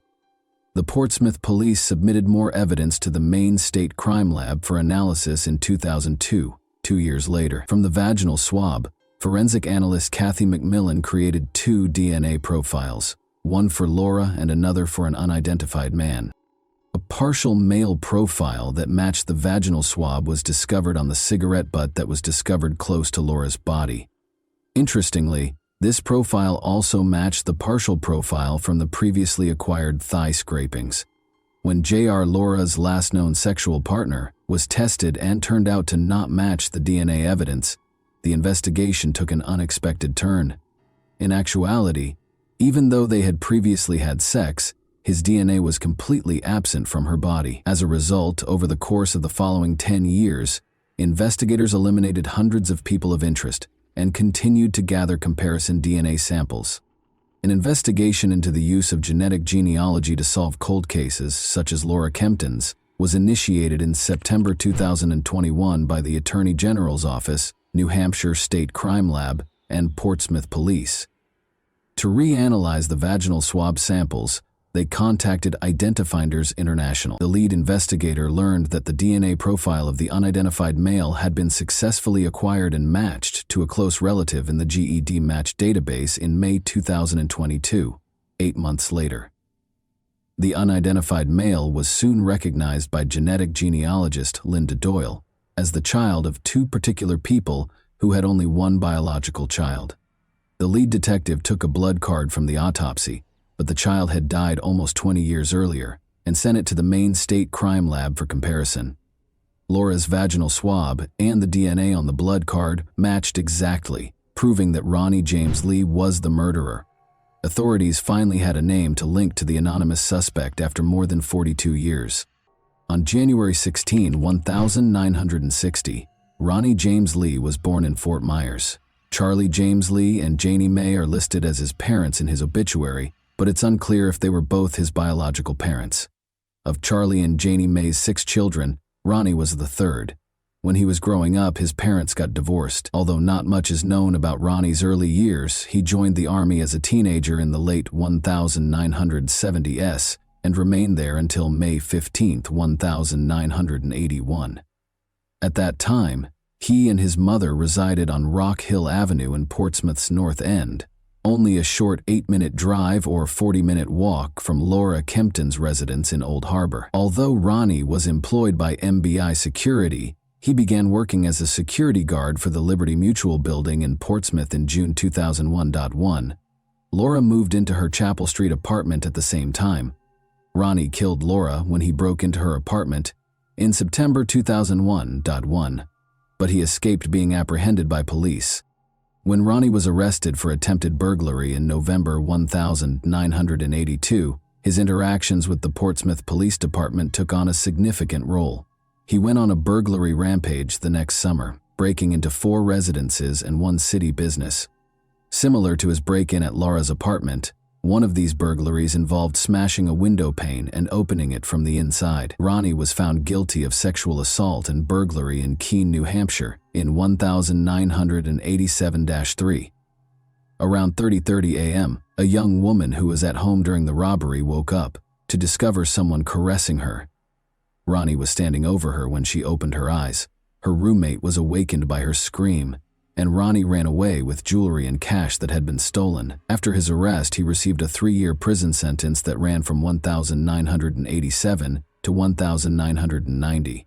In 2005, Ronnie passed away at the age of 45 from a cocaine overdose. He left behind a son, multiple step-siblings, and a criminal legacy that was kept under wraps for almost 20 years after his passing. The murder of Laura Kempton in 1981 has finally been solved after decades of investigation.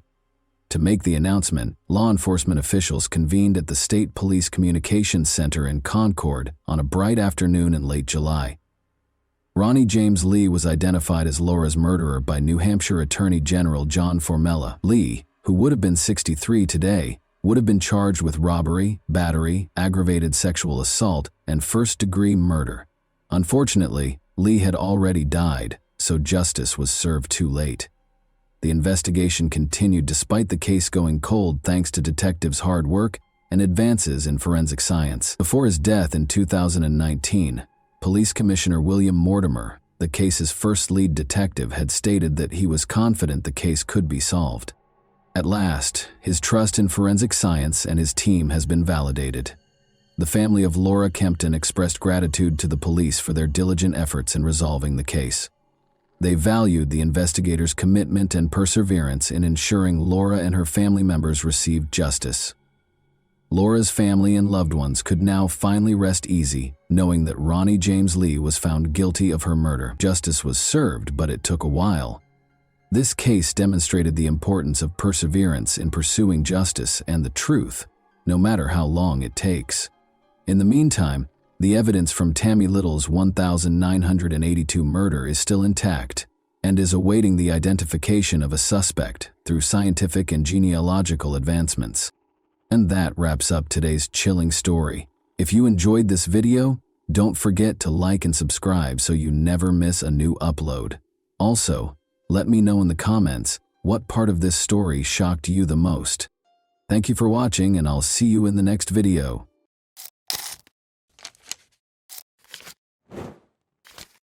Hey guys, welcome to my channel, and today we're going to take a look at another horrible case with you.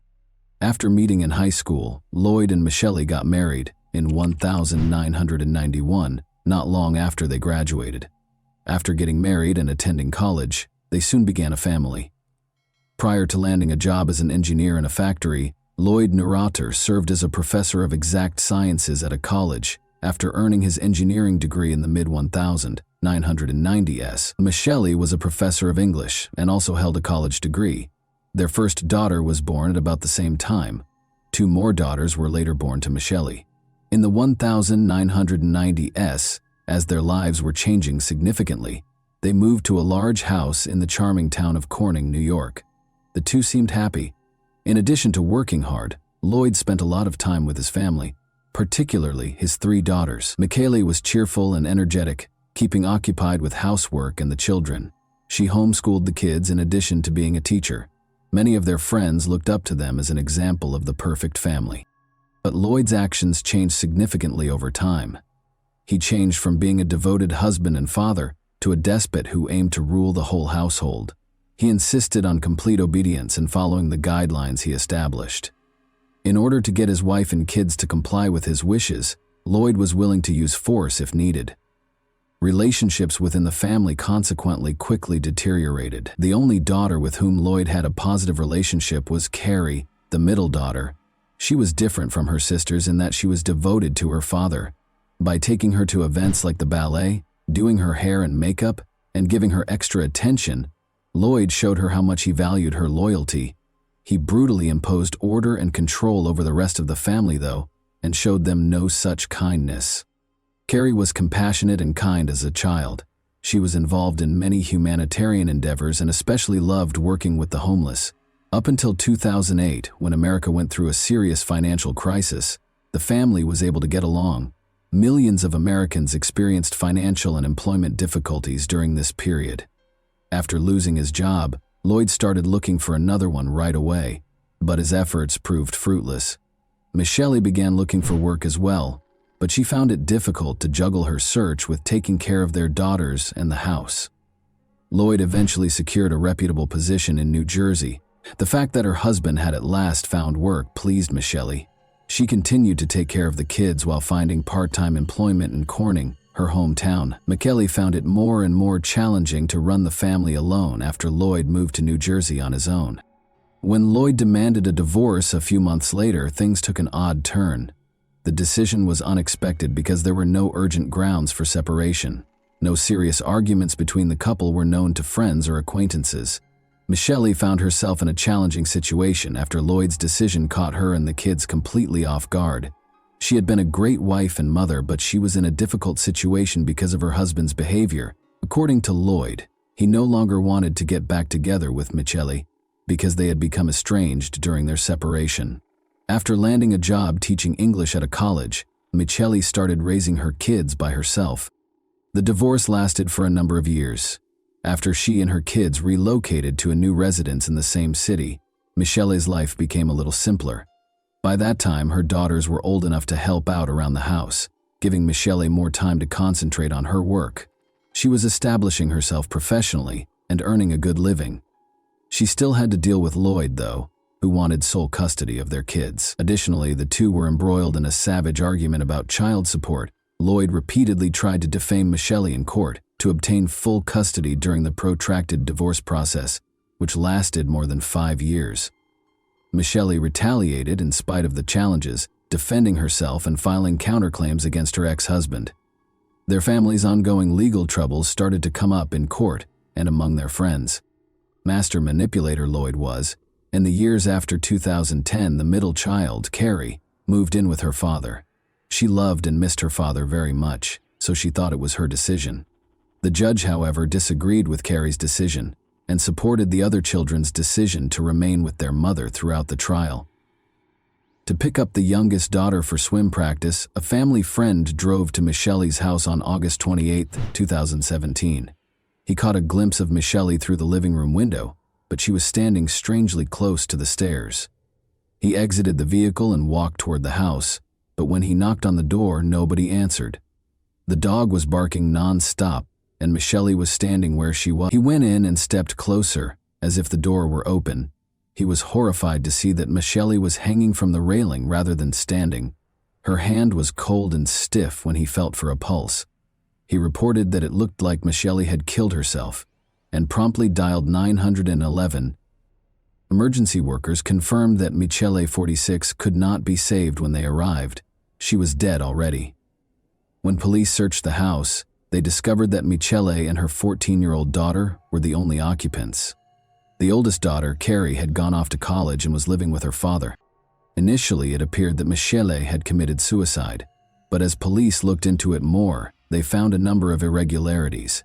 It appears that the scene was staged because Michele had facial marks that were incompatible with suicide, and there was no sign of the youngest daughter, who was supposed to be at home. In addition to considering the possibility of kidnapping, police started looking into the possibility of murder. Michele's husband and daughters were contacted by detectives. It turned out that Carrie, who was the first to reply, was accompanied by her younger sister. Since the younger sister had not missed her swim lesson and had no justification for being with her father and sister, the police thought this was suspicious. When asked, Carrie disclosed that she had gone to spend the night with her mother. She said that because Lloyd was attempting to take away her youngest daughter and the court appeared to be siding with him, Michele had been upset and crying all night. Carrie claimed that just before the family friend found Michele's body, she and her sister left their mother's house. She clarified that she was afraid to leave her with Michele, who had been acting strangely and inappropriately all day, so she brought her younger sister along. But this account didn't seem likely. Michele's friends and acquaintances gave the police a different account. 2 days prior to her passing, Michele had gone back to court for a custody hearing concerning her youngest daughter, according to one friend. Despite being involved in a contentious custody dispute, Lloyd did not show up for the final hearing. It was very unusual for him to not even answer or call his cell phone. Lloyd's absence shocked everyone involved in the process. However, Michele felt that the custody dispute had been settled in her favor, and she was truly happy. She was so sure that she would now have full custody of her daughter that she even celebrated with her lawyer. Her mother suspected Lloyd of being involved in Michele's death and promptly reported it to the police. Michele's decision to commit suicide and leave her children in the care of strangers was unthinkable to her. Given the contentious nature of their divorce and Lloyd's lengthy history of trying to deny Michele parental rights, he was made the main suspect. At first, it was hard to get in touch with Lloyd. He helped Carrie settle in before she started college, and she said he was with her when the murder occurred. In addition, Lloyd was lodging at a hotel in Rochester, which is roughly 160 kilometers away from Corning. After that, he made the roughly 4,000-kilometer journey to California for a job interview. Lloyd didn't seem very upset when investigators finally got to him and told him about Michele's passing. He just took a plane to Corning and went directly to the courthouse to stop paying alimony. which seemed very suspicious in the situation. He confirmed Carrie's claims at the police station after the hearing, saying he had been assisting her with her move and was in a different city when Michele died. Lloyd never followed through on his promise to take a polygraph test. Detectives did not have enough evidence to charge Lloyd despite his evasive behavior, but as their suspicions grew, they started looking into his whereabouts. Through the examination of CCTV footage and cell phone records, they found inconsistencies in Lloyd's alibi. He seemed to have occasionally forgotten his cell phone, perhaps to conceal his whereabouts. According to the video, the younger sister was with Lloyd and Carrie when they left the Rochester hotel the night of the murder, and did not return until the following morning. This ran counter to Lloyd's assertions. A closer look showed that Lloyd was in serious financial trouble. He was in dire need of money and owed more than $100,000 on his credit cards. He had purchased a more than $200,000 life insurance policy on Michele, which would pay out to him after she passed away. Investigators' suspicions were raised by this discovery, and they started actively looking for Lloyd as a suspect. Investigating further, investigators discovered that Carrie continued to show up at crucial points in the case. They made the decision to listen in on Lloyd and Carrie's phone conversations, which showed that they were concealing something. Carrie was frequently rudely interrupted by Lloyd, who seemed to sense that they were being watched. He stressed during these calls that they should not discuss certain topics over the phone, and suggested that they speak face-to-face instead. The police believed they were headed in the right direction. The medical examiner's report added credence to the murder theory. Michele had been attacked from behind and strangled, as evidenced by the marks on her chin and the bruises around her eyes.